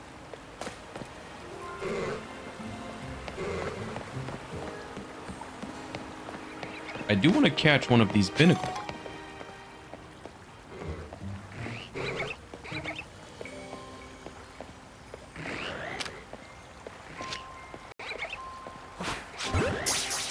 Oh, it saw me. Come on. Nice.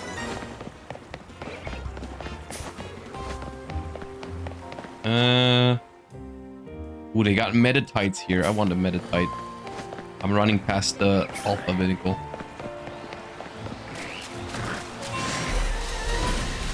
Nope, nope, nope, nope. Run, run, run, run, run, run, run.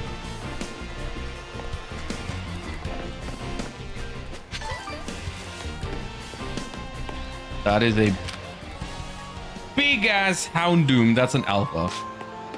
Trying not to wake that one up.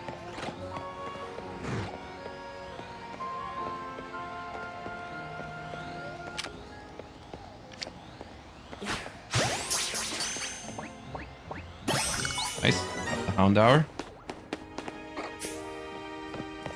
Ooh, they got metatites in here.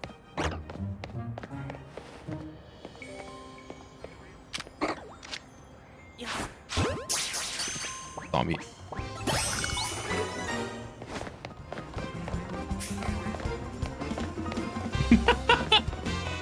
Look how it's running at me. Okay, I'll fight you, little metatite. I'll fight you.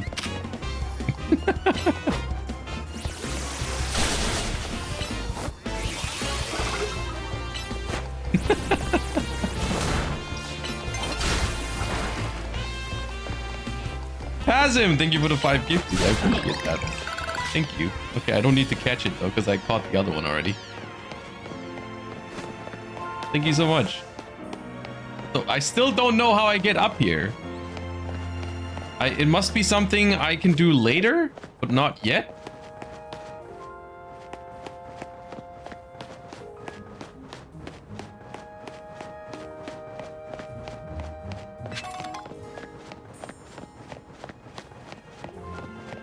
Maybe I can jump later or something, or use fly or something like that.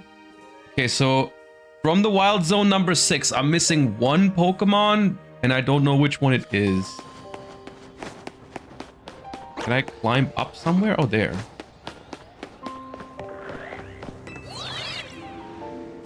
Or it might be Houndoom. It probably is Houndoom. But at the same time, all of these Pokemon have evolutions, right? But I guess you might not be able to catch the evolution right away here. Got the Flaffies, leave me alone. Oh, Swablu. Hello. So it was Swablu, not Houndoom. Okay, so the Houndoom doesn't count.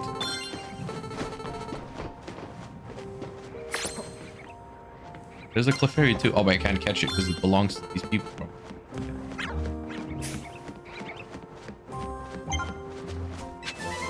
Water pulse.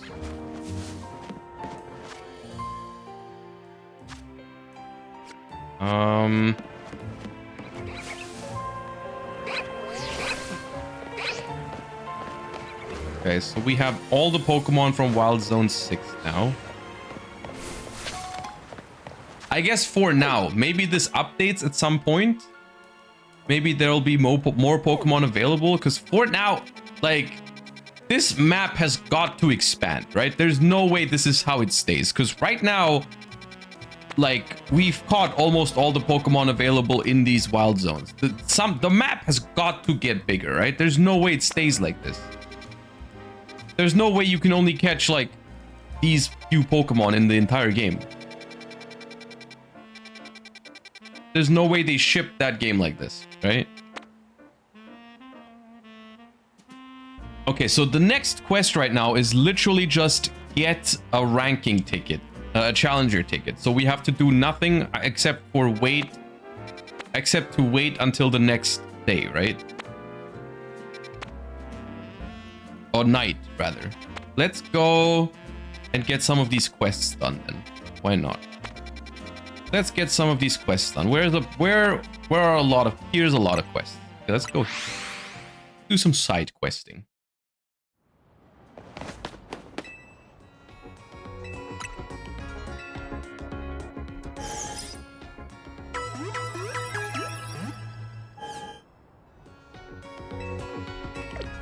Okay, actually, I should buy some Pokeballs as well. I'd like to do some shopping. Pokeball. How much money do I have? 50,000. Okay, let's buy 20. Get Premier Balls in this game too. Let's buy a couple of Great Balls, just in case it's harder to catch Pokemon. Potions, we have a bunch already. We didn't really need those until now. Fine.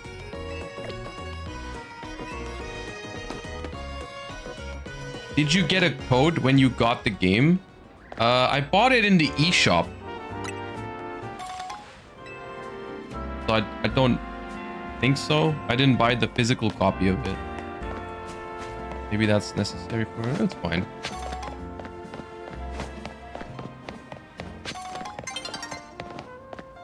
The sun will be setting soon. Okay, let's collect the side quest until then. Where is this one?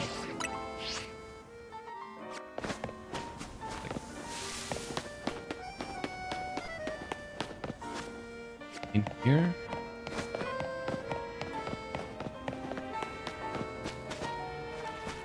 Ooh! Do we get all the starters via side quests? That's cool. We get a Fennekin. I like Fennekin.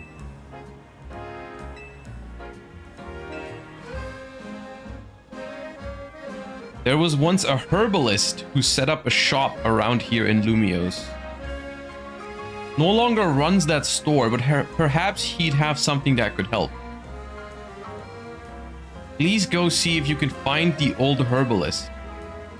I believe he's a regular at Café Classé. Okay. I want that Fennekin.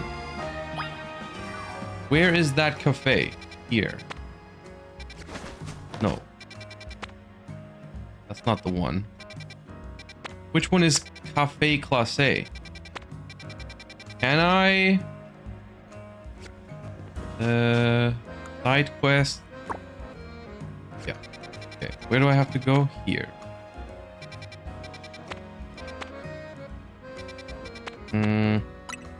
Quick travel.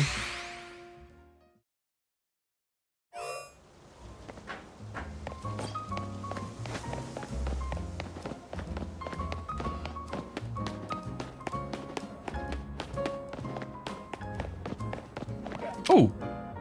Rubbish.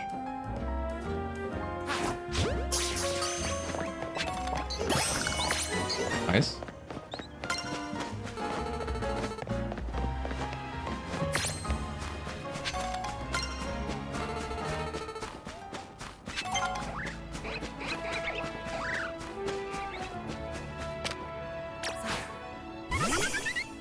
Like something I would need a water attack for.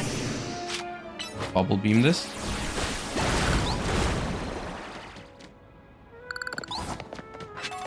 Oh.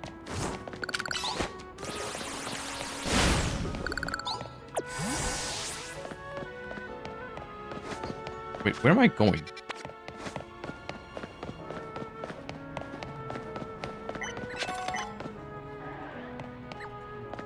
Oh.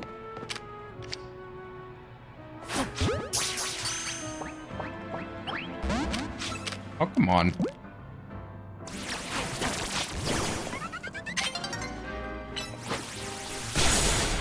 The high level Ariados. But I think I can beat it.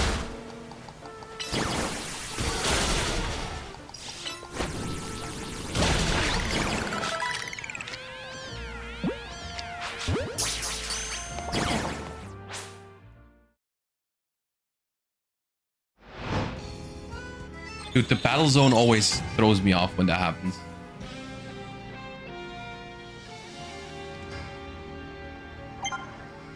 Did I catch it or not?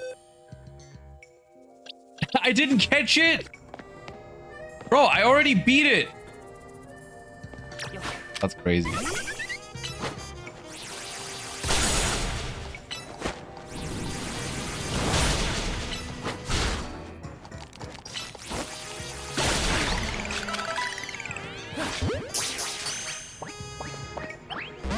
Ah, come on.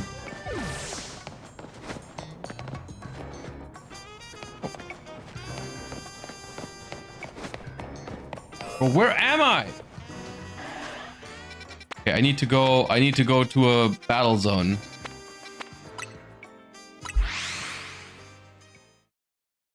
We are postponing the Fennekin side quest because we are on limited time for the battle thingy. Let's put Brokenau out. There's a Fennekin. Bubble beam it. Sneaky bubble beam. We're out of range. Okay, we've been challenged. Okay. One shot anyways.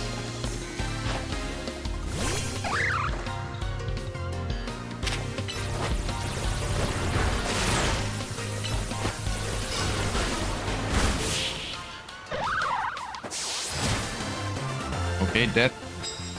How many points do we need? 4,000. Okay.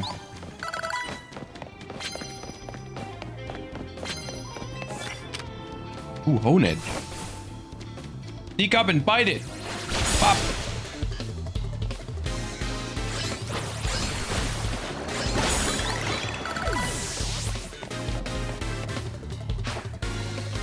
And sham again.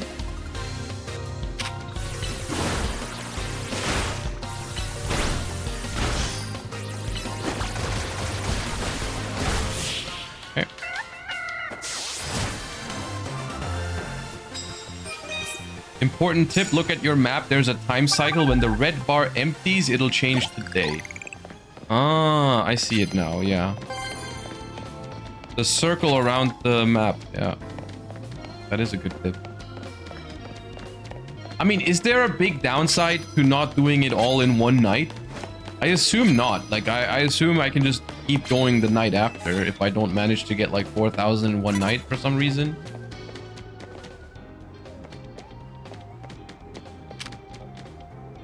When bubble beam it.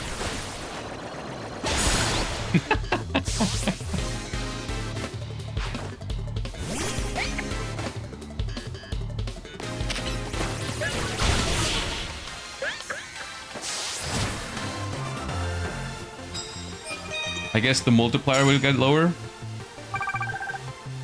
I mean, yeah, we get less money then for this night if we don't do as much in one night, but you know, probably okay. He kept to the Stario and fight. Never mind. Hello.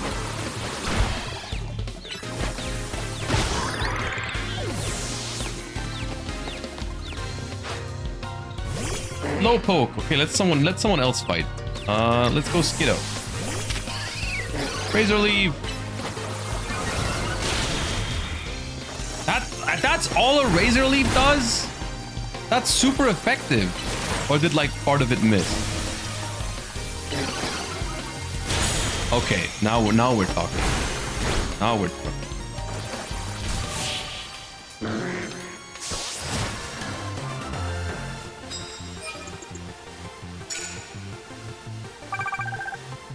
Wait, we almost have 4,000 already? Okay.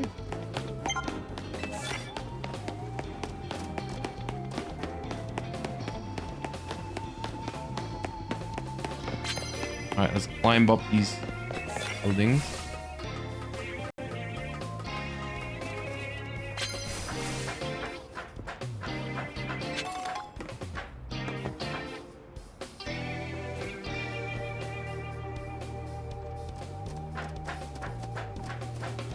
Nice building.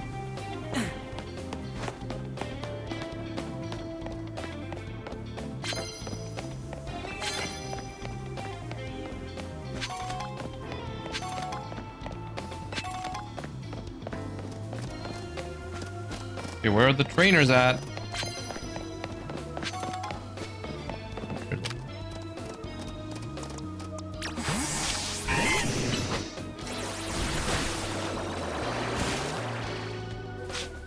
That was pathetic.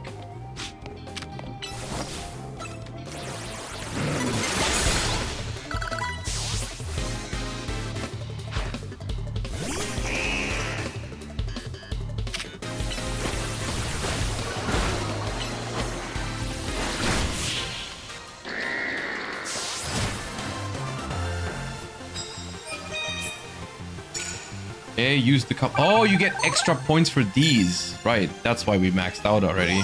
Okay, challenger ticket obtained. So the rest of the night is just training and for some money, I guess.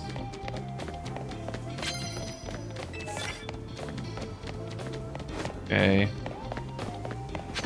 We should get up to the rooftop. Somewhere here, maybe.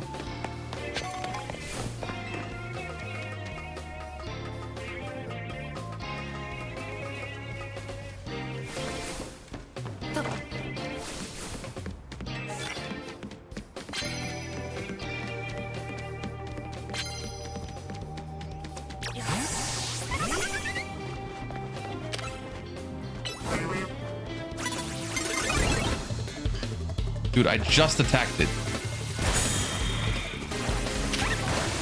Ah. There you go, slap.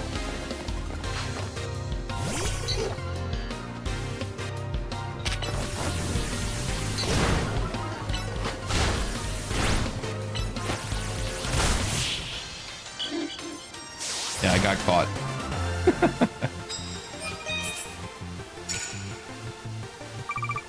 Alright, we got max points already.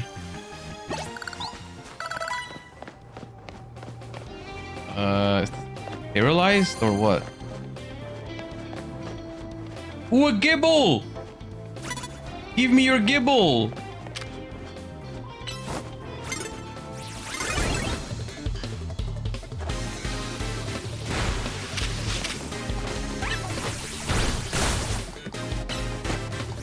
Give me your Gibble now. Okay, your Gibble is too strong for me. I need to switch. I switched into Flappy, which is not good. That was not smart.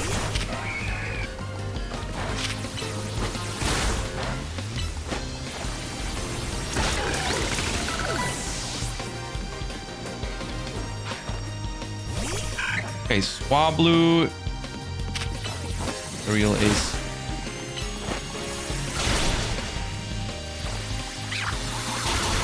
Okay, it's got super effective moves against me, but I think I'm fine. I might not be fine. Okay, that was close.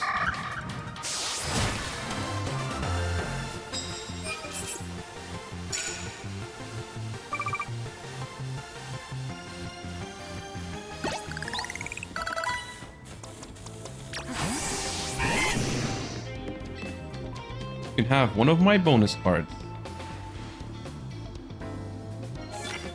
Okay, someone over there has got an Arbok. Knock out opposing Pokemon using electric type moves. That. Oh, I want that.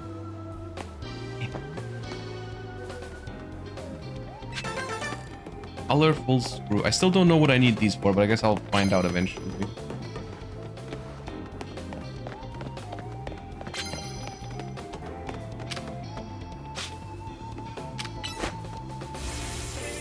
Sneak attack!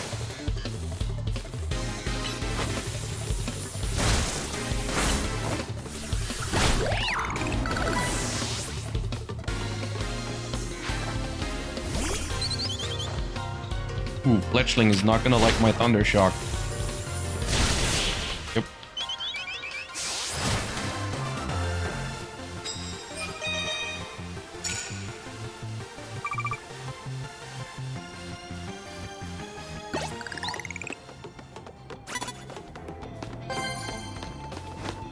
Okay, the night is still not even... No, it's halfway through the night at this point.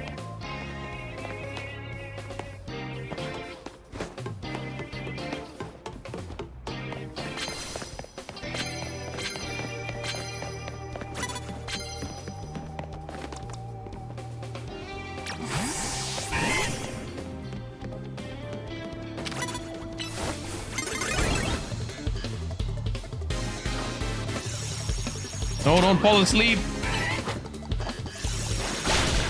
Wait, what does sleep do?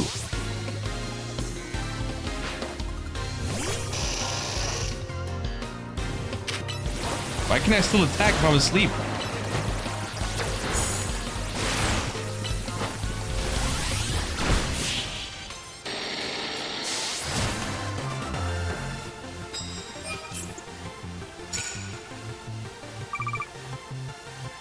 There's a chance to not attack. Okay.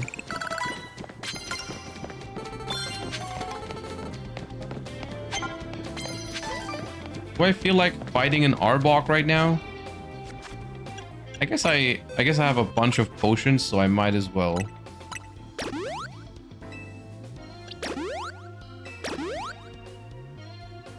Like in a few levels, the potions are gonna become like basically useless anyways. When my Pokemon start having like 100 plus HP, so whatever. Let's just fight this Arbok. Bubble Beam it!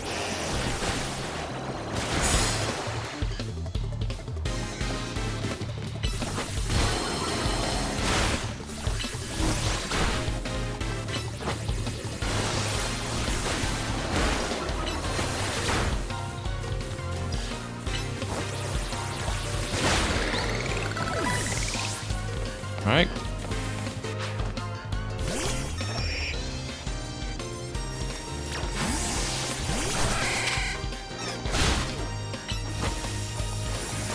Let's charge and then Thunder Shock. Keep that one shot. Does. Nice.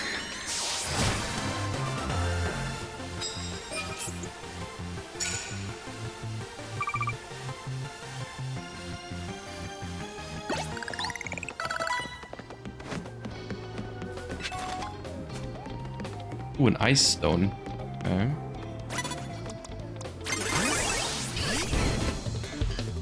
We've been challenged.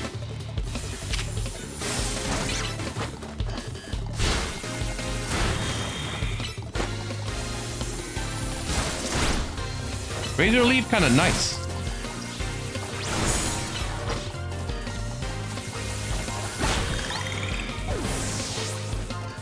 Oh, we got more. Okay. Houndour. Uh-oh. Oh, don't Ember me.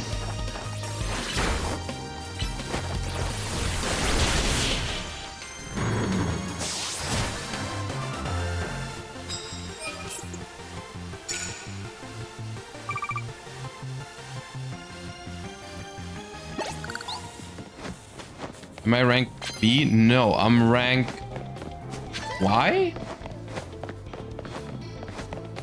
I think. The next promotion match, I think, is for...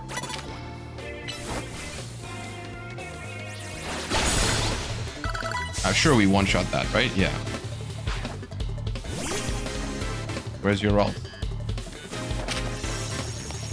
Wait, was his name Joshua? Well...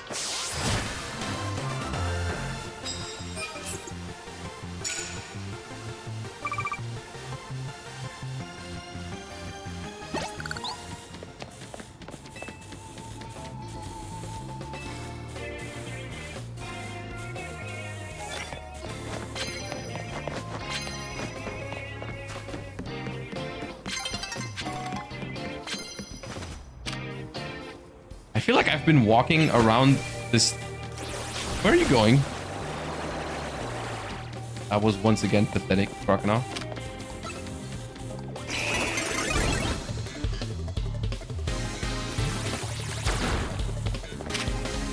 Oh no, I am Y. Yeah. No, wait.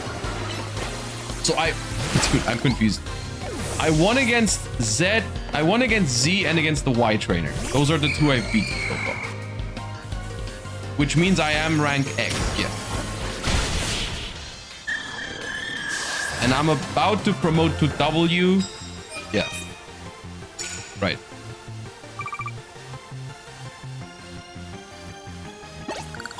Did you get the Ralts gift? I don't know how to claim it. I'm not sure if I'm... like how it works. I haven't... But no, I haven't yet.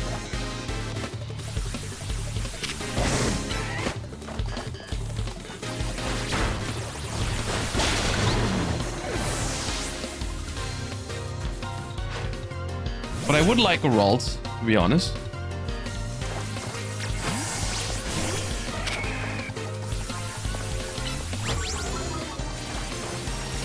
Machine gun!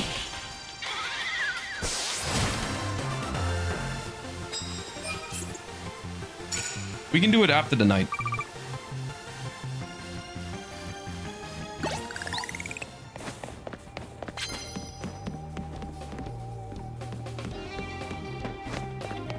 Dude, there's just more and more trainers spawning around here, right? Like I'm not tripping.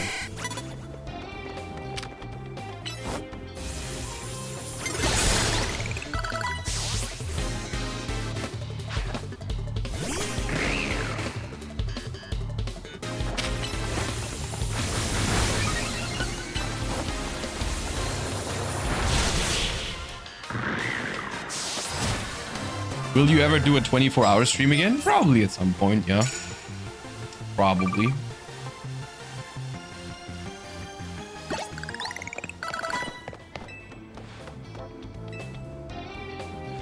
Ooh, am I getting healed? That's clutch. Nice.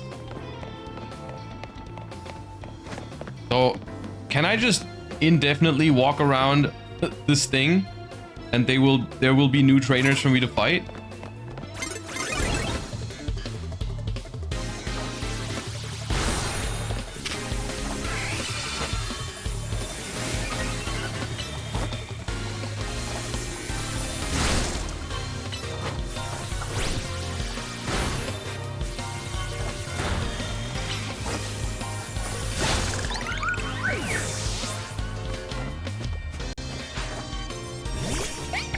Will you be streaming this game more in the future? I mean, I plan on playing it more.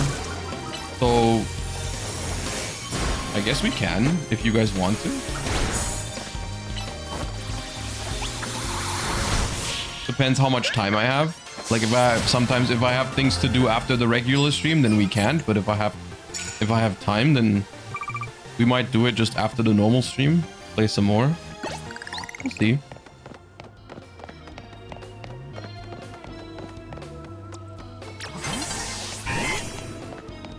It's nearly daybreak. All right, fight this Hone Edge.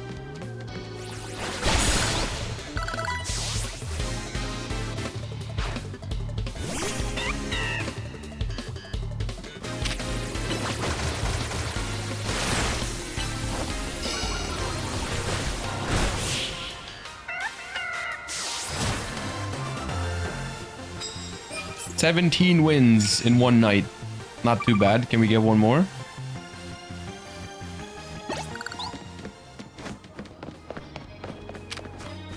Kill this pat rat quick. Nice. One shot. Audino. Oh, they have a lot of HP.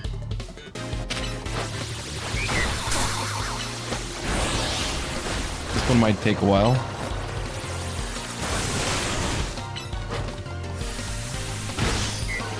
Flash.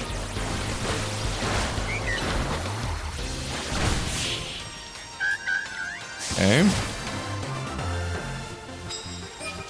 But I think Audinos are supposed to give a lot of XP.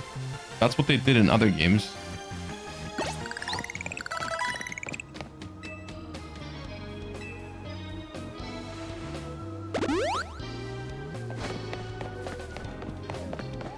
Okay. Maybe we can make it to 20.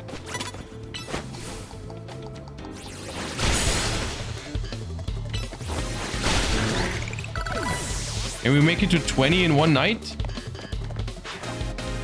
Hand 4. Okay, let's go Flappy. Charge. Thundershock.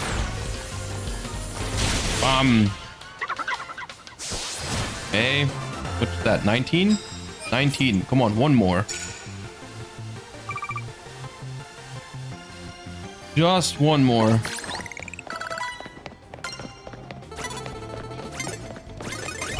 Yeah.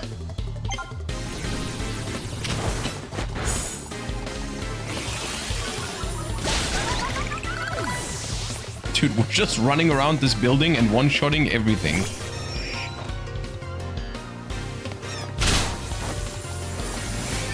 Alright, charge, Thundershock. Alright, 20 wins. Can we get to 21?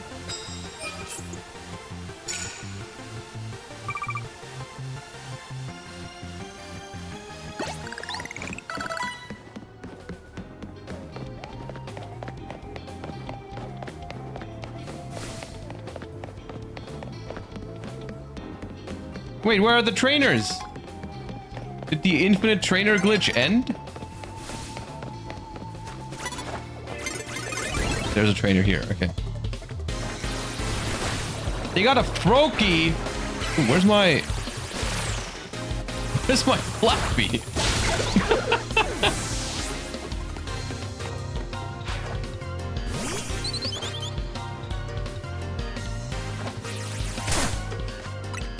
Oops. Dude, hello, that's not what I misclicked. I misclicked! I misclicked!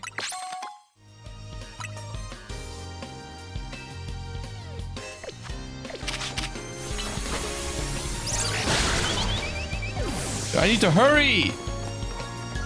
We don't have infinite time out here. Oh no, a Flappy mirror match. Not again.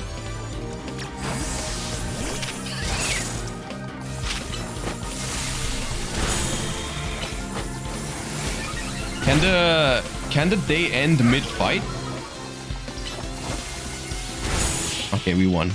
Nice. Alright, 21 wins.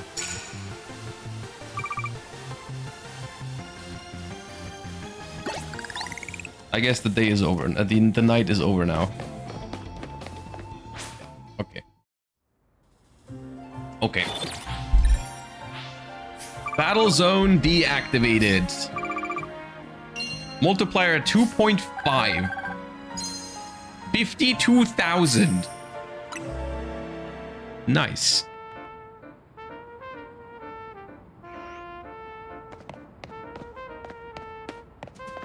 Hello, pick up this thingy. Okay. Okay, what was I up to before this? I wanted to go to that cafe, right? Yeah, quick travel. We can afford a meta deck now? Yeah. So, and I also want to visit this Pokemon Center so I can quick travel to it in the future.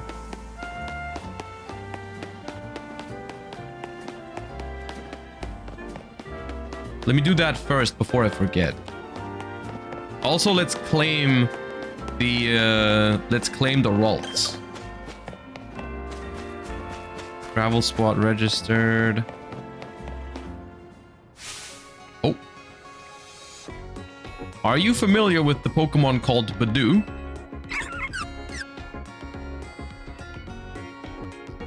Okay, what about it? Maybe you could join our Badoo show. Head to the Fountain Square in Sector 8. Oh, that's another side quest. I see.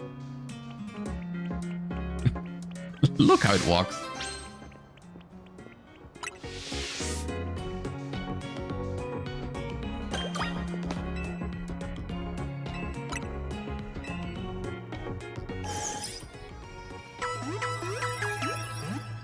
TCG players. Oh yeah, Badoo is a menace in the TCG. Yeah, is it still legal, Badoo? Is it still a thing?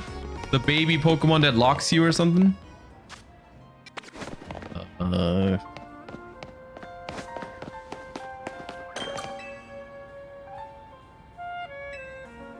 Are you the herbalist?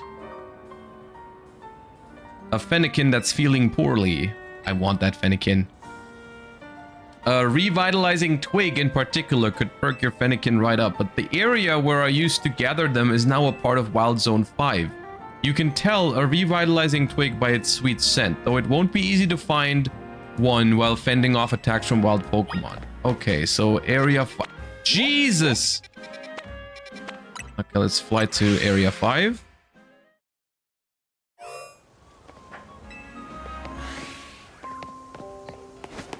Okay, I guess the map is showing me where I can find...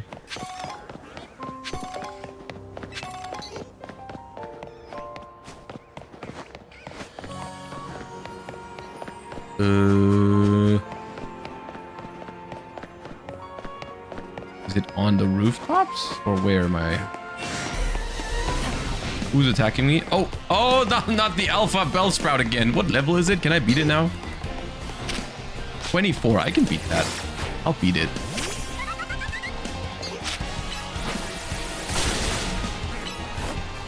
It does so little damage. Their stats are crazy. Wait, that's toxic.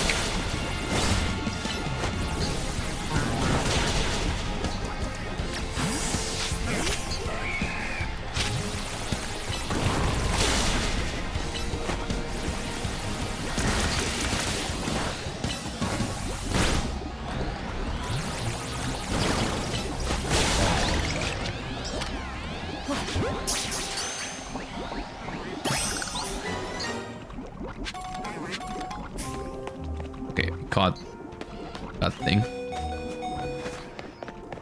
The boys are low HP. Wait. The boys are dying because they're toxic. I think I have antidote.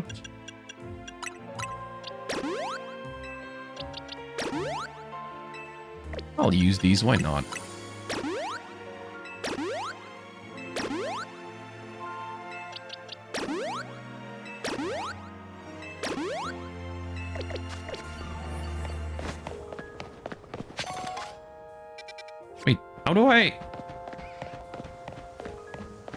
How do I get where these are? I'm confused. Is there another entry into area 5?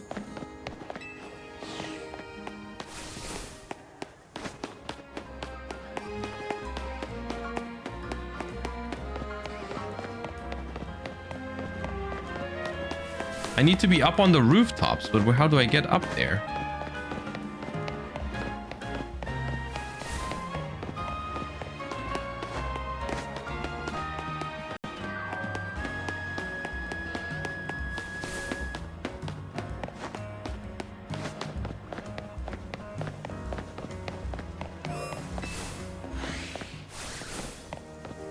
This is where I just was.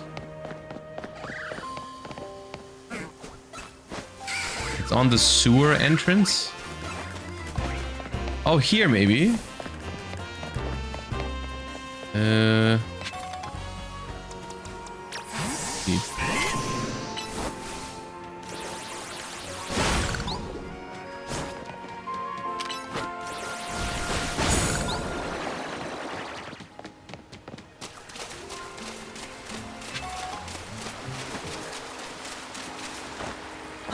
Ah, okay.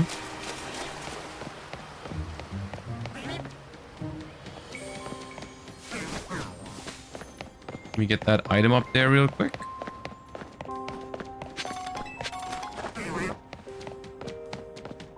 And then...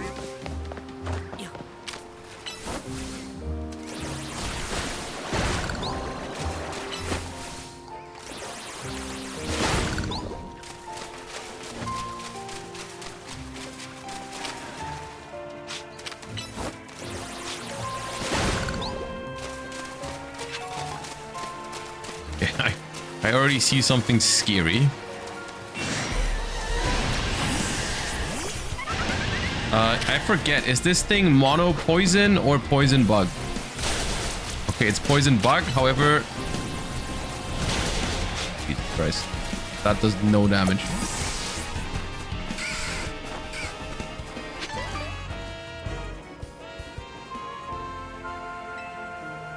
Okay, that was the wrong twig.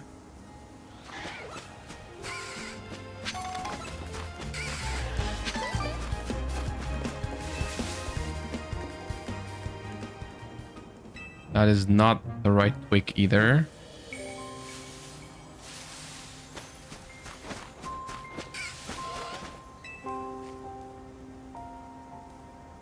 This twig is pretty broken. Well, that's normally a good thing.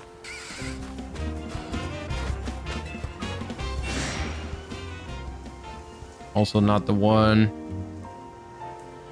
It's probably just the last one you find, right? Always. Leave me alone. Oh, it's up there.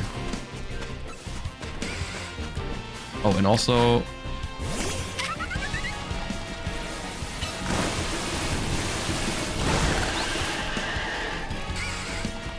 Dude, there's too many Pokemon right now. Okay, hold up. Run! Oh, I left my Fletchender behind. Oh, I can't bring it back. Oh, it died. Okay. You found the perfect twig. Well, Fletchender, you died for a good cause.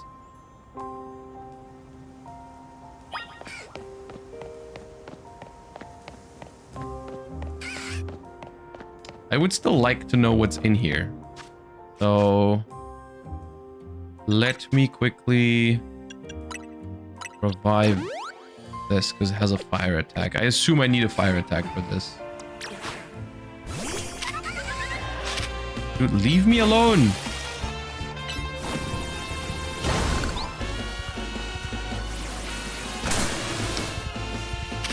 Bro.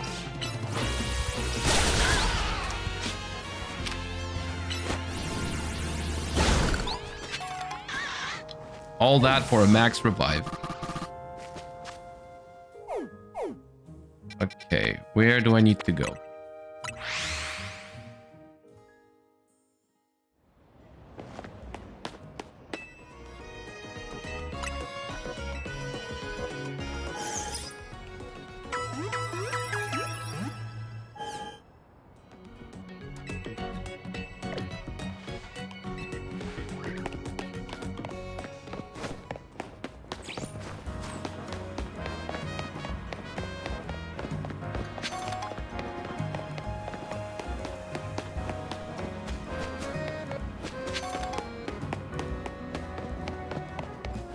Riolu!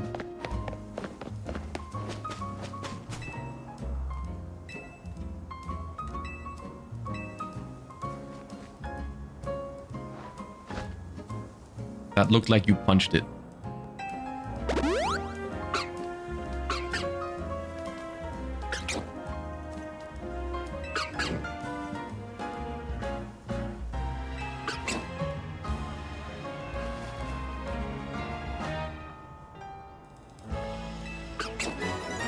Okay, so the only one that's missing is Froakie from that gen. Get well, Fennekin, complete. Nice.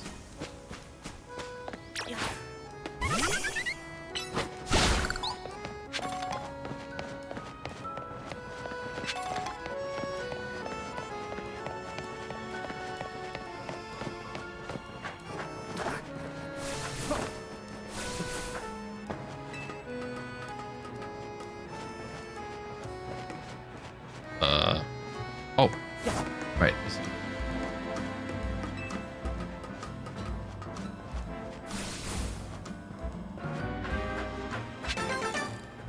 Another colorful screw. How do I get up here? I guess maybe I have to jump down from a roof.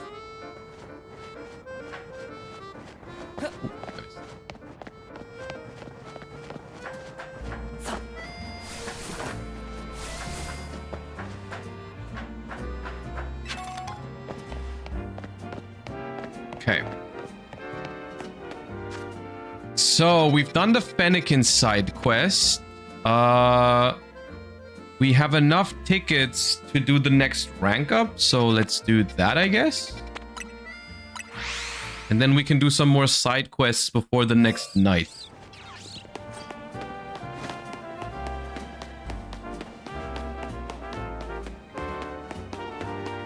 Where is my next opponent?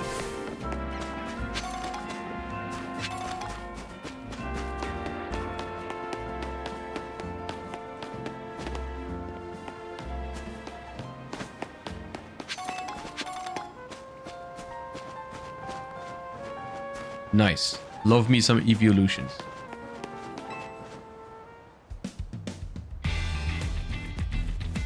This is exciting. There is something that's just so rank X about you. Zavi. Okay.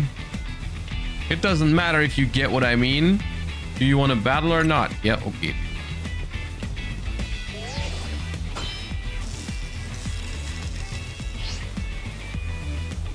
X is good, but W is better, don't you think? Following that logic, A is best, which is why I'm gonna win my way up to A rank. You should stay here at X.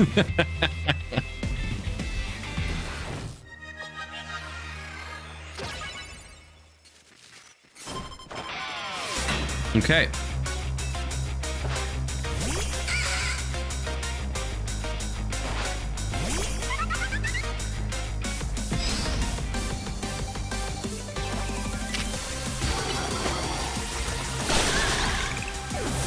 Dude, it was about to use rollout. I'm glad that one shot. Because that would have hurt. That really would have hurt.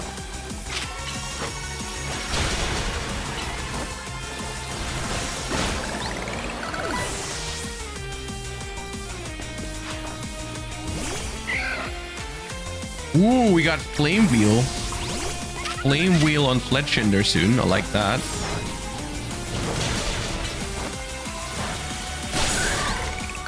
Alright, we kill that.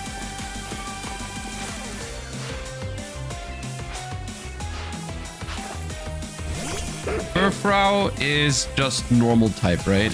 We don't really have... I don't have a fighting type move, I think. But... Hello.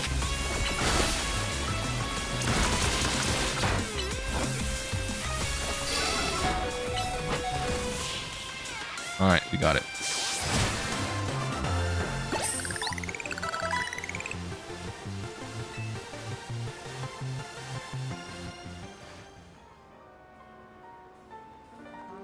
Are you sure you're rank X? You seem way too good at battling. Well, not anymore.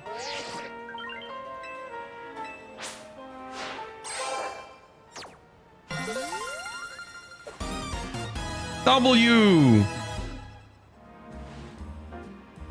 Just so you know, I don't care that I lost. The letter X is way cooler than the letter W anyway.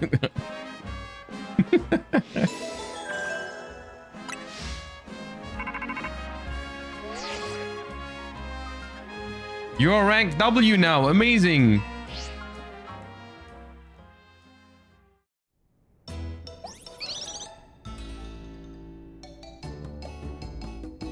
Here's to Josh making it to the next rank once again.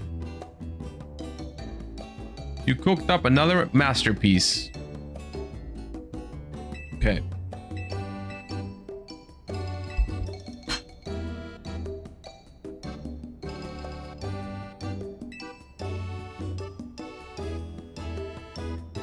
That was the least natural smile I've ever seen in a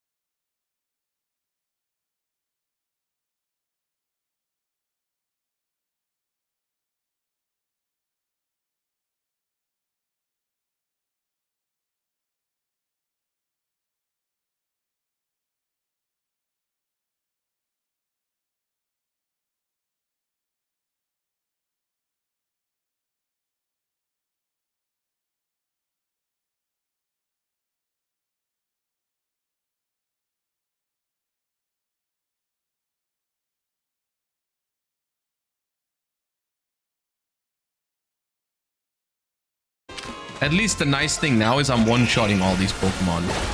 So it's way less annoying to hang out here. Oh, there's an Alpha Spinnerack.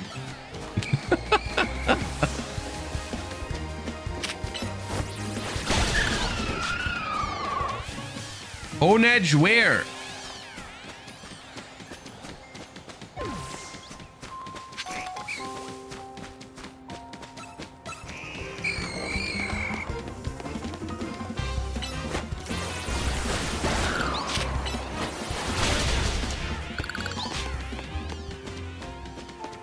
Wait, I'm beating them all up.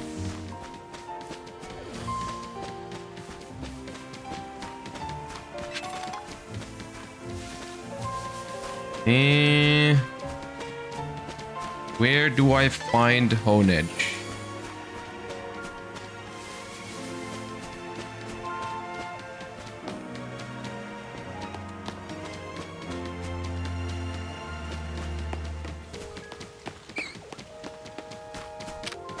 Bunch of Ghastlies.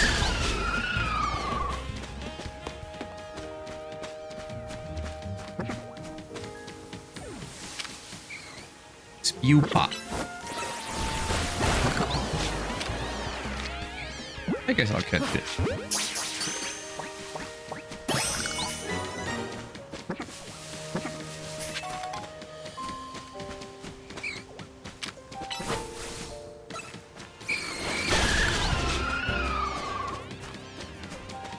That was one of the ones I was missing. Yeah.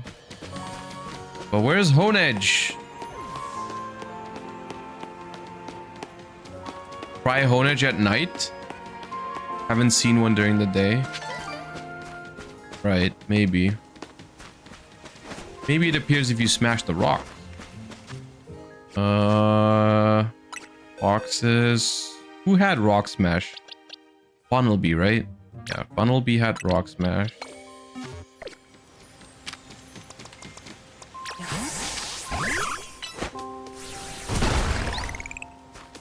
That's just an item.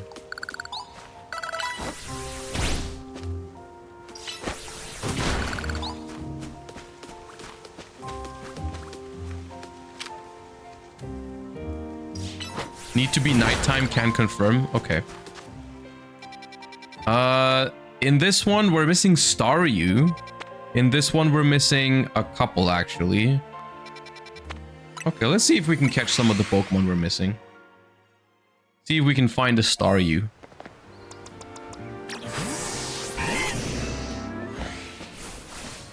Probably in the water.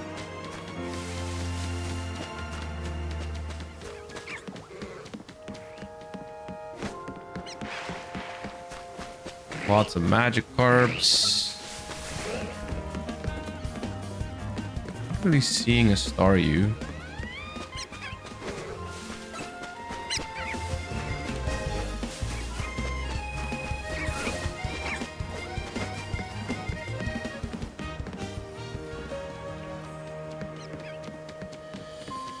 But why would Staryu only appear at night?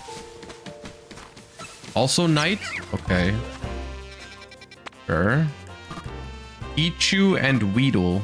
You've been spotted by a Pokemon. You cannot travel. Okay, well. Can I travel now? Because it's a star? Okay. I guess that's fair. I haven't been in a wild zone at night yet because I've always gone to the battle zones. So that makes sense.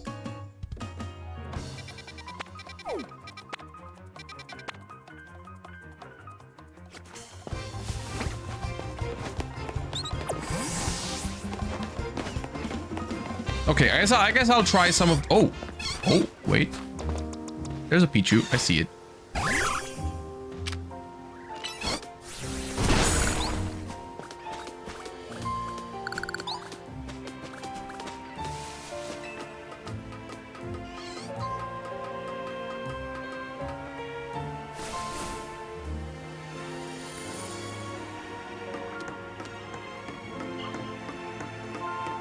Can I catch it from up here? I can. Take that! Oh, I missed. I missed again. Okay. I can't. Can I aim higher? Nope. Nope.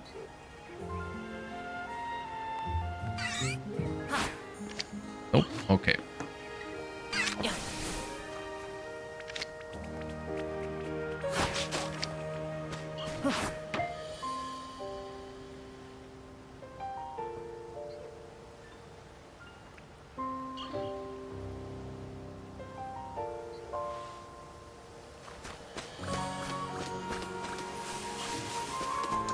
I don't want to talk about that.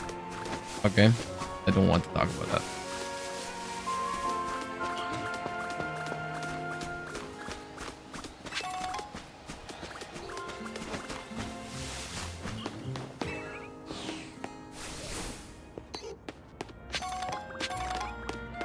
I didn't want it anyways.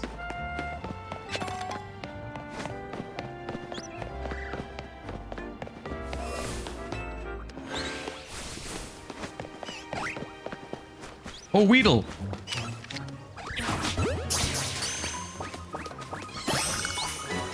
I was missing Weedle.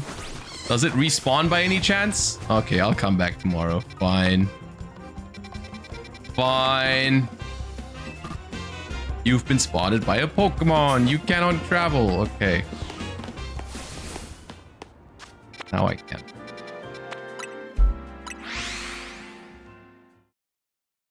You have to wait for it to respawn? Yeah, I figured. I figured. Okay, what are we looking for? We're looking for Abra, Electrike, and Pidgeotto.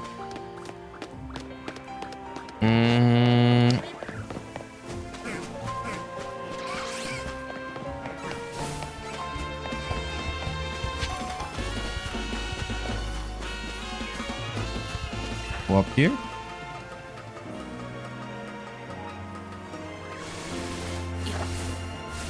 I would assume Abra runs away if it spots you, so I'm gonna sneak up to it because it's right there, but it's probably gonna run.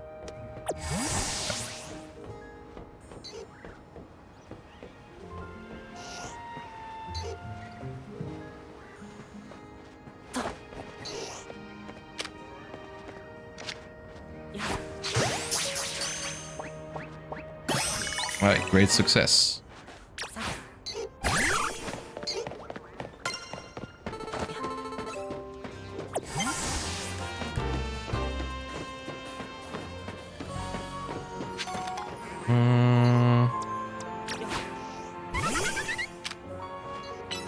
Put this on fire.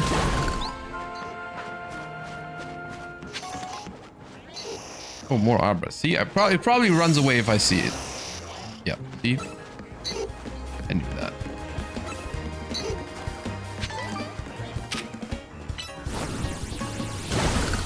Oh, PGs. Dude, I clapped them both at the same time. Oh, God. Starkle, thank you for the 5 gifties. I appreciate that. Thank you. Thank you for all the support that you've been showing on the Pokemon stream. You know, we're doing something unusual today, but it's been fun. We've been streaming for almost 10 hours. I gotta call it a day soon. But it's been fun.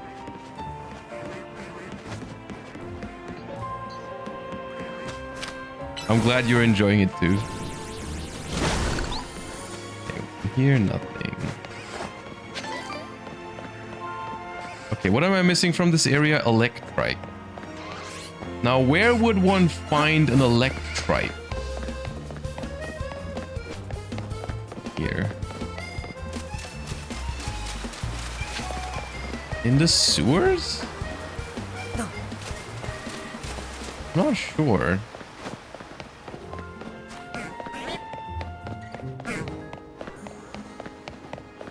Maybe up here? Pidgeotto is on the roof across from you. Yeah, I'm not too worried about finding that because I can just evolve a Pidgey as well. Right? It's not that big of a problem. Oh, I was here a moment ago. I have Pidgeys, so I could just put one on the team and let it get some XP. Actually, you know what? I'm gonna do that right now. Since I'm not planning to use the Bunnelby much, I could just swap in a Pokemon that I want to evolve to get some EXP for the Pokedex entry, like the Pidgey. That's probably smart. Maybe Electrite is another nighttime Pokemon.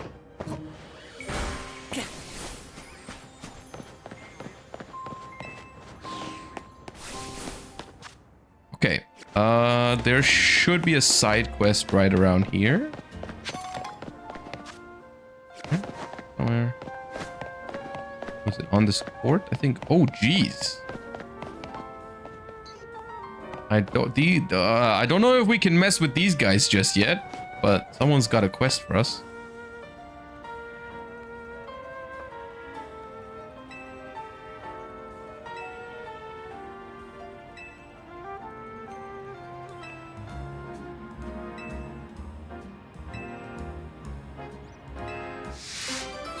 Long range moves have style. Let me know when you're ready to learn an important lesson in tactics. Well, I'm down, but how strong are your Pokemon? Let me check if anyone learned new moves. So we have Flame Wheel, which is power 60. We should put that over Ember. Yeah. What about this one? Breaking Swipe 60. Aqua Jet 30, but very fast, I think. Yeah, let's get rid of Water Gun.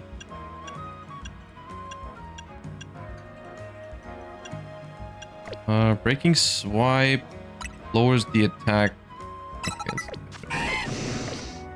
Okay, let's fight him. Let's see.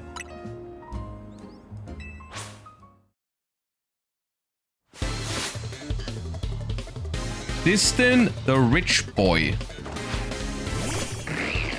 Okay. I was worried when I saw them fighting with the Salamence over there, but we sent out a Binacle. Okay, that's fine.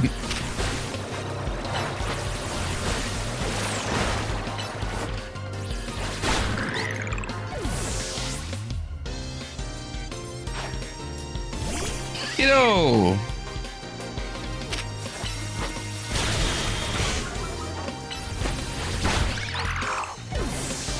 Yeah, this one's easy.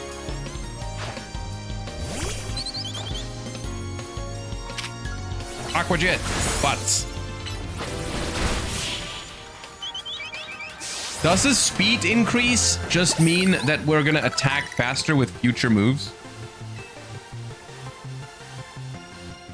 Like, is like, does like the cooldown go down?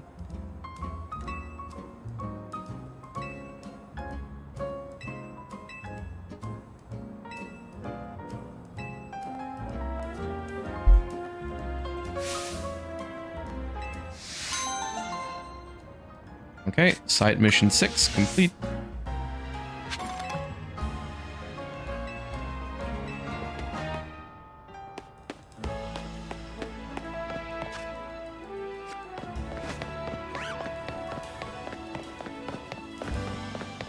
Did we get notified about the next promotion match already?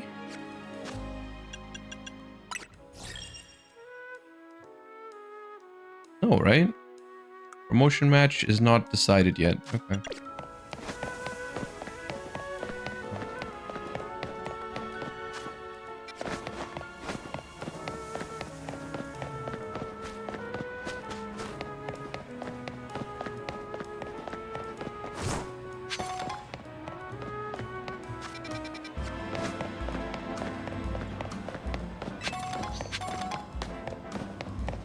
Yeah, we have to go to Lida next.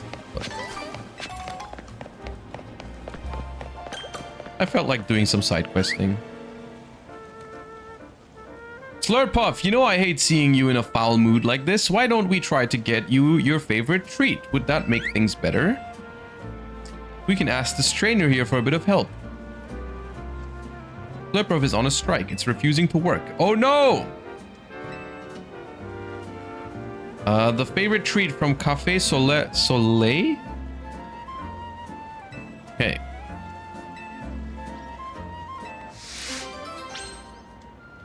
Oh, we're not getting the treat for it. We're taking the Slurpuff to the cafe. Okay.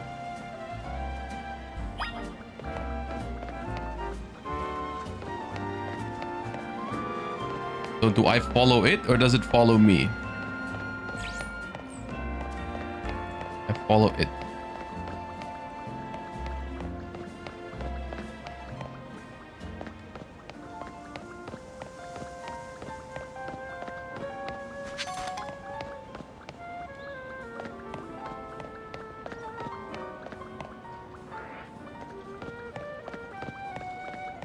Yeah, this is a tough one.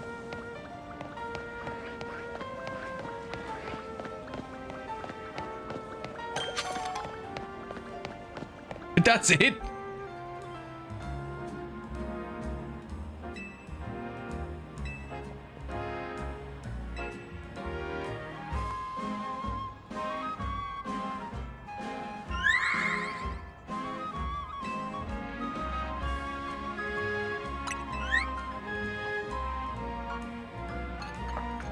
He just like me for real.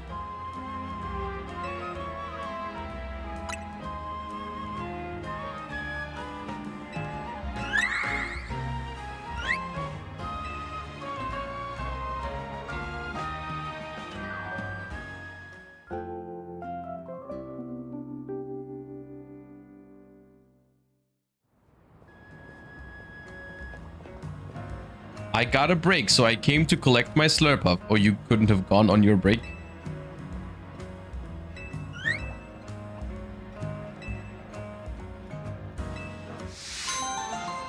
Hey.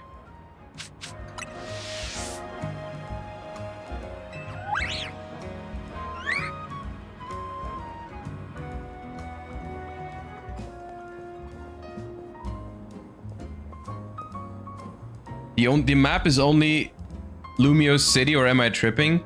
So far, yes. So far, I haven't been able to leave the city or anything like that. Like, we are at the... This is basically the edge of the city. You can't leave it. So far.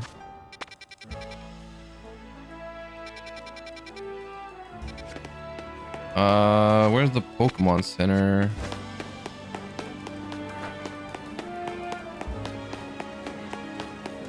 Someone here also has a quest. Let me quickly go to the center first so I unlock it as a fast travel.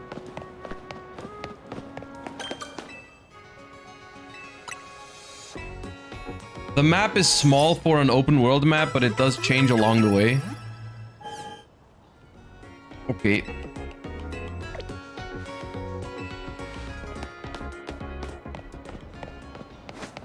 Did Josh quit Yu-Gi-Oh? Yes, that's what this means. 100%. That's what this means. What else would it mean? There are 5 colors of flower a Flabébé might choose from: red, yellow, orange, blue, or white. I would really like to see each and every flower color that Flabébé can have. Could you show me 5 Flabébés with each color? Oh god, that's gonna take a while.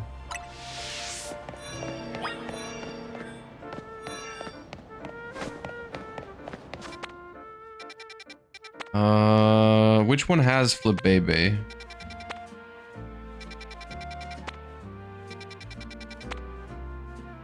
This one has Flabébé.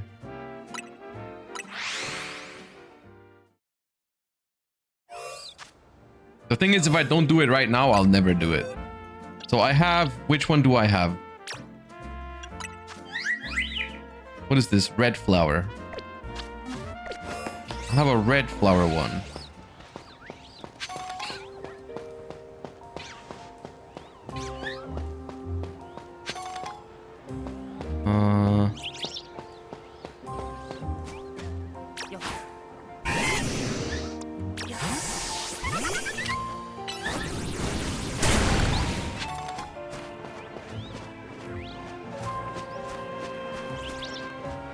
That's another red flower one. Wait, am I looking for the big flower it's sitting on? Yes, right? Not something else, right? That's another red flower one.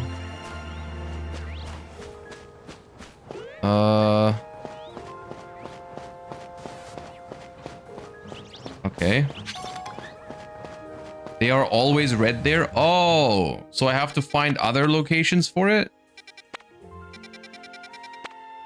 I don't know if I can do that yet, because all these other places don't seem to have them.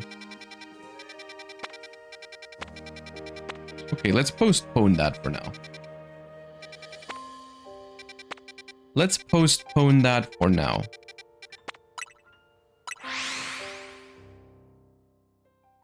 Let's proceed with the main story a little bit.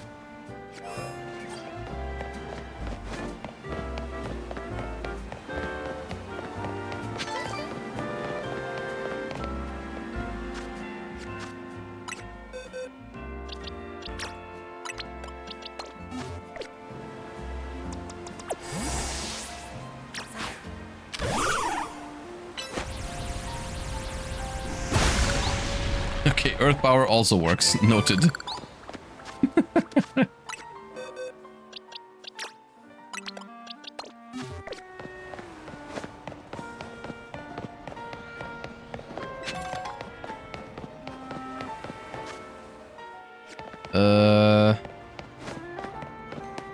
Where do I meet her?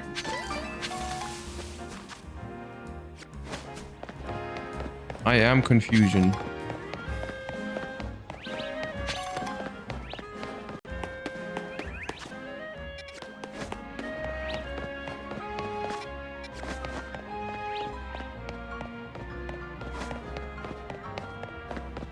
Here, okay.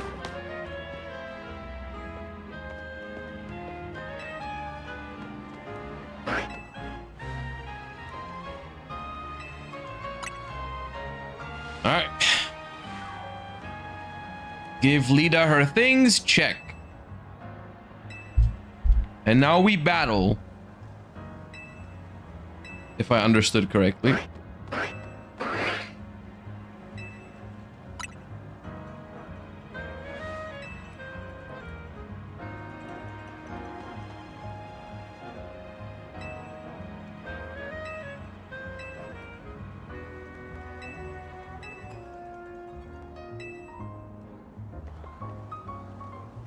Can I ask you a favor? I feel like mixing up our warm-up would really help me and Stario pull off a killer performance. Will you battle up? Okay.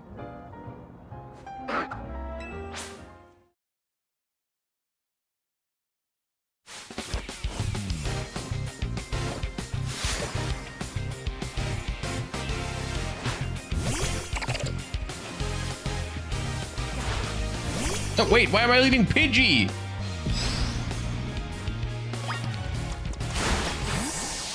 Out of here, Pidgey. No place for you.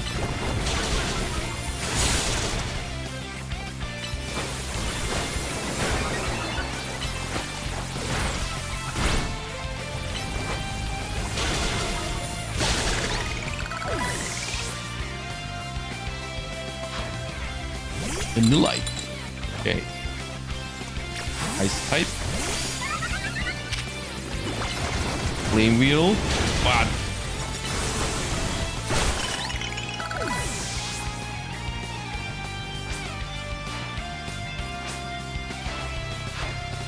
And the story. Okay. Let's get ahead.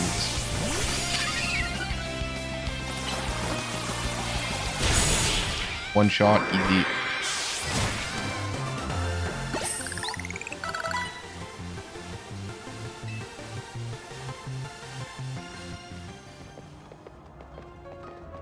All right, let me guess. After this one, we get our next promotion match.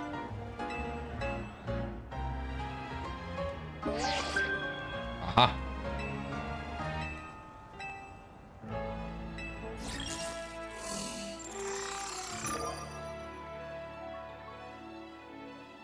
Wait, his name does not start with a W? Okay. We've broken the curse?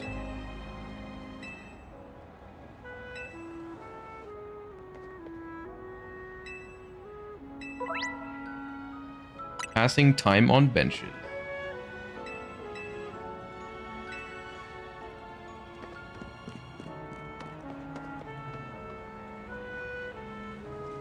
Alright, gamers, before we rank up to the next thingy, I think it's time for me to call it a day. We've been live for almost 10 hours. Where do I save? Can I save on myself? Save progress. There we go.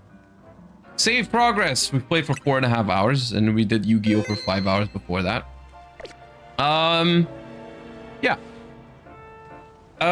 It's been entertaining, this game, I feel like. I hope you enjoyed it. I've been having some fun.